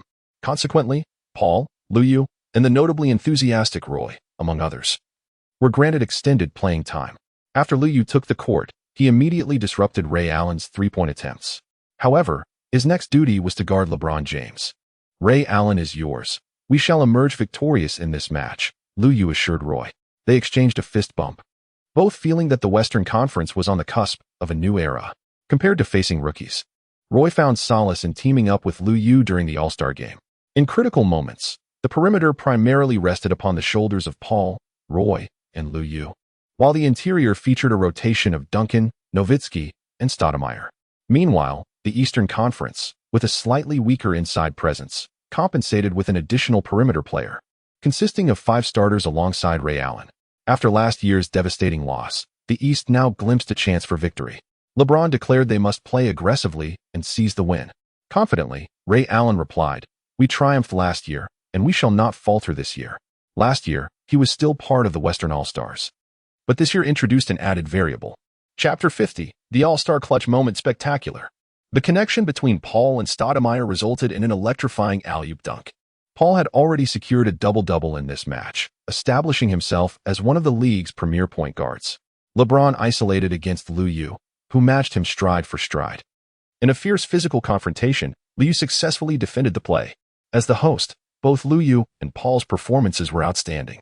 The Hornets were undoubtedly the season's greatest dark horse. Wade penetrated the defense, successfully drawing a foul. The West currently held an advantage in the paint, but struggled to keep pace with the Eastern Stars. The two teams were once again tied. Was this truly an all-star game? The East and West were locked in a fierce rivalry, making for an exhilarating contest. As the game progressed, the East opted to leave only Howard in the paint, adopting a big and four small strategy. Scott initially planned to leverage the West's inside advantage, but Duncan and Nowitzki appeared sluggish at this juncture. In the absence of sufficient tactical support during the All-Star game, they found it challenging to fully realize their potential. After careful consideration, Scott also decided to implement a big and four smalls approach. Liu voluntarily took the initiative to occupy the fourth position, facing off against James. Previously, there had been no significant small ball lineup, primarily due to the lack of wings in the Western Conference. However, the pace of the game had quickened, and Duncan seemed less inclined to run. The Western team opted to retain Stoudemire and bring in Nash. In this match, Nash exhibited a degree of humility, refraining from competing with the home team's Paul for overlapping positions, resulting in minimal impact during the early stages. His defensive capabilities were lacking, and the pairing of him and Paul as dual guards was not the most optimal choice. Nevertheless, these were the limited options available for the Western perimeter. Liu was reluctant to face a powerhouse like James, especially in a situation where there was no assistance in the paint. Yet, he found himself with no alternative. He deliberately afforded James some shooting space, despite the fact that James was already the most accurate three-point shooter among the Eastern Conference starters, while his peers had failed to make a single three-pointer. However, at that moment, James chose not to shoot. Instead, he opted for a forceful drive to the basket. Liu had long been prepared, positioning himself to exert full effort in interference. Yet at times, even with foreknowledge of the opponent's intentions, it proves difficult to impede their actions. James relied solely on his physical prowess to overpower Liu, and upon reaching the restricted area, he surged once more, executing a thunderous dunk with unbridled force. Liu could only exclaim that he was not human. Had Liu managed to block the preceding shot, James would have been compelled to resort to a jump shot, thereby increasing Liu's chances of defending successfully. However, James chose to defy convention. The Eastern team regained the lead. On the offensive end, Liu threw caution to the wind, eagerly demanding the ball. At this moment, the only players on the court with any semblance of momentum were he and Roy, both asserting themselves in their ball-handling endeavors. Liu swiftly dashed out to receive the ball, immediately executing a shooting motion beyond the three-point line. James felt compelled to defend him. Liu was the sole player among the Western Conference starters to successfully make a three-pointer. However, his shooting percentage and total makes surpassed those of LeBron James. Unexpectedly, this was merely a feint, as Liu drove straight into the lane. Howard instinctively positioned himself in front, demonstrating a level of defensive prowess that surpasses that of Stoudemire. Liu captured the attention of the Eastern players, suddenly flicking his wrist. He and Paul shared a notable synergy. Paul received the basketball just beyond the three-point line, this time without hesitation. The crowd erupted in cheers as Paul sank his second three-pointer of the day. In a crucial moment, Paul demonstrated commendable resolve. However, at that juncture, Ray Allen executed a feint reminiscent of Liu's, deceiving Roy and driving towards the basket. He opted not to pass, but instead successfully made the layup. If Stoudemire had been replaced by Duncan, it would have been advantageous, yet Duncan's willingness was lacking. Subsequently, the Western team's offense faltered, plunging them into a precarious situation. LeBron once more took control of the ball for an isolation play. Liu wagered that James would not attempt a three-point shot. As it turned out, James remained more inclined towards driving to the basket. This time, Liu anticipated his move and positioned himself just in time, causing James to stumble slightly. However, James halted his dribble. Unlike those purely offensive players who falter under pressure, he swiftly passed the ball to the side. Wade rushed in to receive the pass, immediately preparing to take off for a layup. At this moment, Liu found himself unable to leap and impede the play. Consequently, he resorted to an unsportsmanlike foul. Wade approached the free throw line. The first attempt was unsuccessful, prompting a sigh of relief from Liu. Wade succeeded in one of his 2 free throws, granting the Eastern team a slender lead of 1 point. In truth, Wade had previously missed all his free throws, and Liu Yu's foul was not arbitrary. Taking advantage of the free throw situation, Liu Yu seized a moment to catch his breath. As the Western team initiated their offense, Liu unexpectedly stepped in to set a screen for Paul. Typically, all-stars refrain from employing set plays, yet his sudden action was not without merit. The Hornets executed their standard pick-and-roll strategy. After setting the screen, Liu Yu withdrew outward. Generally, this maneuver would fall to West, who would not retreat so far. Liu Yu has retreated 2 steps beyond the 3-point line. Paul, finding no opportunity to penetrate, passes the ball to Liu Yu. Liu Yu gives the impression of merely a transitional player, as he remains distanced from the 3-point line. The Eastern defense has also relaxed, mistakenly believing that Liu Yu intended to drive towards the basket. To their surprise, he simply lifted his shot, a long-range 3-pointer, which will become fundamental in future All-Star games. At this moment, Liu Yu's mind was devoid of any distractions. His gaze was solely fixed upon the hoop. As in his usual practice, the basketball swished through the net. The score was now 130-128, with the Western Conference reclaiming the lead. The crowd erupted with a thunderous roar, for they were in the Hornets' home arena, where supporters of Liu Yu and Paul were in abundance. As the Eastern Conference launched their offensive, James, after a penetrating drive, passed the ball to Howard. Although Howard could have taken the shot directly, he hesitated and feigned a move. This deception momentarily fooled Stoudemire, allowing Liu Yu to swiftly intercept with a decisive steal. A critical turnover in the final seconds, victory was at stake, and one would have thought he would not provide assistance on defense. Howard, momentarily stunned, watched as Liu Yu collected the ball and handed it off to Paul. Paul, now calm and composed, sensed victory was within reach and sought to control the tempo. The Eastern Conference, witnessing time slip away, resorted to a strategy of fouling. Paul approached the free throw line, feeling a tinge of nervousness, but managed to convert one of 2 attempts. The West held a 3-point lead. The Eastern Conference once again entrusted the ball to James. Both he and Wade had the capability to handle the ball, yet it was clear that James commanded the greater presence, and thus they deferred to him. "Go ahead and take the 3-pointer," Liu Yu urged. James contemplated the possibility of a 3-point shot but deemed it too risky. If he missed, would the blame for a loss rest upon his shoulders? Liu Yu, undeterred by the taunts and provocations, refused to be deceived. With a cold smirk, he launched a powerful assault to the right. Liu Yu was once again urged to retreat, unable to withstand the pressure. Stoudemire had positioned himself beneath the basket, though his presence alone may not suffice to disrupt the play. In those final moments, the singular focus of everyone was victory, carrying the weight of LeBron James. Liu Yu found himself unable to lead. At this juncture, LeBron could have easily taken the shot, swiftly scoring 2 points and drawing a foul. Yet, he chose to pass the ball instead. Ray Allen received it without hesitation and rose to take the shot. Roy, ever vigilant, leaped with all his might to interfere. Allen's release was rapid, and Roy was unable to block it. All eyes turned towards the hoop, but alas, Ray Allen's attempt fell short. Liu Yu swiftly dashed towards the landing point, yet James was equally quick. As he leaped, several hands reached out in his direction. Liu Yu made a valiant effort to seize the ball, yet no one succeeded in claiming it. The ball was deflected away. Outside, Nash reacted swiftly and immediately retrieved it. Wade charged forward, colliding with Nash. He secured the ball and dribbled it to beyond the 3-point line, swiftly turning to take the shot. Time was running out. Regrettably, shooting from long range was not his forte. Chapter 51. The status of the team with a resounding thud. Wade's gamble for fortune did not pay off. The final score was 131-128, with the Western Conference triumphing in the New Orleans All-Star Game. Liu Yu scored an impressive 25 points, accompanied by 9 rebounds, 6 assists, 2 steals, and 1 block, while Paul contributed with 17 points, 14 assists, 4 steals, and 3 rebounds. After a brief deliberation, it was decided that both Liu Yu and Paul would share the honor of MVP for this All-Star Game. Liu Yu did not pay much attention. He simply took James's basketball experience in stride. "I relish the feeling of triumph that comes from battling alongside my teammates," Liu Yu remarked. In critical moments, everyone contributed. Competing alongside the league's finest players is exhilarating. The challenge against James was remarkable. He is an exceptionally formidable player, and I consider myself fortunate to have secured victory. Indeed, I yearn to savor the competition with the strong and to triumph in the games ahead. I am eagerly anticipating the playoffs, where I can face all the formidable teams."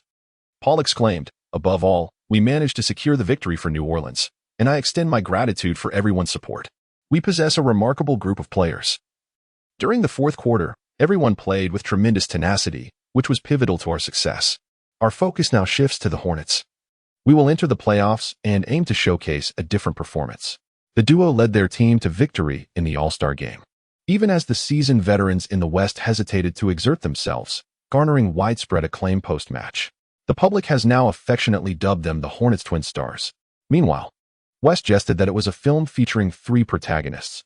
Everyone is an all-star, yet the disparity in popularity remains significant. Merchants who previously struck endorsement deals with Liu Yu are now exceedingly pleased. Liu has now directly become a sensation within the alliance. It's time to promote him vigorously. The Hornets, as the host, have undoubtedly arranged their schedule meticulously, ensuring a day of rest following the All-Star weekend. Liu Yu had also bid farewell to his family. His parents were busy individuals, seemingly more occupied than he, who was earning in dollars. Liu Yu's performance at the All-Star game had been nothing short of spectacular, leading to an exponential rise in his fame within the United States. The Hornets were no longer inclined to have him come off the bench. Despite Scott's reluctance to adjust, the team owner was equally disinclined. The Hornets needed to capitalize on the popularity of their twin stars to maximize profits. It was only natural that the duo would start together. Within the team, however, there was little dissent. Everyone acknowledged Liu Yu's prowess. Furthermore, his starting position would not adversely affect the contracts of the other wing players. With the team's status elevated, Liu Yu seized the opportunity to propose a suggestion. During practice games, he and Paul would alternate in embodying the key players of their Western Conference rivals for competitive drills. Given Liu Yu's current capabilities, there was no longer any advantage to be gained from the bench. While becoming a starter was commendable, Paul still needed to diligently absorb basketball wisdom. This suggestion was met with approval, as the Hornets were also gearing up for the playoffs. Currently sitting at the top of the Western Conference, their entry into the postseason was all but assured. Due to various factors, including height, Liu Yu would naturally take on the role of the antagonist more frequently. However, regardless of the role, as long as he could outshine Paul, Liu Yu would consider it a victory. Additionally, he would have the opportunity to glean insights from the other key players on the team. The Hornets enjoyed a well-deserved rest during the All-Star weekend, and their upcoming matches would be held on home turf. On February 20th, the Mavericks would be visiting. Jason Kidd, once a starter for the Eastern Conference All-Stars, was now a member of the Mavericks. Acquiring Kidd was undoubtedly a boon for Dallas. With the prolific scorer Dirk Nowitzki, along with scoring threats Howard and Terry, the team had only 2 weaknesses. The first was a reliable organizer. Kidd, with his wealth of experience, could control the rhythm of the game and distribute the ball effectively, an ideal fit for the Mavericks. The second issue was interior defense. Nowitzki's unconventional style necessitated a formidable presence at the center position to provide a shield. Dampier's mobility was somewhat lacking, rendering him only marginally effective. Moreover, the Mavericks wing players left much to be desired, with Howard being the only reliable option. Conversely, since Liu Yu joined the starting lineup, the Hornets had reached their full potential. Though the bench was slightly lacking, yet this was not a significant concern. The crucial factor was whether the Hornets could harness the full combat potential of their roster. After all, the Hornets operated primarily through Paul as their focal point, making it challenging for Liu Yu to fully realize his capabilities. Nevertheless, with the season entering its latter half, adjustments were unnecessary, especially since they were currently the top team in the West.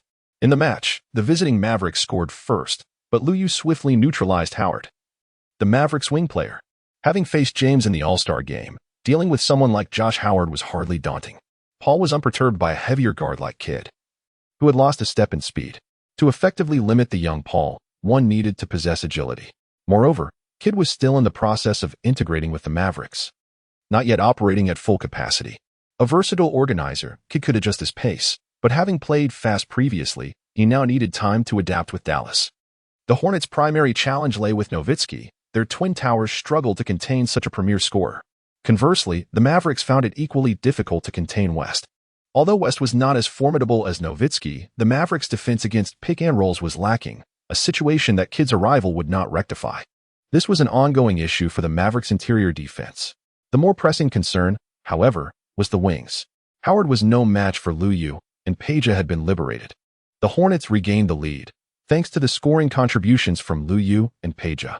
"Focus," the young General Johnson exclaimed. "Do not allow them to shoot so effortlessly." Kidd also provided defensive advice, urging the team to force their opponents out. If Liu penetrates, the team will have interior support. Pager remarked that tightening the defense would diminish their threat. As for the Hornets, the formidable teams in the West have conducted their analyses. However, they have yet to encounter them in the playoffs, making thorough research a challenge. Typically, underdogs possess a limited shelf life of one season. Not to mention, Liu's prowess varies from game to game. With the wing players being restrained, the Mavericks substituted in Terry. Although Terry may struggle to match up against the wing, Kidd's presence allows for defensive switches. Naturally, the Hornets can assign Paul to contain Terry. The Hornets still hold a certain advantage over the current Mavericks, as long as they can effectively wear down Nowitzki in the paint. Liu did not specifically defend against Nowitzki. However, this approach left no one to contend with Horford, whom Pager needed to accommodate. It would be more prudent to focus on defending Nowitzki in the paint.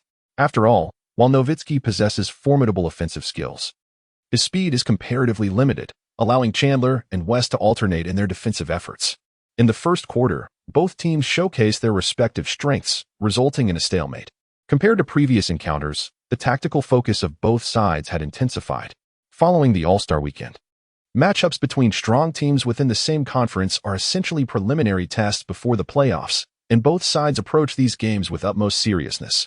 Conversely, teams in disarray merely wish to expedite their exit and return home. This scenario represents two extreme phases. The Hornets must address their shortcomings and gradually attain optimal performance. Chapter 52.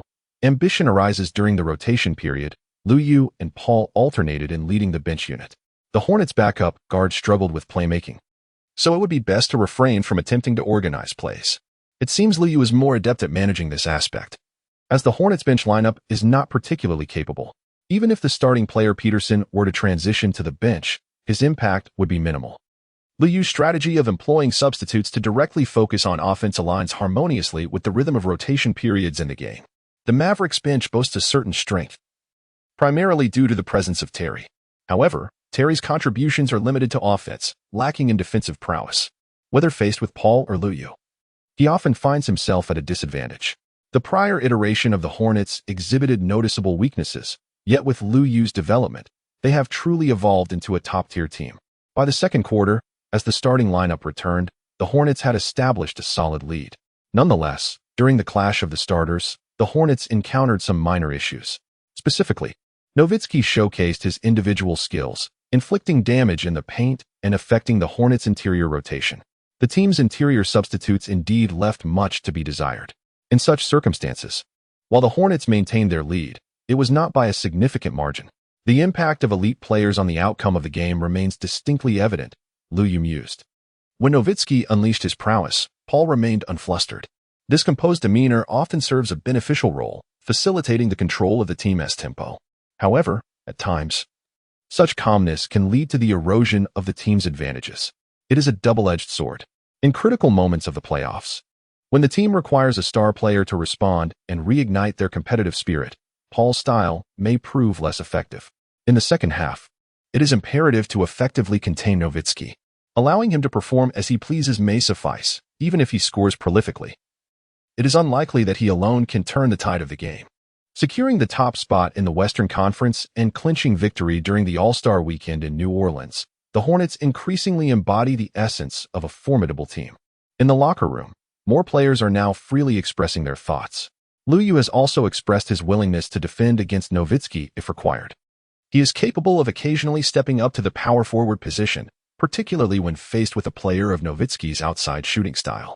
However, the Hornets possess two commendable interior players, making such a strategy unlikely, perhaps merely a temporary adjustment. Conversely, the opportunities for the team's interior substitutes are likely to diminish. On the Mavericks side, there is a prevailing sentiment that the team's challenges lie primarily in their offensive execution. With multiple scoring threats on the Hornets, it is not surprising that they can score efficiently. The Mavericks did not allow the Hornets to explode offensively in the first half. Rather, it was their own inability to score that proved detrimental, especially concerning Howard's performance. During halftime, Johnson expressed dissatisfaction with Johnson's efforts, urging him to play with greater tenacity. Last season, Josh Johnson performed admirably and earned an All-Star selection, but this season, his form seems to have waned, particularly in high-pressure situations. The head coach is undoubtedly displeased. as he is regarded as the second scoring option for the Mavericks. After securing a lucrative contract last season, it appears he has become somewhat complacent, compounded by a lack of discipline in his daily life, which has inevitably affected his competitive edge. In fact, this individual, known for his indulgence in marijuana and nightlife, is likely to face injury next season. During the All-Star weekend, Howard also partook in revelries. Thus, no amount of exhortation from the young general, Johnson, is likely to prove effective. Although Howard verbally committed to improving, upon returning to the court, he found himself outmatched by Lu Yu. In the third quarter, the Mavericks continued to rely heavily on Nowitzki. He even managed to take West out of the game. However, with West sidelined, Lu Yu and Paul seized more opportunities, igniting a surge of scoring for the Mavericks. The Hornets benefited from this unexpected turn of events, primarily due to the Mavericks' defensive lapses on the perimeter. Johnson's frustrated outbursts from the sidelines proved futile as Lu Yu and Paul collaborated, extending the Hornets' lead into double digits. When Terry entered the game, he was met with staunch defensive pressure from the Hornets, making it exceedingly difficult for the Mavericks to close the gap. Nowitzki, after a brief respite, was compelled to return to the fray. Still formidable, he elevated the defensive intensity of the Mavericks upon his return.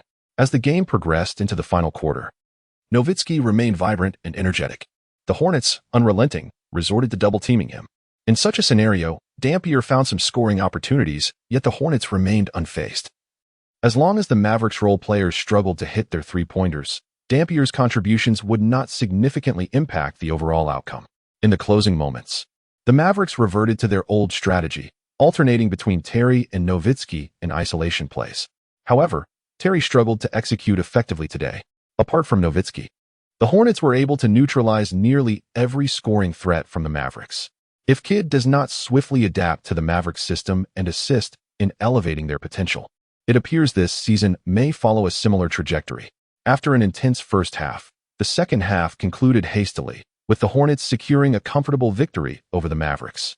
The media lauded the Hornets for their remarkable transformation, while the players seemed to revel in an inexplicable sense of euphoria. This may be attributed to the post-All-Star Weekend syndrome, as the Hornets players, enjoying the home court advantage, celebrated for several days, feeling invincible with their two All-Star representatives. Regrettably, neither Paul nor Lu Yu embodies true invincibility. Subsequently, they faced a setback, succumbing to the Rockets due to their lack of dominance in the paint and Paul's subpar performance. Despite Lu Yu's impressive 28 points, it proved futile. This game epitomized how Paul's control over the pace of play ultimately hindered his team. When facing the Rockets in a half-court setup, Houston effectively curtailed the Hornets' three-point shooting, compelling their players to drive inside. While such a strategy may occasionally falter, leading to excessive fouls on Yao Ming, it succeeded this time. Fortunately, as this was merely a regular season game, the Hornets can regard it as a reference for future improvement. Next, they must venture into enemy territory to confront another playoff contender from the West. At the Hornets' practice facility, an additional presence is now felt. The return of Birdman has provided the team with another option in the paint, although he has not played in quite some time. Notably, he was not even drafted. Anderson missed the draft due to his unawareness of the requirement to submit a written application, subsequently spending 2 years in the CBA in China before seizing an opportunity to join the NBA. After the Hornets signed him, he faced a 2-year suspension for violating substance regulations. It is likely to be some time before he can bolster the Hornets' fragile interior depth. For now, he is merely returning to the team in preparation. Anderson possesses a few rudimentary phrases in Chinese, and Lu Yu finds him agreeable. However, after Lu Yu's ascension to all-star status and the consequent elevation of the team's standing, his teammates have exhibited a significantly improved attitude towards him. In the presence of fringe players, he has truly become the team's leader. Due to Lu Yu's growth, some veteran bench players have found themselves sidelined, prompting slight adjustments to the team's roster. The substitutes now comprise a group of role players in their prime. As the playoffs approach, the team will only require 6 or 7 primary rotations. The Hornets are now united in their pursuit of the playoffs, armed with both pride and ambition. Chapter 53.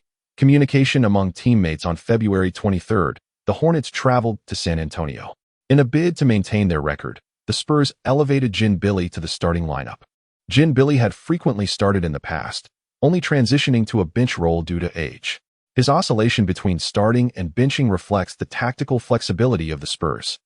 When the playoffs arrive and intensity escalates, Billy will undoubtedly reclaim his starting position, thus acclimating to the postseason format in advance.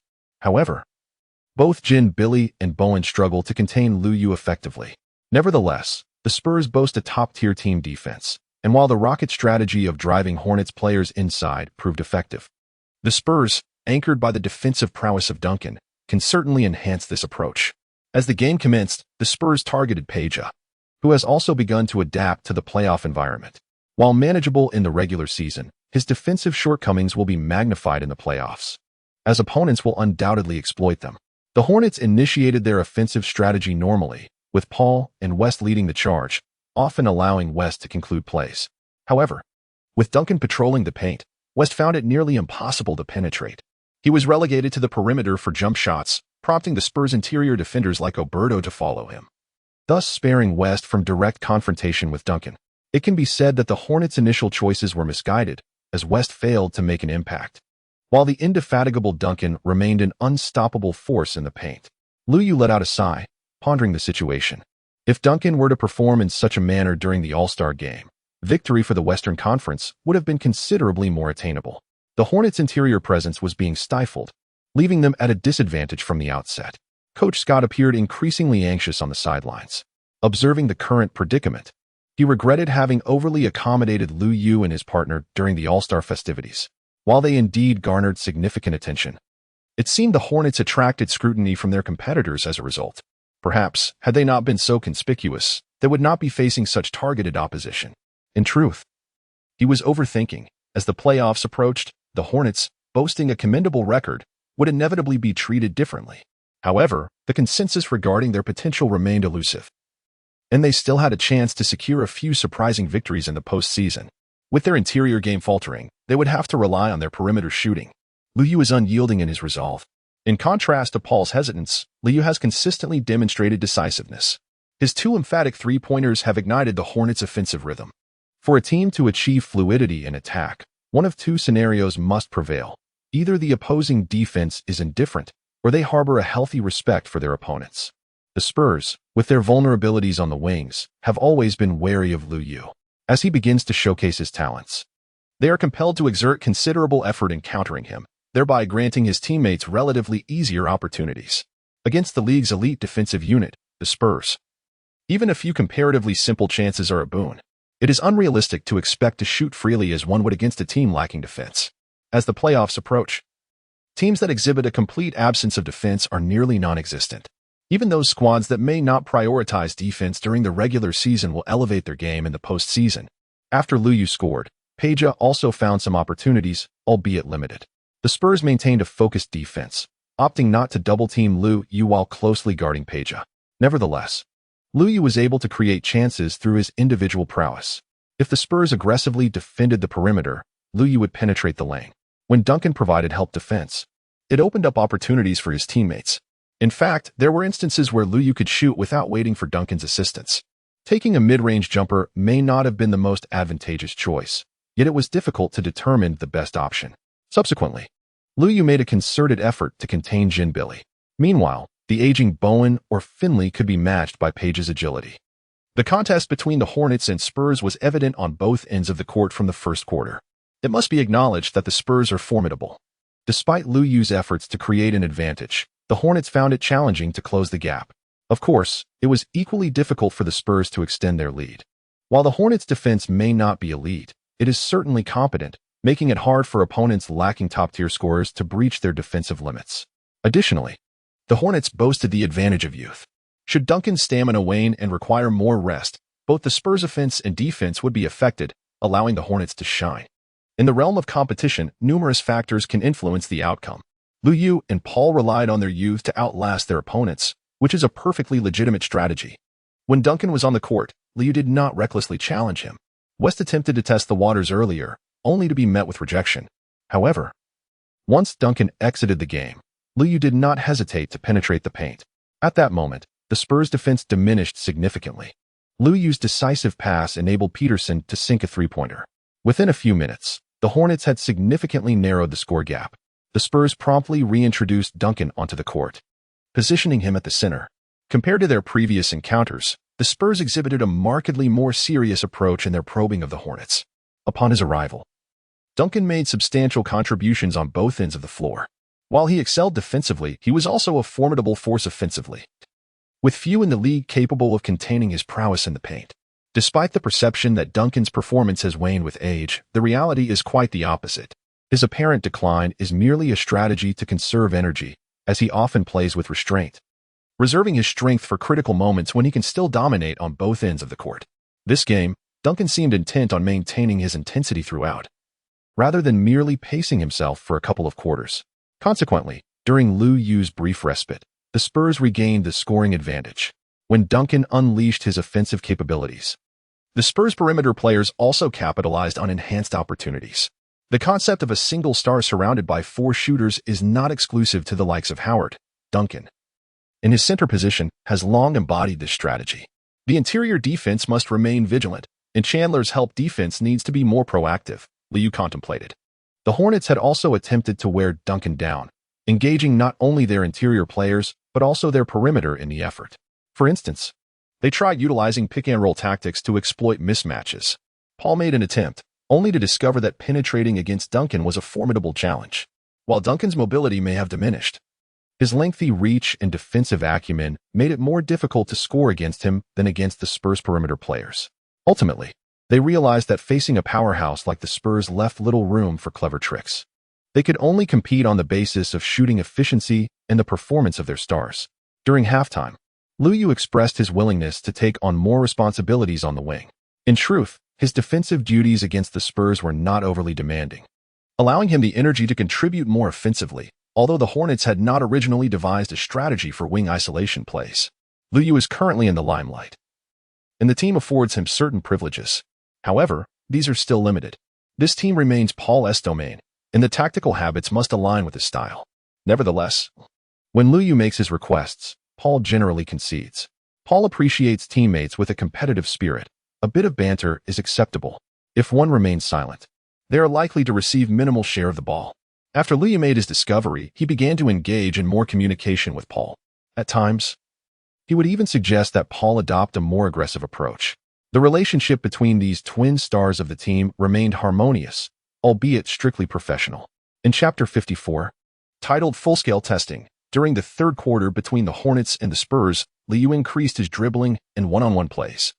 The Spurs found themselves at a loss against the Hornets' strategic shift. Their wing players were unable to contain Liu individually, yet the Spurs were reluctant to resort to double-teaming him.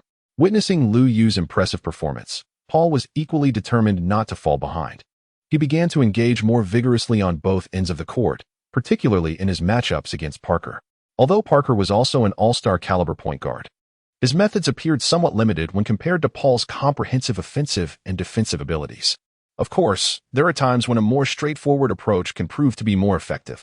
Paul, with his myriad of strategies, occasionally found himself hesitating. In a scenario where Lu Yu engaged more in offensive plays, Paul also redirected some of his focus towards defense. Parker, known for his swift movements, found Paul equally agile, enabling him to keep pace with the opposing rhythm. Paul's defensive efforts revealed Parker's vulnerabilities, particularly his inconsistency from beyond the arc, where he lacked a reliable three-point shot. It is rather astonishing that such an attacking point guard as Parker possesses no three-point capability.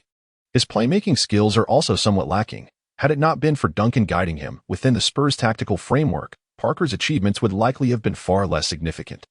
In the third quarter, Paul managed to suppress Parker while Liu continued to score, allowing the Hornets to swiftly turn the tide of the game.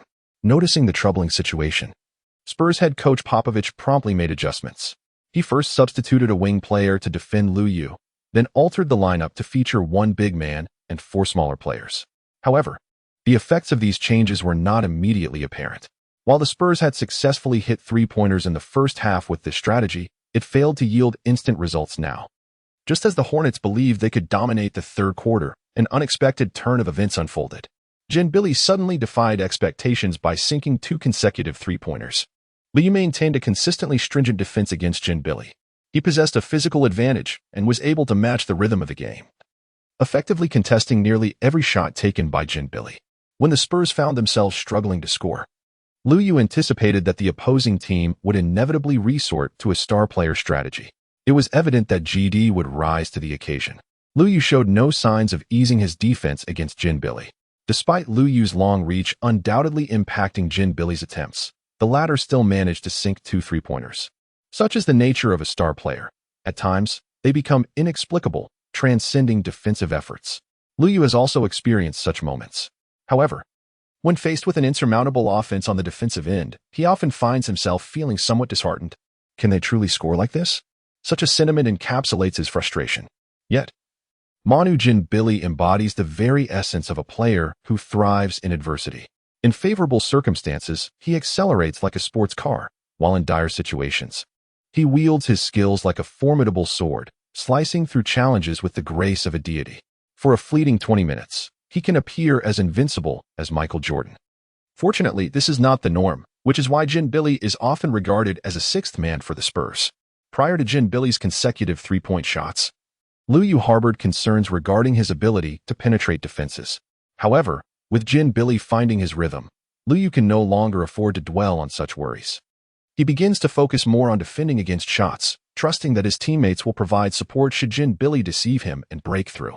When it comes to competing for points, it is imperative not to allow the opponent to score three-pointers with ease.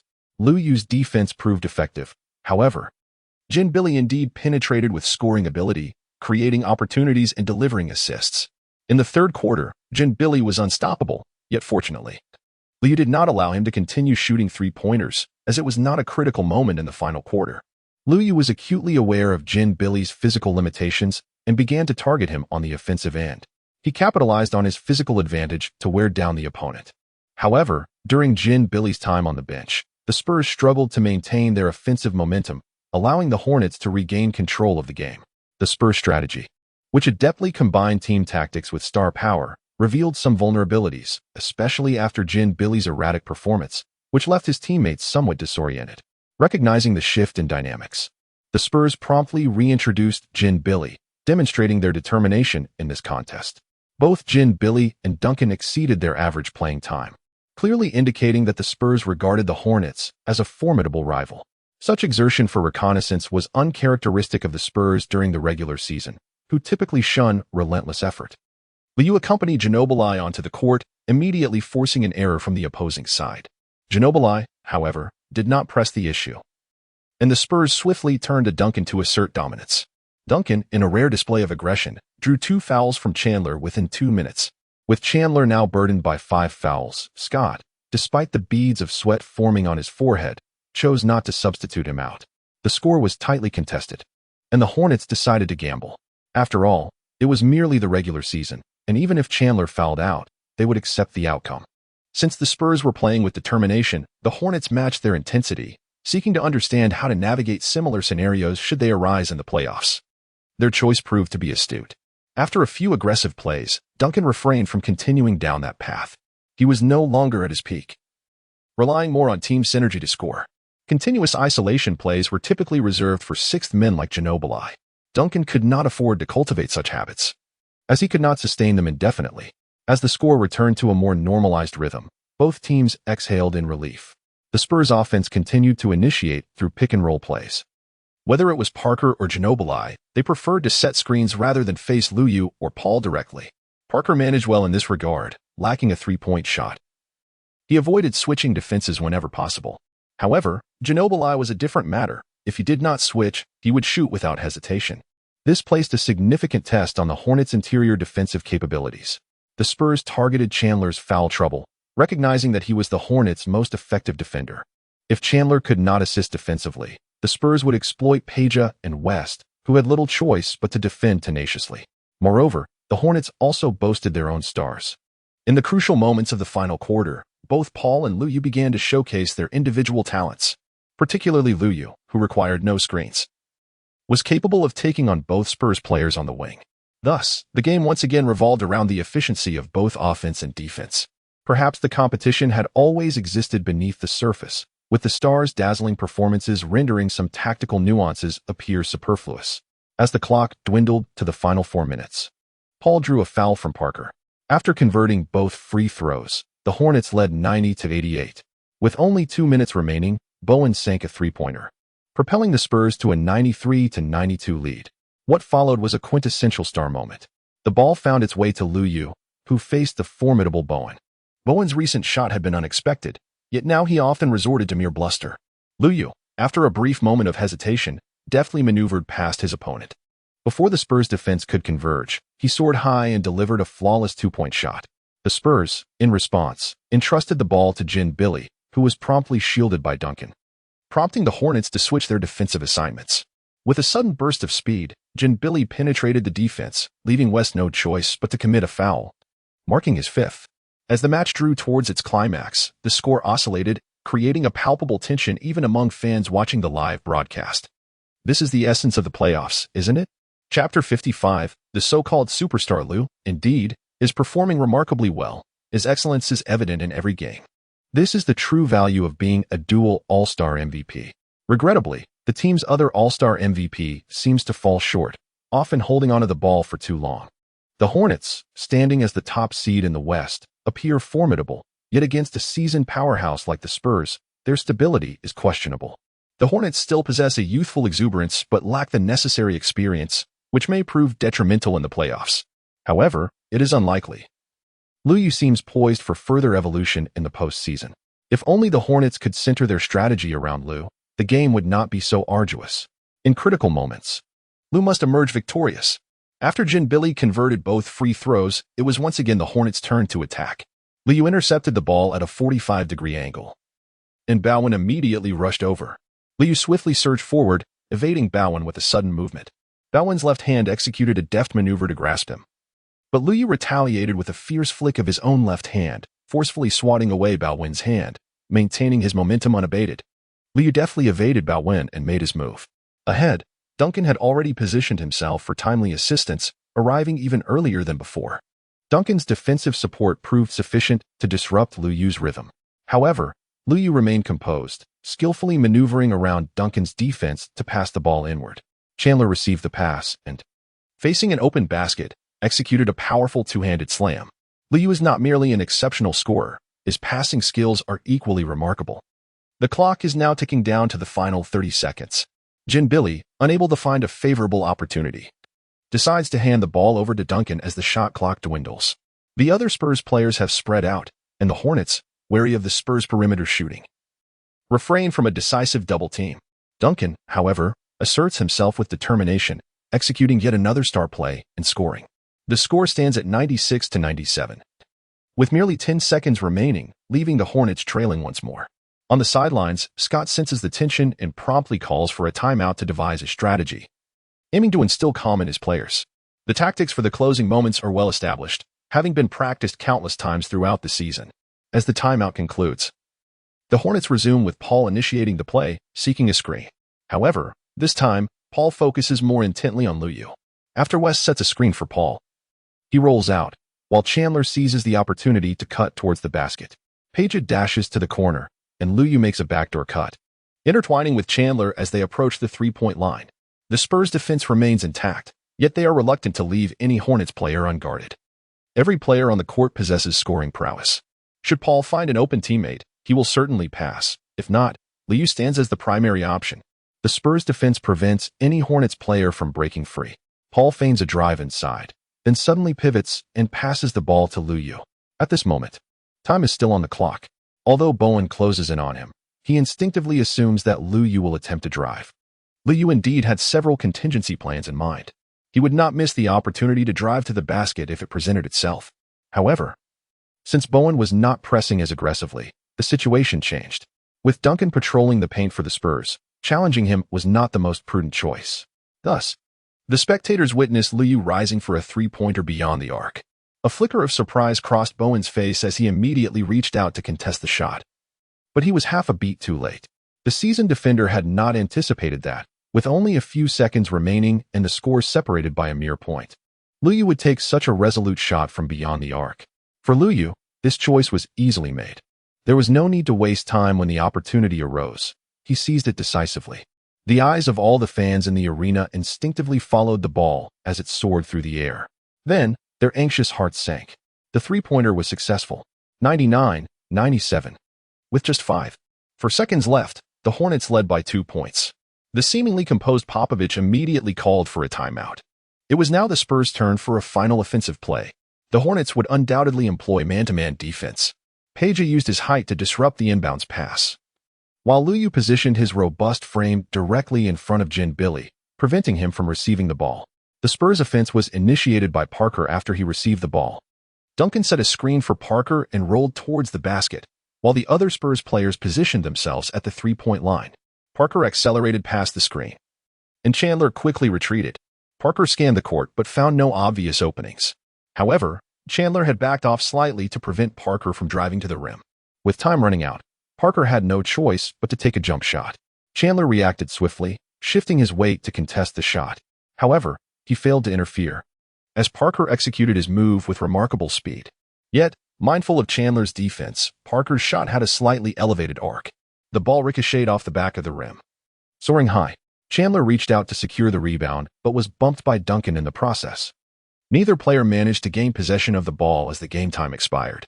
In this fierce Western showdown, the Hornets triumphed thanks to Luyu's critical shot. We found ourselves back in the chaotic state reminiscent of the season's early days, with disorganized offense and a lack of communication in defense. Fortunately, we still had time to improve. Tonight, we would review the footage together to identify the issues that led to our defeat, which might yield some beneficial insights. After the game, Popovich remained relatively relaxed, stating that it was merely a regular season match, a context the Spurs typically did not take too seriously. Even though this attempt had faltered somewhat, he deliberately praised Luyu, noting that we could not contain him throughout the game and expressing hope that we would not face him in the playoffs. Scott, on the other hand, was somewhat exhilarated. After a poor previous performance, we had adjusted and were determined not to lose again. I am confident that the players' focus is entirely on the competition, which is crucial. Paul and Luyu are both exceptionally talented, and I am confident that they will continue to lead the team forward. They are both integral members of the squad. The questions posed by the reporters, however, contain a certain degree of trickery. Luyu is merely an overlooked contender, yet he is now experiencing rapid growth. The Hornets are indeed fortunate, but they must also carefully consider the positioning of this player. As for the so-called twin stars, the question of who truly holds the leading role often provokes outside speculation. Nevertheless, the current atmosphere within the Hornets team is quite positive, with everyone eager to pursue a miraculous achievement together. Luyu enjoys a commendable relationship with Paul. This season, he harbors no ambitions of usurping authority. His sole desire is to assist the team in achieving victory. Even with his elevated status and the team's remarkable performance, Paul remains unconcerned. Their newly forged partnership resembles the early stages of many illustrious duos, basking in a sweet phase of camaraderie. Furthermore, both individuals possess remarkable intelligence, ensuring that any future collaborations will not devolve into the discord often exhibited by some players. Thus, the media's attempts to concoct sensational headlines are bound to be in vain. We are the finest team, and I am fortunate to have the best teammates. Luyu has consistently expressed this sentiment. Subsequently, he has exerted considerable effort in both regular and training matches to secure victories. He aspires to be significantly stronger by the time the playoffs commence, surpassing his performance during the All-Star weekend. Chapter 56. Rivals. Upon returning to their home court to face the Wizards, the Hornets once again revealed recurring issues. In the final quarter, the partnership of Paul and West displayed a lack of aggressiveness, compounded by a lack of bench support in the paint. The Wizards, having experienced an unstable season due to the injury of their star player, Arenas, seemed to find their footing post-All-Star break, improving with each game. It became evident that Arenas, the inspirational figure, did not wield as significant an impact on the team's performance as anticipated. However, it appeared that the Wizards had misjudged the situation. If they could enhance their record without Arenas, his return could potentially render the team invincible. Consequently, the Wizards awarded the injured Arenas a lucrative long-term contract, leading to a decline in the team's cohesion. With the highest-paid player sidelined, it became increasingly difficult for the remaining teammates to unite in their efforts. In this match, the Hornets found themselves at a disadvantage due to Chandler's excessive fouls. Paul and West's efficiency waned during critical moments, and Peja was targeted by the opponents, nearly allowing a reversal by a competent Eastern Conference team. Ultimately, the Hornets secured victory through Luyu's individual prowess. Nevertheless, amidst these circumstances, external voices advocating for Luyu to receive more playing time grew increasingly vocal. While some genuinely believed Luyu deserved a higher status, Many others seem to be instigating and seeking to capitalize on the situation. Lu Yu possesses a profound understanding of the current situation of the team. The Hornets, having secured the top position in the Western Conference this season, find themselves in the latter half of the regular season, making it implausible for the team to implement significant tactical adjustments. Lu Yu, the head coach, refrains from taking risks, thus consistently supports the team. It would indeed be folly to create discord at this juncture. The Hornets are also adapting to Lu Yu's style post-All-Star weekend, prioritizing stability and exercising caution. Otherwise, he would not have had the opportunity to showcase his individual prowess. Had the Hornets continued in the same vein as the beginning of the season, defeat would have been inevitable. In 2 days, the Hornets are set to face a formidable opponent undergoing significant changes, the Suns, who have acquired Shaquille O'Neal. Originally, the Suns thrived on a fast-paced game, but at 36, O'Neal's weight has increased compared to his younger years, making it impossible for him to keep pace with the team's tempo. The Suns traded for O'Neal with aspirations of postseason success, and they are undoubtedly accommodating this veteran.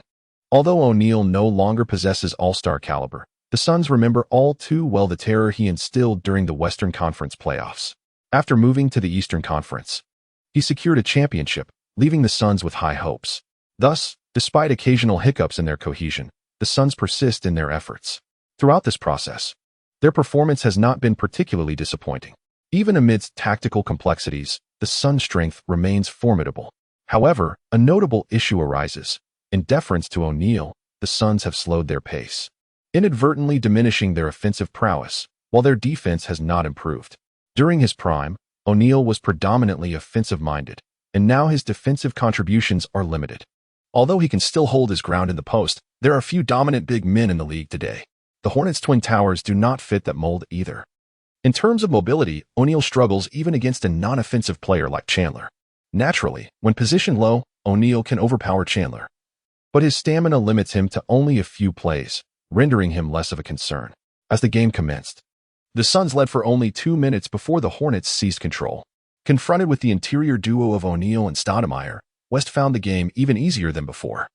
With Marion on the floor, defense was somewhat more robust. Paul was able to attack against Nash.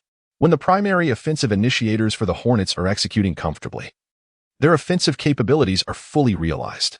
Lu can effortlessly score points without consuming much possession.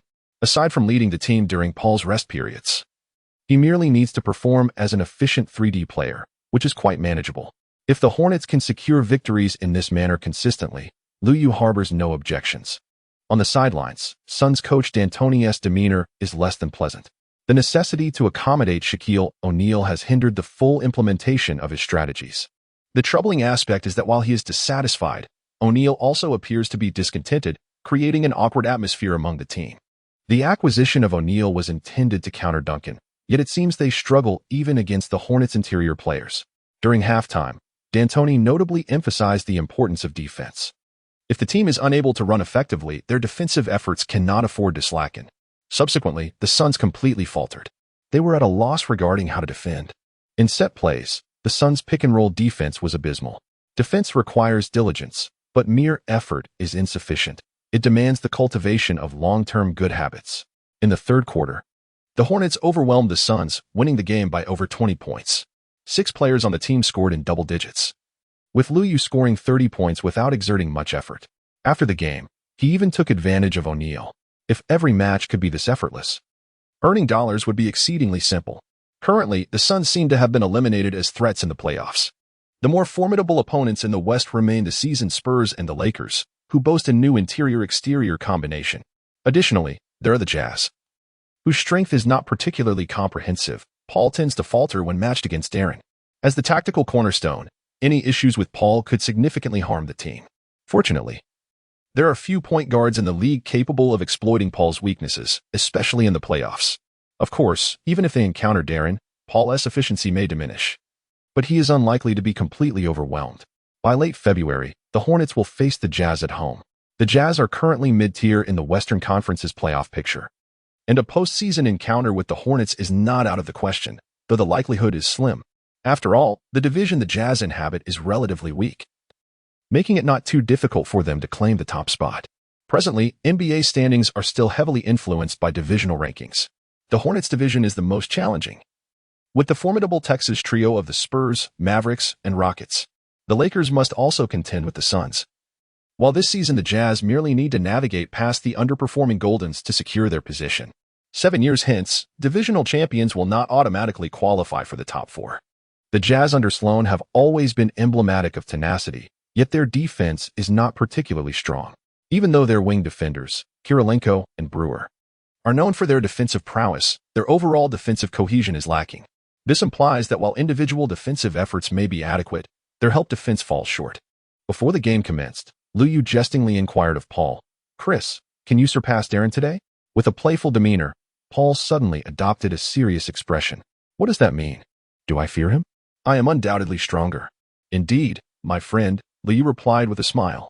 The rivalry between Paul and Darren has largely been sensationalized by the media, as both are exceptional guards who entered the league in the same draft class. However, excessive media attention often invites mockery, and players inevitably become aware of it. Thus, Paul's emotions are rather nuanced. Chapter 57. The rising star perhaps spurred by this, the ever-competitive Paul commenced the game by taking matters into his own hands. Although his initial attempt failed, he soon found success. In terms of sheer speed, Paul held the advantage. If he relied on his quickness to evade Darren's defense and score, he could certainly achieve it. However, despite his speed, Paul is not the type of scoring guard who recklessly takes risks. He prefers to dictate the rhythm of the game. Yet, this is precisely where Darren excels. Particularly in the latter half of the match, Paul tends to adopt a more cautious approach. Often, such composure and prudence can be beneficial to the game. Nevertheless, hesitance to take risks at critical moments can lead to complications. When faced with a stronger opponent, he is likely to suffer the consequences.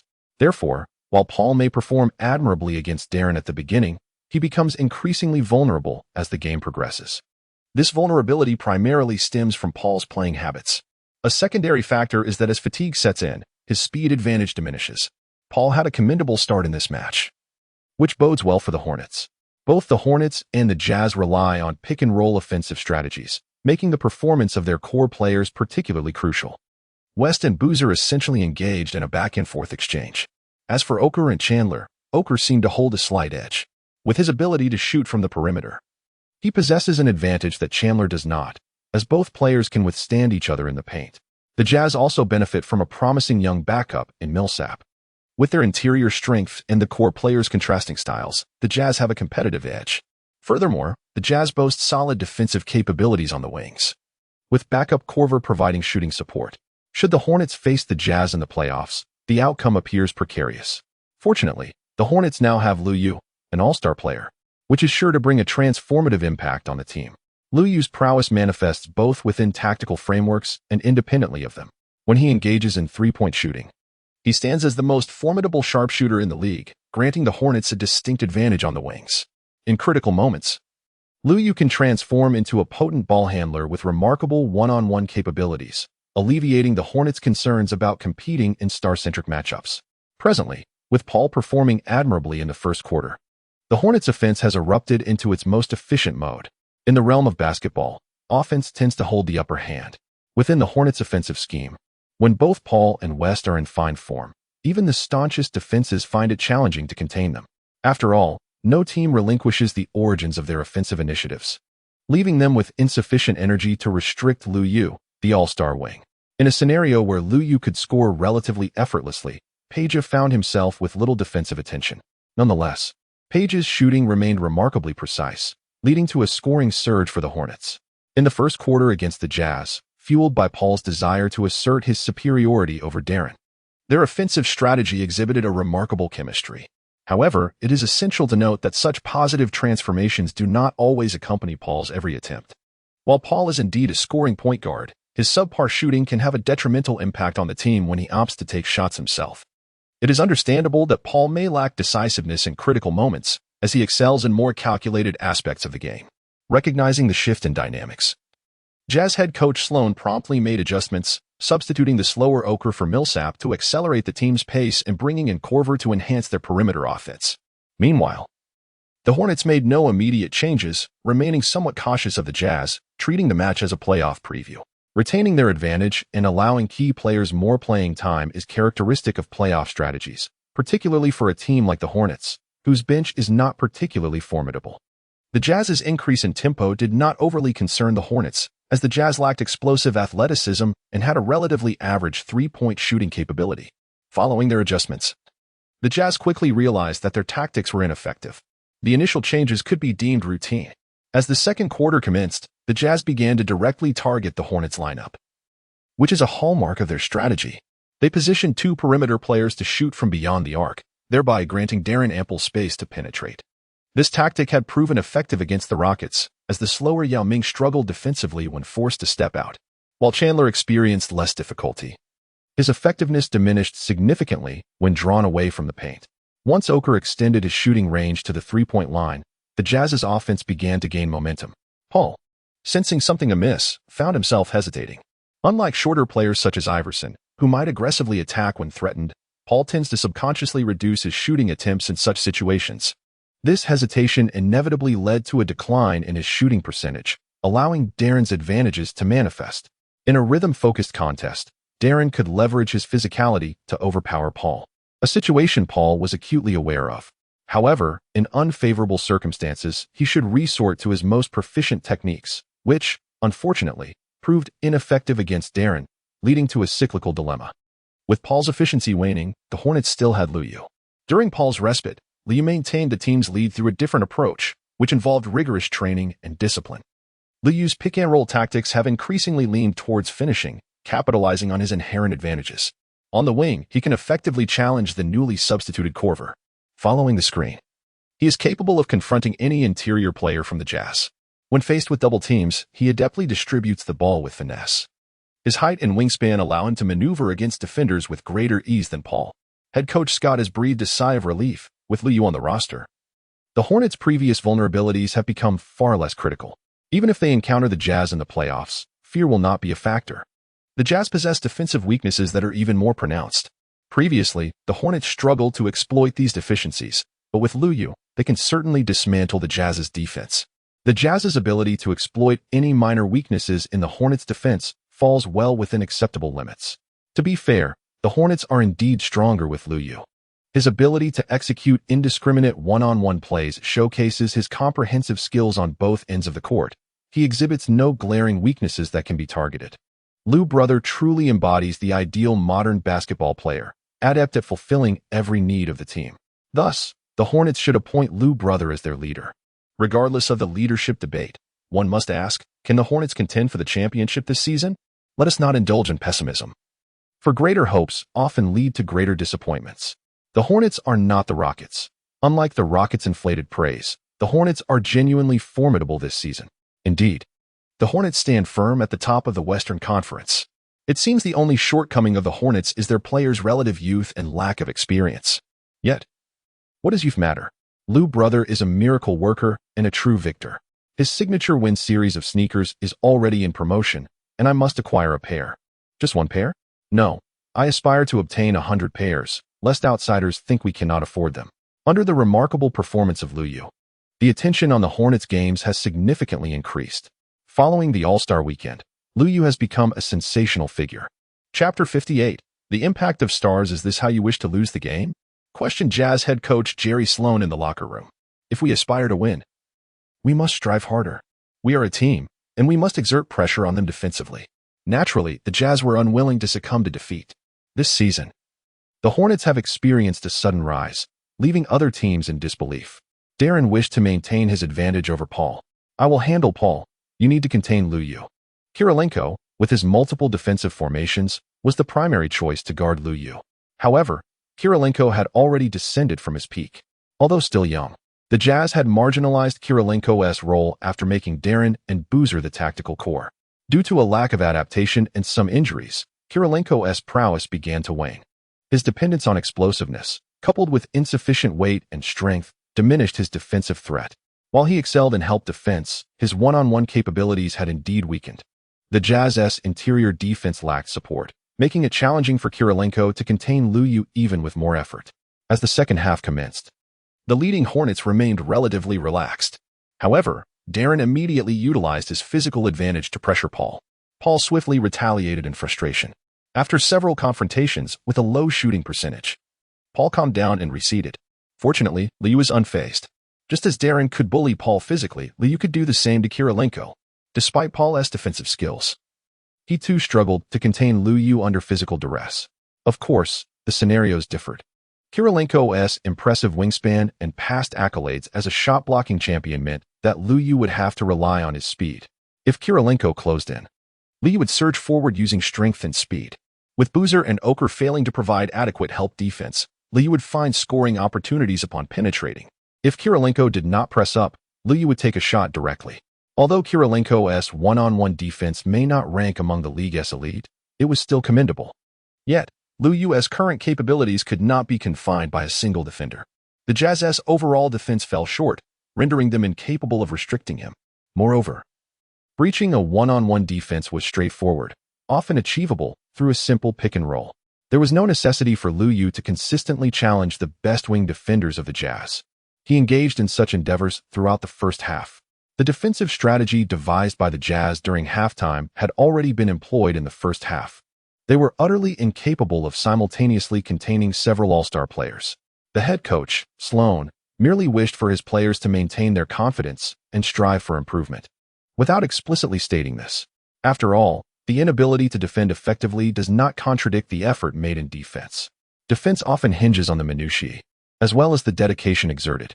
For, should a few sequences be executed with diligence, they can significantly influence the outcome of the game. Whenever there exists even a slight increase in probability, relentless attempts must be made. In the third quarter, Darren and Boozer surpassed the combination of Paul and West.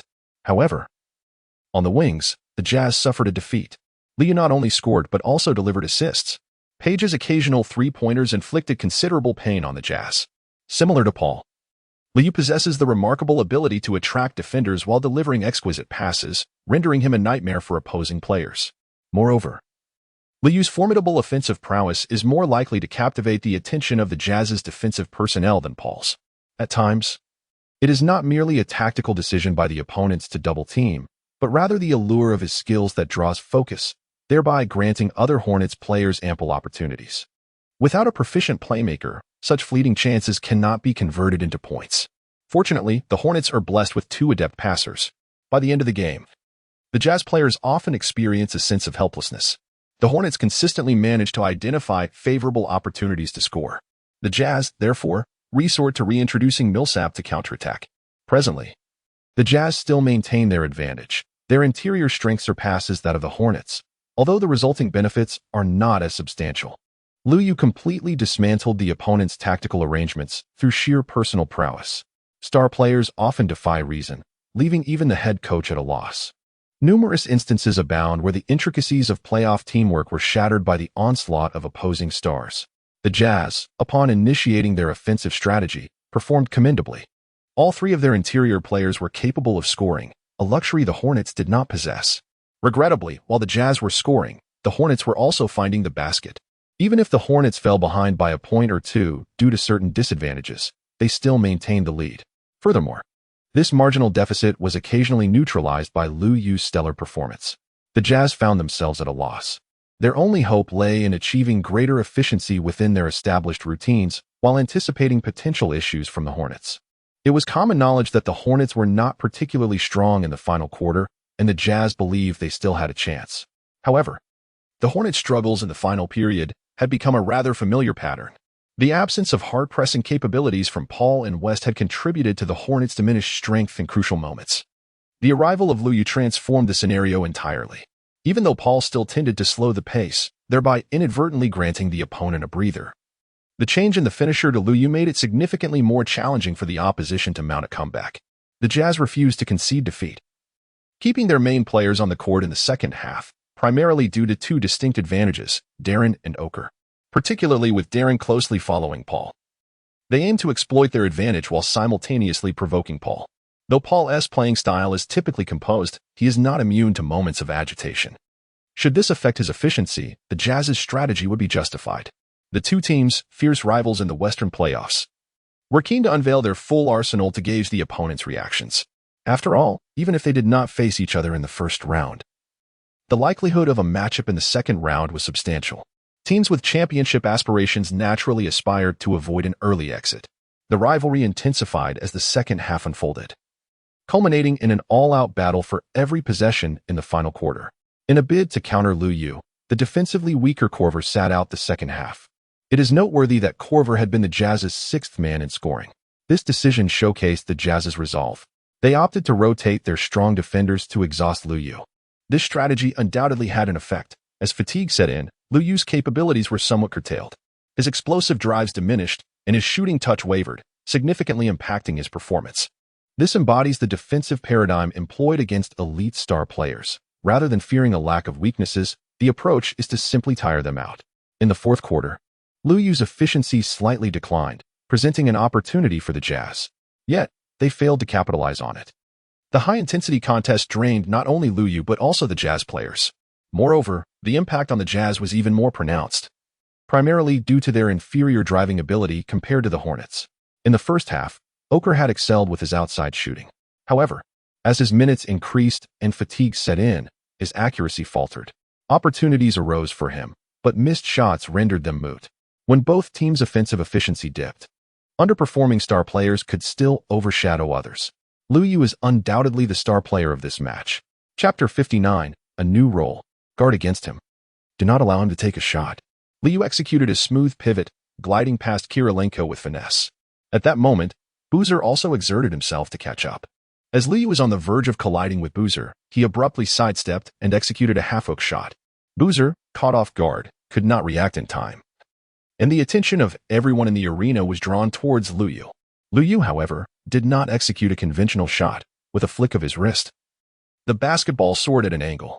West received the ball, took a step forward, and effortlessly placed it into the hoop. How could this be?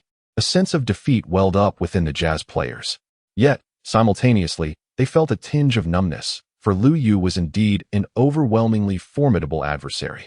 As the game approached its final 2 minutes, the point differential hovered around 10, leaving the Jazz in dire need of additional scores.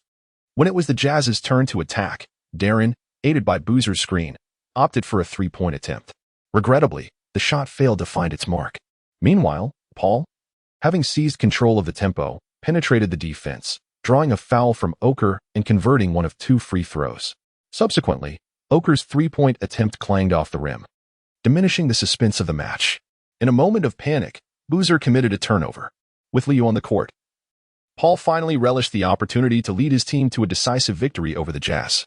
After the game, he nonchalantly remarked, "This was merely an ordinary victory. There is nothing more to say. I simply strive to excel in every aspect, not limited to scoring and playmaking, but also in defense." His defensive prowess surpasses that of Darren, and this must be acknowledged. Lu Yu, ever gracious, remarked, "As long as I, Chris, am present, I can focus entirely on scoring." Their triumph over the formidable Western teams further solidified their bond. Time swiftly advanced to March, with the regular season dwindling to just over a month. As the playoffs approached, the intensity of the games began to polarize. During such times, teams vying for playoff spots can often prove more challenging than the actual powerhouses, as they fight tenaciously for a chance at postseason glory. For instance, the Wizards were currently basking in a positive atmosphere. The Hornets, in a moment of carelessness, suffered an unexpected defeat against their opponents.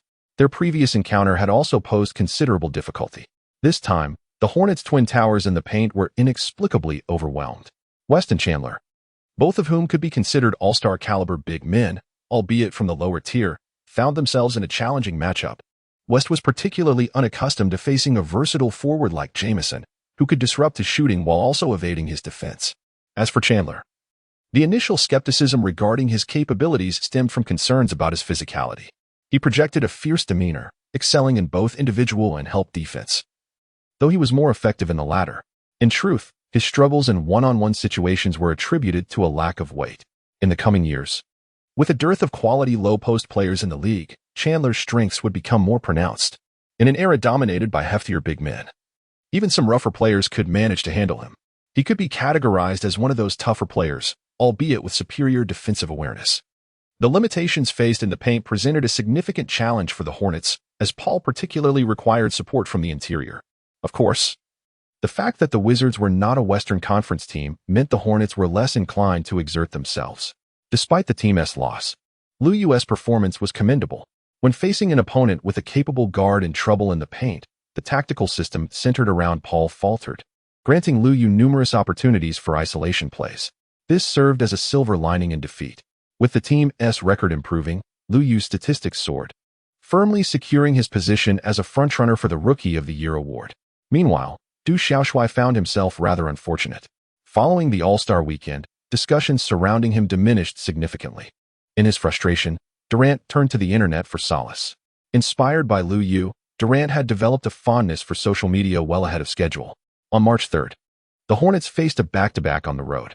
However, as their adversary was the already defeated Knicks, the Hornets played with relative ease. Lu Yu efficiently achieved a remarkable score. 2 days later, the team returned to their home court, facing a playoff contending team from the Eastern Conference. West was still sidelined due to injury. As the playoffs drew nearer, the team felt the tension with players injured. Fortunately, West's injury was not severe.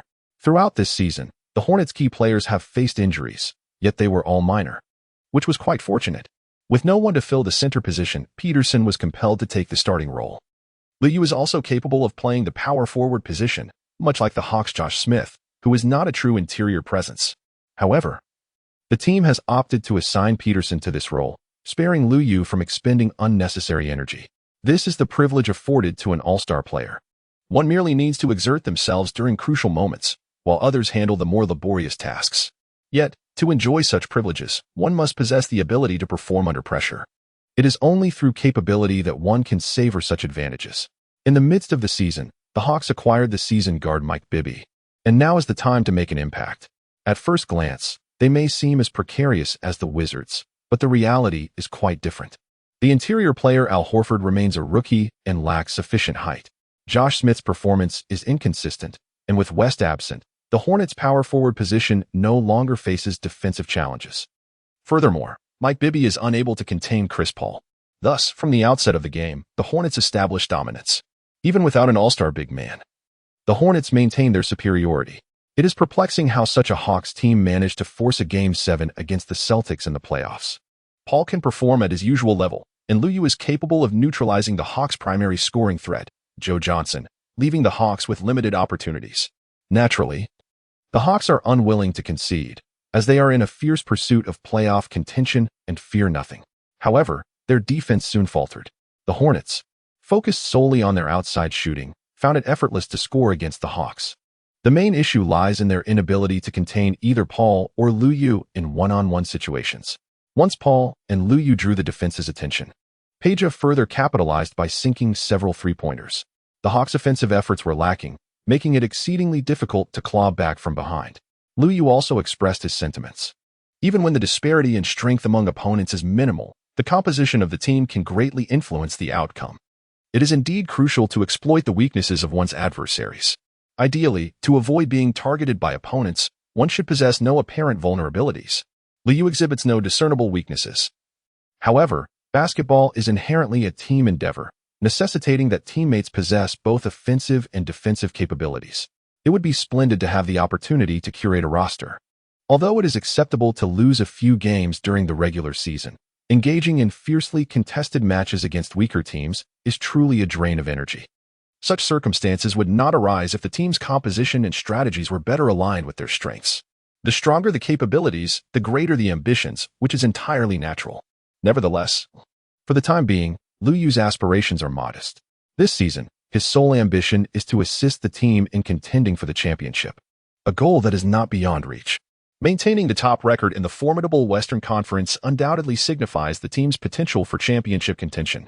After the match, Lu Yu stated, "I have fully acclimated to my new role within the team. Regardless of what is required of me, I will exert my utmost effort. I am prepared to strive alongside my teammates to achieve our collective objective." Chapter 60. The final glory. On March 7th, the Hornets triumphed decisively, and despite having traded Kidd, they seemingly have not relinquished their aspirations for this season against the Nets, who are no longer capable of securing victories. Lu Yu delivered an impressive performance, amassing 40 points and 12 rebounds, a remarkable double-double. The following day, the Hornets visited Houston, initially anticipated as yet another derby. This match saw the absence of the great Yao Ming due to injury. The Hornets had previously succumbed to the Rockets due to a disadvantage in the paint, and expectations for this game seemed rather predictable. At this juncture, the Rockets were on a remarkable 17-game winning streak. Without Yao Ming, their offense appeared even more fluid. Consequently, a considerable number of critics asserted that the Rockets were stronger without Yao and should consider parting ways with him. While the strength of the current Rockets remains debatable, their offensive execution is undeniably more seamless. Yao Ming's reluctance to lose weight does not align well with Edelman's system. However, the absence of Yao also rendered the Rockets' strengths and weaknesses more pronounced, making them easier to target strategically. In the previous match, the Hornets struggled in the paint, and with West sidelined, Chandler was left as the sole concern. So, what accounts for the Rockets' recent success? It appears that opponents are still adjusting to their stylistic changes.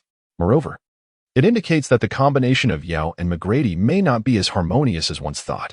Their frequent injuries lead to a pattern of alternating leadership, resulting in a core-centric gameplay. While dual leadership sounds appealing, it can hinder team unity, affecting both player relationships and tactical choices. Had they both remained healthy, the team might have been built around a single player, potentially advancing beyond the first round of the playoffs by now. In Yao's absence, the Rockets turned to the theoretically 42-year-old, yet likely older, Mutombo as their starter. In his prime, Mutombo was a defensive stalwart. Yet now he primarily occupies a role focused on defensive positioning and rebounding. With neither team's interior offensive threats present, it was evident that the battle would unfold on the perimeter. As the game commenced, Paul utilized screens to secure mid-range scoring opportunities. Mutombo, now less capable of defending than Yao, became an asset for Paul to exploit. Unexpectedly, Alston quickly retaliated using the same tactics. The streetball king Alston is somewhat erratic. If he finds rhythm, he can indeed pose a challenge due to his speed. Paul, when matched against a quick defender, also tends to engage in a back-and-forth scoring exchange. Yet, the scoring leaders for both teams soon shifted. Facing the top team in the West, the Rockets approached the game with caution. Rather than immediately accelerating their pace, they opted to test their opponents through defense. Paul is accustomed to half-court battles, but without West's collaboration, he found himself somewhat out of his element. Liu naturally emerged as the primary scoring option for the team. Upon receiving the first pass from Paul, Liu skillfully navigated Betier's defense to make the shot. Betier, a player of considerable defensive caliber, possesses keen judgment and physical strength, making him a pivotal defensive asset for the Rockets' wing. He can be regarded as a quintessential 3 and D player of this era. However, Betier's defensive prowess does have its limitations, as his physical attributes are not particularly exceptional.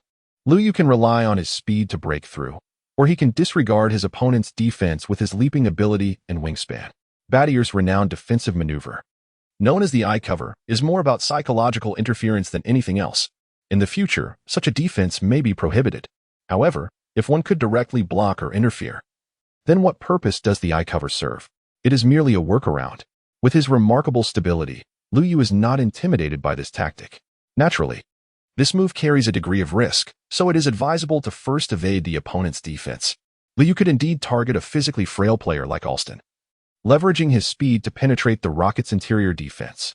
He is not merely a player who relies on shooting. However, it is crucial for Liu to also contribute defensively. Initially, the Hornets assigned Peterson to guard McGrady, who, this season, is not as formidable as he once was. Nevertheless, during this phase, the Rockets are on a winning streak, and McGrady is in excellent form, making it difficult for Peterson to contain him. Thus, Liu's involvement becomes essential. His contributions are required on both ends of the court, even though he has not been overly aggressive thus far. Despite this, he has managed to make several shots with the assistance of his teammates' screens and has also delivered some exquisite passes. While McGrady feels confident on the offensive end, he seems somewhat disengaged defensively. Liu provided 3 assists for Peja and Pargo during Paul's rest when Liu led the team. His pick-and-roll strategy with his teammates appeared to pose an even greater threat than that of Paul. This exemplifies the advantages of possessing formidable offensive prowess. Liu swiftly found his rhythm in the first quarter, much to the delight of the fans. However, a segment of the audience remained conflicted. They were, after all, admirers of the great Yao Ming. Although Yao was not participating in this match, some supporters still harbored hopes for a Rockets victory. After all, the Hornets had already secured the top spot in the Western Conference, and a single loss would not be detrimental.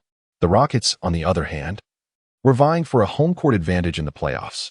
Liu remained oblivious to the myriad thoughts swirling in the minds of the fans, yet even if he were aware, it would not concern him.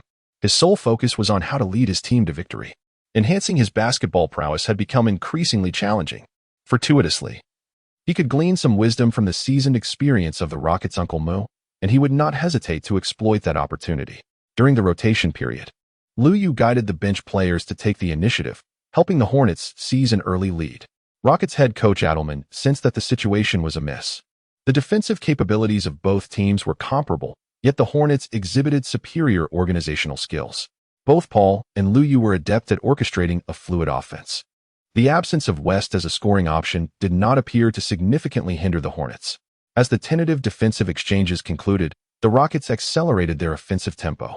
With both starting big men lacking in speed, the Rockets opted to field only the shorter Hayes, complemented by shooters like Haid and Novak. They abandoned defensive efforts to focus entirely on offense. The Rockets had 4 players capable of shooting threes, all while increasing their pace. This left the Hornets' defense with noticeable vulnerabilities. It was not that the Hornets were incapable of defending. Rather, they were inherently a small ball team, with 1 big man and 4 smaller players. In the fast-paced tempo, many defensive setups were disrupted before they could be fully executed, making it difficult to maintain effective containment. However, the Rockets' strategy also left them unable to counter the Hornets effectively. After all, the Hornets' only defensive weak link was Peja. The Rockets' increase in shooting options did not solely enhance their defense. The Hornets remained competitive. Yet, when Lu Yu took a breather, the Rockets managed to overtake the score. In his absence, the other Hornets players struggled to contain McGrady. Coach Scott attempted to implement double-teaming strategies. While McGrady often played isolation, he was not devoid of passing ability. Faced with the double team, McGrady leveraged his height advantage to easily distribute the ball, resulting in a flurry of three-pointers for the Rockets. Hayes, Novak, and Alston all converted. Though Paul managed to sink a three-pointer, McGrady responded with a long-range jumper of his own. With a height and wingspan surpassing Lu Yu's, he proved formidable. When in rhythm, he could disregard defensive pressure entirely, though it was evident that the defensive intensity against him was rather lax. Realizing the situation was deteriorating, Scott promptly called a timeout to reintroduce Lu Yu. Lu Yu was also filled with enthusiasm. This season, McGrady's prowess had diminished, yet during the Rockets' winning streak, he still managed to deliver some dazzling performances. By the next season, such brilliance would be entirely absent. He decided to give it his all and see just how far this former top scorer on the wing could go. Chapter 61. Ruthless Moves. McGrady swiftly accelerated and changed direction. Lu Yu promptly kept pace, but at that moment, his opponent had already leapt into the air. Lu Yu promptly leaped to interfere. But it was just a fraction too late. He had encountered numerous unguardable shots before. Players like Gay and Durant exemplified this style. McGrady, however, embodied an unparalleled smoothness, which is why he is often likened to a silver stallion, standing shoulder to shoulder with Kobe at an almost artistic level of beauty. The essence of an unguardable shot lies in the harmonious fusion of innate physical attributes and dynamic abilities. Lu Yu now employs such a shooting technique while in possession of the ball. However, this method is quite demanding, heavily reliant on one's touch, making extraordinary performances both remarkable and commonplace. Lu Yu is not one to become infatuated. Those who are solely adept at this technique are not all-stars. The future Durant excels in this maneuver due to his superior height and wingspan, which require less exertion. McGrady's strength lies in his ability to blend individual play with teamwork, and he exhibits a formidable passing ability, showing less apprehension towards double teams. He is also a paragon of versatility on the wing, although he leans more towards finishing. This situation is somewhat akin to that of Kobe. Both possess passing skills, but have a greater belief in their own finishing abilities. However, McGrady, endowed with superior physical gifts, displays a marginally lower efficiency compared to Kobe. If Kobe were to be labeled a blacksmith, it would be difficult to categorize McGrady similarly. Nonetheless, this represents a trivial disparity between the two. McGrady's ultimate shortcoming lies in his lack of mental fortitude. He is not particularly resilient and fails to exert the same intimidating presence on the defensive end. Consequently, relying solely on low efficiency, unstoppable offense is insufficient. At present, Lu Yu has not yet reached the pinnacle of Tracy McGrady in certain aspects, yet he excels on both offensive and defensive ends, showcasing superior organizational skills. While McGrady can return to his former glory and deliver astonishing performances when in prime condition, Lu Yu possesses the capability to accomplish even more. Firstly, Lu Yu exerts relentless pressure on McGrady defensively, engaging in significant physical confrontations before McGrady even receives the ball. Offensively, he directly targets McGrady, Though this approach is somewhat less assertive compared to his defensive strategy, as Liu Yu must be mindful of his stamina. He plays aggressively, but if McGrady's defense holds firm, he will pass the ball to Paul. The Hornets' advantage lies in their two formidable all-stars. Should Battier attempt to assist, Liu Yu's response becomes even more straightforward. He will deliver the ball to an open teammate. Under the orchestrations of Liu Yu and Paul, both Peja and Peterson successfully convert three-point shots. Thus, even if McGrady showcases a return to peak form, the Rockets struggle to extend their lead, essentially facing a one-on-two scenario. Alston provides some assistance, yet he falls short in comparison to the All-Stars. Rockets head coach Rick Adelman is acutely aware of this dynamic. Therefore, even with the Rockets in the lead, he remains visibly tense on the sidelines. Having joined the Rockets with numerous aspirations, he recognizes the roster's deficiencies, but it is undoubtedly stronger than that of the Kings. And he aims to continue proving his coaching prowess in the playoffs. Adelman places significant emphasis on the Hornets, who are destined to be formidable contenders in the postseason, prompting him to adopt somewhat extreme measures. With Yao Ming absent, the Rockets could falter if McGrady takes a breather. Thus, McGrady remains on the court. Adelman's approach to managing stars is notably more rigorous than that of the Rockets' former coach, Van Gundy. Under his guidance, the notoriously fragile McGrady and Yao have both suffered declines. The Hornets are encountering a fierce competitor in the regular season for the first time. Fortunately, Liu Yu and Paul have already enjoyed a few minutes of rest in the first half. They are young and unafraid of their older counterparts. Are you too timid to defend me? Liu Yu provocatively challenges. Who do you think you are, worthy of my defense? McGrady retorts with disdain. Liu Yu chuckled and remarked, Indeed, you are incapable of dominating the game on both offense and defense. As the first half drew to a close, McGrady was noticeably fatigued. Faced with two straightforward jump shots from Liu Yu, his previous precision had waned. However, thanks to Alston's erratic three-pointers, the Rockets still maintained their lead. Liu Yu felt no discouragement. He played with exhilarating fervor on the court. He was confident that in the second half, he could continue to wear down McGrady until the latter's efficiency significantly declined. Undoubtedly, I can easily overwhelm them, McGrady remarked nonchalantly in the locker room. Head coach Adelman chose not to expose the underlying tension, as he needed to placate the star player. In truth, he hoped McGrady would adopt a more judicious approach to the game. Yet the player was unwilling, and the coach could not impose his will. As long as victories continued to flow, there were not many issues to contend with. Adelman could facilitate a better integration of the supporting cast into his offensive strategies, enhancing their synergy with McGrady. However, the defense was undoubtedly a challenge. The performances in the first half had already indicated that the Rockets were better off focusing on their offensive prowess. Nevertheless, there was room for improvement in their defense against the Hornets' role players. It was best for everyone to rely on their stars. On the Hornets' side, Scott harbored similar sentiments. While McGrady's strength was undeniable, they could not allow players like Haid and Novak to shine effortlessly. The Hornets would also intensify their restrictions on the Rockets' role players in the second half. Otherwise, McGrady would have the opportunity to orchestrate the team's plays. Furthermore, with defensive vulnerabilities like Novak's, the Rockets would need to be targeted fiercely, compelling them to make cautious choices rather than engage in reckless offense. If this aspect was well managed, the Hornets were confident that McGrady alone could not dismantle their game. Rest assured, had it not been for the halftime break, we would already be in the lead. I will diligently contain McGrady. Liu Yu exuded confidence. It was uncertain if a peak Tracy McGrady could rival him. But the current player certainly could not. Moreover, he could allow his teammates to take the reins for a while. The Rockets, however, had no choice. They dared not let McGrady sit idly.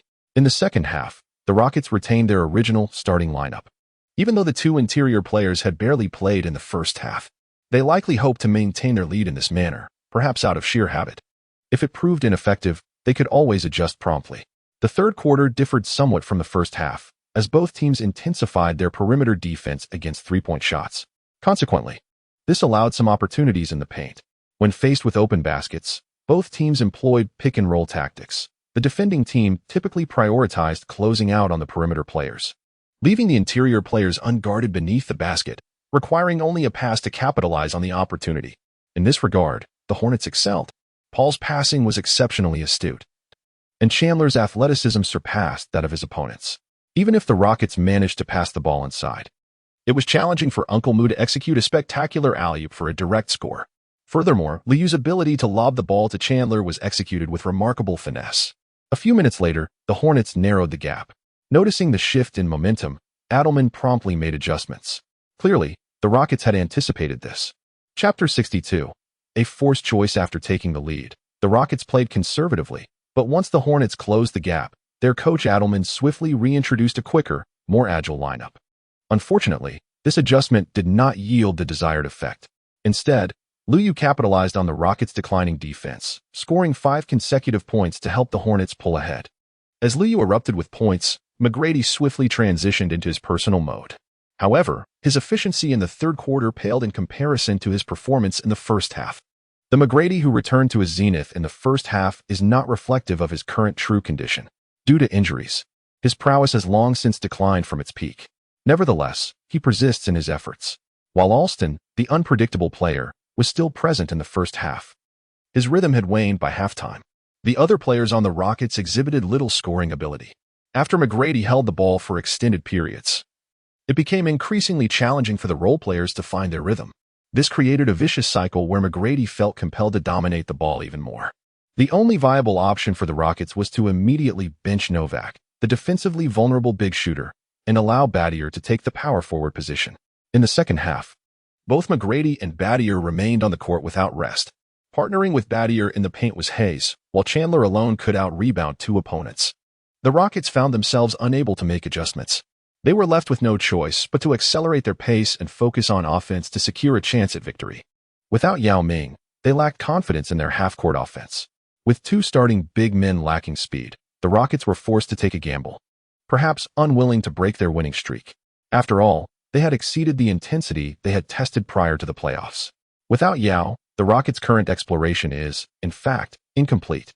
Luyu is somewhat concerned that McGrady may sustain an injury if he does not take a break. Luyu could indeed contend with McGrady for the entirety of the second half. However, the Hornets ultimately opted to allow him a brief respite. After all, McGrady's efficiency had already begun to wane. When Luyu took a moment to rest, Peterson's defensive efforts were not entirely ineffective. However, the overall defensive performance of the Hornets had diminished.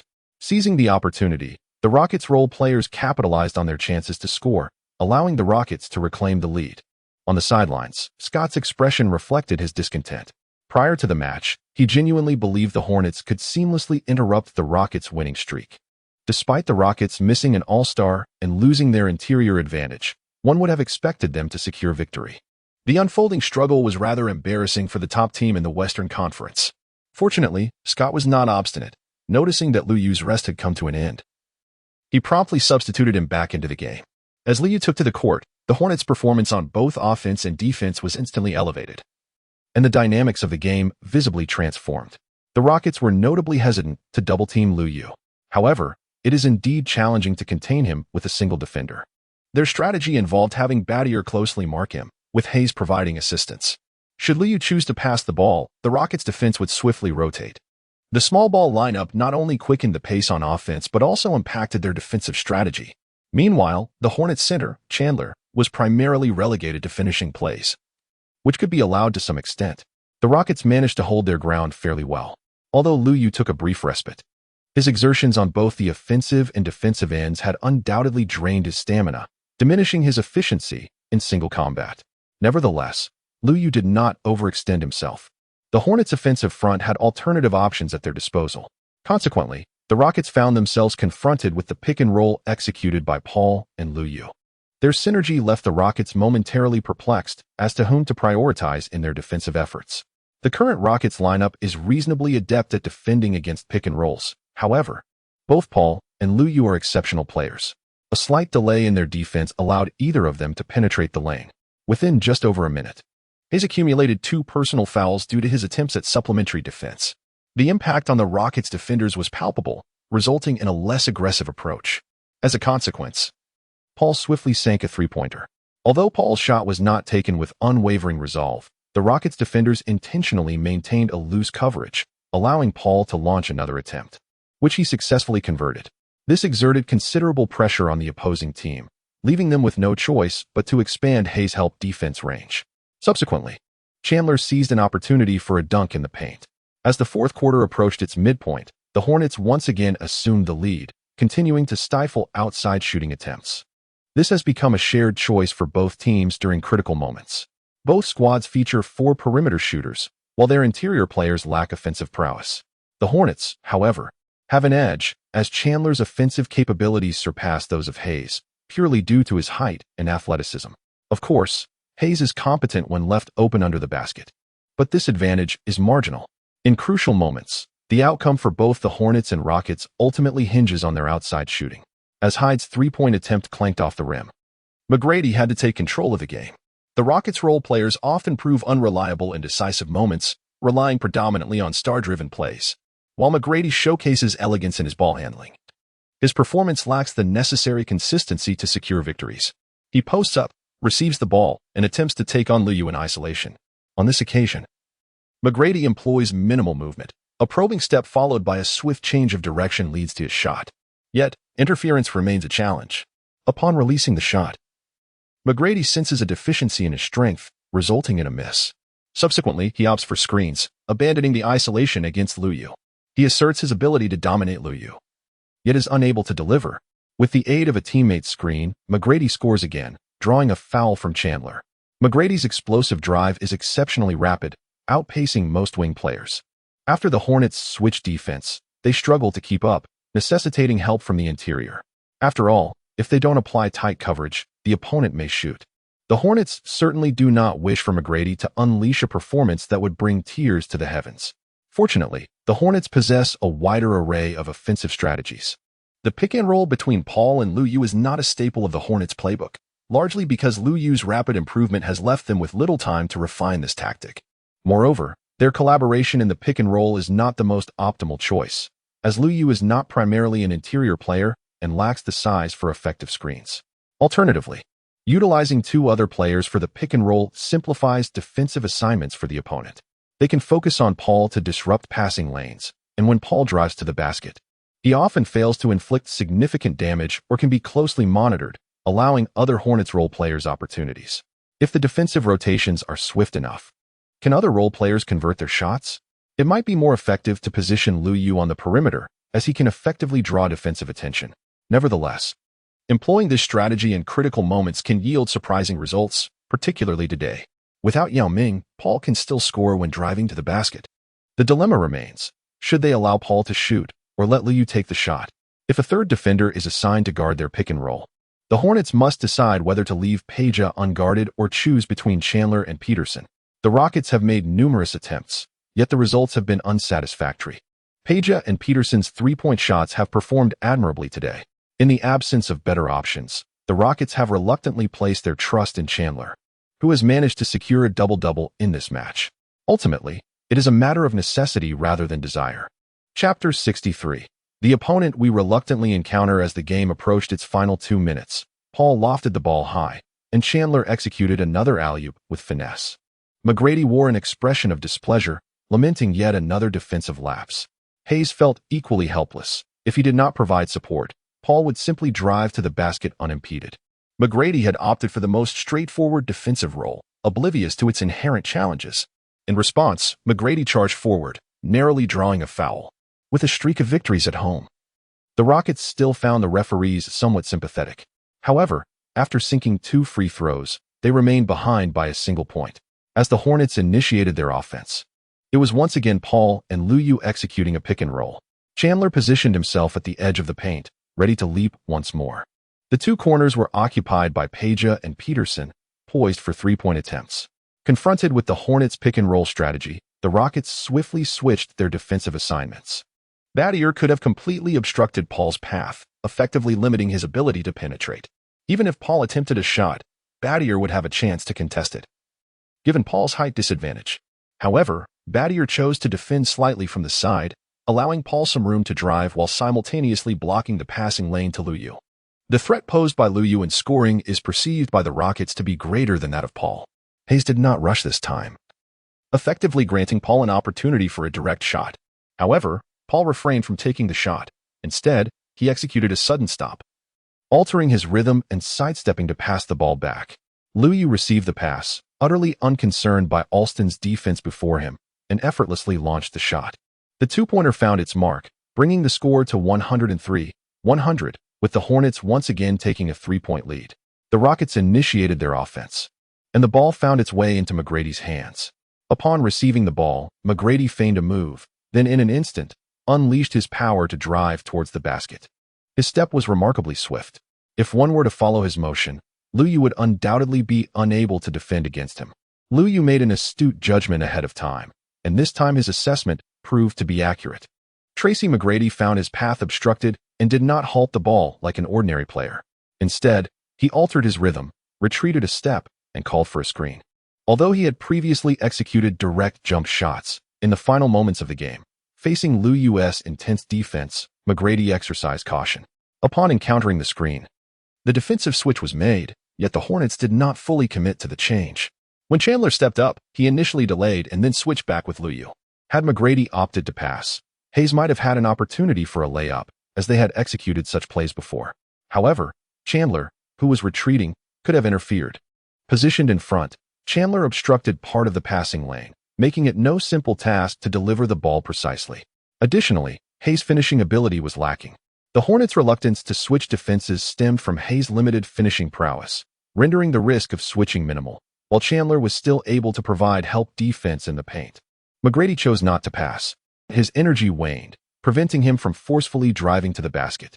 Seizing the moment when Liu and Chandler reverted to their original positions, he rose up from beyond the arc, thinking that shot would have leveled the score. Unfortunately, Liu quickly returned to contest the shot, as McGrady's stamina diminished. His leap faltered, resulting in a shot lacking power. The three-pointer missed, and Chandler, who was hastening back, effortlessly secured the rebound. Meanwhile, Paul began to take control of the tempo. By managing the rhythm, he consumed precious time, yet the Hornets' offensive execution appeared somewhat hurried. The ball found its way to Chandler, but this attempt was thwarted by Hayes.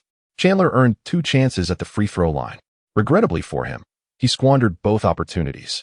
Fortunately, time was dwindling for the Rockets. Following a timeout, McGrady did not receive the ball immediately. After circling around to receive it, he again called for a screen. The Hornets, aware of the limited time, anticipated that McGrady might take the shot himself and consequently double-teamed him. With no other option, McGrady was compelled to pass. Since the double team occurred beyond the three-point line, Hayes had not yet reached a position conducive for a finish when he received the ball. He feigned an inward drive before passing to the weak side to Head, brimming with confidence, took the shot. The basketball soared through the air, only to be met with the sharp sound of it hitting the rim. Several players from both teams rushed toward the rebound. Liu found himself in a more advantageous position, deftly directing the basketball to the side. Paul, with keen insight, dashed forward to seize the ball and maneuvered it toward an unoccupied area. The Rockets players, realizing the situation, immediately pursued and committed a foul. Paul approached the free throw line, executing both shots flawlessly. At this juncture, the Rockets had no alternative, with only a few seconds remaining and trailing by 5 points. McGrady received the ball and launched a desperate three-pointer. Alas, there was no miracle to be found. Battier managed to tip the rebound. Yet the Rockets players were unable to take another shot before the final buzzer sounded. The Rockets' streak of victories came to a resounding halt. McGrady played the entire game, amassing over 30 points, yet it proved futile. Liu sighed softly. However, this was an erroneous example. He could not follow such a path. This time, his intention to absorb basketball experience would not revolve around Tracy McGrady, as he was uncertain whether choosing this player would enhance his basketball prowess. It would be more advantageous to bolster his weaknesses with Uncle Moo's guidance. After the match, Scott reflected on the game, stating that the Rockets excelled on both offensive and defensive fronts, posing significant challenges for them. McGrady's performance was indeed remarkable, yet fortunately they had 2 outstanding stars, and they endeavored to secure victory, taking pride in their accomplishments. Paul and Liu exchanged compliments, praising each other's proactive play and minimal errors, which had elevated the team's competitive spirit. Regarding the interruption of the Rockets' winning streak, both exhibited humility. However, when asked by reporters if they would prefer to avoid certain opponents in the playoffs, they replied in unison, "We are the adversaries that others wish to evade." Following a back-to-back schedule, the Hornets returned to New Orleans for a 3-day respite before facing the Spurs. As the regular season drew to a close, the Hornets sensed they would encounter several formidable teams. It seemed they would not benefit much from the advantages enjoyed by the tanking teams. Truly, great responsibilities are bestowed upon those capable of bearing them. Nonetheless, upon returning to their home court, West prepared for his return. and the Team S roster was once again whole. Liu merely hopes that during this period, the team will not suffer any injuries that could jeopardize their playoff aspirations. Naturally, his teammates' potential benefits must also be thoroughly maximized. For the sake of the team, Liu believes that even if they were to uncover the truth, they would still be amenable. Midway through the season, the Spurs bolstered their interior presence by acquiring the more agile Costa Thomas. In this match, Thomas partnered with Duncan as a starter, and the Hornets were eager to observe any changes within the Spurs. It seems that the Spurs have effectively positioned Duncan at the center position. However, they soon realized that the Spurs' playing style had not undergone significant alterations. They invested a first-round pick solely to diversify their defensive options for the playoffs. At least for the Hornets, this development had minimal impact. As long as Liu continues to dominate the Spurs' flanks, it suffices. In Chapter 64, where lies the limit? Allow him to score. We merely need to sever Liu's connection with his teammates. We must stay close and defend against him, for we cannot permit him to take such shots. The first half has not yet concluded, and the Spurs have already overturned the defensive strategy established prior to the game. Liu's performance was naturally commendable. Yet this aspect was within the bounds of what the Spurs could accept. Their dilemma lay in the fact that Thomas, acquired through a costly trade, failed to meet the anticipated expectations. The Spurs had set their sights on Thomas due to their prior encounters in the playoffs.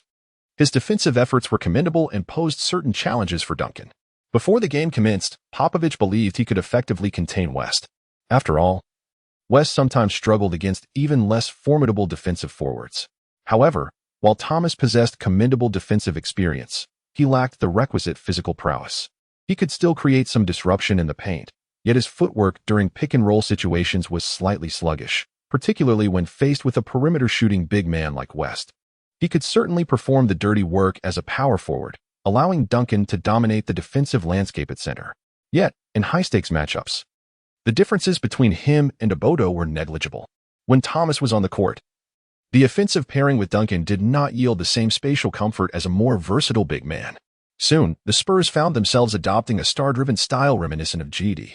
The Hornets' defense has been steadily improving, making it increasingly challenging for the Spurs role players to score.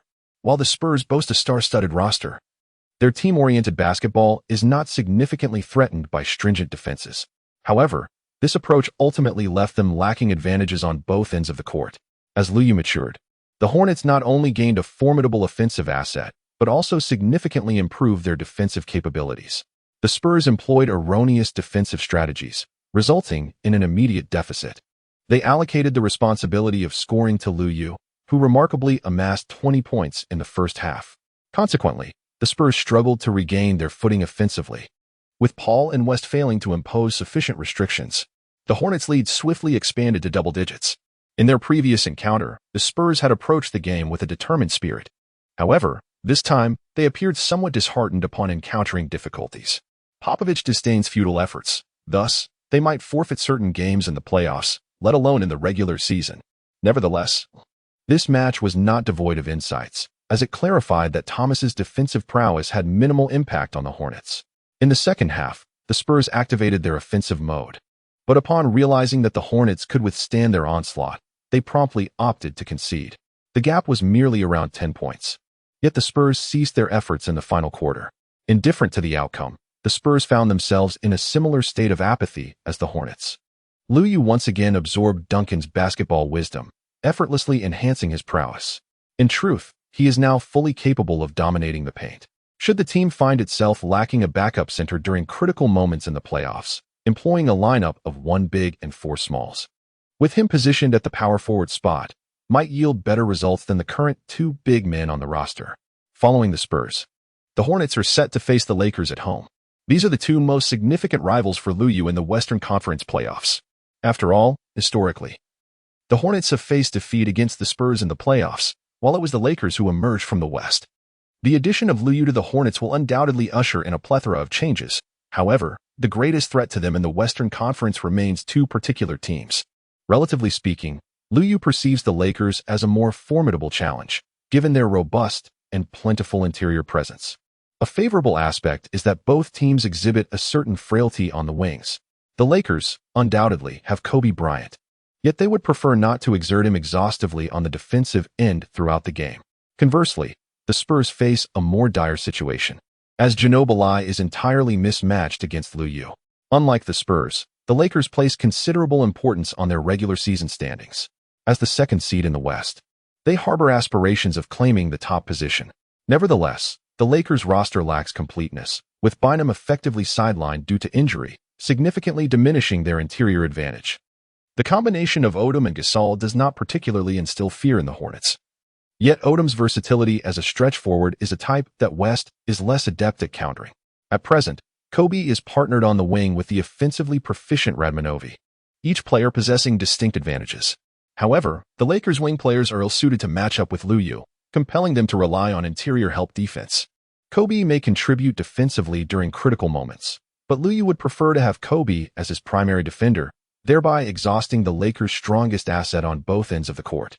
In this game, Kobe displayed a newfound eagerness to score from the outset, in stark contrast to previous encounters. Liu Yu, tasked with defending Kobe, was taken aback by his opponent's determination and quickly incurred a foul. Nevertheless, Liu Yu's defensive prowess is also of all-star caliber. He promptly adjusted his approach, opting for a less aggressive stance. He afforded Kobe some shooting space, preventing him from penetrating the paint and exerting pressure on the team's big men. This strategy implies Liu Yu's intention to single-cover Kobe, compelling him to shoot while seeking to disrupt his rhythm, a tactic that carries a degree of risk, yet remains manageable, as he can alter his defensive strategy at any moment. In defending Kobe, Liu possesses a notable advantage in static athleticism and strength. While Kobe operates more as a guard on the wings, Liu embodies a more versatile forward role, enhancing his overall effectiveness. Liu Yu's speed now rivals that of elite defenders. His attempt at one-on-one defense is aimed at discerning whether he can sever the connection between Kobe and his teammates. While it is evident that single coverage cannot entirely thwart an opponent's passing, Kobe is distinct from other players. In a one-on-one situation, he may very well choose to forego passing altogether. Liu Yu has now acquired the ability to defend individually, which is certainly worth exploring. It remains to be seen whether Kobe will choose to evade him. Perhaps a subtle provocation could be in order, as Kobe might respond to such tactics. However, there is no need for haste. Certain strategies can be effectively reserved for the playoffs. Under Liu Yu's individual defense, Kobe may still manage to score. Yet he will find it challenging to do so at will. Liu Yu has gained greater confidence in his defensive prowess. However, there remains a pressing concern. He seems compelled to step up on the offensive front as well. The Lakers have indeed exerted considerable effort on the defensive end against their formidable Western Conference rivals. West has not performed well, and Paul has not exhibited his usual aggression. Consequently, the rest of the team has been stifled, leaving Liu Yu to expend additional energy. As a star player, he must embrace a more significant role. Liu Yu yearned to ascertain the extent of his capabilities before the playoffs commenced. Let us indulge in an exuberant display today. However, it is not impermissible to adopt a shrewd approach. On the offensive front, reducing exertion is paramount. Thus, there is no necessity to relentlessly assault the paint. A simple shot from beyond the arc suffices. Observing the Lakers players poised to thwart his drives, Liu Yu could easily employ a screen and take a shot from beyond the three-point line. Few players in this era possess the acumen for three-point shooting that Liu Yu has mastered. Should the opposition fail to apply full defensive pressure, he would effortlessly punish them with his shooting. Conversely, if the Lakers players commit to a full defensive charge, Liu Yu would find it considerably easier to penetrate. What significance does the Lakers' strong interior defense hold then? This strategy could similarly be employed against the Spurs, with Duncan left to guard the paint. The same applies to the Celtics in the East. Garnett would find it challenging to extend his reach beyond the three-point line. Chapter 65, Trash Talk. Liu Yu was merely making an attempt. It is possible that his shooting percentage might not reach the mark. Nonetheless, during practice matches, he has astonished his teammates on more than one occasion. Fortunately, even in formal competitions, Liu Yu maintained a steady performance. This can be attributed not only to his relatively high basketball statistics, but also to his inherent ability to thrive in high-pressure situations. As Liu Yu effortlessly sank a three-pointer from the perimeter, the Lakers remained oblivious to any defensive shortcomings. It was only upon his subsequent successful shot that head coach Phil Jackson sensed something amiss. Nonetheless, he remained convinced that Liu Yu aimed to exploit their defense with three-point attempts, thereby disrupting the overall defensive cohesion of the Lakers. Consequently, the Zen master instructed his defenders to sharpen their focus, yet he did not expect them to guard the three-point line with the same intensity as other areas. After all, In the contemporary NBA, the notion of double-teaming beyond the arc was virtually inconceivable. Observing Lu Yu's prowess, Kobe too ventured to attempt a three-pointer. Lu Yu naturally encouraged the challenge, suggesting they compete with three-pointers. Contrary to expectations, Kobe was not easily provoked. Perhaps it was early in the first quarter when Kobe sank a three-pointer, after which he did not continue. Lu Yu's three-pointer merely allowed the Hornets to stay close and score. Initially, it was Lu Yu's defense that garnered recognition. The Lakers' triangle offense often aimed to create one-on-one opportunities for their stars. However, Kobe's attempts to isolate Lu Yu were met with discomfort. Consequently, Kobe began to seek screens, including both off-ball and on-ball picks. The Lakers' offense, rather than relying solely on pick-and-rolls, continued to adhere to their tactical approach, making the screens somewhat intricate. This complexity actually facilitated the emergence of more suitable opportunities. Nonetheless, as a premier player in the league, Kobe faced stringent defense from the Hornets, who prioritized guarding him whenever the Lakers sought to create chances. The Hornets opted to slightly ease their pressure on Fisher. Although Fisher had a reputation as a clutch player, he was the least threatening from the perimeter in the Lakers lineup. At 34, Fisher was aging, with diminished mobility and a shorter stature, once the ball reached his hands. The Hornets could quickly adjust their defense. Despite his robust physique, he could not match Paul's speed. When the Lakers strictly adhered to their strategy, the ball often found its way to Fisher, but regrettably, he was unable to score against the swiftly returning Paul. Lu Yu also communicated with Paul, suggesting that he could directly confront the opponent without the need for screens. Paul, however, feared the combination of strength and speed. A merely stocky player was akin to a mere toy. Just as the two sides engaged in a battle of wits and strategy, an unforeseen incident occurred on the court. Gasol sustained an injury while vying for a rebound. Although the injury was not severe, the Lakers chose prudence and decided against allowing him to continue playing. With Bynum already absent, Gasol's exit transformed their interior advantage into a significant liability.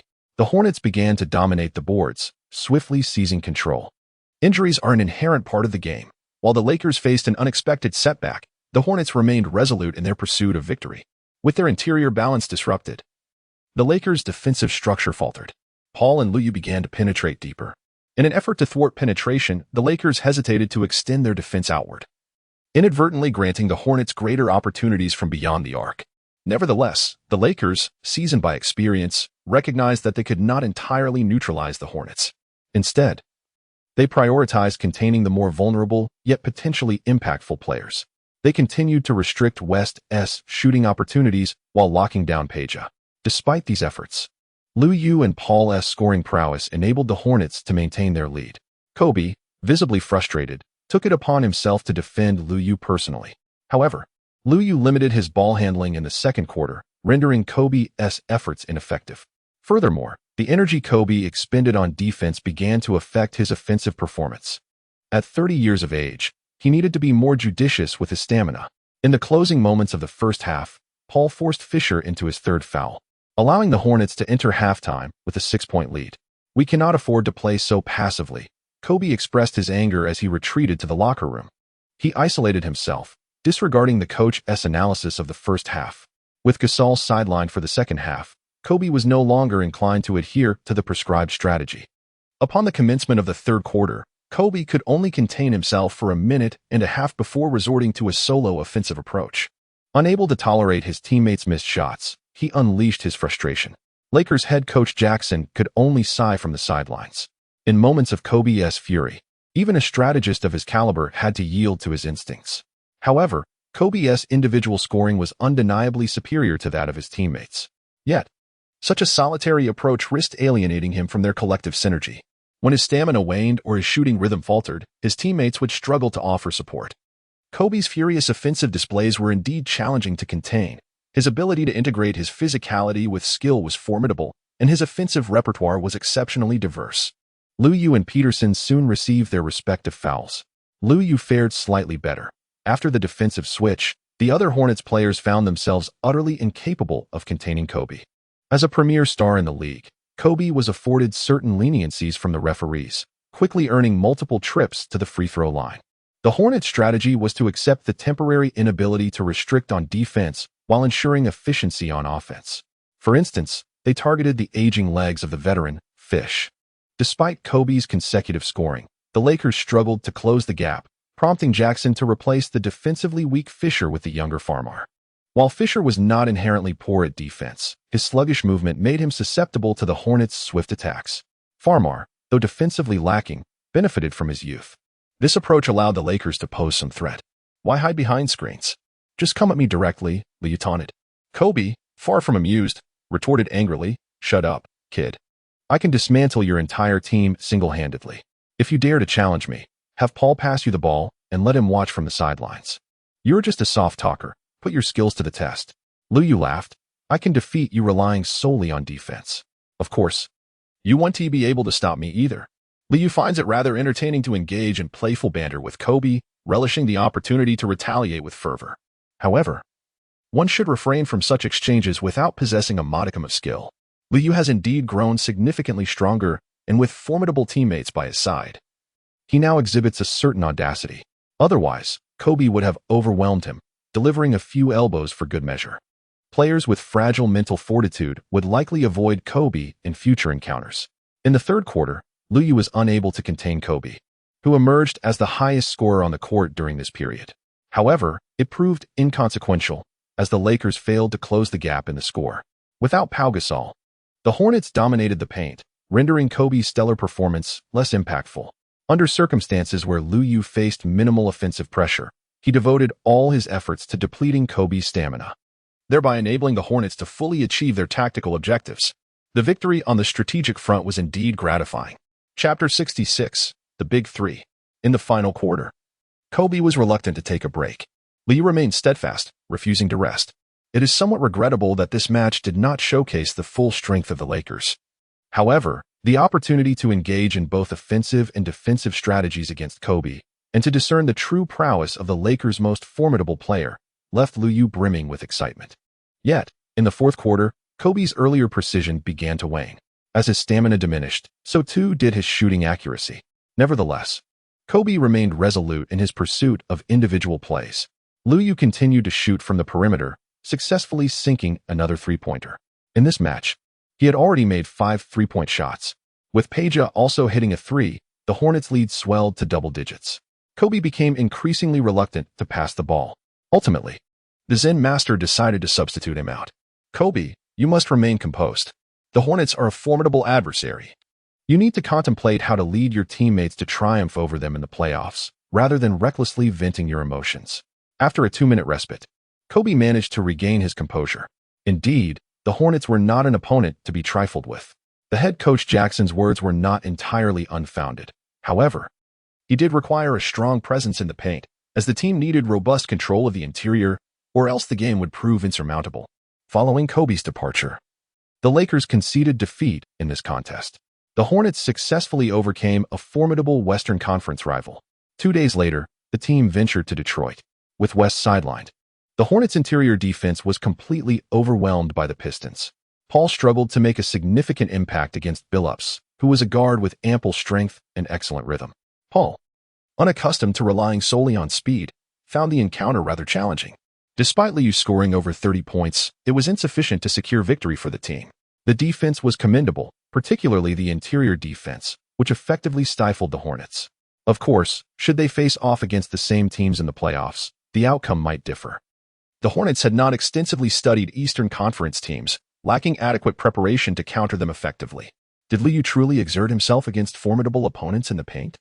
As for the Eastern Conference powerhouses, the Hornets merely conducted a cursory exploration. Liu is increasingly vigilant, particularly concerning the Celtics. They are poised to confront the Celtics soon. And notably, twice.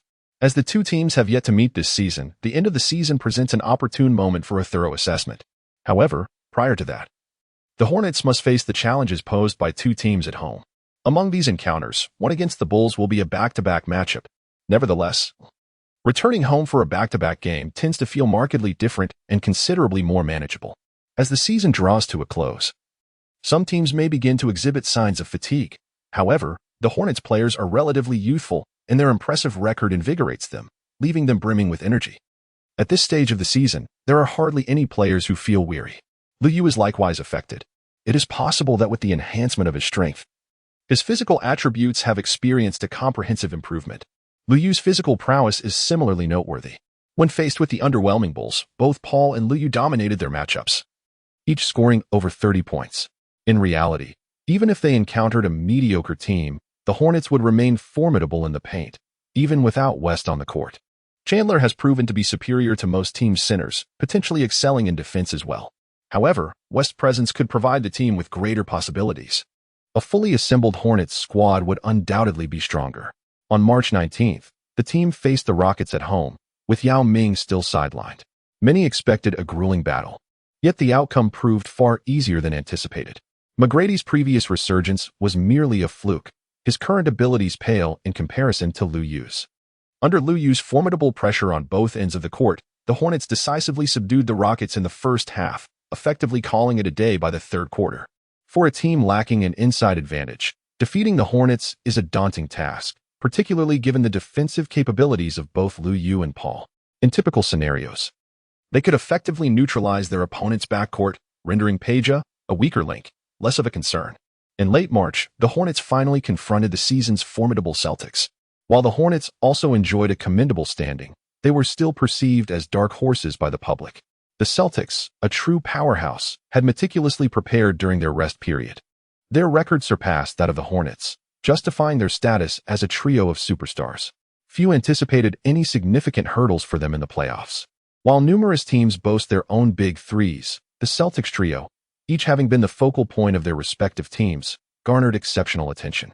They are not to be dismissed as a mere aging trio. When formed, the eldest, Ray Allen, was just 32.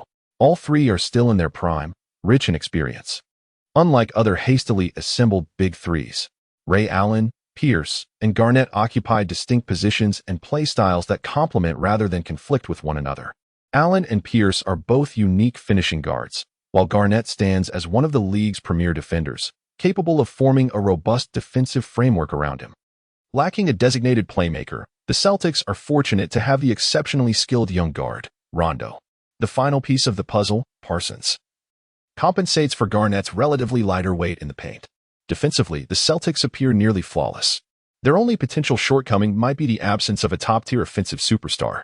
While Pierce is an all-around wing, he falls slightly short of the elite. Among the trio, Garnett, like Duncan, leans towards defense and lacks Duncan's formidable offensive capabilities. In critical moments, the team often relies on Pierce to create plays, yet he does not rank among the league's top wings. Of course, this minor flaw is unlikely to be exploited during the regular season, making it relatively inconsequential. Additionally, the bench situation poses a challenge. With three superstars, it is naturally difficult to have exceptional reserves. However, the Celtics bench is not without merit, as they have competent players at each position. Only teams of similar caliber can compel them to reveal those minor vulnerabilities. As the top seed in the West, the Hornets were eager to test their mettle against the Celtics. Unexpectedly, a small complication arose at the onset of the game.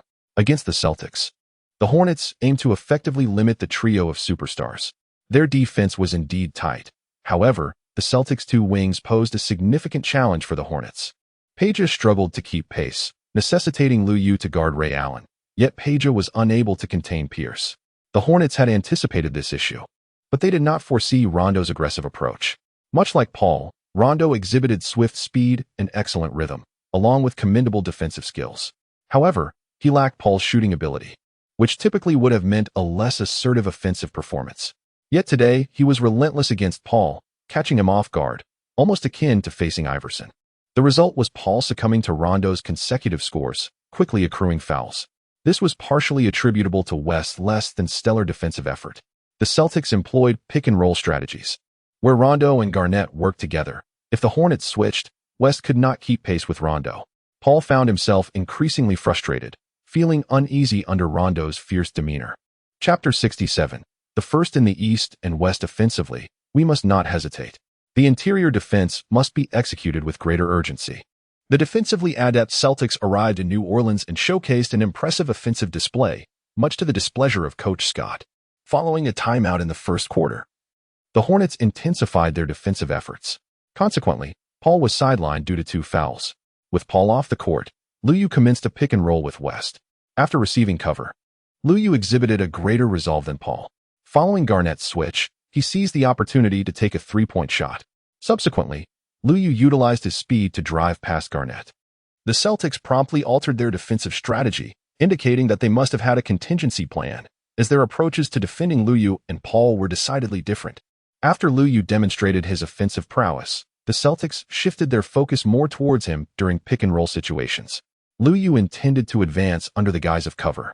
Yet the Celtics immediately executed a feigned double-team, compelling Liu to release the ball. Should he refrain from passing, it could escalate into a genuine double-team, effectively halting his progress. Liu assisted his teammate in creating a shooting space and, without hesitation, promptly passed the ball to West. When Paul and West executed a pick-and-roll, West served as the primary scoring option. However, the opposing defense was tenacious in its scrutiny, as more teams grew familiar with the Hornets' tactics. It became increasingly challenging for West to take a shot. In the dynamic play between Liu and West, the latter primarily assumes the role of the main attacker. However, should he opt to pass, West would find himself with an increased opportunity to shoot. Consequently, West commenced his adept mid-range game. To the Celtics' astonishment, West displayed remarkable accuracy today. Initially, they deemed it more critical to defend against Paul and Liu, a sentiment reinforced after a brief skirmish on the court. Given West's recent minor injury, which had rendered his offensive performance somewhat inconsistent, the Celtics believed he would be easily manageable. Unexpectedly, West proved to be quite formidable. When granted the appropriate space to operate, he indeed resembled an all-star caliber interior player. Following West's successful consecutive shots, the Celtics' defensive strategy underwent a transformation. After discussions between head coach Rivers and assistant coach Thibodeau, they concluded that it would be prudent for Garnett to delay his substitution before re-entering the game. With Garnett's expansive defensive reach, he was fully capable of returning to effectively contain West. Indeed, this proved to be the case. When Garnett focused on West, the latter's shooting percentage plummeted, leaving him with minimal opportunities to score. Garnett's long arms significantly disrupted West's shooting, especially since West's jump shot lacked the explosive power typical of perimeter players, making him more vulnerable to interference. He often finds himself outmatched by swingmen due to the relative ease with which defenders can contest his shots based on their height and wingspan. True interior players can afford to be slower, whereas swingmen present a perfect challenge. Garnett possesses the agility of a swingman while providing superior defensive capabilities. When confronted with such a high-caliber defensive interior player, West finds himself at a disadvantage. Nevertheless, should he manage to draw the defense's attention, it would constitute a substantial contribution to his team. Garnett initially delayed his coverage of Liu before switching back. However, during that brief interval, Liu seized the opportunity to take a shot. Furthermore, even if the switch was executed successfully, Liu possesses the capability to isolate against Ray Allen or Pierce. Liu was not fixated on single-handed plays, as that was merely a last resort. However, when he seized the opportunity for a shot, the Celtics found it increasingly difficult to cope. As they entered the rotation period, the situation deteriorated further. The Celtics bench was no match for that of the Hornets. This was not due to the Hornets being inherently stronger, but rather because Paul was plagued by excessive fouls, leading to extended playtime for Liu, West, and Chandler. The Hornets rarely resorted to deploying their key players so extensively. It was not solely Paul's unexpected foul trouble that contributed to this. The opponent's dynamics also played a role. Scott, facing the Celtics, was somewhat exhilarated, eager to contend and demonstrate that the Hornets were indeed the premier team in the league. They possessed 3 All-Stars. Why should the Celtics be deemed superior? The Celtics miscalculated, underestimating the Hornets' level of seriousness, considering they were not even rivals in the same division. During the fleeting moments of the rotation period, the Hornets managed to close the gap in the score. In fact, after Peterson replaced Peja, the Hornets' defense improved significantly. And coupled with the offensive prowess of Liu and West, it was entirely reasonable that the Celtics' rotation lineup could not contend. Fans of Liu are undeniably exhilarated. Indeed, Liu is the strongest. What do the Celtics' big three amount to? Had it not been for Liu's initial lack of utilization, the Hornets would undoubtedly be leading the league standings. Liu single-handedly outmatches the big three. Have you noticed that when Paul steps down and allows Liu to become the tactical centerpiece, the team's competitiveness significantly increases? It has long been clear that the Hornets should designate Liu as the core player. Paul should simply focus on orchestrating the plays. Each offensive possession drags on for so long, only to culminate in a non-attack. Let us not create divisions. The Hornets have shown remarkable strength this season and should unite to secure the championship. Yes, it would be wise for Paul to relinquish his position as the primary leader. Thankfully, Paul is oblivious to domestic commentary. Otherwise, he might be truly vexed. The language barrier inadvertently mitigates the potential for internal strife. When Paul enters the game, Lou takes a breather. Paul is eager to prove himself upon his return. He believes he was previously ambushed by Rondo. He steps onto the court and promptly sinks a shot, exuding confidence. However, once Lou departs, the Hornets' defense against Ray Allen falters. Earlier, Lou's defense on Allen made it seem manageable to contain him. Simply guarding his catch was sufficient. Yet, with a different defender, one realizes that Allen is indeed an all-star. His ability to evade defenders without the ball is something most cannot contain. Watching Rondo assist Allen twice in succession only heightens Paul's frustration. Consequently, he commits a foul due to excessive aggression. Paul has barely played in the second quarter before he is once again sidelined. Infuriated, he tosses his towel in exasperation. Lou returned to the court once more. In the final moments of the first half, both he and Pargo successfully sank three-pointers. Nevertheless, the Celtics maintained their lead in the score. Pargo's defense faltered slightly, allowing the opposing bench player, House, to also hit a three-pointer. However, the gap between the teams remained narrow. The Celtics, long regarded as the strongest in the league, seemed to be merely holding their ground. By halftime, the Hornets players had gained a considerable boost in confidence. Examining the lineups, it appeared that the Celtics had a slight advantage over the Hornets. Yet, Garnett was not as aggressive in attacking the paint, unlike when facing Duncan. While the Celtics had some edge in the interior, its impact on the Hornets was not as pronounced. Moreover, with only 2 3-point threats among the Celtics starters, the Hornets were able to implement a targeted defensive strategy to some extent. Rondo's performance was somewhat unexpected. Nonetheless, the Hornets managed to hold their ground. "Chris, you must remain composed in the second half. I believe you can excel," Scott remarked. "When the opportunity arises, be decisive in your shots," Lou added from the sidelines. "Rest assured, Rondo will not have much of an impact in the second half," Paul declared with determination. On the Celtics side, discussions centered around defensive strategies. They resolved to prioritize limiting Lou's influence and decided to let West take the lead offensively. Chapter 68. Strategy versus strength. Despite some uncertainties in the first half, we still managed to perform admirably. In the second half, we shall continue to seize control of the game. Let us persevere. We are capable of achieving victory. The fervent Celtics coach exclaimed with enthusiasm. As the third quarter commenced, both teams significantly intensified their defensive strategies, even with prior analysis of their opponents. True understanding only emerges when faced with them in real time. In a bid to neutralize the Hornets' primary offensive threats, the Celtics made certain concessions, while the Hornets maintained their original defensive approach, albeit with improved attention to detail. Peja exhibited a greater commitment to defense than in the first half, having previously been entirely stifled on the offensive front. Compared to the beginning of the season, Peja has grown less concerned about such matters. He has come to terms with his diminishing prowess, and with the rise of Lou, the pressure on him offensively has diminished significantly. His current focus is on demonstrating his tactical value, which can greatly benefit the team. It has become evident that the Celtics may have been overly optimistic. They provided West with opportunities, and indeed, he capitalized on them. Garnett, while effective in his various defensive roles, appeared somewhat overwhelmed. He has performed admirably, although the scoring of Lou and Paul has begun to decline. Nonetheless, Garnett's fouls have increased. One can only conclude that the Hornets' offensive potency has surpassed expectations. Even though the Celtics boast a top-tier defense, they are unable to fully contain it. In fact, their normal defensive performance might yield better results. Of course, the Celtics' misjudgment carries little consequence. It is not the playoffs, and identifying their shortcomings is indeed worthwhile. Completely restricting Paul and Lou is no simple task. Perhaps it would be wiser for them to focus on solidifying their defense against the Hornets' interior plays. Yet, this too remains a matter of debate. Lou has the capability to contain one of the three Titans, and the Hornets' perimeter shooting is indeed quite formidable. It can only be said that even among elite defenses, there are distinctions in the compositions of the teams. Rondo still falls short at this moment.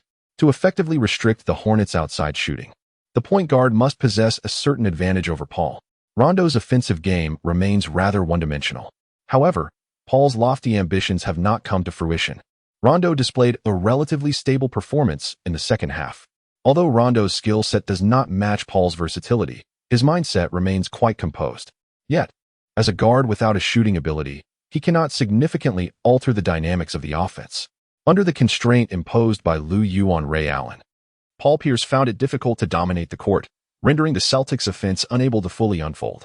This situation proved inadequate, as our perimeter shooting paled in comparison to that of the Hornets. We could indeed exploit Paul's foul troubles. As the third quarter commenced without the desired effect, the Celtics resolved to bench Paul. With Paul absent, they could simultaneously restrict Liu and West. Given Paul's previously excessive fouling, the Celtics swiftly succeeded in their strategy. The home crowd could not contain their boos. Is it customary to penalize the home team's star players so harshly? Although Paul's defensive maneuvers often drew scrutiny, one would think that superstars deserve a measure of privilege.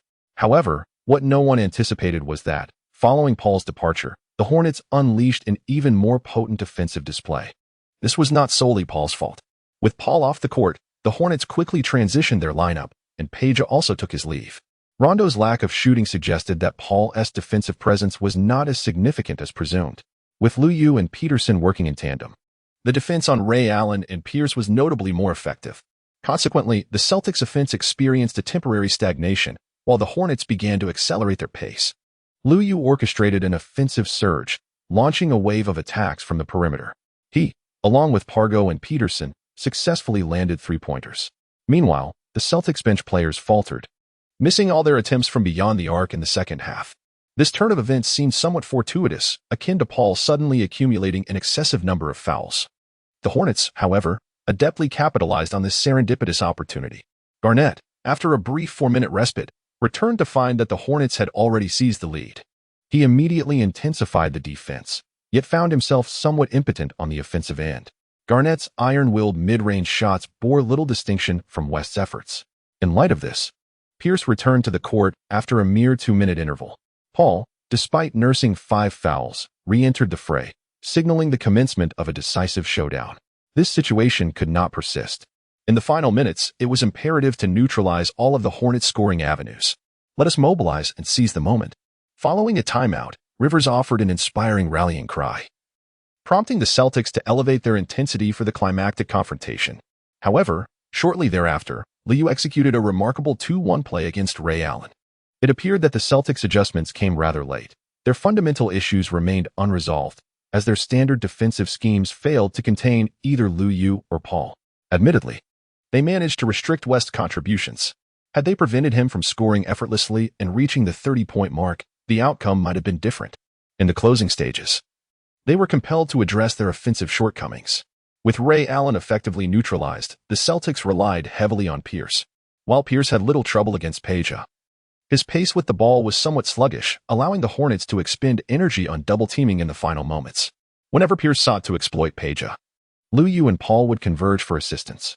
Should Pierce falter, he risked being stripped of the ball. The formidable defensive prowess of the Hornets' 2 perimeter stalwarts became evident in the waning minutes of the match. To bolster their offense, the Celtics positioned Garnett at the center and substituted Posey for a smaller lineup. The Hornets remained unfazed, simply opting to replace Chandler. The smaller lineup did not diminish the Hornets' defensive or offensive capabilities. In this scenario, the Celtics had no choice but to resort to Rondo and Garnett for scoring. Rondo, at this juncture, displayed a willingness to attack. However, the nature of their offensive strategy was predictable. Rondo would penetrate for layups, while Garnett would step out for jump shots. This mirrored the approach of Paul and West, and the Hornets' defensive acumen shone through. While they could not completely stifle their opponents, this tactic kept the Celtics from closing the gap. Ultimately, the absence of three-point shooting hindered their efforts. On the offensive front, the Hornets thrived in their small ball setup, creating ample space. A pick-and-roll maneuver drew Garnett away from the basket, opening up opportunities from the three-point line to the paint. Liu cut inside to receive a pass, and the Celtics' defense faltered, forcing them to resort to fouling. Liu's free-throw shooting has consistently been steady. As expected, he made both attempts, effortlessly adding points to his tally. Paul infiltrated the defense, returning the ball to West, who, unfortunately, lacked the opportunity to pass it to Liu. Instead, Liu made a decisive step inward, distributing the ball to Page, who successfully executed a three-point shot. The Hornets' offense flowed seamlessly, demonstrating their prowess as the top team in the West, even against the Celtics' intense defense. Time was running short, and the Celtics had to gamble on three-pointers, substituting Rondo for House. Pierce unleashed a strong three-point shot, keeping the Celtics' hopes alive. Paul's free throws were equally reliable. However, The Celtics faltered under pressure, committing a turnover, and the game concluded. In this fierce showdown for the top position in the Western Conference, the Hornets emerged victorious. Chapter 69, James's Confusion by Late March. All of the Hornets' games were on the road, including a back-to-back matchup. The playoffs were drawing nearer, and the Hornets aimed to secure victories while avoiding injuries. On March 25th, they comfortably defeated the Pacers. After a coaching change and a shift to an offensive strategy this season, the Pacers posed little threat to genuine contenders. The following day, they faced the Cavaliers. As the season entered its final phase, the Hornets engaged in cautious discussions about their approach. As a newly rising powerhouse, they still lacked the composure of traditional strong teams. Despite being on a back-to-back road trip, they intended to compete earnestly, rather than adopting the rest strategy employed by some veteran teams. Fortunately, most of the Hornets players were relatively young and unconcerned about fatigue. The Cavaliers had struggled throughout the season and made efforts to trade mid-season. They parted ways with players like Hughes and Gooden, who failed to meet expectations alongside LeBron. Acquiring defensive-minded center Ben Wallace and sharpshooters like Delonte West and Szczerbiak, thereby strengthening their roster. However, LeBron still lacked adequate support on the offensive end. In this match, Big Ben was sidelined, leaving the Cavaliers' interior strengthened by the formidable duo of Zydrunas Ilgauskas and the emerging Varejao. This twin tower posed a certain threat to the Hornets, primarily on the defensive end, while offensively, it was challenging for the two giants to be contained. As the game commenced, both teams struggled to defend each other's interior plays. The Cavaliers' larger players struggled with pick-and-roll defense, while West found himself at a disadvantage against true giants. On the perimeter, however, the Hornets held a slight edge. The Cavaliers certainly had strategies in place, as LeBron did not focus on guarding Liu in the first quarter, seemingly opting to initiate an offensive surge.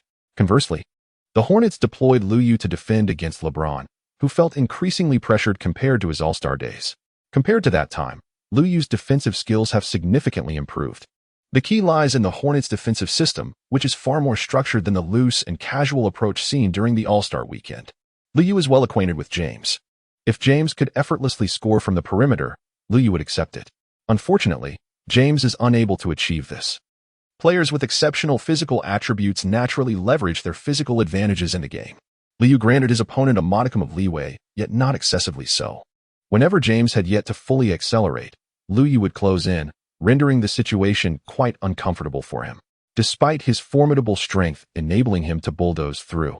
The Hornets' interior defense was adept at providing assistance. In the first quarter, James attempted this approach several times, only to be thwarted by the Hornets' coordinated defense. Even suffering a significant block, the youthful James often found his efficiency waning when faced with teams possessing rim protection.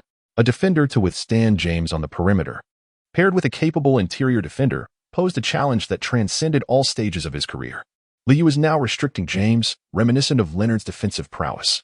Leonard has yet to enter the league, and even if he were to emulate Liu's defensive skills in the future, it would still be a different scenario. While Chandler may not possess the strength of Duncan, he remains sufficiently competent. During the Mavericks championship run, their wing defenders lacked the caliber of Liu, but Chandler proved to be adequate. James finds himself struggling, yet Liu is capable of handling Pavlovich. Although Liu expends energy on the defensive end, his offensive potential has not fully erupted. Nonetheless, as long as he outperforms James, that suffices. One might consider attempting a direct shot. Liu still has the stamina to engage in some trash talk. James, being somewhat paranoid, hesitates to shoot when Liu urges him to do so. With James underperforming, the Hornets gradually gain an advantage. Furthermore, in the battle of rotations, the Hornets hold their ground.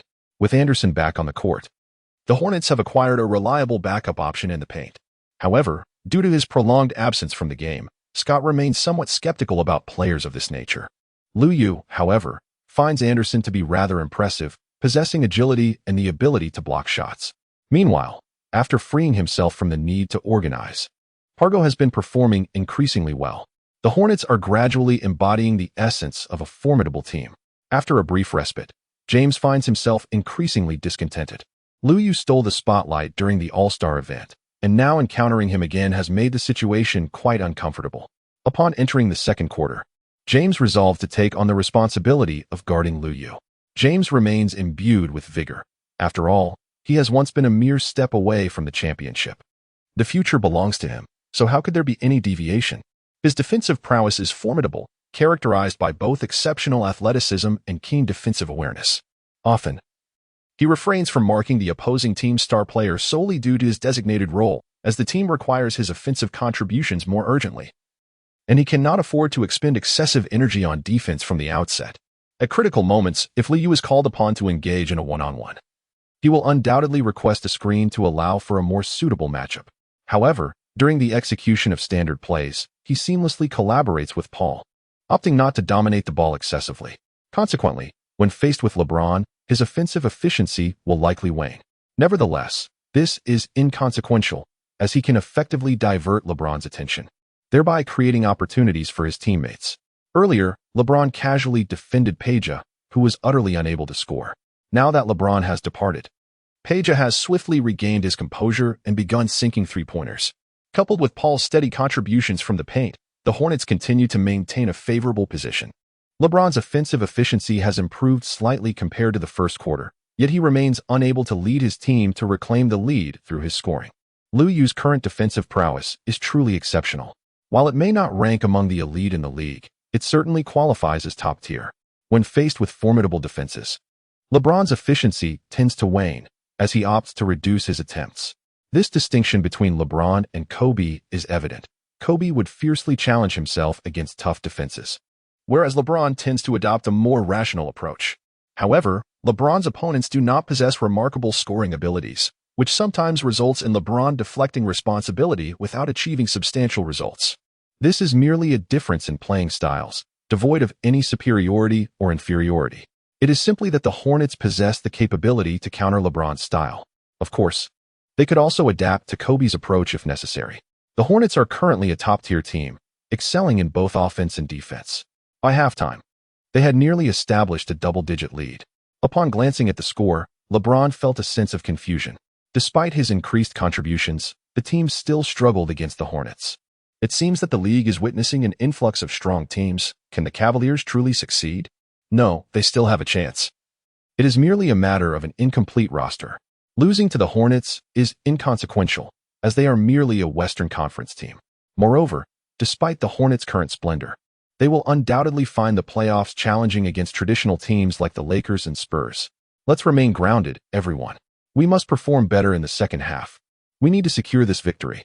Coach Brown's voice resonated, prompting LeBron to realize that the gap between the teams was not insurmountable. With a strong performance in the second half, victory was still within reach. Chapter 70, Mastery of Defense. We must excel in our defensive efforts. LeBron vociferously urged his teammates onward. In the third quarter, the Cavaliers executed their defensive strategy with utmost precision, striving to sever the connections between Paul, West, and their fellow players. When the Hornets initiated their pick-and-roll tactics, the Cavaliers diligently focused on intercepting Paul's passes, thereby minimizing his options. However, this defensive approach was not without its flaws. The Cavaliers' two big men could not maintain stringent perimeter defense.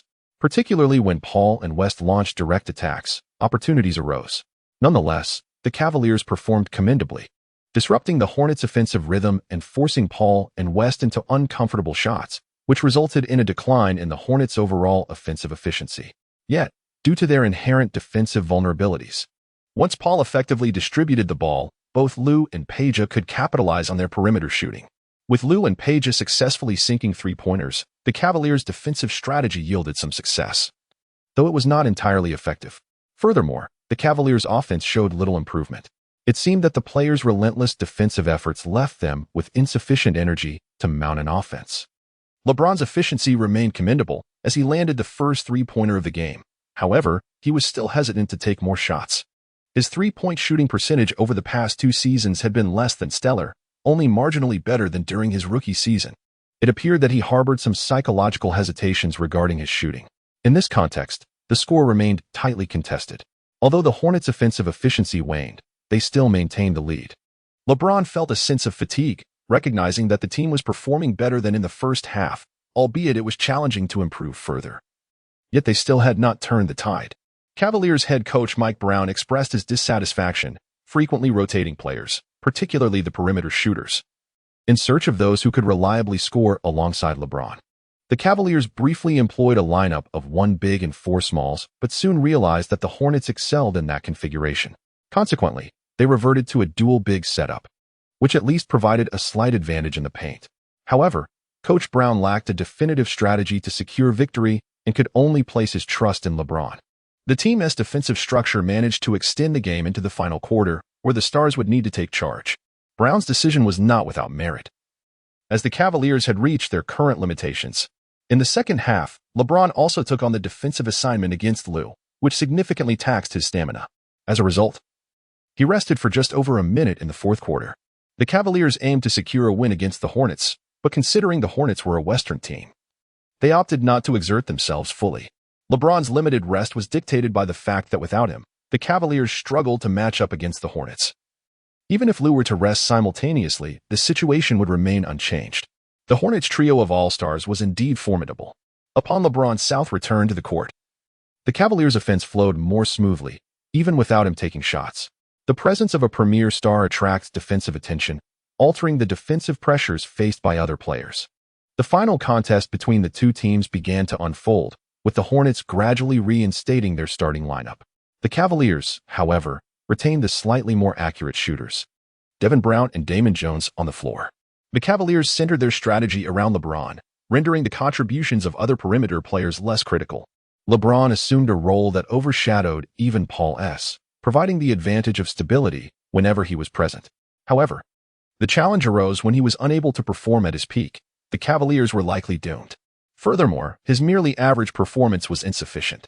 In this match, LeBron's contributions on both ends of the court, along with his playmaking, were commendable by ordinary standards.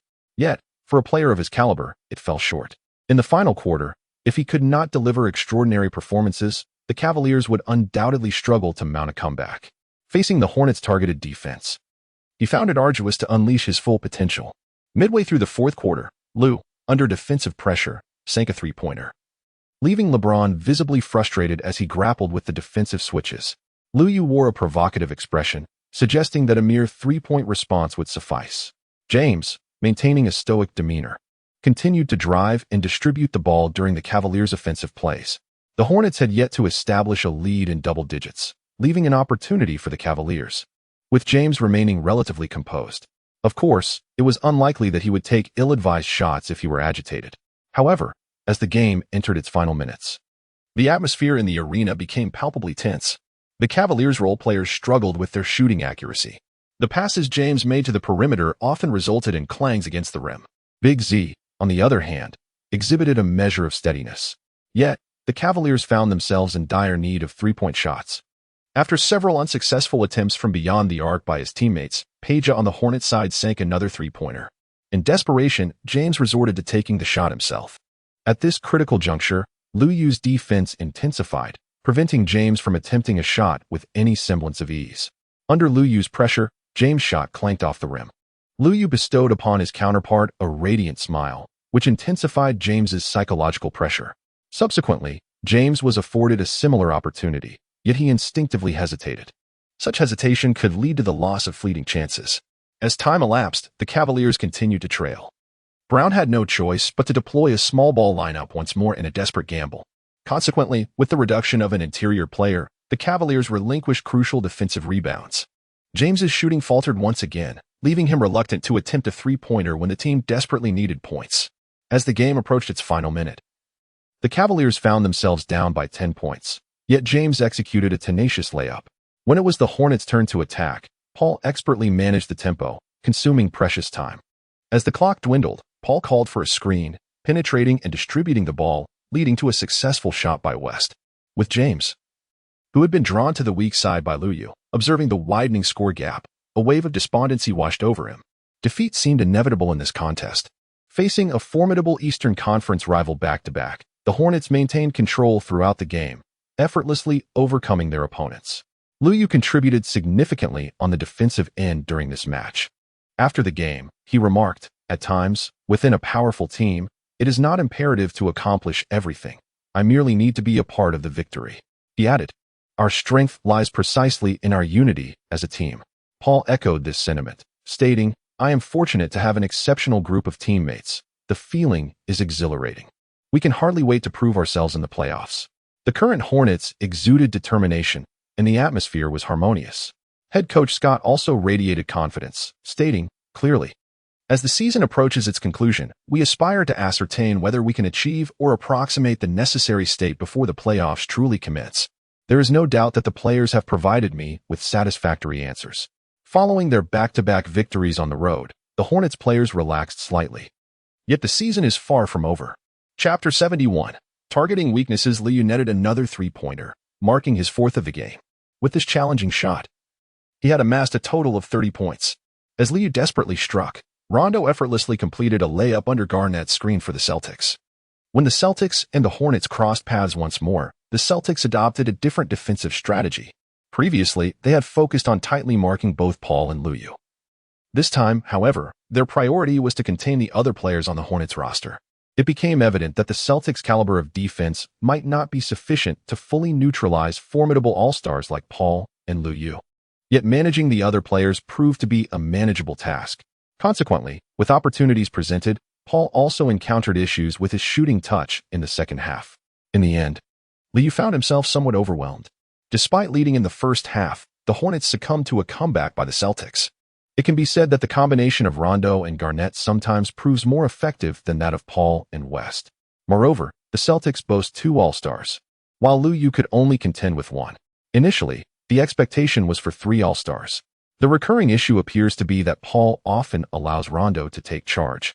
And while Paul undoubtedly possesses greater skill, Rondo displays a more resolute determination. The weaknesses of the Hornets players were exploited by the opposition. West's defense was insufficient, and Paul's shooting lacked decisiveness. However, it does not imply that the Celtics have definitively discovered a strategy to counter the Hornets. They merely performed better in this instance. There is no need for concern, as victory and defeat are commonplace in competition. Yet, in terms of details, we must strive for improvement in future encounters. Next time? Have we not already faced the Celtics this season? It is hard to say, as their chances of emerging from the East remain quite substantial. Are you referring to the finals? Haha, are we not the best team in the West?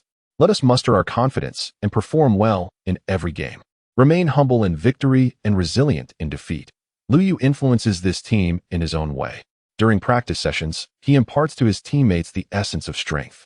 As the simulated matches increase, Liu transforms the experiences of his teammates into his own prowess. In March, the Hornets' final battle was an away game against the Eastern playoff team, the Raptors. This season, the Raptors have been commendable, exhibiting excellent team tactics and possessing numerous standout players.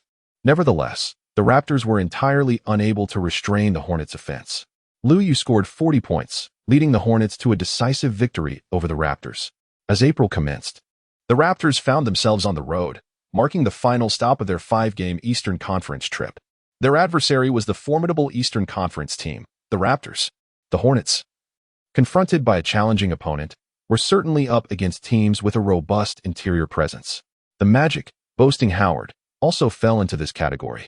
Players like Bosh, who primarily excelled in offense, posed less of a threat, while those adept in both offensive and defensive capabilities proved to be more troublesome. This season, the Magic's offense flourished after acquiring Lewis, yet their roster now suffered from a lack of depth due to Nelson's injury. The repercussions of Nelson's injury are expected to linger for several seasons, significantly impacting the Magic. Arroyo, stepping in for Nelson, possesses decent skills but does not quite fit the Magic system. It can be said that Arroyo's technical attributes are ill-suited for a supporting role in the NBA. Many players in the league exhibit core-centric playing styles without possessing the requisite abilities to become a core player themselves.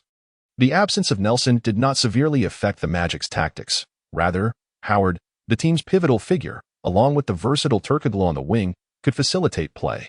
More often than not, the point guard position served merely as a shooting outlet or the initiator of pick-and-roll plays.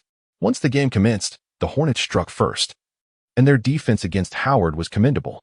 However, Howard's significance transcended mere scoring. His defensive prowess and rebounding capabilities were paramount. His exceptional physical attributes rendered him an immovable force in the paint. Consequently, the Magic's perimeter players were bound to find opportunities. West's defensive shortcomings were magnified yet again, as he struggled to contain Lewis. While West was undeterred by interior players who favored low-post play, he often found himself exhausted by those who could stretch the floor. Moreover, Page proved to be a challenge that even the Magic's role players could not manage effectively. The defensive lapses of both players became increasingly targeted by opponents in critical matchups. West fared slightly better, as not every team boasted a forward with excellent shooting skills. In fact, there were few such versatile forwards among the league's elite teams. Before the era of small ball emerged, these players were indeed considered somewhat of an anomaly.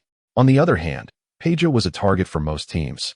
His inability to keep up defensively rendered him vulnerable, and if the opposing team deployed a competent defender, his offensive contributions waned. The sole advantage lay in his commendable shooting ability, which compelled defenders to respect his presence, thereby drawing one of their players away. Yet, with Luyu's ascendance, Peja sometimes found himself less impactful on the court than a typical 3-and-D player. If defensive responsibilities could be minimized, Luyu could contribute even more on the offensive end. However, the Hornets were unlikely to make such adjustments.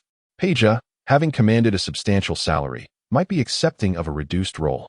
Yet diminished playing time could ignite issues of team cohesion.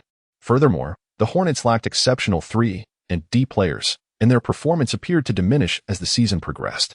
Were it not for Luyu's exceptional play, the Hornets would struggle to find suitable talent on their wings. Luyu ultimately resolved to primarily defend against Turkoglu, believing that the threat posed by other wings such as Peja would be comparatively minimal. Should Turkoglu find his shooting rhythm, the Hornets would undoubtedly face significant challenges. The first quarter proved to be quite arduous for the Hornets. The issues were not solely rooted in their defense. Paul also struggled to find his form. Although Arroyo's defense was mediocre, his speed allowed him to keep pace with Paul. As Paul maneuvered through screens, he was met with Howard, leaving him little opportunity to shoot. It appeared that when faced with a formidable defensive interior, the Hornets were adversely affected not just in the paint.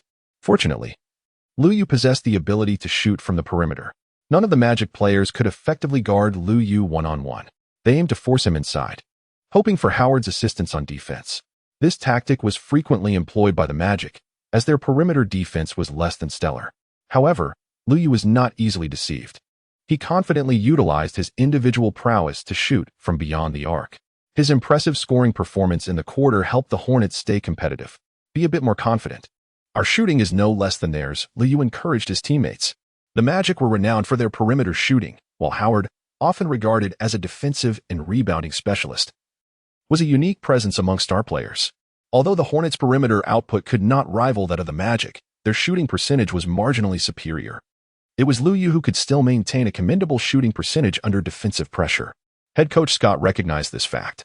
Thus, while Paul remained the primary ball handler, Luyu had already established himself as the team's leading scorer, which explained his frequent high-scoring games. Thankfully, Luyu's offensive repertoire was diverse, allowing him to score without the need for ball dominance. Otherwise, the situation could have been quite dire. Chapter 72. A Change in Perspective. I have no issues whatsoever. Howard nonchalantly remarked that the Magic's tactical system appears remarkably fluid, yet it cannot function without him. Even if, on the surface, Howard does not accumulate a significant number of points, the moment he departs the court, the Magic's offensive and defensive structure falters.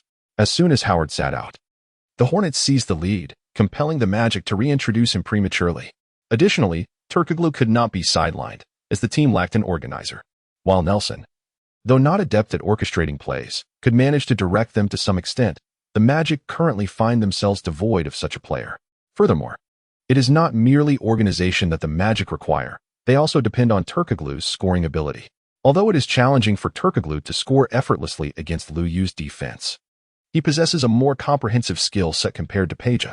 To elude Luyu's guarding, he can initiate pick-and-roll plays. However, Luyu must focus on completely neutralizing Turkoglu, minimizing his impact on the offensive end. When it is the Hornets' turn to attack, Luyu can exploit their weaknesses. Once Howard returns to the court, the Hornets will find themselves at a disadvantage once again. The league has witnessed several formidable big men, and the Hornets have first-hand experience with them. They recently faced Garnett. While Howard's technique may not rival Garnett's, the pressure he exerts is significantly greater. Due to his explosive physicality, he can erupt unexpectedly during both offensive and defensive plays, making players genuinely feel as though they are encountering a beast. Garnett's tenacious mid-range scoring may be more straightforward, yet it exerts far less pressure on defenders. When Howard is on the court, certain Hornets players may exhibit trepidation, possibly for this very reason. To counter Howard, the most prudent strategy for the current Hornets is to wear him down. As Howard spends more time on the court and depletes his stamina, the Hornets can naturally gain greater control over the game. Regarding the Magic's tactical framework on both ends of the court, which hinges on Howard, Could they potentially neutralize him through aggressive play? Certainly, but such a strategy would not be easily executed by the Hornets. The Hornets' twin towers are not low-post behemoths. To challenge Howard, perimeter players must penetrate, and the best at doing so are Paul and Lu Yu.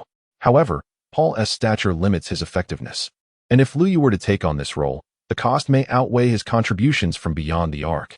The Magic's perimeter defense is not particularly robust, and the Hornets seemingly have no need to engage in a desperate struggle unless they encounter each other in the playoffs, when difficult choices must be made.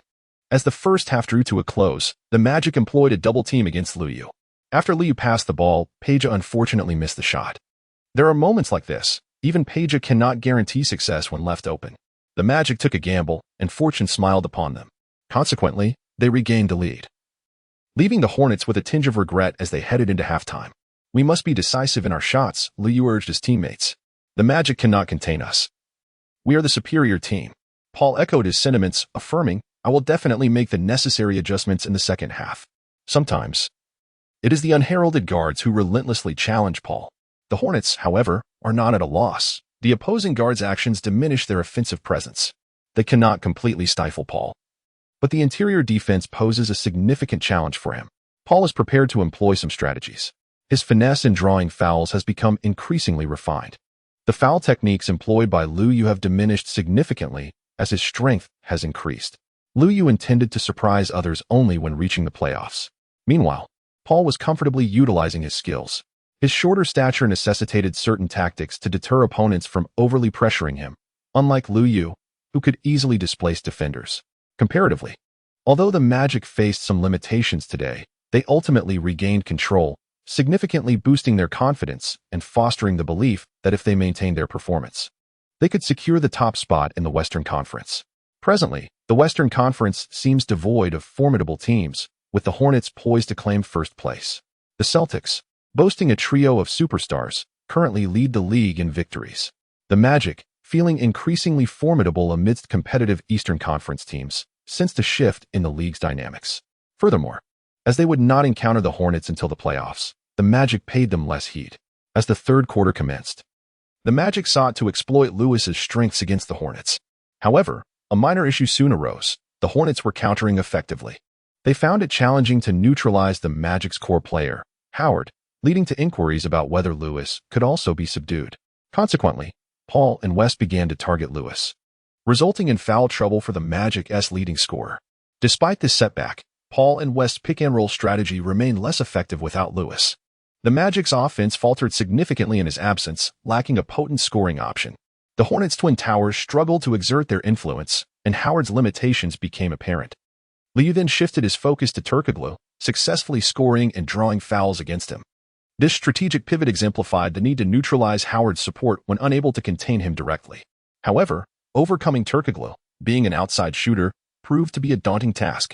Nevertheless, the Hornets achieved their objective, as Turkoglu's defensive performance faltered, allowing Lu Yu to score double digits in the quarter, enabling the Hornets to reclaim the lead. Magic head coach Van Gundy found himself at a loss, lacking viable options. He wished to diminish the Hornets' scoring threats, yet the entire team lacked players capable of effectively drawing fouls. This deficiency emerged as a critical flaw hindering their future progress. Nonetheless, he encouraged his players to persevere, assuring them that they would rise to the occasion in crucial moments. With Lewis expected to return in the final quarter, they hoped to regain control of the game. Upon Lewis's return, the Magic undoubtedly underwent a transformation. Lewis's presence effectively restrained West. It was no easy task for West to completely overpower him. However, a dilemma arose. Turkoglu was utterly incapable of containing Lu Yu. Under the relentless pressure exerted by Lu Yu on both offensive and defensive fronts, Turkoglu began to exhibit signs of fatigue. This disruption in the organization on the court had significant ramifications, resulting in the Magic's decisive lineup lacking the offensive efficiency it had displayed in the first half. Frustrated, Howard resorted to isolation plays. Yet, Chandler's defensive efforts against Howard proved to be quite effective. To add to Howard's vexation, he missed crucial free throws after drawing fouls. One cannot place the blame elsewhere. It is evident that a core player like Howard presents numerous exploitable weaknesses. Historically, the Magic's journey to the finals was also a stroke of luck. In terms of individual prowess, Howard still lags behind the cores of other dominant teams. Lu Yu struck again, remarkable, Turkoglu turned pale. Peja finally found his mark, leading the Hornets to yet another victory. Chapter 73. Significance. After defeating the Magic, the Hornets went on to triumph over the Heat with great ease. Subsequently, they effortlessly bested the Knicks. 2 days later, the Hornets delivered a resounding victory against the Warriors. Following encounters with playoff-caliber teams, facing off against the already defeated weaklings of the season was an exhilarating experience. For the Hornets, this was a welcome chance to unwind. Such straightforward matchups were essential before the playoffs. Of course, the Warriors were not as feeble as the two Eastern teams. They simply could not match the Hornets in skill. However, excessive exposure to such easy games could prove detrimental. After a few relaxed contests, the Hornets faced the Jazz, where Paul was once again overwhelmed. Liu also missed the decisive moment in this match. One inevitably encounters such adversities in life. Fortunately, they will not face the Jazz in the first round of the playoffs, allowing Paul to acclimate to the postseason. Liu perceives that Paul, his companion, possesses a rather poor mentality. He had privately approached Scott for a discussion, expressing his desire for increased responsibility as they advance into the playoffs. Following their encounter with the Jazz, the Hornets faced the underwhelming Timberwolves from the Western Conference, resulting in yet another resounding victory. On April 11th, the Hornets prepared for the climactic finale of the regular season, an away game against the Lakers. In this match, Scott intended to experiment with the playoff rotation, primarily relying on a 7-player lineup, 5 starters, accompanied by Pargo and Peterson. Other players might step in for a few minutes depending on the circumstances, but if the game remained closely contested, they would likely remain on the bench. The Lakers, still without Bynum, relied on the pairing of Odom and Gasol in their front court. As the game commenced, the Hornets struggled to find their rhythm, caught off guard by the Lakers' decisive start. Although Paul could easily exploit Fisher's defense, he found himself repeatedly at a disadvantage. Fisher's shooting was significantly improved compared to the previous game, while the team's Twin Towers were overwhelmed defensively by Gasol and Odom. Liu's defense was lacking, as Kobe consistently unleashed shots from beyond the arc with commendable accuracy. Aside from Odom, who has always posed a formidable challenge for West, other aspects of the game proved somewhat unexpected. It would be unjust to entirely blame the Hornets coaching staff for their misjudgments. Primarily, the Lakers have a tendency to commence games with a cautious approach, gradually intensifying their efforts. However, in this match, they began with full intensity, as if they were in the playoffs, a pace that the Hornets seemed unprepared to handle. Chandler even encountered foul troubles, highlighting the disparity in experience between the two teams. Fortunately, this was merely a regular season game. Had it been the playoffs, the outcome could have been disastrous. Gaining experience during the regular season will allow them to better prepare for the playoffs. Moreover, an initial deficit does not equate to inevitable defeat. They still possess the opportunity for a comeback. The Lakers primarily rely on an 8-man rotation, which differs in pace from that of the Hornets. This could lead to a physical advantage, yet it might also allow the Hornets to capitalize during substitution periods. Nevertheless, the Lakers currently exhibit a playoff-caliber rotation. Their 3 key starters, Kobe, Gasol, and Odom, are unlikely to rest casually, and both teams lack strong substitutes in the paint. Do not waver. The game has only just begun. Liu encouraged his teammates. The Lakers' aggressive offense caused the Hornets' defense to appear somewhat disorganized. However, suddenly taking the lead also involved an element of luck. Liu took the lead in establishing a solid defense. Kobe felt confident and continued to shoot from beyond the arc, yet he ultimately was not a proficient three-point shooter. While Liu placed greater emphasis on perimeter defense, he did not overly alter the rhythm of his defensive strategy. Under his influence, Kobe could not sustain a high shooting percentage from beyond the arc. Indeed, after several successful defensive plays by Liu, Kobe himself modified his offensive approach. Even with the Lakers in the lead, they were unable to secure an immediate victory. Liu's performance on the defensive end has significantly aided the team. However, after the Lakers swiftly established a lead, they exhibited a tendency towards complacency. Their impressive performance, partly due to unforeseen factors, resulted in a naturally slower pace, leading them to focus on maintaining their advantage, which consequently rendered their defense somewhat hesitant. During the rotation period, Liu seized this opportunity, leveraging his individual skills to help the team close the gap. After Paul took a brief respite, he returned to his usual form, albeit with a tendency to seek fouls excessively. Rather than opting for direct shots, Paul finds securing free throws to be a more reliable strategy. He articulated, "This is merely a tactic of the game. Why not engage in actions with a higher probability of success? Furthermore, he perceives the ability to exploit the rules as a manifestation of intelligence. Liu Yu found himself in a rather amusing predicament. Perhaps this situation was not entirely unfavorable. It was likely his opponents who bore the greater burden. Once he regained his composure, Paul began to exploit his strengths. Against Fischer, he relied on his speed, while he drew fouls from the youthful farmer. However, his primary focus remained on facilitating for the team, displaying a certain reluctance in his scoring endeavors. The players had already established their distinctive styles of play. While minor adjustments could be made in the details, the overarching strategies would undoubtedly remain unchanged. Liu Yu could only adapt and cooperate. As the Hornets sought to counterattack, the Lakers responded by slowing the pace and enhancing their defense. Although the Lakers' defense was not particularly formidable, it was still capable of providing resistance.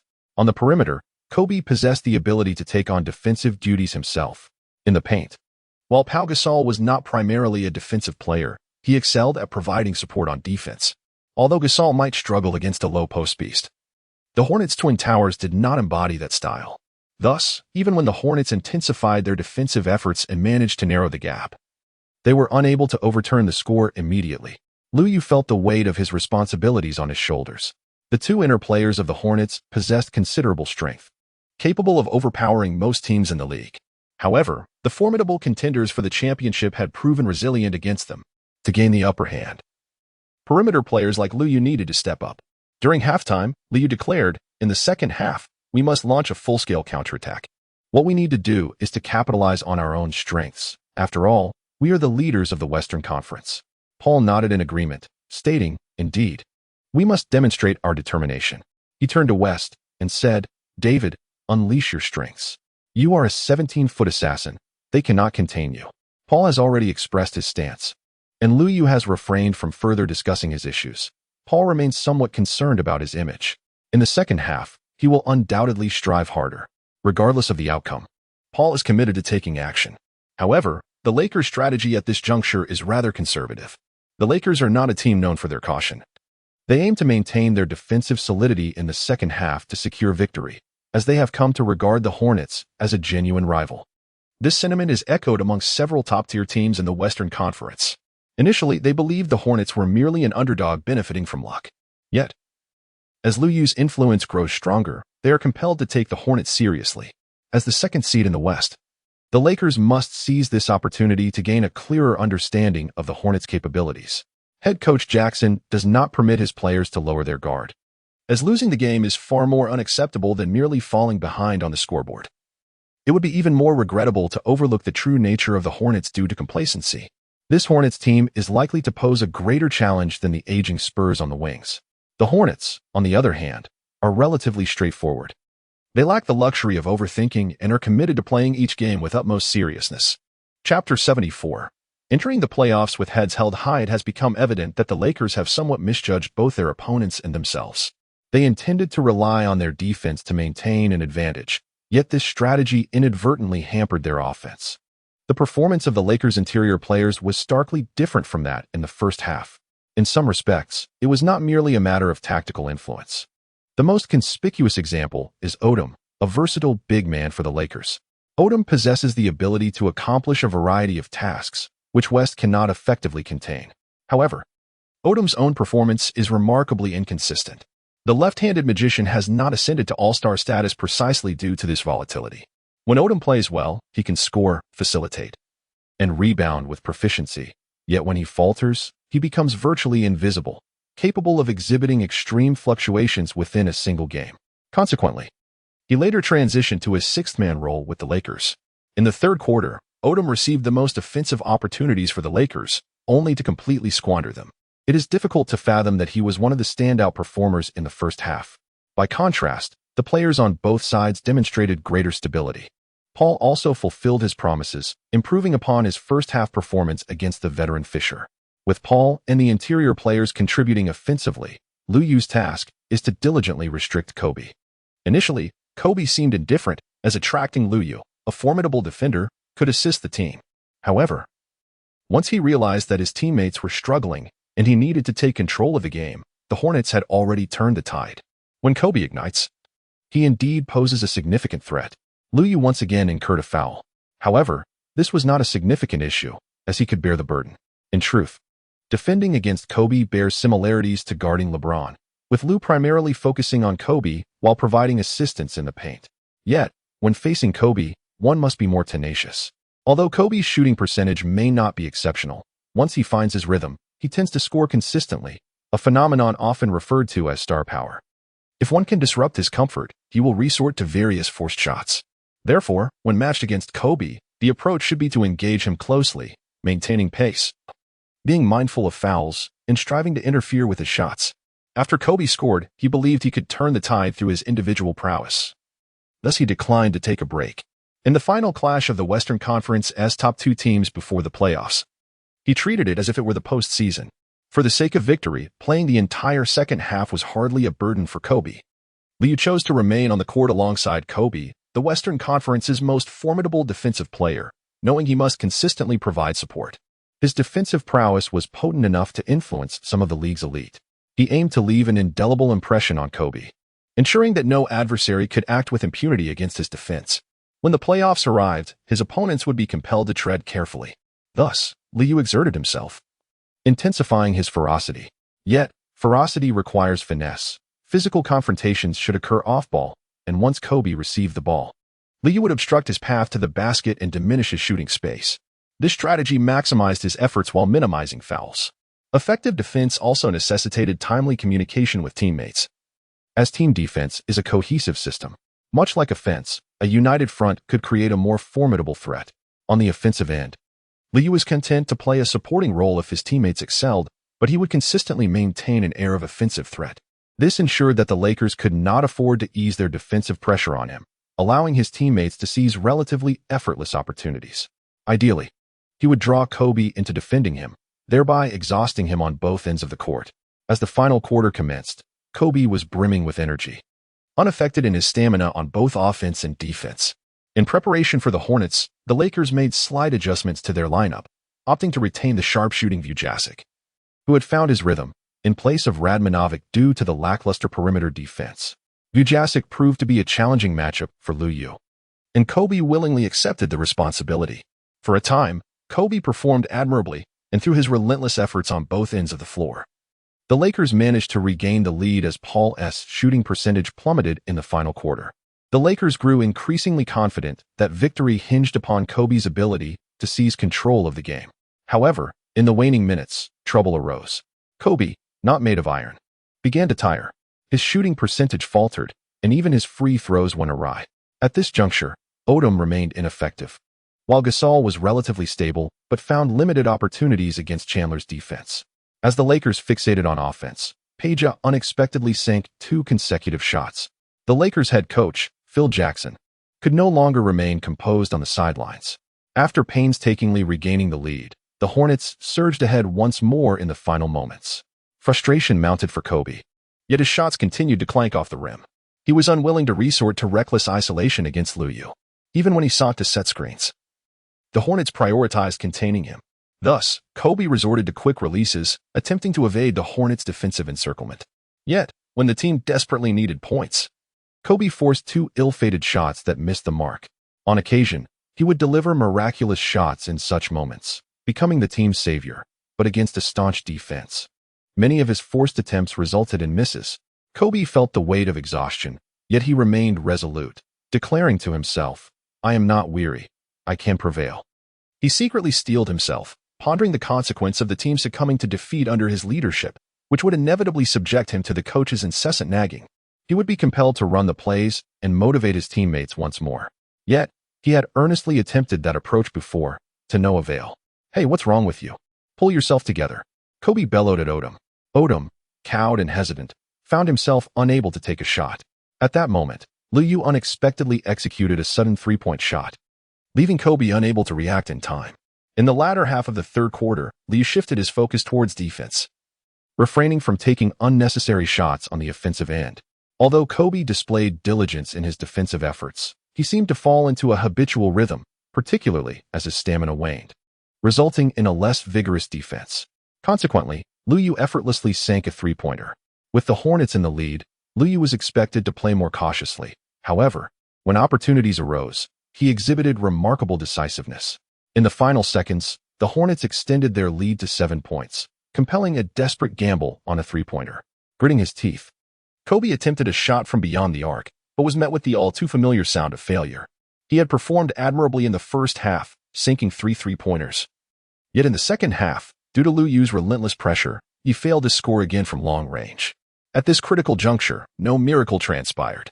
Subsequently, both Lu Yu and Paul confidently converted their free throws. Despite the Lakers' attempt to turn the tide by substituting Odom for a small ball lineup, they managed to make only 1 three-pointer, which was insufficient at such a crucial moment. Ultimately, the Hornets triumphed with a score of 118-110 in what had been the most intense clash prior to the Western Conference playoffs. In the remaining 2 regular season games, the Hornets easily dispatched the Kings and the Clippers, securing their place as the top seed in the West with an impressive record of 64 victories. It was remarkable, considering they had not been a playoff team the previous season, thus exceeding everyone's expectations. Yet, the true competition was just beginning. Chapter 75. The Mavericks' determination strength. 87. Speed. 90. Three-point shooting. 90. Mid-range shooting. 90. Inside scoring. 85. Post-play. 85. Dunking. 85. Ball handling. 90. Passing. 90. Stealing. 90. Blocking. 86. Defense. 90. Rebounding. 88. Stability. 89. By the onset of the playoffs, Lu Yu's basketball statistics had reached a level befitting a superstar on both ends of the court. His versatility allowed him to contribute in various capacities for the team. The Hornets' first-round playoff adversary was the Mavericks, who had experienced a slight decline in performance this season.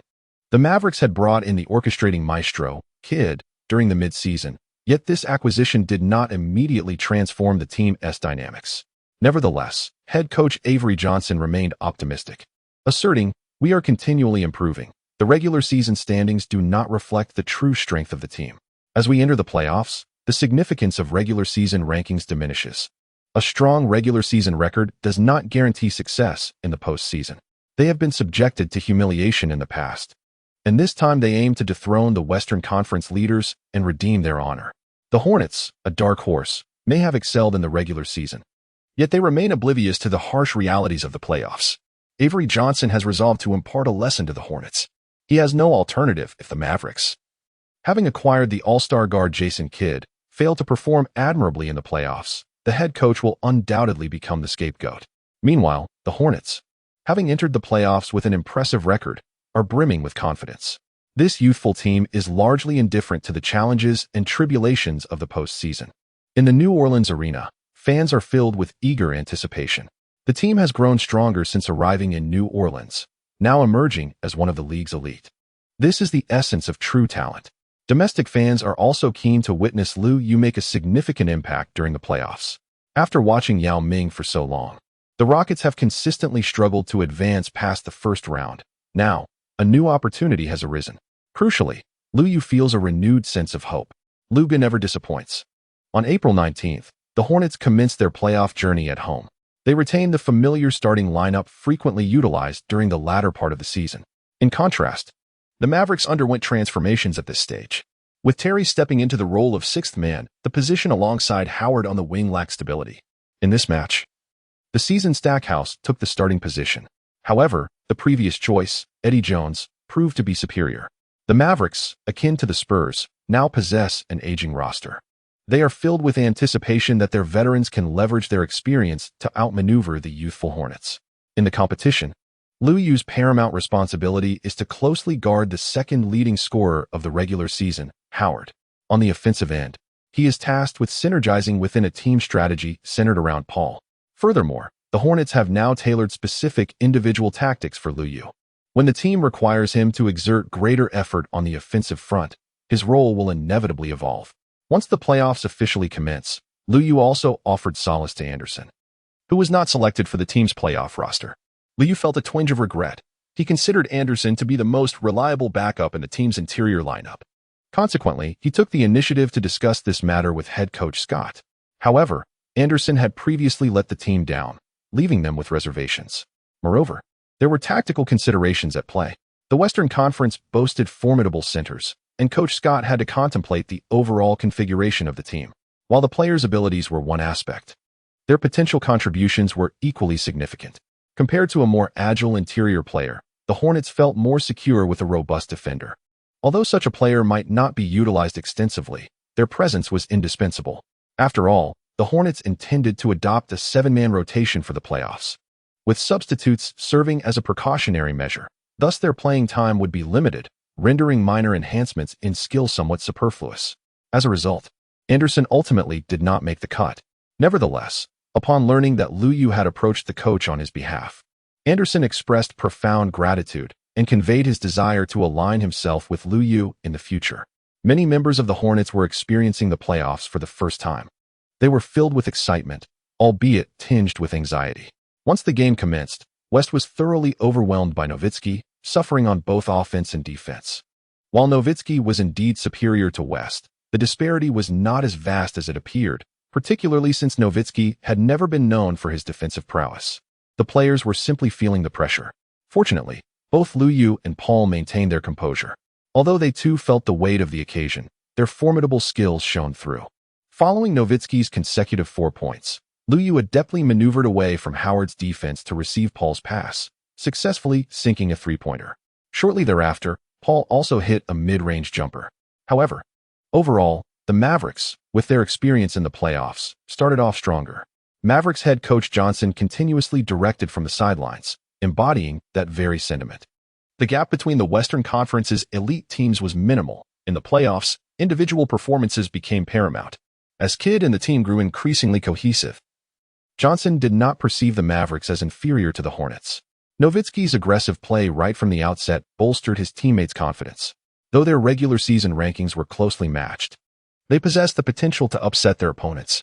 "No worries, shoot boldly," Liu encouraged his teammates. "Trust me, the playoffs are no different from the regular season. I will handle it." As Nowitzki exploited the Hornets' interior defense, Liu focused all his efforts on suppressing the Mavericks' wing players. Howard, having received a considerably higher salary this season, was experiencing a decline in form, leaving no one on the Mavericks' wings capable of matching Liu's prowess. Liu could potentially defend against Nowitzki, yet at this moment, such an action is unnecessary. The Hornets' strategy involves employing a rotational approach to confront Nowitzki in the paint. As long as no significant issues arise, Liu's primary focus should be to manage the opposing wings. Currently, Howard is unable to exert any meaningful influence in front of Liu. The defensive vulnerabilities of Page's team render it challenging for the Mavericks to capitalize on them. The veteran prowess of the Mavericks has waned, with all players exhibiting the limitations of age, allowing Page to withstand their advances. When Terry enters the game, his role is to provide support for defensive switches, thus alleviating the pressure on Page's defense. Therefore, while everyone is aware of how to exploit the Hornets' defensive shortcomings, the Mavericks, due to their own configuration issues, seem to possess limited strategies. It is evident that Nowitzki has the upper hand over West. However, in comparison to certain versatile role players, Nowitzki does not particularly dominate West, primarily due to his slower speed. Even considering the worst-case scenario, Nowitzki is an elite superstar who is inherently difficult to contain. West, despite being a less formidable defender, manages to neutralize a strong point, which is not a substantial loss. What the Hornets must strive for is to gain advantages in other positions. Liu and Paul were the first to find their rhythm, followed closely by Chandler. Currently, Dampierre's performance has been quite lackluster. In the past, when he boasted about being the second-best center in the West, he was already underwhelming. But now his performance has deteriorated even further. If Page and West can contribute a bit more, the Hornets' positional advantage could very well translate into victory. Thus, even though the Mavericks came out with great intensity, resembling playoff veterans poised to defeat the rookie Hornets, Liu remained unperturbed. The Hornets' lineup is significantly stronger than that of the Mavericks, and their players exhibit tactical superiority. Even if Nowitzki were to excel, he would find it challenging to overcome the collective strength of the opposing team. Chapter 76. Gradual adaptation. During this rotation period, the Hornets bench players struggled to perform. Despite being in their home territory with enthusiastic fans in the stands, many players could not execute their technical maneuvers smoothly, typical of playoff newcomers. Even the seemingly composed Coach Scott felt a twinge of concern. Without hesitation, he resorted to his ace strategy, relying on the starters. Except for Page, who could afford to rest due to his defensive shortcomings. The other four were given extended playtime. If the bench players failed to deliver, they would simply remain on the sidelines. Fortunately, the Hornets players are young and untroubled by increased playing time. The opposing coach, Johnson, found himself at a loss. While everyone employs such strategies, they are typically reserved for the final moments of the game. For the Hornets, currently the top seed in the West, to make such a move at the first sign of trouble seemed rather unsportsmanlike. Consequently, Johnson opted to increase Nowitzki's minutes as well. The Hornets, being the leading team in the West, could not afford to falter, nor could he. As for the increase in playing time, it primarily stemmed from the subpar performance of the Mavericks' other key players. Moreover, the Hornets had a deeper bench. Unlike Scott, who resorted to a strict 7-man rotation, Johnson maintained a more conventional 8-man rotation, reflective of typical playoff team dynamics. Scott's reliance on a 7-man rotation was largely due to a season's worth of experience revealing only 2 reliable substitutes, one of whom was originally a starter. This is why West continued to play despite his struggles. The team's backup interior players lacked the mid-range shooting ability that West possessed, rendering them incapable of functioning as a tactical focal point alongside Paul. Fortunately, after a nervous first quarter, West regained his composure. As an all-star, his capacity for adjustment surpassed that of most players. In contrast, role players like Pargo, who only found opportunities late in the season, would struggle to adapt as easily. Thankfully, the Mavericks bench also underperformed. Terry had his moments, but he failed to reach his usual regular season standards against Paul. On the other hand, the interior backup base performed admirably, taking advantage of the Hornets' lack of depth in that area. Liu felt a tinge of nostalgia, pondering that had Anderson made it onto the roster, facing the Mavericks would indeed pose no issue. Although the defense at the power forward position might be somewhat lacking, the Hornets, overall, have shown remarkable improvement as the games progressed.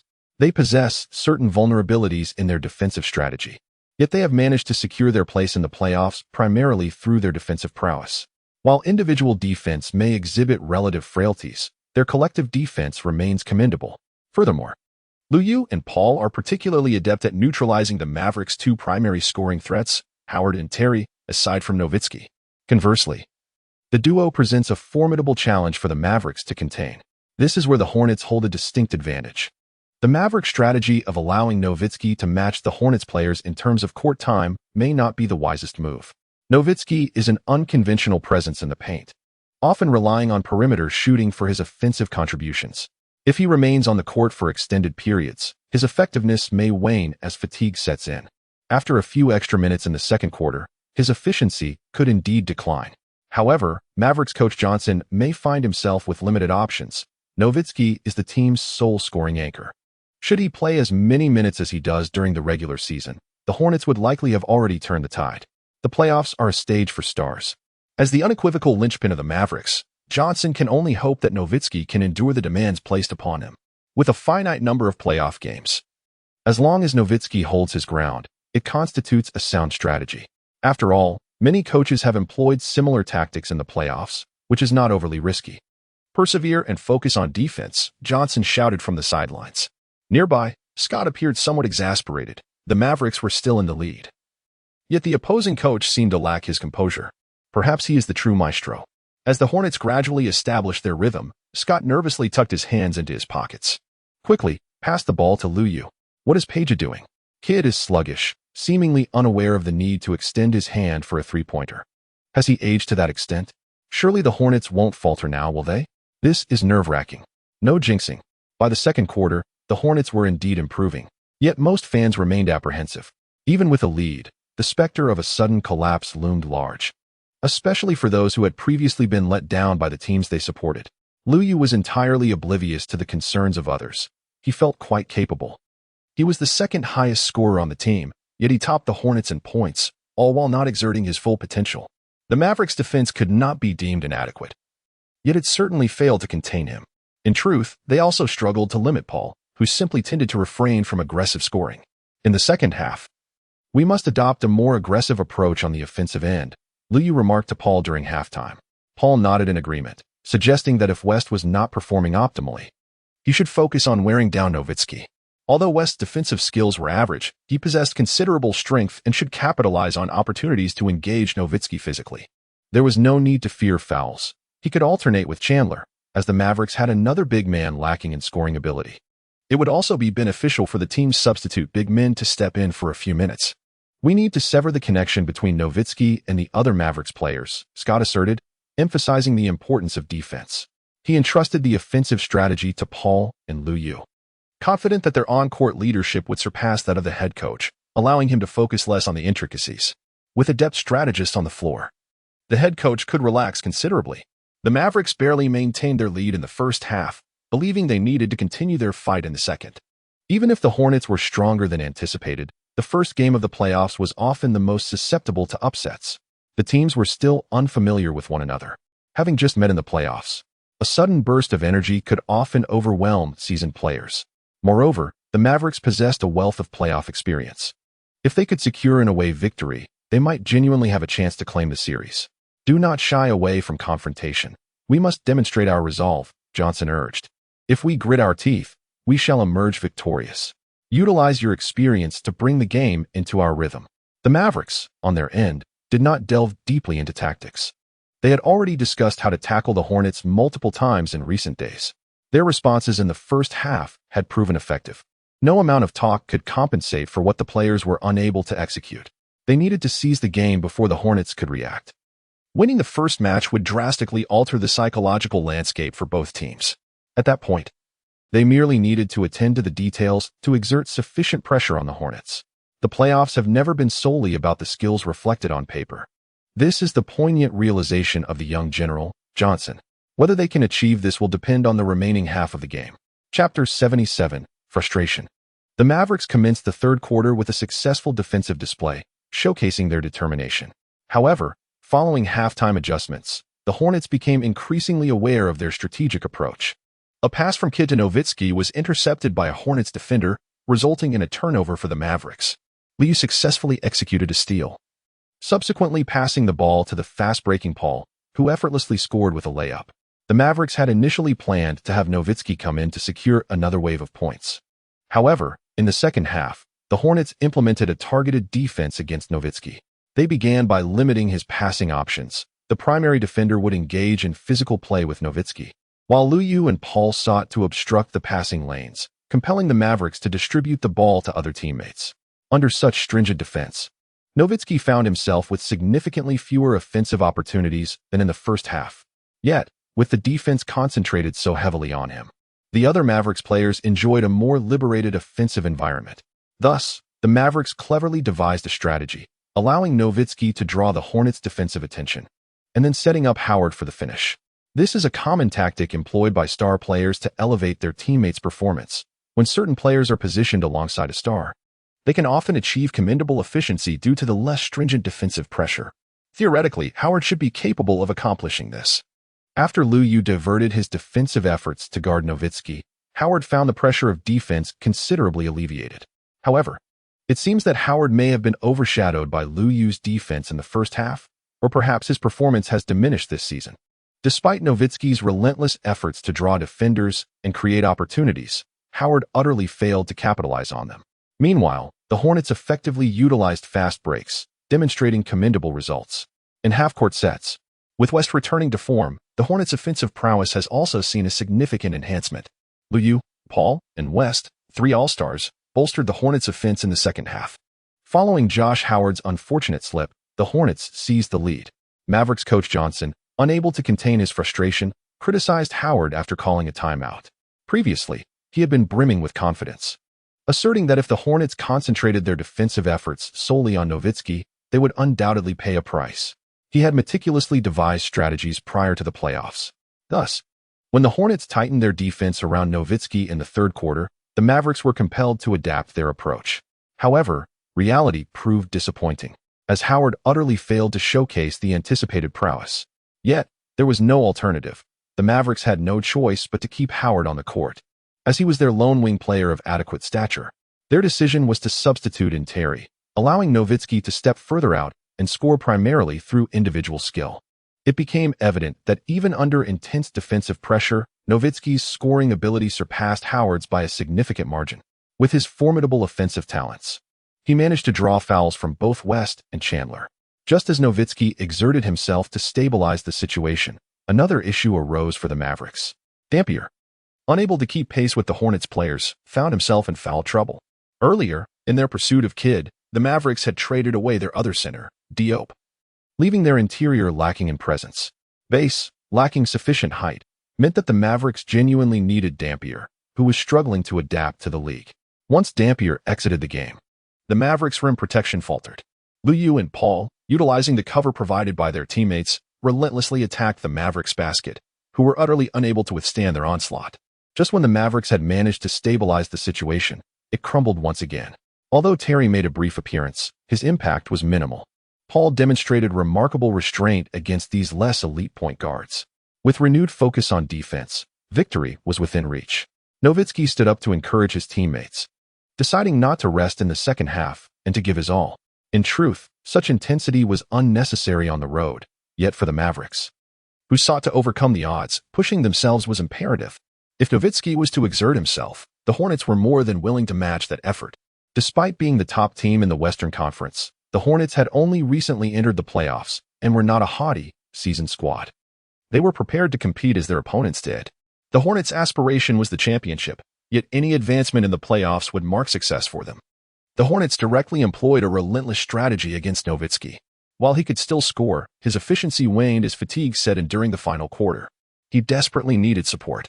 Kidd, gritting his teeth, attempted several offensive plays, but his current scoring ability was limited to open shots. Forcing his way through defenses to score was beyond his capacity. In previous seasons, the Mavericks would typically rely on Howard and Terry at such moments. However, Howard faltered against Liu, unable to assert himself even when not fully targeted by Liu's defensive efforts. As the Mavericks fell behind, Terry increased his three-point attempts. As a smaller attacking guard, he found little advantage penetrating the Hornets' interior defense and resorted to relying on his shooting touch from beyond the arc. Unfortunately, his erratic performance today was merely average. Players like him could reach all-star caliber when on point, yet the Hornets' defense could contain even true all-stars. Relying on Terry for a comeback was an unrealistic expectation. Defense, shouted Mavericks coach Johnson, his voice hoarse with exertion. The Mavericks players, unwilling to yield, relentlessly pursued Liu and Paul. As the final quarter wore on, it became a test of willpower. However, like Nowitzki, the duo could not be entirely curtailed by mere defensive efforts.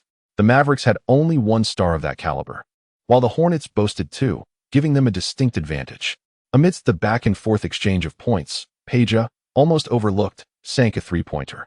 The Mavericks had previously contained Peja, but as Liu and Paul continued their assaults on the defense, they gradually forgot about this seemingly less threatening player. When Peja lacked shooting opportunities, he was virtually absent on both ends of the court. It must be said that the Hornets' three All-Stars were complemented by two additional players with unique strengths, making them formidable. Despite their utmost efforts, even with a score deficit, the Mavericks had not entirely lost their confidence. Liu and Paul are indeed formidable. They find themselves in a position where they must desperately seize any glimmer of hope. However, Peja's consecutive three-pointers left them utterly bewildered. They sensed that continuing to fight in this match seemed to hold little significance. Once a former All-Star, Peja now occupies the role of a supporting player within the Hornets' current lineup. Yet, as a role player, his threat surpasses that of the Mavericks' supporting cast by a considerable margin. Liu and Paul have emerged as the dazzling All-Stars of this season, and it is only natural that they cannot be easily contained. However, the ease with which the Hornets' role players scored is simply intolerable. Do not give up. Only those who persevere can emerge as victors, Johnson declared emphatically. The Mavericks began employing Nowitzki in the center position, adopting an all-offensive lineup. Yet, it was soon followed by Liu and Chandler's offensive rebounds, culminating in Liu's impressive 2-1 play. Chapter 78.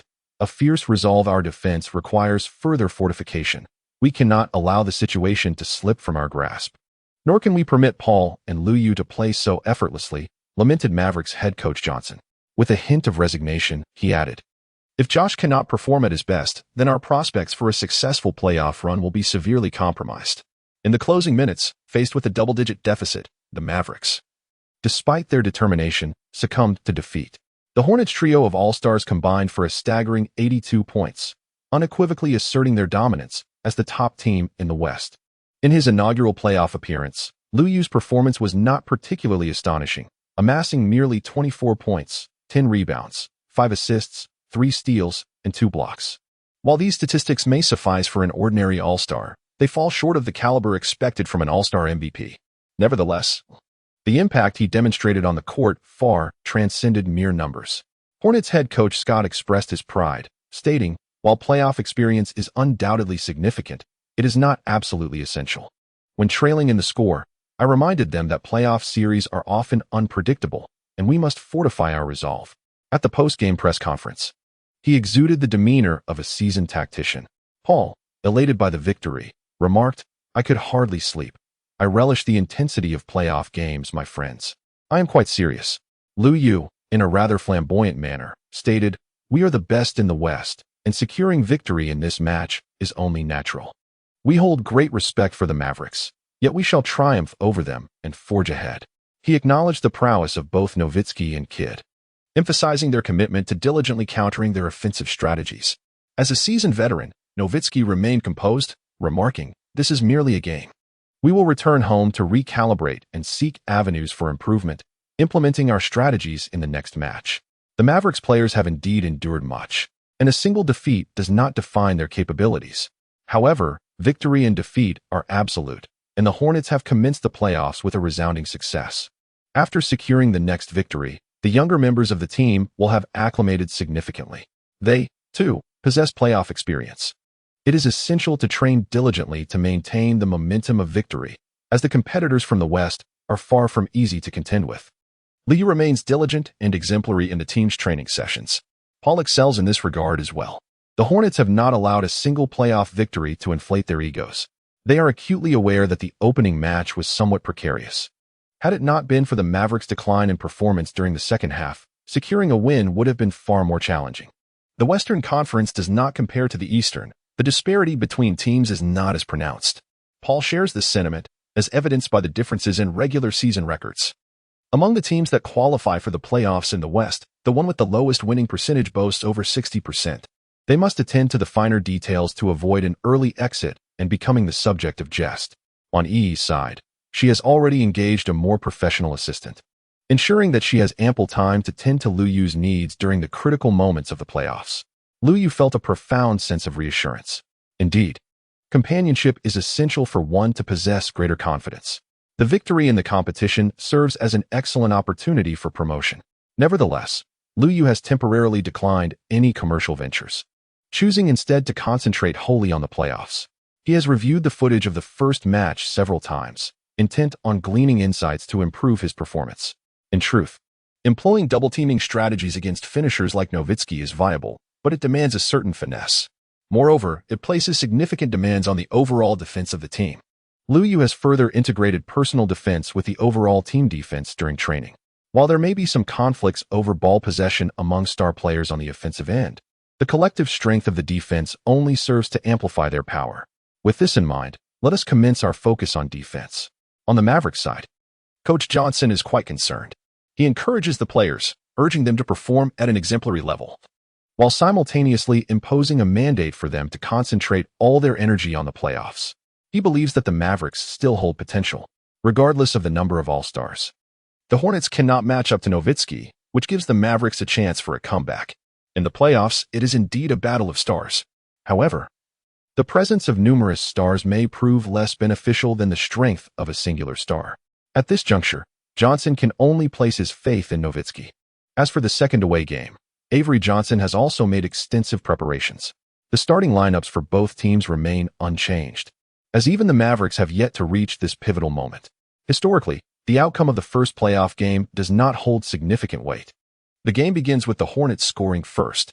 Paul and West find themselves without favorable opportunities, and the ball finds its way into Lu Yu's hands. Lu Yu received the ball and drove inward to draw the defender's attention, subsequently delivering an alley-oop to Chandler. The Hornets possess two players capable of executing stunning alley-oops, rendering the defense nearly helpless. This is compounded by the weaknesses present in the Mavericks' interior defense. Dampier's reactions lag significantly behind those of Chandler. However, the Mavericks have their own countermeasures. After drawing the Hornets' defensive focus, Nowitzki distributed the ball, leading to a successful shot by Howard. Mavericks head coach Johnson clenched his fist on the sidelines, believing that Howard would perform adequately in this game. Yet, His current lackluster performance seems to be the norm. Following a successful shot, Howard soon found himself lost under Liu Yu's defense. Frustrated by Howard's poor display, Johnson couldn't suppress his expletives. Nowitzki was once again forced to confront the relentless pursuit of the Hornets, relying heavily on his individual prowess to score. While he can overpower West, it is considerably easier for West to score. With Paul and West executing a pick and roll, Paul drove in while West peeled off to the perimeter.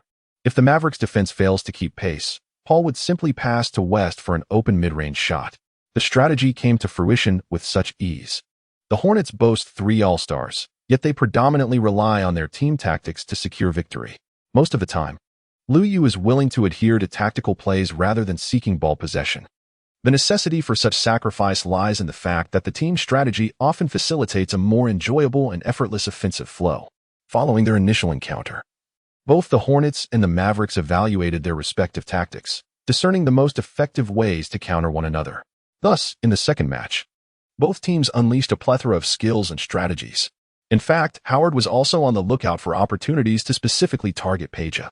However, his confidence in three-point shooting was lacking, while Liu Yu and Peja opted for pick and rolls without switching. The Hornets' defensive vulnerabilities were exploited, though relatively speaking. The Mavericks faced their own offensive challenges this season. On the Mavericks side, issues quickly surfaced. Without delving into Howard's form, Dampier accumulated too many fouls. On the sidelines, Johnson sighed in resignation, having anticipated such a scenario. Dampier's mobility issues were irreparable. Witnessing Dampier's 2 fouls within mere minutes, Johnson resolved to implement the team's contingency plan. They decided to forego a traditional center and instead accelerate their pace, engaging the Hornets in an offensive duel. Chapter 79. Baffled one cannot fault the Mavericks for their risk-taking. Playing away, they found themselves with limited options. Their interior defense lagged, rendering them vulnerable in a stationary setup. Moreover, the Mavericks are quite astute when it comes to offensive strategies. During the era of the venerable Nelly, they were one of the exemplars of offensive play. With Johnson serving as Nelly's assistant coach, well-versed in the art of aggressive offense. Having once been outmatched by his mentor's Warriors, he now sought to outmaneuver others. As the Mavericks hastened their pace, their offense indeed began to flourish. Kidd, a maestro of organization, excelled at fast breaks. During his tenure as the team leader, their offensive tempo was consistently rapid. While Kidd could orchestrate a methodical offense, he thrived in a quicker setting. Terry, a player of smaller stature, also favored the chaos of a fast-paced game. The Mavericks' other perimeter players were similarly inclined. Yet, a significant issue remained. Howard was not adept at quick shooting, complicating matters further. Nowitzki's speed was far from remarkable. The Mavericks' captain was not particularly skilled in rapid transitions. Otherwise, Kidd's arrival would have already catalyzed a comprehensive acceleration. The necessity to synchronize with Nowitzki had slowed their tempo. The current acceleration was a reluctant choice, a gamble of sorts. However, Johnson had meticulously considered the situation. In the previous game, allowing Nowitzki to remain on the court led to significant fatigue and diminishing efficiency during critical moments. Such a strategy could not persist. As the team sought to increase their pace, Nowitzki would be afforded regular opportunities for rest. Johnson aimed to mitigate the drawbacks of this acceleration, striving to seize victory before the Hornets could catch their breath. Terry quickly found success with a three-pointer. Bass, as a shorter interior player, adapted well to the current rapid tempo. Yet, there was a downside. The Mavericks' defense had deteriorated further. They were not the only ones adapting to the fast pace. Liu Yu and Peja have adapted well, including the backup guard Pargo. In the fast-paced game, the Hornets converted more three-pointers than the Mavericks, particularly Peja, who seemed to be reliving his prime when the defense was unable to keep up.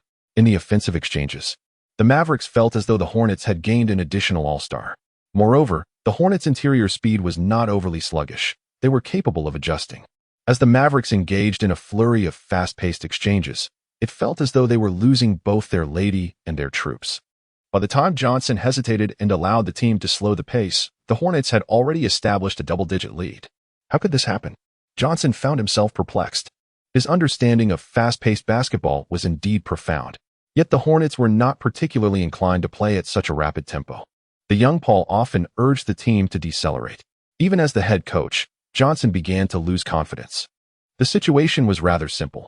If Nowitzki could not perform in a fast-paced setting, the Mavericks' offense would falter. The Hornets did not need to lock down everyone. They merely needed to contain the Mavericks' scoring focal points, and crucially, they were capable of doing so. After speeding up, the Hornets' defense did not diminish significantly. Rather, it was the Mavericks who became entirely preoccupied.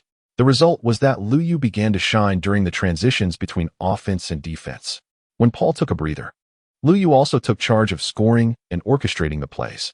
In the alternating rest periods of Liu and Paul, it is evident that Kid struggles to manage the Mavericks' rotation. While the Mavericks have demonstrated flashes of offensive prowess, they have failed to achieve their tactical objectives. Upon Nowitzki's entry onto the court, the Mavericks deliberately slowed their pace to allow him to showcase his individual talents.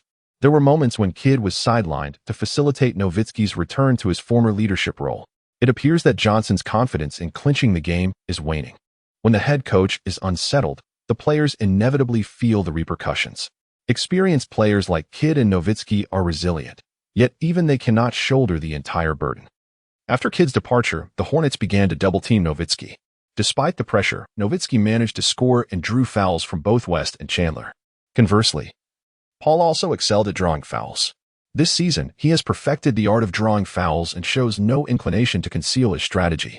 While Nowitzki capitalized on free throws, Paul ensured his own opportunities were not diminished. Consequently, the Mavericks, plagued by foul issues and the toll of a rapid pace, found more players on the court, only to have them swiftly sent back by Paul's deft maneuvers. In the latter stages, Paul refrained from shooting, focusing solely on drawing fouls. Liu felt somewhat speechless yet refrained from hindering his teammates. Such benefits are manageable for a playoff game, as long as Paul can score. On the Hornets' side, West and Chandler engaged in a relentless rotation, along with Liu, ensuring their fouls remained within acceptable limits. The Mavericks, on the other hand, primarily saw their older veterans, like Jones, commit fouls after a few minutes on the court, which hardly seemed to matter. However, trailing in the score was undoubtedly their most significant challenge. In the final moments of the first half, Liu seized an opportunity through a mismatch, drawing a foul and converting both free throws, allowing the Hornets to maintain a steady lead. This time, the Mavericks coach refrained from reprimanding anyone, dazedly following his players into the locker room, devoid of any strategy for a comeback. Well done. Liu exchanged high fives with his teammates. The Mavericks appeared to have lost their wits. During the regular season, teams like the Suns, Nuggets, and Warriors, representing the West's offensive prowess, had engaged in shootouts with the Hornets, and even then, the not-so-strong Liu had managed impressive statistics. With Nowitzki unable to keep pace with the team, what gave them the audacity to engage in a shootout with the Hornets? Did they presume the Hornets to be inexperienced playoff newcomers? Alas, in the face of absolute strength, the Mavericks were overly optimistic. In the locker room, it was fortunate that Nowitzki took the initiative to speak up. Let us not be so morose. We still have a chance. They managed a second-half turnaround. And we can too. We must invigorate ourselves. At that moment, Johnson had regained his composure and gathered the players together. We have endured so much. We shall not succumb to fear. Moving forward, we must play with aggression and convey that the playoffs are far from simple. We are the best team. In the Hornets' locker room, Scott wore a broad smile. In the second half, we simply need to continue playing in our preferred manner. Paul, amidst his joy, added, "We must remain vigilant and not grant them any opportunities in the second half. Of course, we will all fulfill our responsibilities." West displayed a noticeable increase in confidence compared to the previous game. Soon, the Hornets confronted a Mavericks team that had slightly slowed down. In the stands, home fans sang and danced with fervor.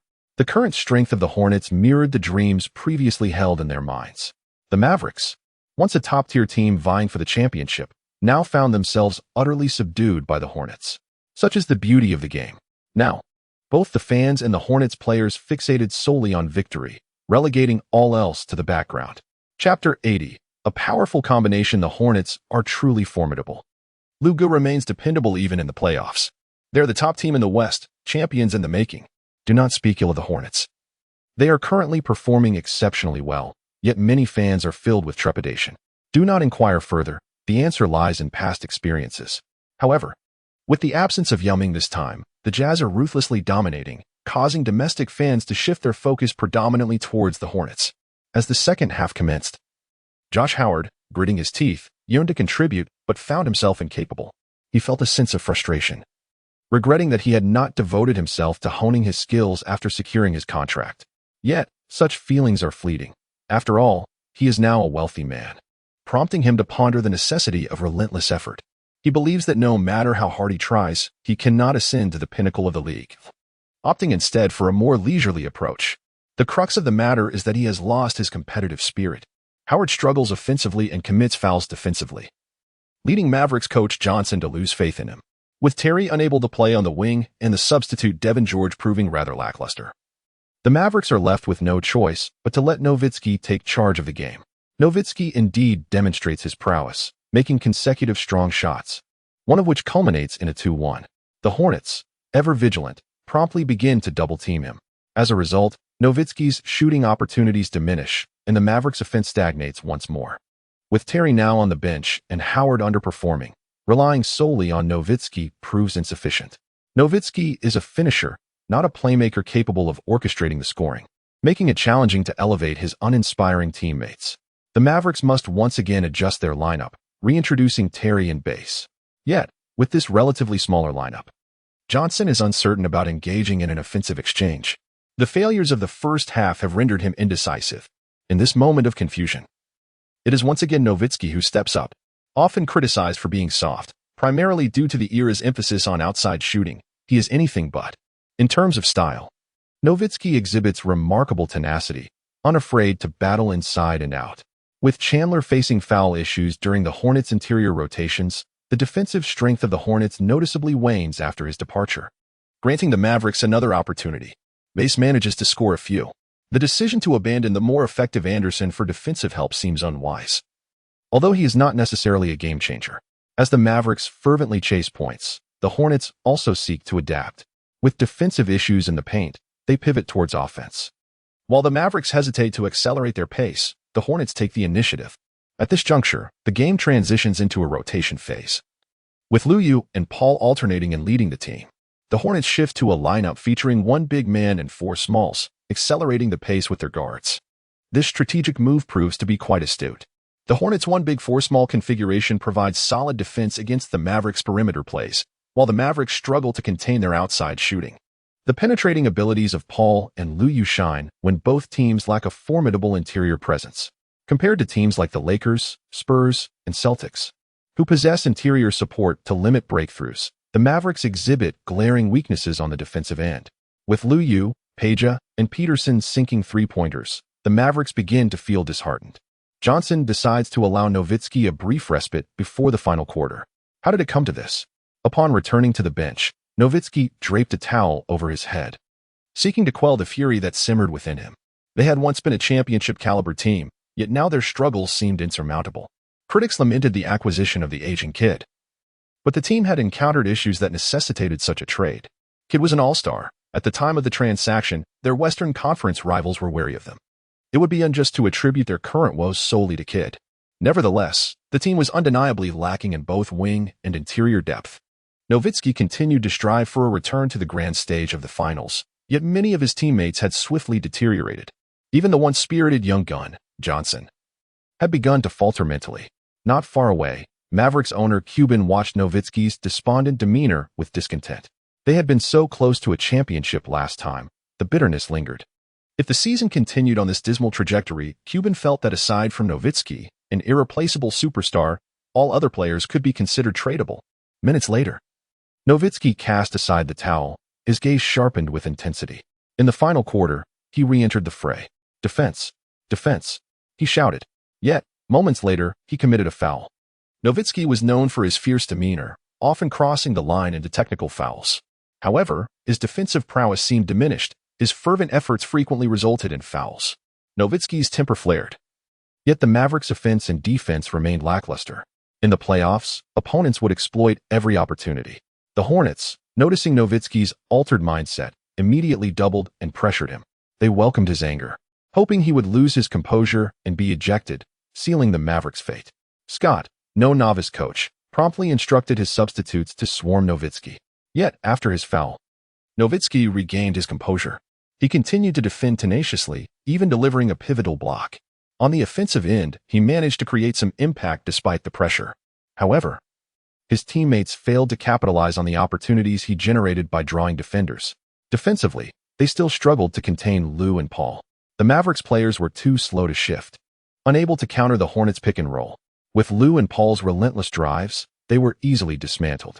In the past 2 games, Nowitzki had delivered blocks, albeit outside of his comfort zone. But it was merely a drop in the bucket. The Mavericks envied the Hornets, who had Chandler diligently providing support on defense. They had worked hard to neutralize Chandler, only to find it challenging to exploit the advantage. The Mavericks lacked a robust interior presence, while Lou's versatility allowed him to sweep through unhelped defense. They needed to staunch the three-point barrage. Lou continually reminded his teammates. With half of the final quarter elapsed, it was evident that the Mavericks could only attempt three-pointers to turn the tide.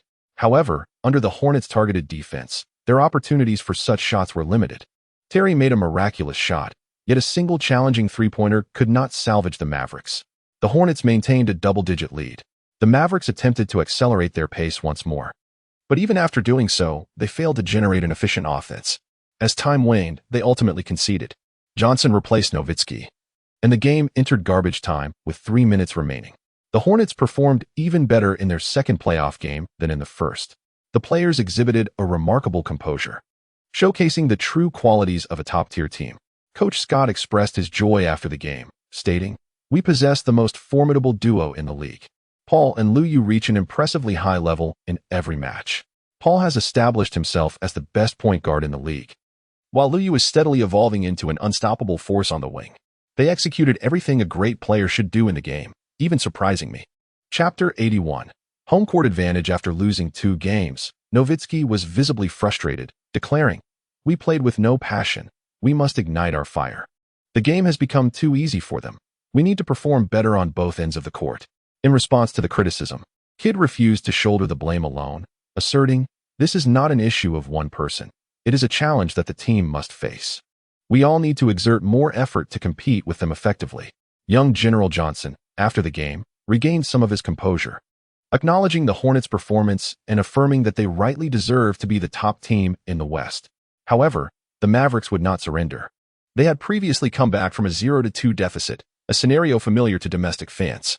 "We have identified some aspects during the game, and upon returning home, we will rectify these issues. We will work harder, improve, and then cook our own masterpiece in Dallas. What they can achieve, we can achieve as well. We will never lose our confidence." Yet, whether they could truly accomplish this remained uncertain. Lou was resolute in denying his opponents any opportunity for a comeback. In an interview, he stated, "I am aware that they will retaliate upon returning to their home ground. Thus, we shall not allow ourselves any complacency. We will reflect on our experiences and strive to perform even better. We will not fall into their traps. We are now seasoned players with playoff experience." Paul echoed his sentiments in agreement. At this juncture, both the Eastern and Western conferences are led by teams with ostensibly superior strength in the series. 3 days hence, the Hornets will venture to Dallas. Generally, a team with lesser strength has 2 primary chances for an upset. The first arises at the onset of the series when both teams are still unfamiliar with each other, allowing for unexpected triumphs. The second chance presents itself during the first home game, where they can exploit the opponent's unfamiliarity with the officiating standards to catch them off guard. The Mavericks initially squandered their opportunity, but upon returning home, they will undoubtedly exert their utmost effort. Moreover, the league, keen on prolonging the series to enhance revenue, will provide a platform for the trailing team to shine. If the leading team lacks decisiveness, believing they can advance merely by returning home, they may very well face defeat. Lou was resolute in his desire to avoid defeat. This concern transcended mere experience gained during the regular season. In the playoffs, facing the same opponent, a team can only secure a maximum of 4 victories. The absence of a sweep holds little significance.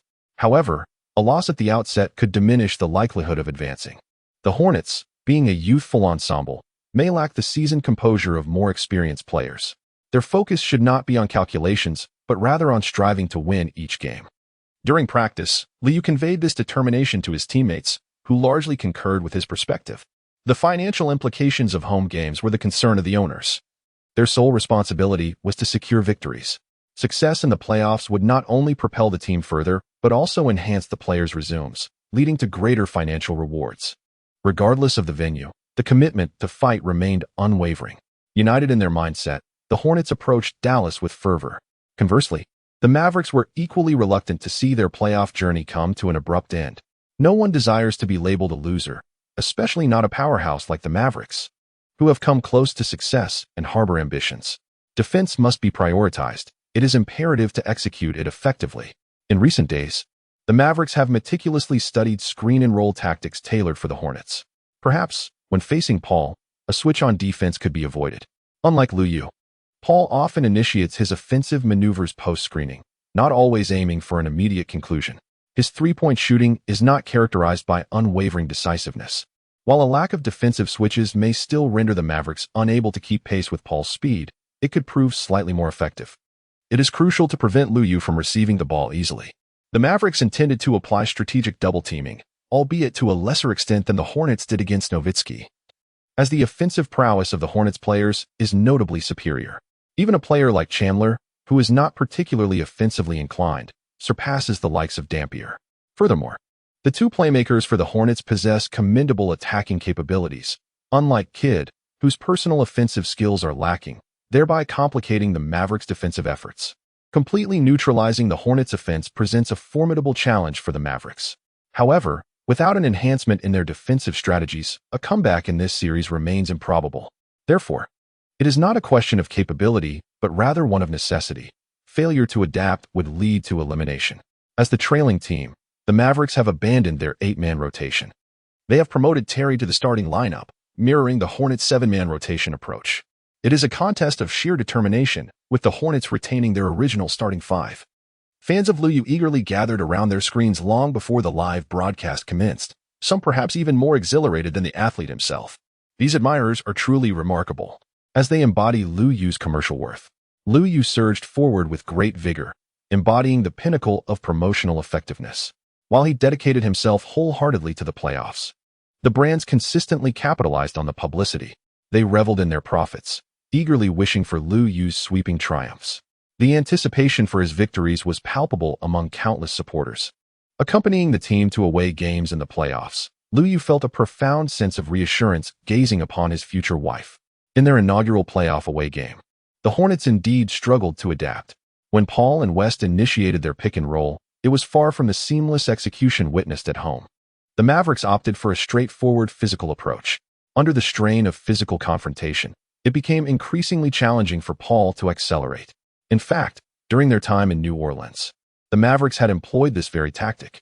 However, back then, Paul was adept at drawing fouls, rendering the Mavericks' strategy ineffective.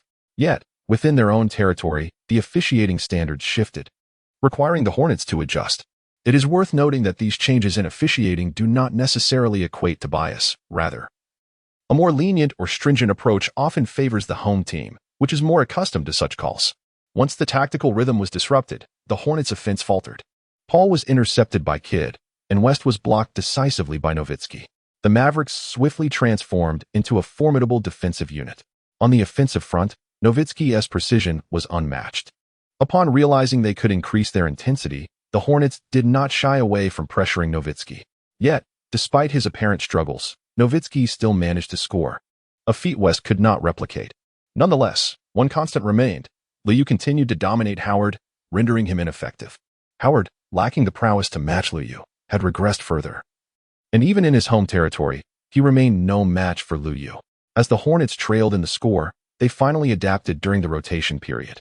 They allowed Lu Yu to isolate, which invigorated their offense for two primary reasons. Although Paul faced some disadvantages in physical confrontations, Lu Yu was entirely unfazed. While there are players in the league capable of physically overpowering Lu Yu, they were certainly not among the Mavericks. Furthermore, the Mavericks' reliance on high-intensity physical defense made it difficult for them to extend their coverage to the three-point line. Lu Yu exhibited remarkable decisiveness beyond the three-point line, creating considerable difficulty for the Mavericks' defense. Inspired by Lu Yu's performance, Peja and Pargo also began to increase their attempts from long range. The Hornets initiated their counterattack, relying on the individual prowess of their star players. Chapter 82. A spectacle leveraging their home court advantage, the Mavericks employed physicality to counter the Hornets' pick-and-roll strategy. Thus, they decided to forego the pick-and-roll altogether.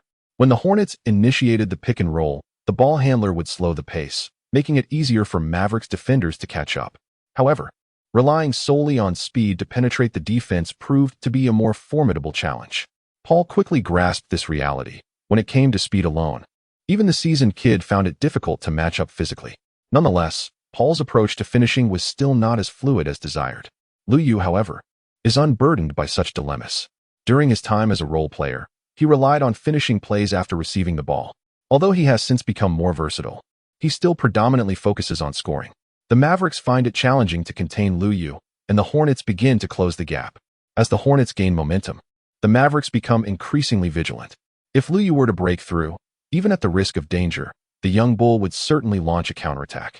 Lu Yu wisely opted for a more astute approach, demonstrating remarkable proficiency in his three-point shooting while handling the ball from beyond the arc, which also served to conserve his energy. He swiftly sank three-pointers, exerting considerable pressure on the Mavericks' defense. However, it proved exceedingly challenging for the Mavericks to enhance their defensive performance.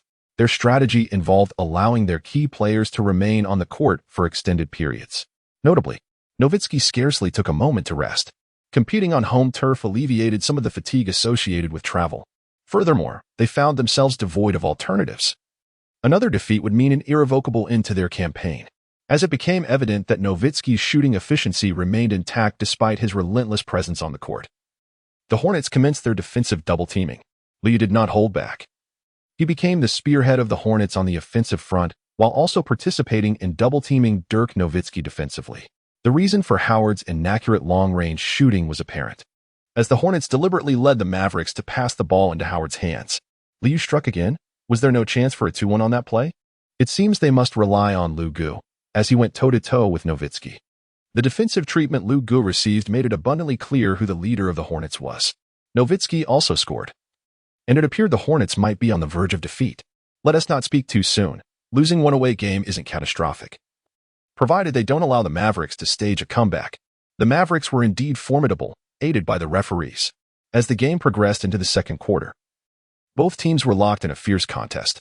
There was a period where it was truly a star showdown between Lu Yu and Nowitzki, leaving many fans on edge. The Mavericks' home crowd mirrored this tension. A loss for the Hornets wouldn't be catastrophic, but another defeat would hand the Mavericks the series point.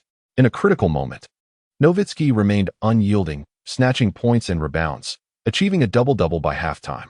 He fearlessly engaged in battles on both ends of the court, showcasing his leadership. Yet, Liu did not disappoint either. He first blocked Howard emphatically and then hit a trailing three-pointer during the fast break. With his high shooting percentage, he surpassed Nowitzki in scoring, becoming the leading scorer of both teams. The point gap also narrowed to just 2. As the first half concluded, both teams exhaled in relief. The competition had been intensely fierce. Returning to the locker room, Paul's expression was noticeably grim. His performance in the first half had not met expectations. With the Mavericks elevating their defensive play, both he and West's shooting percentages plummeted.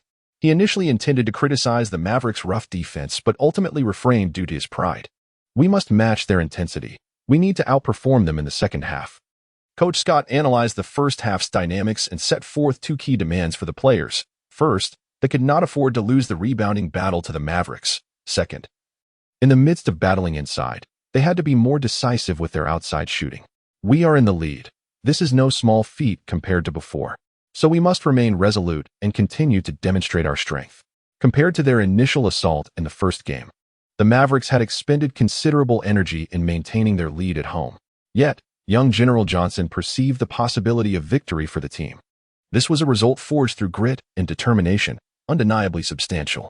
Today, Lu Yu and Paul, 2 considerable troubles, finally glimpsed a solution to one of their predicaments. Johnson believes that if they can secure this match, they will also devise a strategy to confront Lu Yu. Although their lineup appears to be aging and less enduring, the youth in the playoffs are more susceptible to collapse. Securing 2 home victories could turn the tide. The third quarter commenced with heightened intensity. Both teams no longer needed to test each other, as every move was purposeful and strategic. Paul aspired to elevate his performance, increasing his attempts from beyond the arc. He swiftly sank a three-pointer, but it was merely a solitary success. This was not characteristic of his style. Rationally, he wished to be decisive. Yet he often felt awkward in execution. Soon, Paul found solace and redirected his fervor towards defense. Despite his height being a disadvantage in physical confrontations, he possessed numerous clever tactics to contend with opponents. Unfortunately, playing away from home, his relentless defense quickly drew the referee's attention, resulting in 2 fouls that prompted him to lose his composure. He believed the officiating to be somewhat biased. What was wrong with employing subtle maneuvers as a smaller player? In contrast, West struggled immensely. While his offensive contributions slightly improved, his defensive and rebounding efforts remained subpar. It can only be said that there is a noticeable disparity in player caliber, as West faced formidable opponents. Nevertheless, the Hornets still needed him on the court. West, possessing considerable strength, posed a tactical threat. Even if he could not deliver a stellar performance, he was still more suitable for high-stakes games than the Hornets' bench players. The only player who consistently showcased commendable performance for the Hornets was Yu. Just as the Hornets couldn't completely neutralize Nowitzki, the Mavericks' high-intensity defense paled in comparison to Yu's prowess. This difference in caliber was evident. However, unlike Nowitzki, who willingly penetrated the paint to inflict damage, Yu opted to resolve challenges predominantly through long-range shooting. It was not that Yu was unwilling to drive towards the basket. Rather, it was a strategic choice made in light of the Mavericks' defensive characteristics. At home, the Mavericks' defensive actions were less aggressive, allowing Yu to confidently score inside. Now, with a different level of physicality, penetrating the defense yielded diminishing returns, and attacking the Mavericks' interior offered little advantage. Currently, their perimeter defense could not keep pace with him. Shooting from the outside was undeniably more appealing, as both teams engaged in a physical battle that diminished scoring efficiency. Yu's outside shooting provided the Hornets with essential offensive support. In fact, compared to the first half, Yu's offensive efficiency slightly declined. However, it remained commendable. As he was not alone in this regard, Nowitzki's efficiency also waned. Following halftime, both sides sharpened their strategies, making such a scenario entirely expected. Yu scored again, marking the Hornets' first lead of the game. Continuing to demonstrate stability, Nowitzki consistently inflicted pressure, allowing the Mavericks to regain their lead in what has proven to be an exceptionally thrilling match. Chapter 83. Unyielding. The referee's officiating standards appeared to shift somewhat in the second half, perhaps due to the increased physicality exhibited by the players of both teams compared to the first half. Nowitzki's prowess forced both West and Chandler into foul trouble, though fortunately, the situation was not overly dire. With 4 fouls by the end of the third quarter, it was still somewhat manageable. As the Mavericks relinquished the sluggish puppet, Dampier, Yu briefly assumed the power forward position, proving capable of defending against Nowitzki. The Hornets, recognizing the refereeing trends, focused their attention on Terry. While Nowitzki maintained a steady performance, Terry returned to his home court with a renewed resolve in his shooting. He became Nowitzki's most reliable ally, though his defensive skills were not particularly strong and therefore vulnerable. It was not long before Terry found himself with some foul issues as well. However, like Paul, he had managed to avoid fouls in the first half, allowing him to maintain his composure. Yu's defense against Nowitzki was commendable. His agility allowed him to avoid fouls with relative ease. However, he still faced a disadvantage due to his height. In the realm of basketball, static talent remains significantly important. Despite Yu's impeccable defense against Nowitzki, the latter could still elevate his shot due to his height. Undoubtedly, Yu could diminish Nowitzki's efficiency. However, with both of his team's big men on the court, there was no necessity for Yu to encroach upon their responsibilities. At this juncture, Howard's influence was relatively minimal. When the lineup shifted to 1 big man and 4 smaller players, Peterson managed to contain Nowitzki adequately. Nevertheless, the Hornets did not exhibit the same level of desperation as the Mavericks. On the road, the intensity was high. Yet Coach Scott opted to allow Yu and Paul to alternate resting periods. Conversely, the Mavericks permitted Nowitzki to play the entirety of the second half once again. During the rotation phase, the Mavericks, without their primary starters, performed slightly better. Even Howard capitalized on the opportunity to step to the free throw line twice. By the end of the third quarter, the Mavericks held a 3-point lead, which was a 1-point increase from their halftime advantage. Such a score was precarious. Yet the Mavericks' competitive spirit was undeniably ignited. Yu, however, was not daunted. Immersed entirely in the competition, he found his spirit invigorated as his opponent performed exceptionally well. During a brief intermission, Yu took a moment to observe the tactical maneuvers of his adversary, Xiaonyo, with a more comprehensive perspective from the sidelines. He sipped on a beverage to replenish his energy, feeling an eager anticipation build within him. As the final quarter commenced, Yu re-entered the court, facing the defender, George. Before him, Yu suddenly changed direction, causing Devin George's center of gravity to be disrupted. He wished to display enthusiasm, yet his body would not allow it. Yu swiftly executed a 3-point shot, leveling the score for the Hornets. Mavericks head coach Johnson instinctively clenched his fists. When Howard was tasked with defending Liu Yu, there were moments when he could only watch helplessly. However, it appeared that he was indeed the most suitable choice.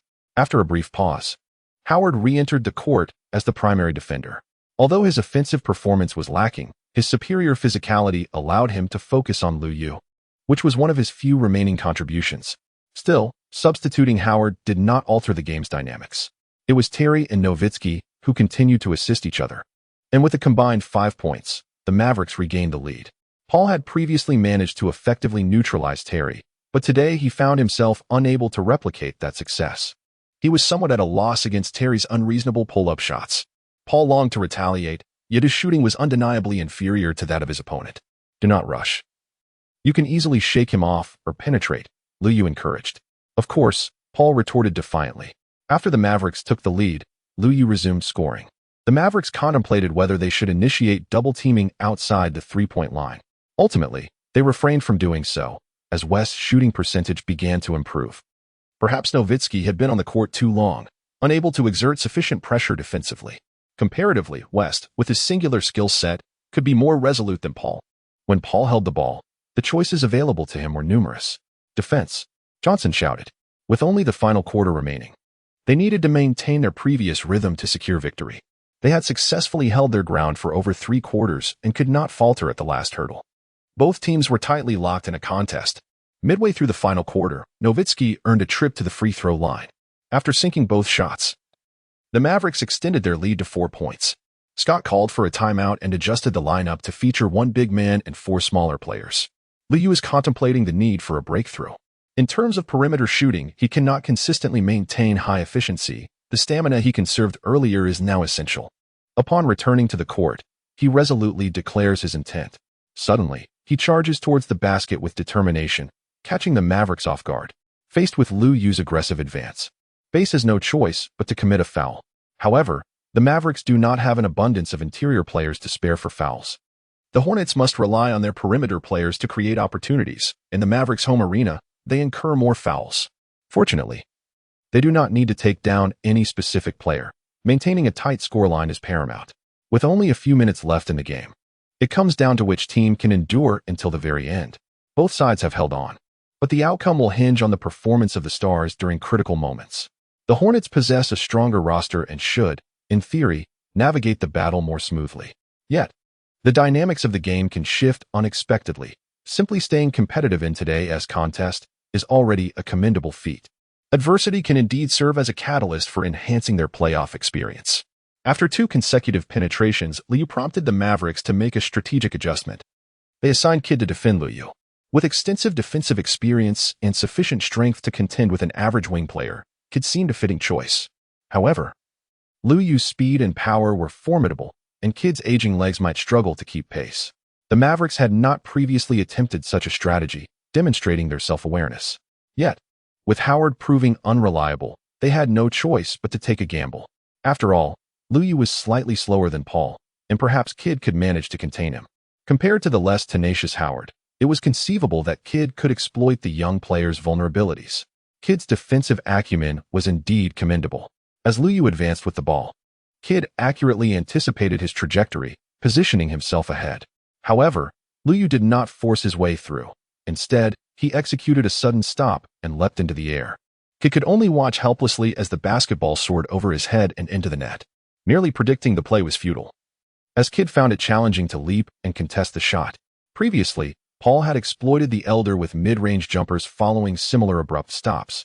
But Liu Yu executed this even more adeptly. Yet, today, Paul encountered some shooting difficulties. Otherwise, the Hornets would have taken the lead as they had before.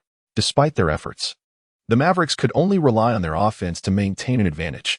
The Hornets, fielding a lineup of 1 large and 4 smaller players, swiftly rotated their defense, leveraging their players' mobility to double-team Nowitzki. The Hornets would not permit Nowitzki to perform any heroics in the final moments, making it difficult for him to secure free throws in the closing minutes. The Mavericks opted to have Terry, who was performing well today, take the lead in the crucial moments. Chapter 84. The clutch moment. As the game entered the final 2 minutes, Terry took 2 strong 3-point shots. Paul defended well, but due to height disparities, he sometimes struggled against taller opponents. The score stood at 91-93, with the Mavericks leading by 2 points again. It was the Hornets' turn to attack, still orchestrated by Paul and West. Suddenly, Liu made a swift cut to the basket, immediately drawing the attention of several Mavericks defenders. It was no surprise, considering Liu had already amassed 40 points. While the other Hornets players were constrained by the Mavericks' intense defense, Liu continually emerged as a pivotal force. Despite the Mavericks rotating several primary defenders, they found no solution for him. Noticing defenders closing in, Liu abruptly halted and dashed back. At that moment, Paul demonstrated the offensive acumen of an exceptional guard. He recognized that the Mavericks defenders were distracted, accelerated, and successfully finished at the rim. This marked Paul's first score from active play in the final quarter, not only tying the game, but also signaling to the Mavericks defense that the Hornets had more than one offensive threat. If they focused solely on Liu, he would not hesitate to exploit their oversight. With the score tied once more, the Mavericks proceeded with utmost caution in the closing moments. Terry refrained from taking reckless shots. However, despite their various plays, they struggled to find quality scoring opportunities. The Hornets' defense was inherently superior to that of the Mavericks. In the last minute, the Mavericks sought an easy scoring chance, which proved impossible. Paul, Liu, and Chandler interconnected seamlessly, weaving an impenetrable defensive web. As the shot clock dwindled, the Mavericks forced the ball into Nowitzki's hands. The Hornets immediately converged on him, yet Nowitzki managed to hit a contested jumper. It was unreasonable, but Nowitzki possessed such capability.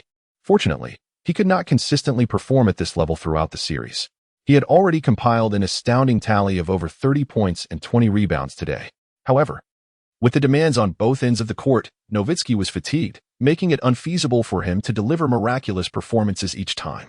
The score now read 93-95. With the Mavericks in the lead once more, when it was the Hornets' turn to attack, they proceeded with extraordinary caution. The game was so intense that even fans watching from home felt the pressure. Paul and West attempted a pick and roll, but found no openings. Paul passed back to West, who then handed the ball to Liu, only for him to be immediately double-teamed. Liu passed the ball to Peja, who, for a fleeting moment, had an opportunity. However, Peja hesitated at that critical juncture. As the Mavericks' defense closed in, Peja had no choice but to pass the ball back to Paul. Paul initiated the pick-and-roll strategy once more, with Liu and Peja slipping along the baseline. The Mavericks' defense was meticulous, as Chandler provided off-ball screens for Liu. Yet the Hornets still found no opportunity to break free. Paul hesitated momentarily while dribbling on the perimeter, but ultimately decided to pass the ball to Liu. As Liu faced the defense, he executed a strong shot reminiscent of the likes of Kobe Bryant and Dirk Nowitzki. With a swish, the basketball smoothly found its way into the net, leveling the score at 95-95. This was already within the final minute of the game. On the Mavericks side, after a brief control of the pace by Kidd, the ball was naturally handed over to Nowitzki. However, this time, the Hornets deployed nearly 2 defenders to guard Nowitzki's receiving position, akin to a 1-on-4 strategy, specifically designed to counter a superstar of Nowitzki's caliber. Should Nowitzki attempt to receive the ball directly, he would be immediately double-teamed, leaving him with no opportunity to pivot and shoot. It must be noted that Nowitzki's strength was somewhat lacking, unable to fend off 2 defenders directly. If he passed the ball back to Kidd, Kidd's slower release would allow the Hornets' defense to rotate effectively. After several attempts, the Mavericks finally found a fleeting opportunity, this time with Howard. Even with rapid defensive rotations, there exists a chance for an elite player to shine. The Hornets were no different. Sometimes, the player in possession of the ball may hesitate. In the final seconds, the pressure was immense, and not everyone could bear such a weight. Howard hesitated briefly as well. Nevertheless, Liu, preoccupied with double-teaming Nowitzki, failed to return to defend immediately. Ultimately, Howard took the shot, drawing on his experience as the Mavericks' second leading scorer. Liu leaped forward with all his might, soaring into the air to create a distraction. In truth, Liu's timing was slightly off. Had Howard maintained the right rhythm at that moment, he could have successfully made the shot. However, he fell just short. After all, Howard is not Nowitzki. In critical moments, he faltered once more, and the shot failed to find its mark. Instinctively, Nowitzki prepared to seize the offensive rebound. Liu realized he was running out of time and quickly shifted sideways to block Nowitzki. West did not fail in his duty, safeguarding this pivotal rebound. Immediately, Coach Scott called for a timeout. With only 20 seconds remaining, the Hornets needed to devise a strategy and allow the players to remain composed. There was ample time left. The Hornets' plan was for Paul to consume a bit of time before initiating the play as usual. If an opportunity arose, he would seize it decisively. However, if no opening presented itself, the final seconds would belong to the stars. Liu serves as the primary endpoint, while Paul represents the secondary endpoint, with all others focusing their attention on seizing opportunities. Following the timeout, the Mavericks, having ample time, did not exert excessive effort to hinder the Hornets players from receiving the ball. Liu made a long pass to Paul from his half of the court. Since the score was tied, the Hornets maintained their starting five and did not deploy a small ball lineup. However, when initiating their strategy, their offense was divided into two segments. Paul and West executed a pick and roll, while Chandler moved up to set an off-ball screen for Liu. Following the pick, Paul drove toward the basket. West moved outside. Liu shifted toward the center, and Peja positioned himself at the baseline. With this sequence of actions, any slight disruption in the Mavericks' defense could present an opportunity for the Hornets. However, Dampier chose to ignore Chandler and positioned himself directly between Paul and Liu. Inside, Nowitzki was retreating on defense. Paul briefly had a chance to shoot, but opted instead to circle through the paint. At this moment, the Mavericks' defense returned to its usual form, and the Hornets failed to create any open shots. As a formidable contender in the Western Conference, the Mavericks did not falter in critical moments. Paul glanced at the clock and suddenly retraced his steps. Yet, it was merely a feint, as he then lobbed the ball to Liu, who had already moved to the weak side. This was now Plan B. As the Mavericks' defense stabilized, the defenders in front of them had also shifted to just one player. On the weak side, Liu found himself unencumbered, as the Mavericks players were unable to swiftly converge to double-team him. At this moment, any player who attempted to assist would inevitably leave an opening. Just as the defensive players hesitated, Liu seized the opportunity. With a decisive jab step inward, he effortlessly eluded Howard. At this juncture, Nowitzki was somewhat constrained. He was in proximity only to Dampier, who was notably sluggish, allowing him to abandon West for a double team. However, Liu had already ascended high into the air. Though there was time for an additional pass, he opted against it. Chapter 85. Refusal to surrender. The clutch shot. Liu scored. This marked his 44th point of the game. Liu truly possessed a heart of steel. To be precise, it was merely a near-game winner. As Liu left the Mavericks with a mere 2 seconds remaining, in the Hornets' final defensive stand, Liu and West executed a double-team on Nowitzki, denying him the ball. Ultimately, the ball found its way into Terry's hands. Terry glanced at Nowitzki before advancing forward. Liu immediately released his double-team on Nowitzki and charged towards Terry. At that moment, the opponent had no time left to pass. He was compelled to attempt a shot. Indeed, Terry took 2 steps inward, almost stepping on the three-point line before releasing the ball. Paul stood in front, while Liu leaped from the side, reaching out his hand. After Terry shot, he noticed a figure soaring towards him from the front. Liu's hand grazed Terry's shot ever so slightly. The basketball encountered resistance, plummeting to the ground before it could ascend towards the hoop. Concurrently, the final whistle of the match echoed throughout the arena. The hearts of the Mavericks home fans shattered. In the Mavericks arena, the Hornets staged a remarkable comeback, seizing the series lead with a commanding 3-0 advantage. Liu delivered a magnificent performance, amassing an impressive 44 points and 10 rebounds, captivating the entire arena. Domestic fans can finally breathe a sigh of relief, even in the unpredictable atmosphere of the Mavericks' home court. Liu's formidable individual prowess can decisively avert unfavorable outcomes. With a commanding 3-0 lead in the playoffs and no precedent for a comeback, the Mavericks appear to be facing a slow demise. The team triumphed in a nail-biting victory, leaving Paul exhilarated. He lauded Liu, calling him merely a rookie who never shies away from challenging contests. He is now regarded as one of the league's premier scorers, capable of not only creating his own shots, but also possessing a broad court vision. Unlike many players in his position, who tend to falter in the fourth quarter for various reasons, Liu consistently elevates his game, regardless of the adversities he encounters. This time, even Johnson refrained from grandiose proclamations, simply stating that they would not concede defeat. In contrast, Mavericks owner Curry exuded confidence, asserting that if they were to win the next 4 games, the series outcome would be rendered inconsequential. However, such bravado seems merely empty talk. Regardless of the Mavericks' situation, Liu is not inclined to prolong the series. As the playoffs progress, opponents only become more formidable. It would be prudent to take a few days to recuperate and prepare to engage in fierce competition against the upcoming adversaries. We must remain vigilant. Let us return to New Orleans with victory in hand, ready to bask in the adoration of our fans. Before the competition commenced, Liu Yu unequivocally articulated his stance. As the match unfolded, Nowitzki appeared somewhat reticent. He was reluctant to see the series come to a premature conclusion, yet he found it challenging to communicate with his teammates. Upon returning to Dallas, he expressed a multitude of thoughts, but ultimately, the game ended in defeat. He chose to remain silent, vowing to continue his struggle quietly. The Mavericks retained Terry in the starting lineup. At this late juncture, overthinking was unnecessary. All weapons were to be drawn, leaving the outcome to fate. Some teams crumble when teetering on the brink of despair, often facing a crushing defeat in their final battle. The Mavericks had previously suffered a Black 8 upset, suggesting their mental fortitude might not be particularly robust. During this game, even the Mavericks' home crowd seemed somewhat disengaged. However, the Mavericks were not a team to be underestimated. Even the seemingly inconsequential Dampier fought valiantly for rebounds and putbacks as the game commenced. Naturally, Nowitzki's efforts were commendable, but it was Terry who shone brightest in the first quarter. When faced with no alternatives, Terry, a scoring guard, unleashed his full potential, executing difficult shots with unwavering determination. Kidd and Howard also took decisive actions, although Howard, closely guarded by Liu Yu, found himself frequently missing the mark. The Hornets had prepared well, yet they perhaps underestimated the Mavericks' explosive energy when pushed to the edge. The Mavericks surged ahead initially. The fans at the American Airlines Center gradually became invigorated by the players' tenacity, cheering with fervor. Even some Hornets fans felt that if their opponents were putting forth such effort, allowing them a dignified contest was acceptable.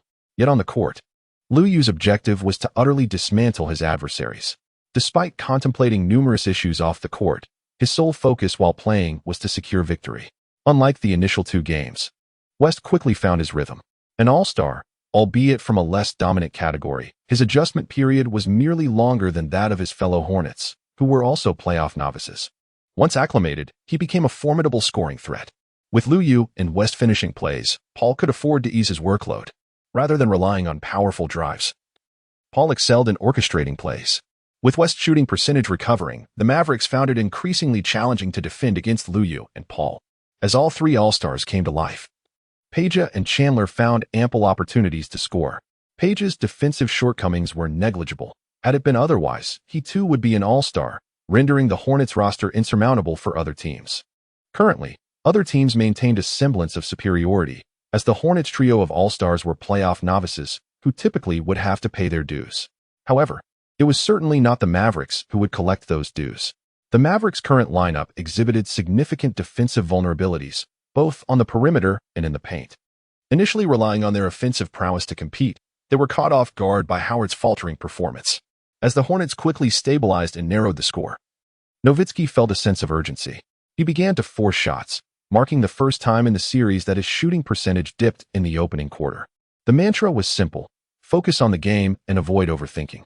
Kidd reminded him, ultimately embodying the seasoned composure that comes with experience. Nowitzki swiftly regained his focus. Anxiety proved futile, as his wealth of playoff experience served him well. Nevertheless, he played with increased tenacity, drawing the Hornets' defense to create opportunities for his teammates. Unable to deliver the ball directly, he relied on Kidd to facilitate. While Kidd's scoring prowess was not formidable, his distribution skills were undoubtedly exceptional. The Mavericks transitioned from frantic efforts to a more fluid offensive rhythm. However, the scoring opportunities generated by Nowitzki were not consistently capitalized upon by his teammates. Mavericks fans, who once adored Howard, might now harbor the desire to see him vanquished. His inexplicably low efficiency allowed Liu Yu to dedicate more energy to assist in defending Nowitzki. Yet, Terry alone could not vanquish the Hornets. As the Hornets improved their performance, the score gradually tightened. At that moment, the Mavericks found themselves devoid of options. Previously, they could rely on Terry to address issues, but he was now a starter. The Mavericks' only remaining strategy involved substituting Dampier to enhance interior speed. Though this tactic proved to have limited effectiveness, Bass remained a bench player for a reason. His capabilities were simply constrained. Thus, Nowitzki resolved to give his all for the entirety of the game. He understood that such relentless effort would not reverse the series, but he refused to act cowardly or leave with regrets. Chapter 86. Stubbornness in this series. Nowitzki played the role of both father and mother. Although he returned to his home court, the toll on him was immense, making him the most fatigued player of the series, with his efficiency diminishing in the first quarter. Playing the entire game left him without the prior threat he had posed. The Hornets merely extended the playing time of their starters without mirroring Nowitzki's intensity, as their strategy against him relied on a relentless approach. The officiating in the Mavericks' second home game remained relatively lenient, allowing players to compete without foul concerns. During the rotation period, Pargo continued to perform admirably. The Mavericks' defensive shortcomings became evident in this aspect. Had their defense been more robust, the Hornets bench players would have struggled to make a significant impact. As for Peterson, he had indeed lost the form of previous years. Yet, he was merely an average role player, lacking standout playoff performances even in his prime. The Hornets only required him to provide competent defense while lurking in the corners. In the playoffs, teams did not suffer from a shortage of players as they did during the regular season. All teams operated similarly. The playoffs required only a select few. Unlike the lengthy regular season that demanded broader support from a larger roster, Lou and Paul alternated in leading the team, while the Hornets maintained commendable offense and rigorous defense even during rotations. In contrast, the Mavericks lagged considerably. Although the bench offered some assistance, it was minimal. The substitutes were inherently inferior to the starters, which is quite typical. The crux of the matter is that Terry, who rested for only a brief period, could not sustain his output. Terry is not an all-star precisely due to his inconsistency. He is capable of executing difficult shots, yet can also miss repeatedly, often struggling to maintain a steady performance throughout a game. Presently, the Mavericks also hope for Howard to exhibit some unpredictability, showcasing his offensive skills. Unfortunately, he has been notably stable in his underperformance. Meanwhile, Nowitzki remained composed, diligently focusing on what he could contribute. He employed every means to assist the team, reiterating that he would not shy away from challenges. However, he could no longer deliver the extraordinary efficiency displayed in earlier matches. Thus, even though he continued to score and secure rebounds, the Hornets managed to overtake them in the scoreline. At this juncture, the Mavericks' fighting spirit had returned to normal, losing the initial fervor. Coach Johnson's anxiety on the sidelines proved futile. Aside from Nowitzki and a few others, the determination of the remaining players had waned. Conversely, the Hornets players, having adapted to the opposing team's dynamics, found their footing entirely. In the paint, the Hornets players intensified physical confrontations against Nowitzki. Dampier did not play for long, leaving the Mavericks largely reliant on Nowitzki to protect the boards. As West or Chandler engaged in physical battles with Nowitzki, they endeavored to push him out of position. In a scenario where both teams struggled to secure rebounds in the paint, the Hornets held the advantage. Kidd was adept at rebounding, yet Lou and Paul exhibited considerable prowess in this aspect as well. Despite Paul's shorter stature, rebounding often hinges on positional judgment rather than mere height. Lou and Paul demonstrated remarkable awareness and swift reactions, allowing them to seize the rebounds effectively. Particularly, Lou exhibited commendable composure in static situations, showcasing a degree of competitiveness in the paint. Once they secured the rebounds, they could orchestrate a rapid counterattack. Kidd harbored aspirations to implement a similar strategy. However, the Mavericks lineup presented certain challenges. Their pace was sluggish, hampering their ability to transition quickly.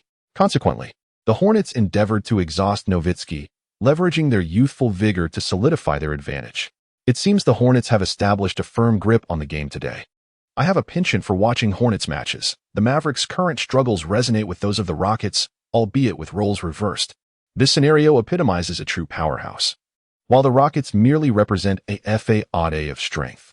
As the first half approached its conclusion, Nowitzki remained unwilling to concede. Yet it was evident that he was grappling with notable fatigue. West, not particularly known for his shot-blocking prowess, delivered an emphatic rejection to Nowitzki. Lou felt a twinge of melancholy, pondering the extent to which they had pressured Nowitzki. Yet, such is the nature of competitive sports, mediocrity is the original sin. As the halftime break concluded and the players returned to the locker room, Nowitzki once again retreated into his thoughts. He had come to realize that this season might be yet another futile endeavor. At the age of 30, was his career destined to be devoid of a championship? A sense of confusion enveloped him, but he would never acquiesce to defeat so easily. Having journeyed from Europe to America, gradually carving out his path, if his mindset had faltered even slightly, he would have returned home long ago. Johnson was passionately articulating something, though he himself seemed unaware of the substance of his words. When he initially ascended to the role of head coach, he was brimming with youthful exuberance. Now, however, he merely echoed hollow imitations. "We must strive together to complete the game," Kidd asserted, yet few were inclined to heed his call. Meanwhile, the Hornets players appeared somewhat distracted. Most of them lacked prior experience in playoff series victories, and now, with just half a game remaining, they stood on the brink of making history, which invigorated their thoughts. Peja, though seasoned, chose not to voice much. Initially struggling to accept his role as a supporting player, he had now come to terms with it. This Hornets team was remarkably formidable, seemingly stronger than the Kings he had previously played for. He sensed that perhaps here, alongside his powerful teammates, he might break through the Western Conference and ascend to the grand stage of his dreams. Yet, perhaps he was overreaching. In the third quarter, the Hornets once again felt the Mavericks' resurgence, ignited by Nowitzki's imposing block and Terry's three-pointer. Certain Mavericks players unleashed a formidable fighting spirit. After regaining his composure, Nowitzki reasserted his presence on both ends of the court. Terry, the unpredictable sharpshooter, had sharpened his edge once more. In truth, often a team can turn the tide not through the collective brilliance of all players, but simply by the spark of one or two individuals. However, the Hornets soon struggled to adapt, faltering within just 2 minutes. Lou Yu's resolute three-pointer refocused the attention of the Hornets players back onto the court. With unwavering concentration, they aimed to clinch the match. Coach Scott offered reminders from the sidelines, while Lou Yu awakened his teammates through his exemplary performance. The series was far from over. They could save the champagne celebration for after victory. In that moment, before the next series commenced, they could indulge freely. It was imperative to fortify their defense. Lou Yu assisted in defending against the formidable Terry. Lou Yu possesses an extraordinary breadth of skills, excelling in every facet of the game. Consequently, Howard finds himself feeling unjustly aggrieved. It is not a matter of his inadequacy, but rather the sheer strength of his opponent. Enveloped by Lou Yu's formidable presence, who among us can truly shine? Under the intense pressure of both offense and defense, the two teams have swiftly transitioned into a contest of star power. In fact, the Mavericks had already resorted to star-centric strategies during the first half. However, the Hornets exhibit a remarkable ability to gracefully navigate this phase. Giving their all is a mark of respect. The Hornets are not inclined to grant their adversaries the so-called dignity of an easy game. Chapter 87, Sweep. Nowitzki remains on the court, scoring while simultaneously creating opportunities for his teammates. Yet, in terms of tactical effectiveness, Lou Yu occasionally surpasses him. Lou Yu exhibits a more comprehensive skill set, with a swifter pace and superior passing abilities compared to Nowitzki. It is not to assert that Lou Yu has surpassed Nowitzki in strength. Rather, he bears a lighter burden with the Hornets, allowing him to perform with greater ease. Undoubtedly, Lou Yu possesses a versatility that even top-tier stars like Nowitzki do not match. As Lou Yu began to leverage his formidable individual prowess to score, the Mavericks' counterattacking momentum once again faltered. The supporting players of the Mavericks exerted themselves vigorously, yet after mere minutes, their efforts bore little fruit, and they could not sustain their performance. Consequently, as the rotation period commenced, Nowitzki, despite his relentless commitment to remain on the court, could not yield significant results. At this juncture, Terry was also struggling. Given his stature, it was likely that his shooting was increasingly hindered by fatigue. Nonetheless, he possessed the potential for sudden bursts of brilliance in critical moments, which set him apart. On the Hornets side, Lou Yu and Paul continued to alternate their rests. The effectiveness of their solo leadership mirrored that of the first half, remaining commendable. Their ability to galvanize teammates and orchestrate plays was remarkable, and Lou Yu had certainly ascended to this level. During pivotal moments, the team required a resolute scorer, and Lou Yu fit this role perfectly. The Mavericks, unable to swiftly reverse the tide, resorted to previously unsuccessful strategies, namely accelerating their offensive pace.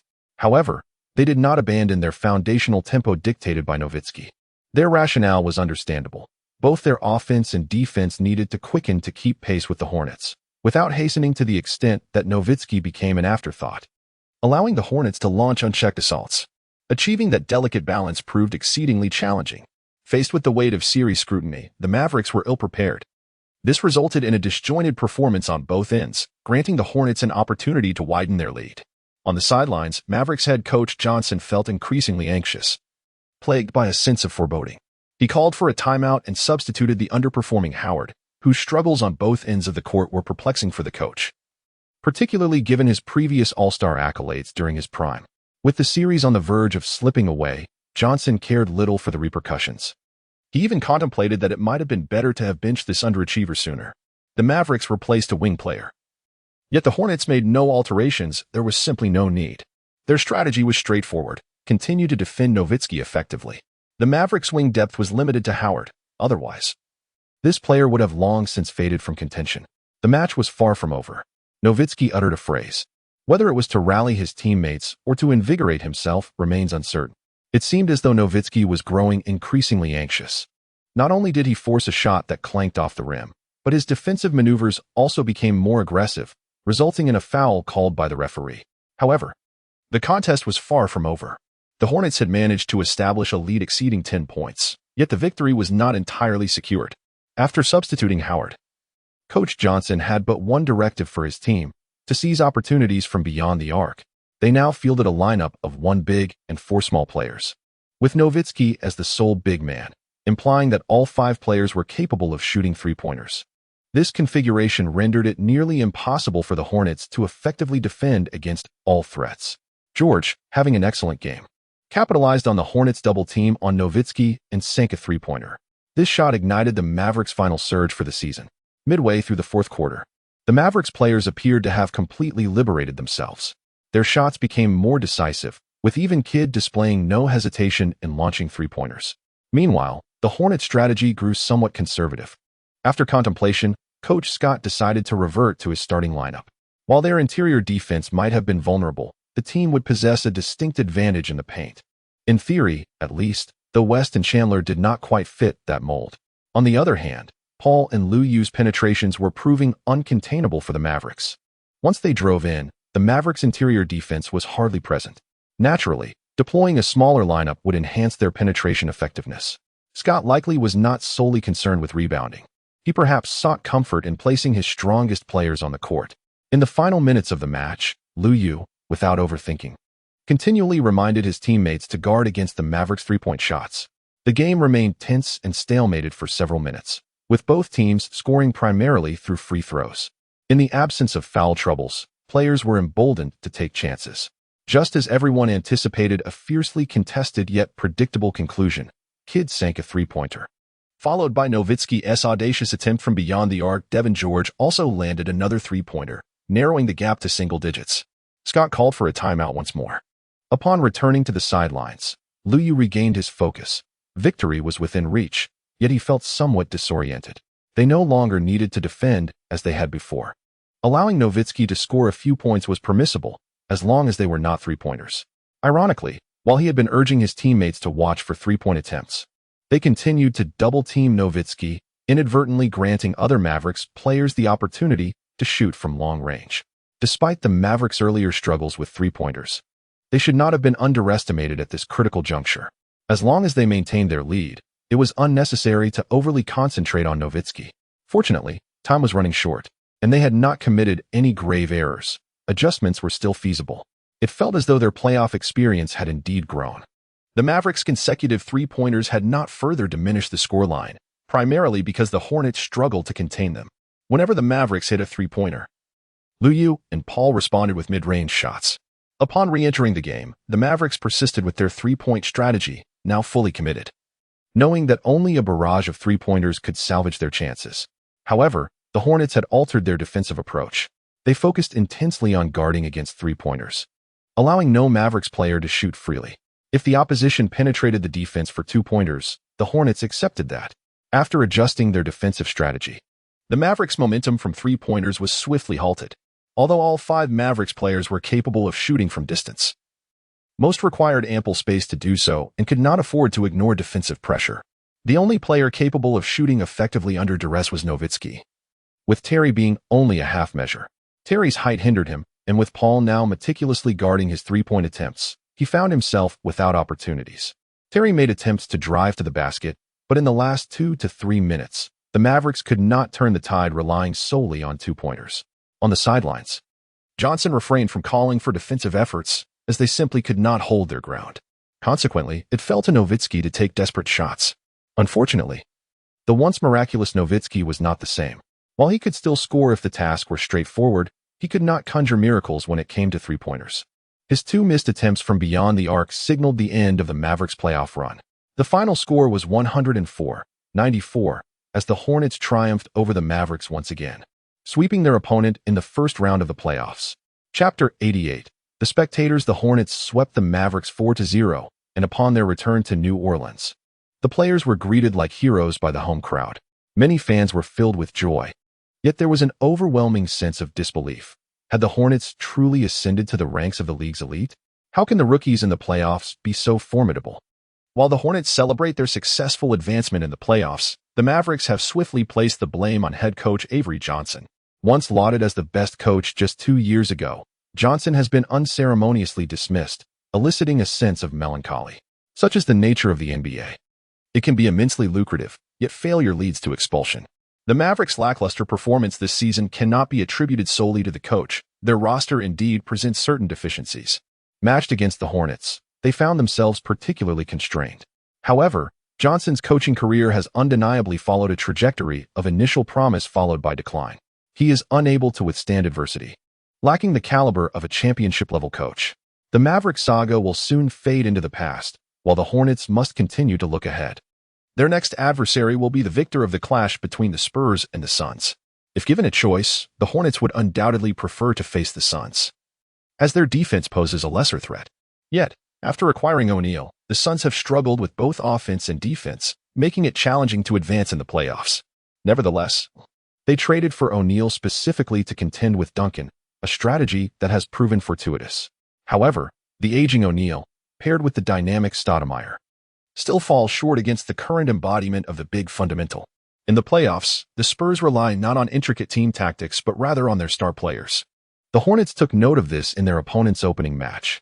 Duncan delivered an astonishing performance, amassing over 40 points and 15 rebounds, including a game-tying three-pointer, exhibiting his unparalleled prowess.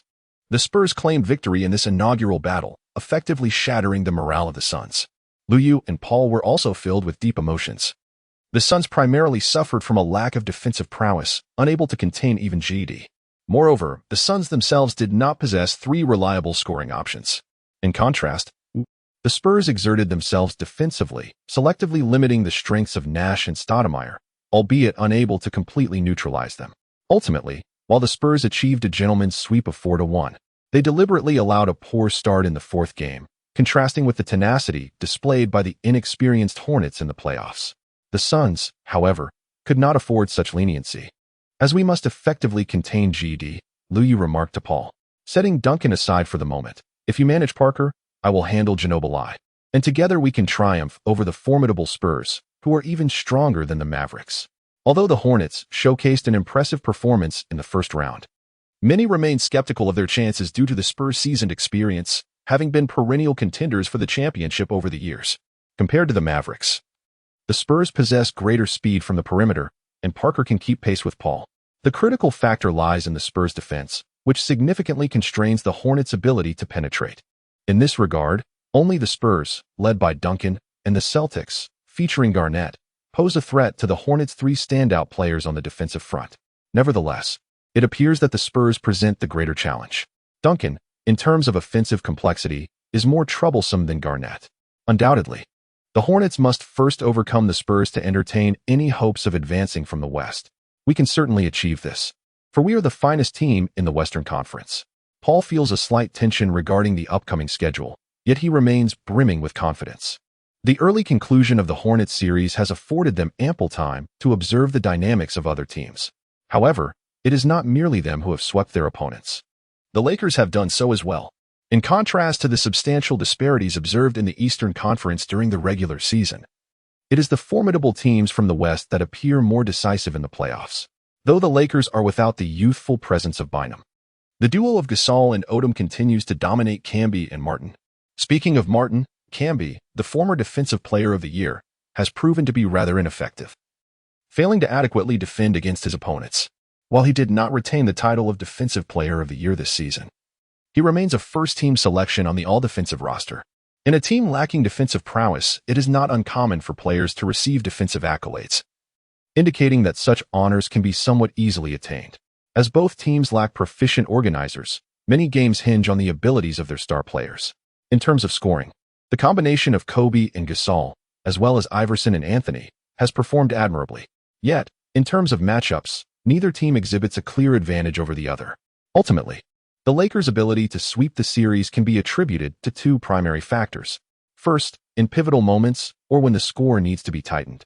Kobe outmatches both Iverson and Anthony, highlighting the distinction of a true superstar. Secondly, the Lakers' overall defense is marginally superior to that of the Nuggets. This slight edge, combined with Kobe's individual prowess, culminated in a series sweep. The evident disparity in this series has shattered the Nuggets' illusions regarding their dynamic duo. Iverson and Anthony do not complement each other as effectively as one might hope. Given the youthful vigor of Anthony, the Nuggets are likely to exploit the more pronounced weaknesses of the aging Iverson. If matched against the Lakers, I would prioritize defending Kobe while ensuring that Fisher is overwhelmed. As Lou remarked, that is only natural. Paul exudes confidence. Fisher is hardly a challenge, and Gasol is not as formidable as Duncan. The Hornets are likely to face the Lakers with greater assurance than they would against the Spurs. The Spurs possess an advantage that the Hornets cannot match. However, the Hornets have gained experience. They have managed to contend with Nowitzki through relentless effort. Ultimately, the balance within their starting lineup is unparalleled in the Western Conference. Across the entire league, only the Celtics' starting five can be deemed comparable. Naturally, the Hornets have taken note of the Celtics. While the outside world anticipated that the Celtics would effortlessly address the significant gap against their opponents, they ultimately revealed an unexpected turn of events. They were pushed to a seventh game by the Hawks, a team with a win rate barely reaching 50%. The Celtics, often regarded as the most formidable in the playoffs, appeared somewhat vulnerable. In fact, during the first two home games, the Celtics performed admirably, leveraging their robust defensive prowess to stifle the Hawks. Many believed a sweep was imminent. Yet, upon entering the away games, the Celtics' inherent issues became evident. In comparison to their defense, their offense is relatively weak. Among the trio of stars, Garnett, the most well-rounded, excels defensively over offensively. The Hawks' defense, while average, still posed challenges for the trio, leaving fans somewhat astonished. Earlier, many spectators believed the Celtics had not exerted their full effort at home, but upon witnessing their away performance, it became clear that their offensive capabilities were quite limited. Crucially, their elite defense is not all-encompassing. Individually, Garnett stands out as a formidable defender, while the other big man, Perkins, struggles at times. Ray Allen and Pierce's defensive contributions are merely adequate. Rondo possesses defensive potential, yet his lighter frame and lack of experience, coupled with a deficiency in shooting ability, grant opportunities to opponents. The Celtics' top-tier defense seems overly reliant on interior help. What happens when opponents execute effectively from the perimeter? The Celtics appear to lack contingency plans. They find themselves in a decisive Game 7 against the Hawks, the team with the worst playoff record, primarily due to congested offensive spacing and limited strategies against Joe Johnson and Josh Smith's perimeter shooting. Chapter 89. On the heroes of the world, the Celtics truly seem to be all show and no substance. If the league's strongest defense cannot contain the Hawks' offense, then they will undoubtedly struggle to limit us, Lou mused. Paul counted on his fingers, and indeed, that was the case. Lou and his external firepower surpassed that of Joe Johnson and Josh Smith, and they have Pager as well. The Celtics struggle to contain even the mid-range shots of rookie Horford, let alone West. As long as they can restrain Garnett on the defensive end, the Celtics' defense will falter. Importantly, the Hornets' defense is significantly superior to that of the Hawks. The trio has the potential to limit two of their opponents, and under special circumstances, perhaps even all three. However, the Celtics currently appear somewhat unaccustomed to the playoffs. Can they break through the Eastern Conference? Paul himself is somewhat uncertain. He instinctively believes they can advance from the Western Conference. Yet, they may find it slightly more challenging than the Celtics. Given that the forthcoming opponents in the West are formidable, stronger than the obstacles in the East, it should still be feasible, even if Liu cannot predict the future. He holds this belief, which resonates with the general consensus. Many perceive the Celtics' first-round upset as mere adjustment issues, and the team shares this sentiment. Yet, Liu understands that their forthcoming journey will not be entirely smooth. Celtics head coach Rivers is not particularly adept at making stars feel comfortable. His system is not without merit, but he struggles to adjust based on the players' capabilities and lacks strength in real-time decision-making. Nevertheless, the Celtics boast an exceptionally strong roster, and there are no opponents in the East that can effectively counter them. Even with their struggles, relying on their defense and the prowess of the Big Three. They can still carve a path through the Eastern Conference. Each member of the trio possesses playoff experience. After careful analysis, both Liu and Paul, along with the fans, agree that the Celtics remain the strongest in the East. If they were to face the Celtics, Paul must perform exceptionally well. However, Rondo's speed and defense are commendable, and Paul must showcase his true skills to contain him. As for Liu, he remains confident in handling either Ray Allen or Pierce, likely opting to face Ray Allen, as they did during the regular season. With Garnett, the focus should be on limiting his impact inside, although he can still be effective offensively. The Hornets certainly possess the capability to achieve this. The communication between Liu and Paul does not guarantee their triumph in the Western Conference. Rather, it signifies their need for continuous improvement in the playoffs. Analyzing the performances of other playoff teams to refine their gameplay is an essential part of this process. The Pistons, holding the second-best record in the Eastern Conference, have not demonstrated exceptional performance either. Faced with the unremarkable 76ers, they suffered an initial defeat. The absence of Ben Wallace has diminished their status as a top defensive team, while their rebounding and interior defensive coordination have been impacted. The crux of the issue lies in their offensive inefficacy. Even against a defensively mediocre 76ers team, their offense faltered. Although it is said that defense wins championships, an abysmal offense is equally detrimental. Fortunately, the Pistons maintained a solid defensive presence and ultimately secured victory over the 76ers in 6 games. The 76ers' inability to cause an upset can be attributed to their star player, Iguodala, who has been the weakest defensive performer in the entire playoffs, and indeed the entire league. His average points and shooting percentage have plummeted during the playoffs, making him the least effective among the 76ers' key players. He is ill-suited to lead a team, and it remains perplexing why the 76ers failed to make timely adjustments thereafter. If it were the Pistons, they would pose minimal threat. Success in the playoffs still hinges on star players. Among the Eastern teams with respectable records, the Magic's first round was notably smooth. The Raptors' interior defense was utterly incapable of containing Howard. In truth, the Magic also struggled to limit Bosh. Howard's formidable help defense is impressive, yet, akin to facing Duncan and Garnett, once the offense operates outside their coverage zones, they become ineffective. The Raptors' strategy was fundamentally sound, and their offensive capabilities were not lacking. Their primary downfall lay in rebounding. While players can navigate physical confrontations, rebounding must be fiercely contested. A significant disparity in rebounding rendered the Raptors powerless. Furthermore, their defensive efforts fell short. Of course, the Magic's defense was also mediocre, failing to fully capitalize on Howard's defensive prowess. Their strategy of surrounding an exceptional player with 4 shooters primarily leveraged Howard's rebounding and athleticism. Should the Hornets face the Magic, they may struggle in the paint. Yet Liu and Paul possess the potential to exploit the opposition from beyond the arc. Typically, a team like the Magic, with limited adaptability, would find it challenging to break through the Eastern Conference. Regarding the Cavaliers, while the recently acquired Ben Wallace may no longer be at his peak, he has nonetheless bolstered their defense. Their issue remains offense. Aside from LeBron, the rest are inconsistent. Consequently, the Cavaliers engaged in 6 games with the Wizards, whose strength waned following Arena's injury. The Wizards simply cannot contain LeBron. They lack a strong wing defender and a top-tier interior presence for help defense. Thus, as long as the Cavaliers execute their defensive strategy, they can rely on LeBron's individual prowess to wear down the Wizards. The bottom 4 teams in the East are significantly weaker, far removed from the playoff caliber scene in the West.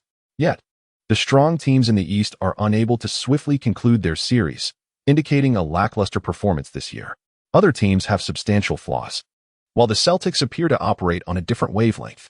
Against the Cavaliers, we are confident in our victory, as we can sufficiently limit LeBron and possess superior offensive capabilities. After the Hornets players discussed the circumstances of other playoff games, they felt that their playoff experience had once again been enriched. The analysis derived from merely spectating and that stemming from first-hand playoff experience are fundamentally distinct. Naturally, such exchanges constitute only a small fraction of their preparation. The team predominantly focuses on training for their upcoming opponent, the Spurs. Despite skepticism from many outsiders, the Hornets are resolute in letting their prowess speak for itself. Liu exemplified a commendable attitude through his actions. In the original historical narrative, the Hornets were indeed eliminated by the Spurs. Liu would pay meticulous attention to prevent such possibilities from occurring. As the second round of the playoffs commenced for the Hornets, the calendar had turned to May. The fervor of the fans matched the rising temperatures outside, escalating in intensity. With the series set to continue at the New Orleans arena, the Hornets players felt a sense of reassurance. The Spurs starting lineup had undergone changes as the regular season drew to a close. However, these alterations were not unprecedented. Gin Billy had once again returned to the bench, while the wings featured the seasoned duo of Bowen and Finley. This could potentially be the Spurs' most significant vulnerability. Thus, Lou needed to demonstrate an even greater offensive prowess when confronting the Spurs in the playoffs, aiming to dismantle their esteemed defense. Chapter 90. Pass me the ball. The Spurs and Hornets were relatively familiar with each other from the regular season. Yet the game began with the Spurs adopting a cautious approach. Duncan did not initiate aggressive plays as he had against the Suns. Perhaps the Hornets' defense was indeed effective. Facing the top team in the Western Conference, the Spurs opted for a more careful strategy. It was also conceivable that Duncan had expended considerable energy in the previous round against O'Neal and Stoudemire, prompting Spurs coach Popovich to advocate for a conservative approach. The Hornets boasted youthful vigor, and given that Nowitzki had pushed himself to the limit without securing a victory for his team, it was entirely reasonable for the Spurs to harbor reservations. Consequently, this round of the series commenced in a manner less dramatic than many had anticipated. As the match unfolded, Paul's penetration was hindered by the presence of Parker and Duncan, yet the Hornets' offensive tactics were effectively executed. Paul utilized screens to draw the Spurs' defensive attention, facilitating assists to Lou and West, who both scored upon their entry. Conversely, the Spurs appeared to be sluggish in finding their rhythm, particularly Duncan, who seemed off from the outset.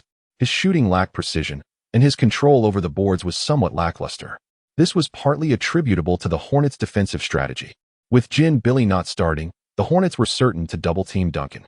However, Duncan's own form was evidently lacking. Otherwise, he would not have struggled so. As a top-tier star, he should have been well-versed in handling double teams. The Hornets managed to double-team Nowitzki, but could not impede his performance.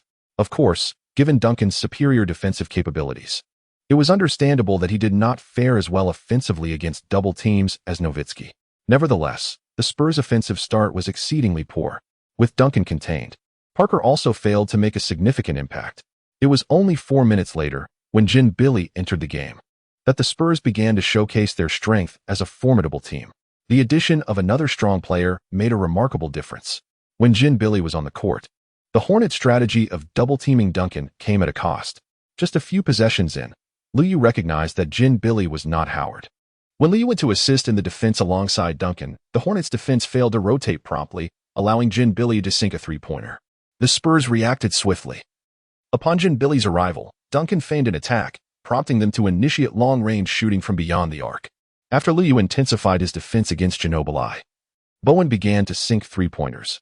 Several wing players on the Spurs are capable of shooting threes with commendable accuracy.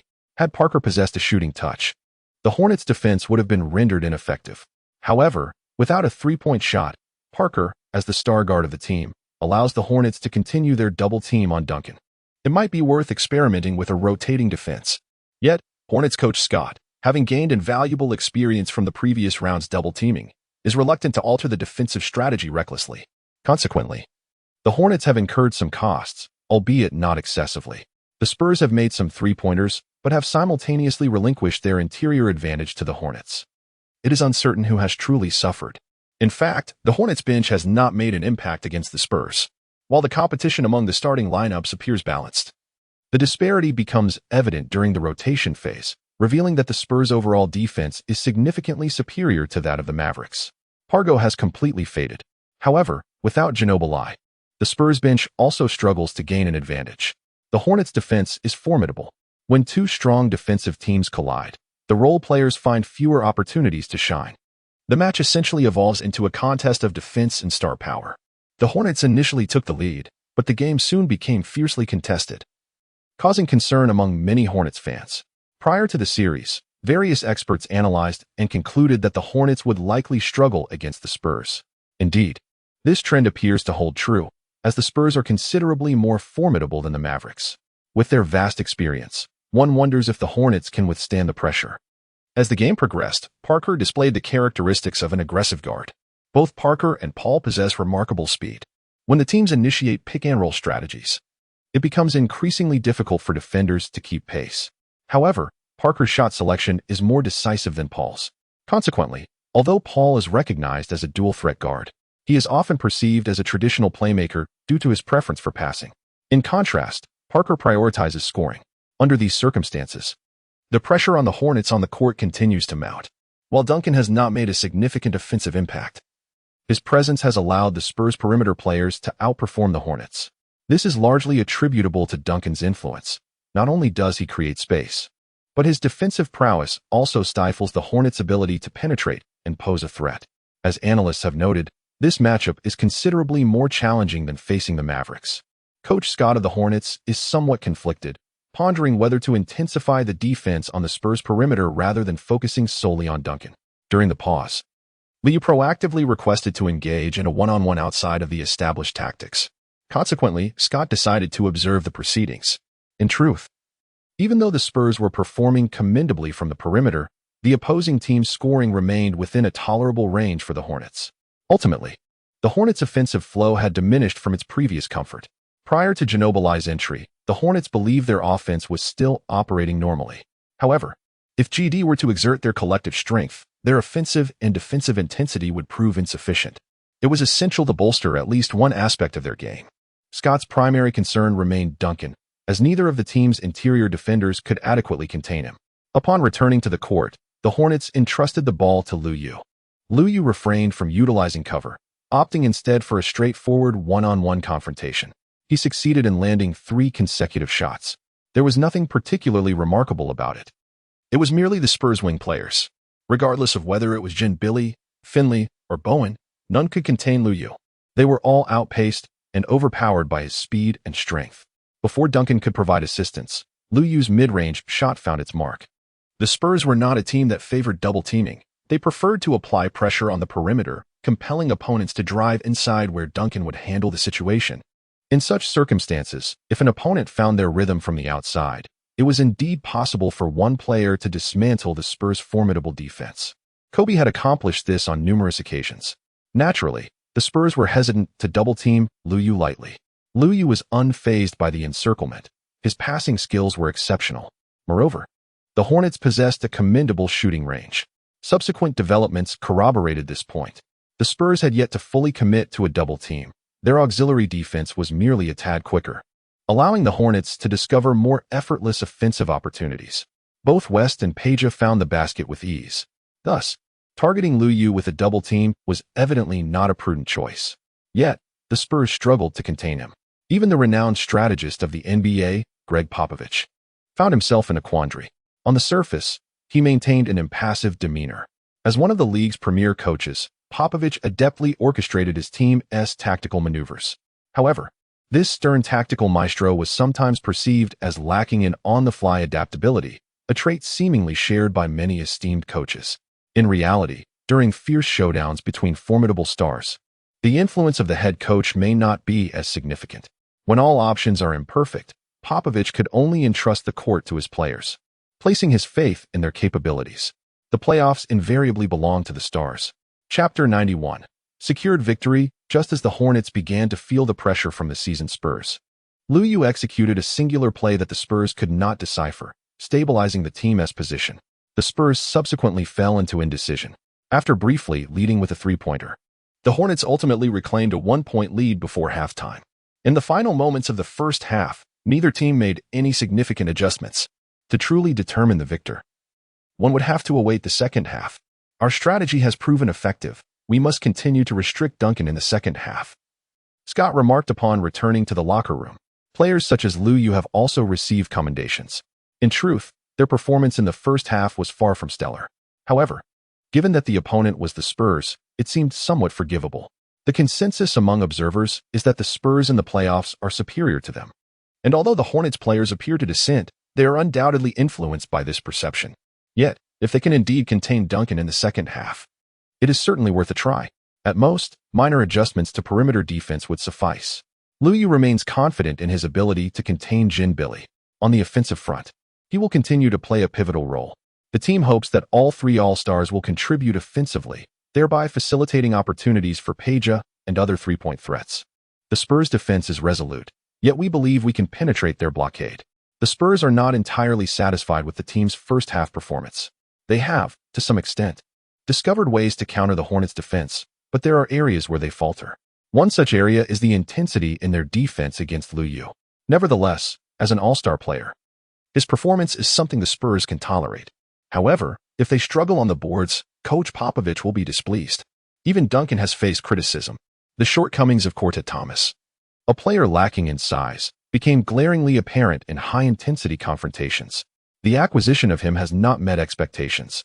In the second half, there was no room for complacency. After addressing the team, Popovich cast a knowing glance at Bowen. While Bowen's ability to hit three-pointers is certainly valued, the team requires him to create difficulties for the opposing star players. The aging Bowen no longer possesses the same ferocity as in previous years. Nonetheless, his starting role necessitates that he fulfill this responsibility. In the second half, Bowen adhered closely to his assignment like a tenacious shadow. Lu Yu is unperturbed. In terms of confrontation, he can easily overpower Bowen. As for any underhanded tactics, Lu Yu's ball-handling skills will not allow Bowen to infringe upon his territory. Should the Spurs defenders dare to act recklessly, Lu Yu would not hesitate to retaliate fiercely. His current strength is no trifling matter for an average player. It has been demonstrated that the aging Bowen's close defense holds little significance against him. As Lu Yu exerts his strength, he effortlessly pushes Bowen aside. Bowen's current mobility cannot keep pace with Lu Yu. However, the Spurs' issues first manifest in their interior defense. Criticized Thomas aggressively confronts his opponents, but soon incurs two quick fouls. Popovich, having lost his patience, sends him to the bench. In truth, Oberto's size is also somewhat lacking, yet he benefits from his youth. Neither of them effectively contains West. If Duncan were to defend directly, he would undoubtedly manage to limit him. But the Spurs' strategy is to have Duncan assist in sweeping the defense, avoiding the risk of West drawing him out. Thus, Duncan is effectively playing the center position. At least for this game, the Spurs do not intend to alter their defensive strategy, likely due to concerns over Lu Yu and Paul's penetration abilities. However, the Spurs' offensive dilemmas are even more pressing. In the third quarter, they substitute Horry in 2 minutes and Ginobili in 3, yet the team's offensive performance remains below expectations. Bowen is entirely preoccupied with his struggle against Lu Yu, leaving him no energy to attack. Upon entering the game, Ginobili finds himself restricted by Lu Yu. Although he manages to score, his contributions are minimal. Only Parker benefits from the Hornets' defensive strategy of double-teaming Duncan, gradually finding his rhythm. Yet, as previously stated, Parker lacks a three-point shot. The 38-year-old Horry no longer possesses the shooting prowess of his earlier years. Consequently, the Spurs' offense falters. Watching helplessly as Lu Yu leverages his individual prowess to maintain the Hornets' lead. As the Hornets attempt to elevate their offensive and defensive tempo, Peja begins to sink three-pointers. In contrast to the Mavericks, the Spurs do not exhaust Duncan.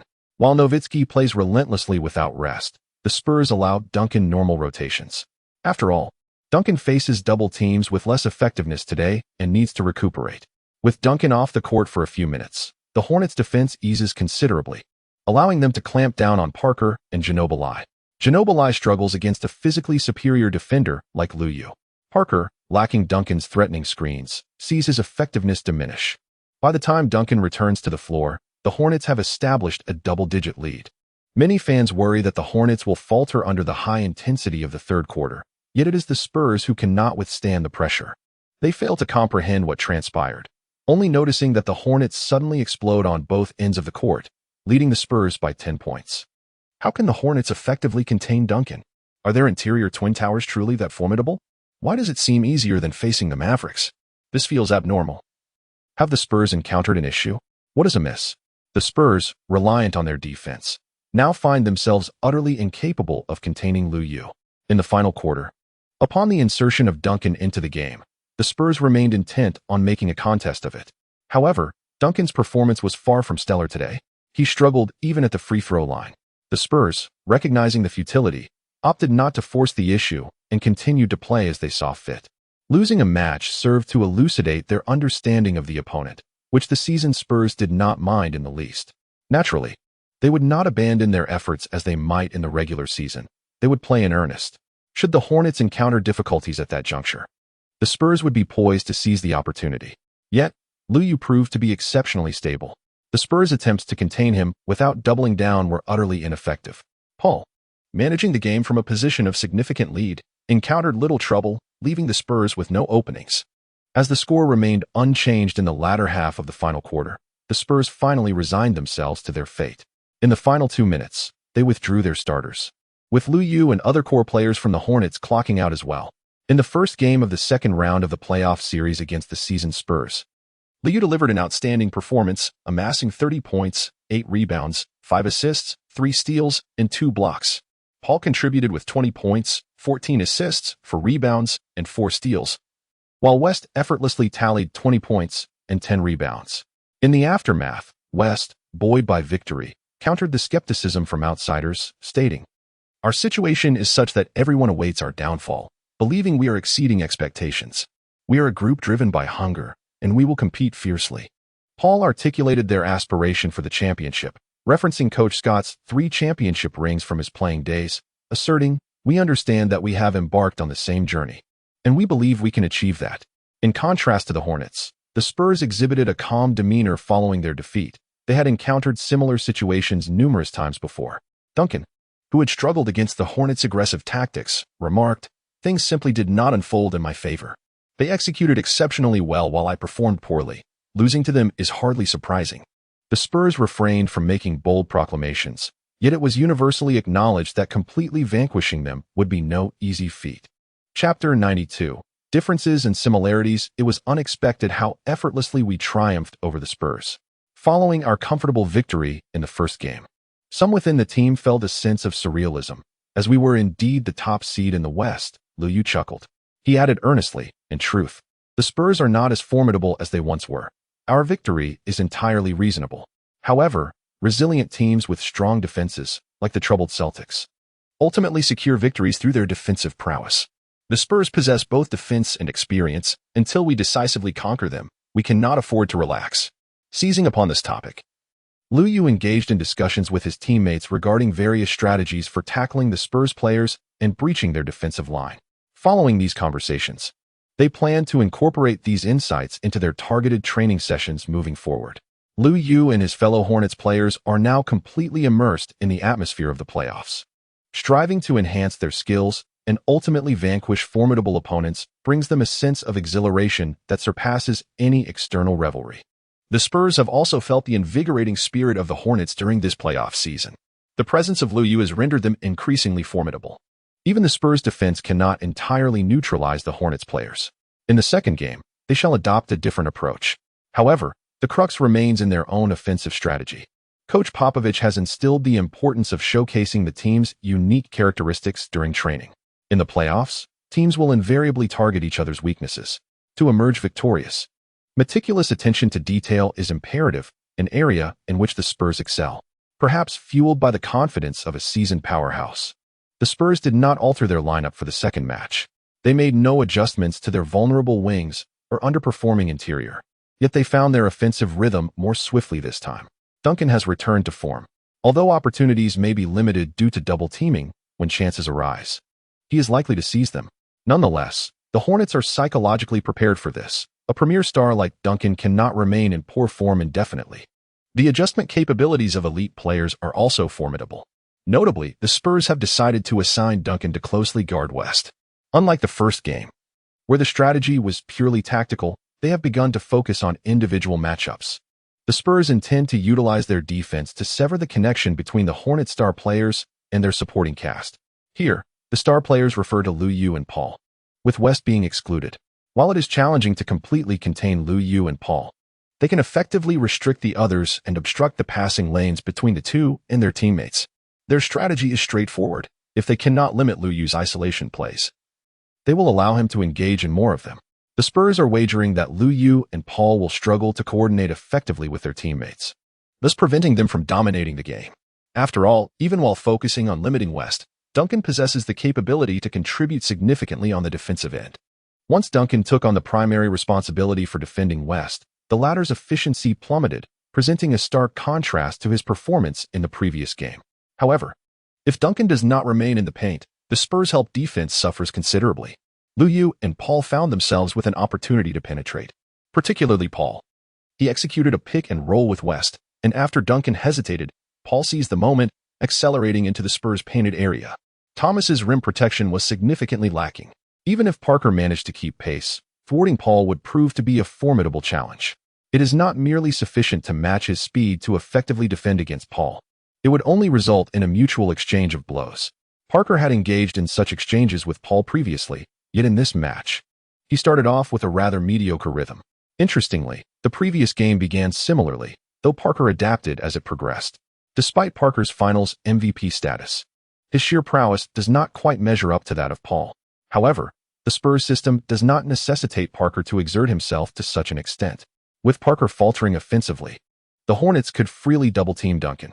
Moreover, Chandler was not required to venture outside, allowing him to provide assistance within the paint. Although Chandler may not possess Duncan's caliber, he was still adequate. Consequently, the Hornets managed to establish a lead. Nevertheless, the Spurs effectively contained the Hornets, including West, limiting their advantage. The score remained tightly contested from the outset. This match exhibited a heightened intensity compared to previous encounters. It epitomized the Spurs' true playoff mode. Subsequently, events unfolded on the court that prevented them from extending their lead. The Spurs made a notable adjustment with the introduction of Gin Billy. While the Hornets faced the early foul trouble of Chandler, Duncan, fully charged, found it challenging to withstand Chandler's presence, even with teammates assisting in the double team. Once Chandler exited, the Hornets' interior defense suffered considerably. The quality of the Hornets bench in the front court was alarmingly subpar. This represents one of the Hornets' most significant issues. While they have adequate substitutes on the perimeter, their interior options are severely lacking, leading to substantial repercussions when players encounter foul troubles. Luyu could match the 4 position against Nowitzki, but not against Duncan. In the battle within the paint, weight truly plays a pivotal role. Unless the Spurs opted for a small ball lineup, Luyu would not be able to assume the 4 position. Yet, with the Spurs holding an advantage in the paint, they would not hastily resort to a smaller arrangement.